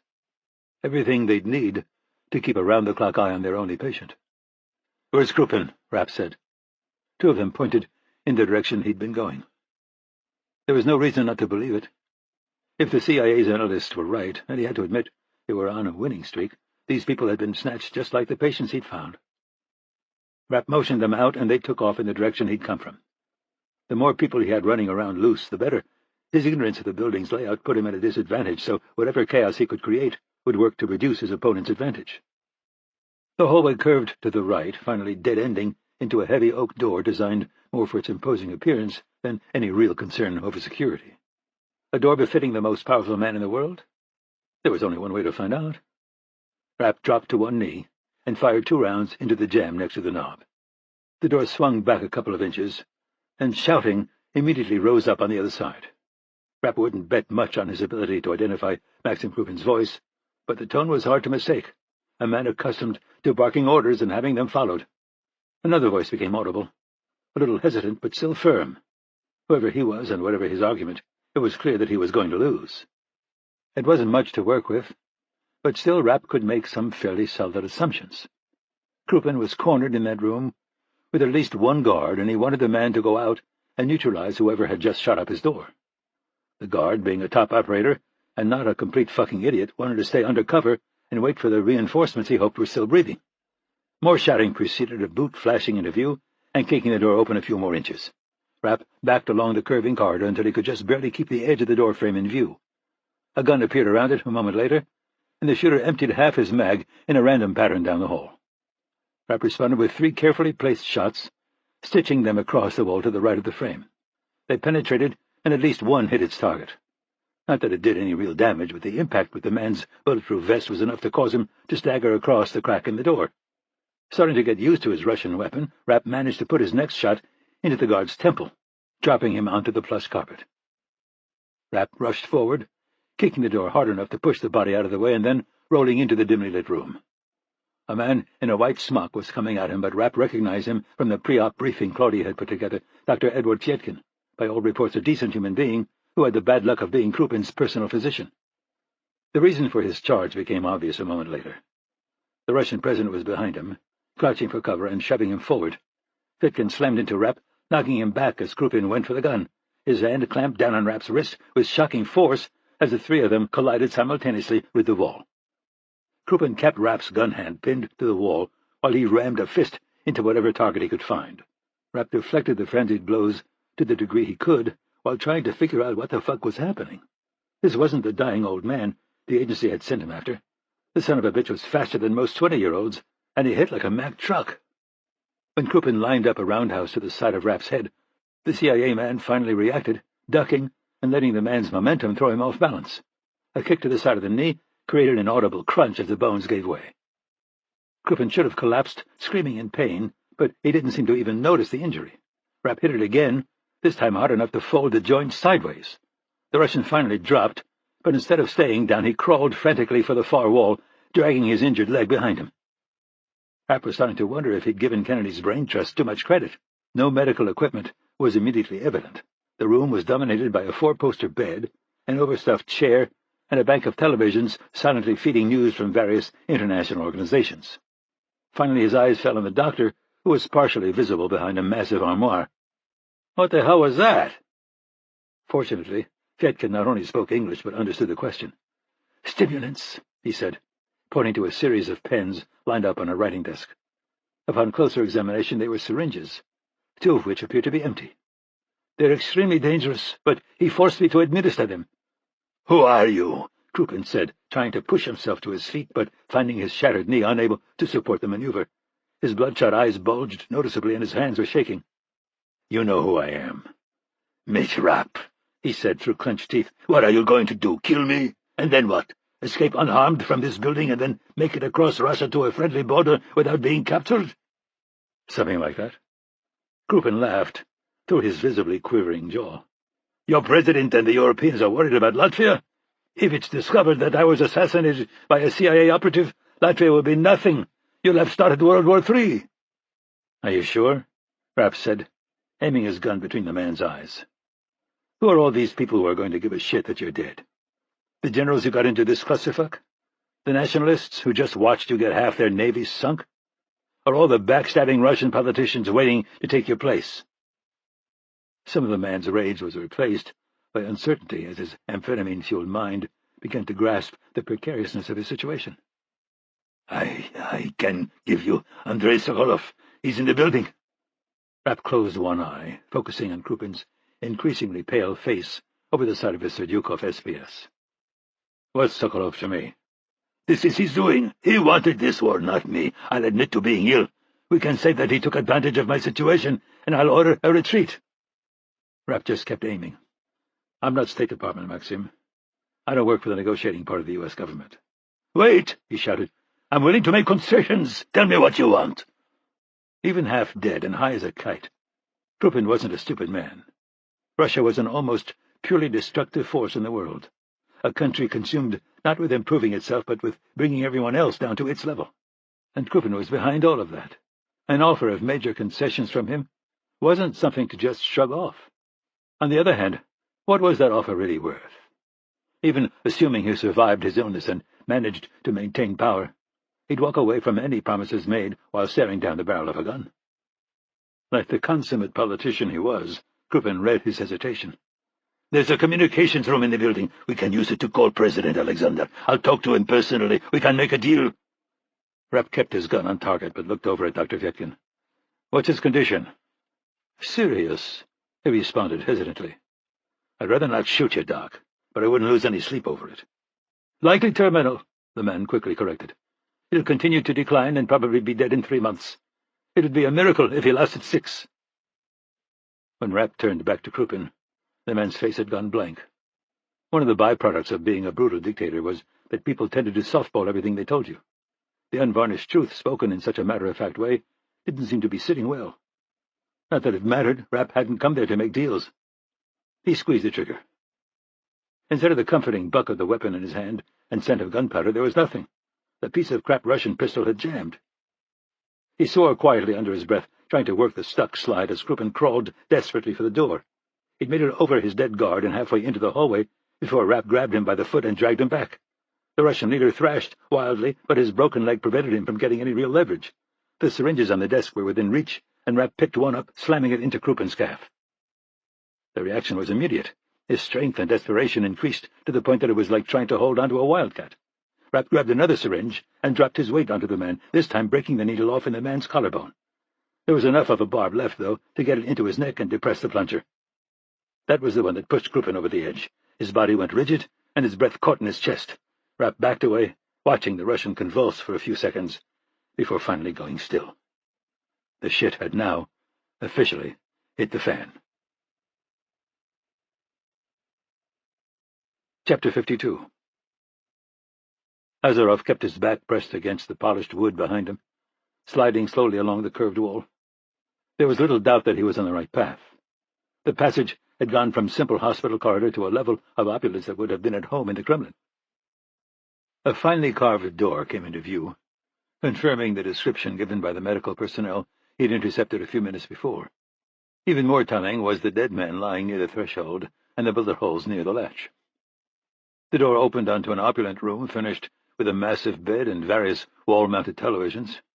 Rapp was gone, but had left his handiwork behind. Krupin was on his back, staring at the ceiling, with a grotesquely broken leg and syringes still hanging from his calf and neck. Not the CIA man's customary headshot, but no less effective. Azarov knew that there was nothing for him there, but still he found himself unable to move from his position on the blood-soaked carpet. What would he have become without the man lying dead before him? Without the training, money, and education? Without his upbringing by the state, first in the Soviet athletics program and then in the army? A farmer like his parents and their parents before them? The possibility of that seemed almost laughable now. Those days came to him only in brief flashes now. Triggered by smells, sounds, or briefly glimpsed images, the memories dispersed like smoke the moment he tried to grab hold of them.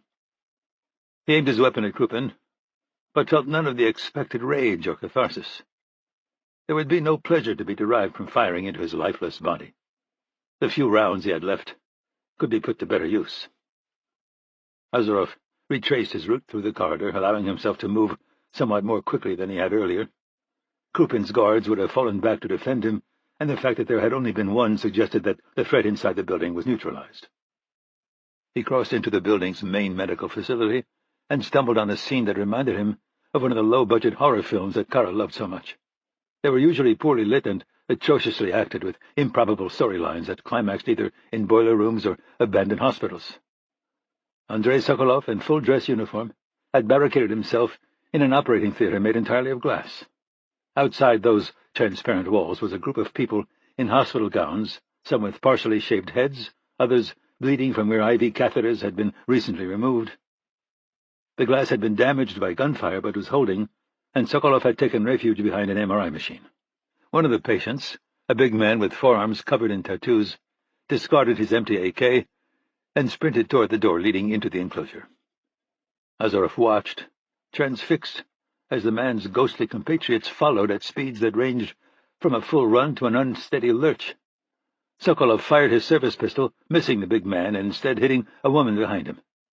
It was one of those minor errors that could be so fatal in a combat situation. His aim had been wide by only a few centimeters, but now the man was on him. A few more muffled shots sounded, but it was impossible to know if they hit anything in the frenzy that ensued. Azarov backed away as the patients dragged Sokolov toward an operating table that many of them had likely experienced firsthand. It would have been desirable to question the man, but it seemed unwise to try to get between those people and their tormentor. Nothing, not even Mitch Rapp, was going to stop them from tearing Sokolov apart. "I lost her. Get her back, now!" Azarov recognized the voice coming from the room ahead and strode toward it, avoiding the oxygen cylinders strewn across the floor. It appeared that they'd fallen from a medical cart that had been repurposed as a battering ram. A hasty but effective improvisation. The steel door it had been used against now hung twisted and dented from damaged hinges. "I'm trying," came a Russian-accented reply. Azarov stuffed his weapon into his waistband and stepped slowly into the doorway with his hands open in front of him. As expected, he found himself staring down the barrel of Mitch Rapp's gun. The CIA man was sitting in front of a bank of communications equipment that was likely the facility's only connection to the outside world. He lowered his weapon as Azarov took a position that would allow him to see anyone approaching. "There!"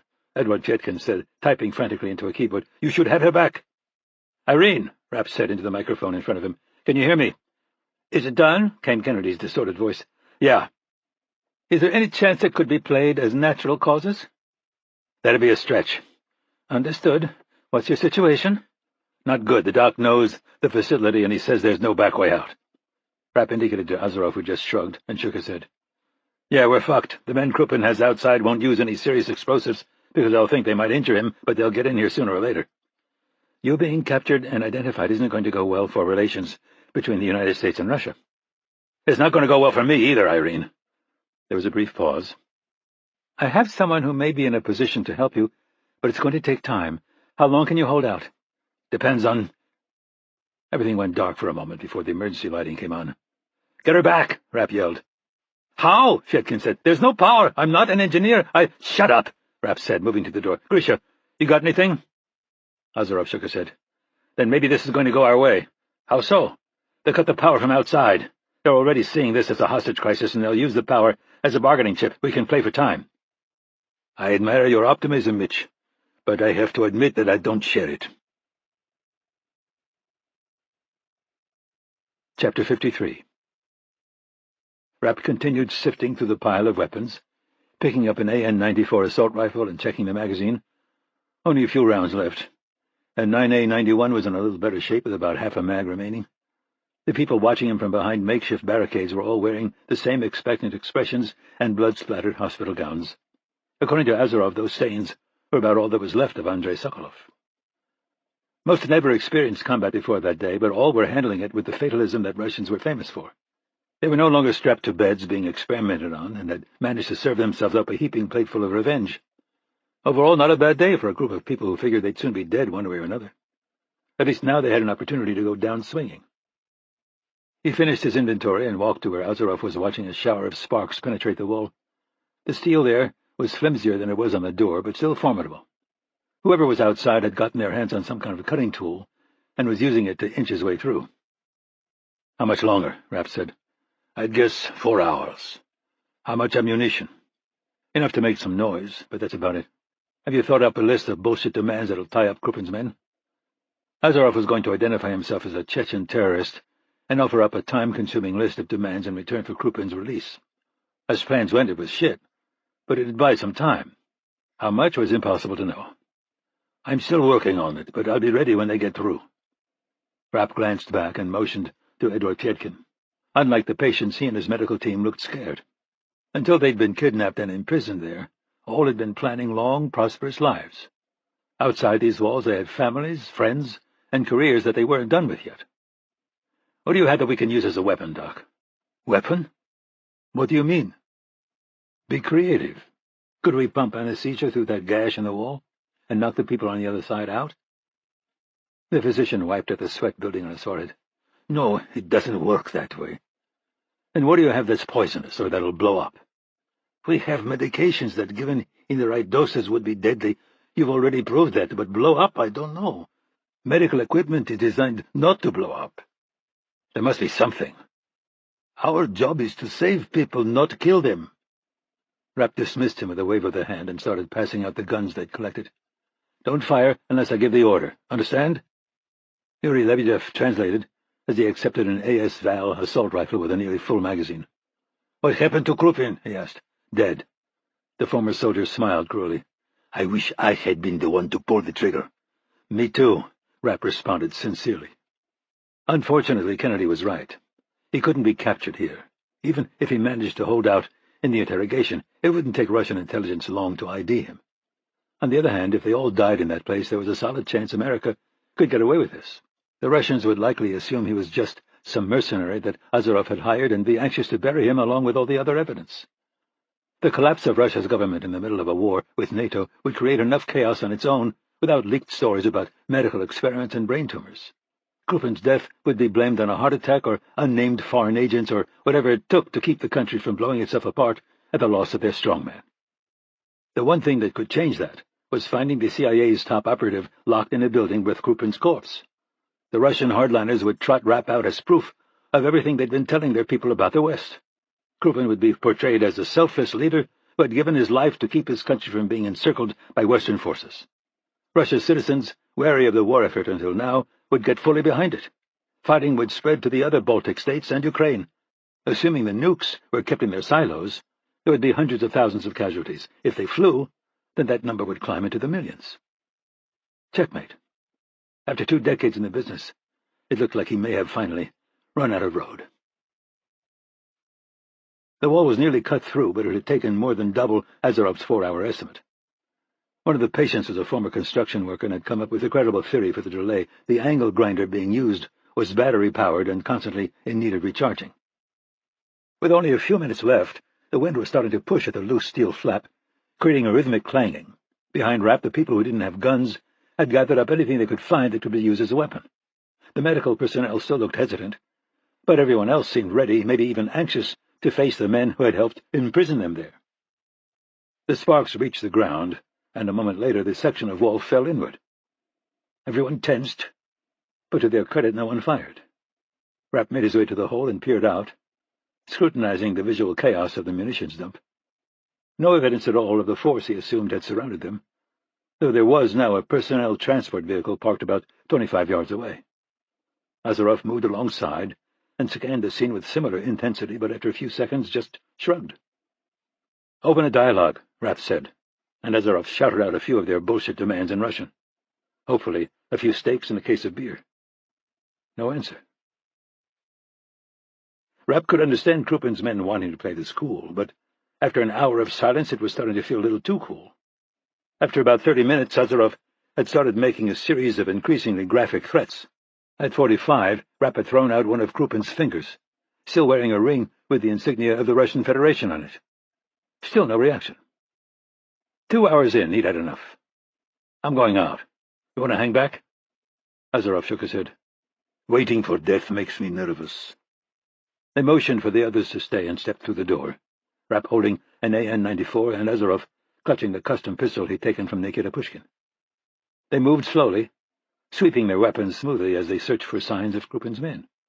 But there was nothing, just the sound of the wind whistling through the debris around them. "Grisha!" Rapp called out finally. "I don't see anyone," the Russian reported. Rapp eased toward the transport vehicle, jumping onto the running board and looking through the window. Empty, with the keys hanging in the ignition. Was it a trick? Only one way to find out. He waved Azarov off before opening the door and twisting the key. If the engine bay was packed with C4, his problem of being identified would definitely be solved. Instead of the expected pillar of fire, the engine started and began idling smoothly. He slid out of the cab and motioned for Azarov to cover him as he yanked open the canvas flap covering the back. It was dark, but he could see well enough to know there were no soldiers there. Climbing in, he rummaged around for a few seconds before dropping back to the ground. "What is it?" Azarov said. "Blankets, medical supplies, food, and water." "I don't understand." Irene pulled another rabbit out of her hat. Azarov looked a little disoriented at the news. He'd expected to die and was now having trouble adjusting to the idea that his life was stretching out in front of him again. Rapp started jogging back toward the warehouse. "Let's move! We need to load these people up and get the hell out of here before someone in Moscow changes their mind." Epilogue. East of Manassas, Virginia, USA. "You sure you got that?" Rapp said. "Sure," came Anna's disembodied voice from the other side of the cardboard box. "It's super light. I bet it's full of pillows, those ones that have all feathers inside." He admired the bravado, but backed down the moving van's ramp at a careful crawl. "You know what would make this way easier?" she said. "A horse," he muttered. "A horse. You know, before cars, that's how they moved stuff, in carts that they pulled." "I don't think Scott would like it much if you let a horse loose in his new house." "I'd stop at the door," she said, her tone suggesting he was a complete idiot. "But we wouldn't have to carry stuff so far."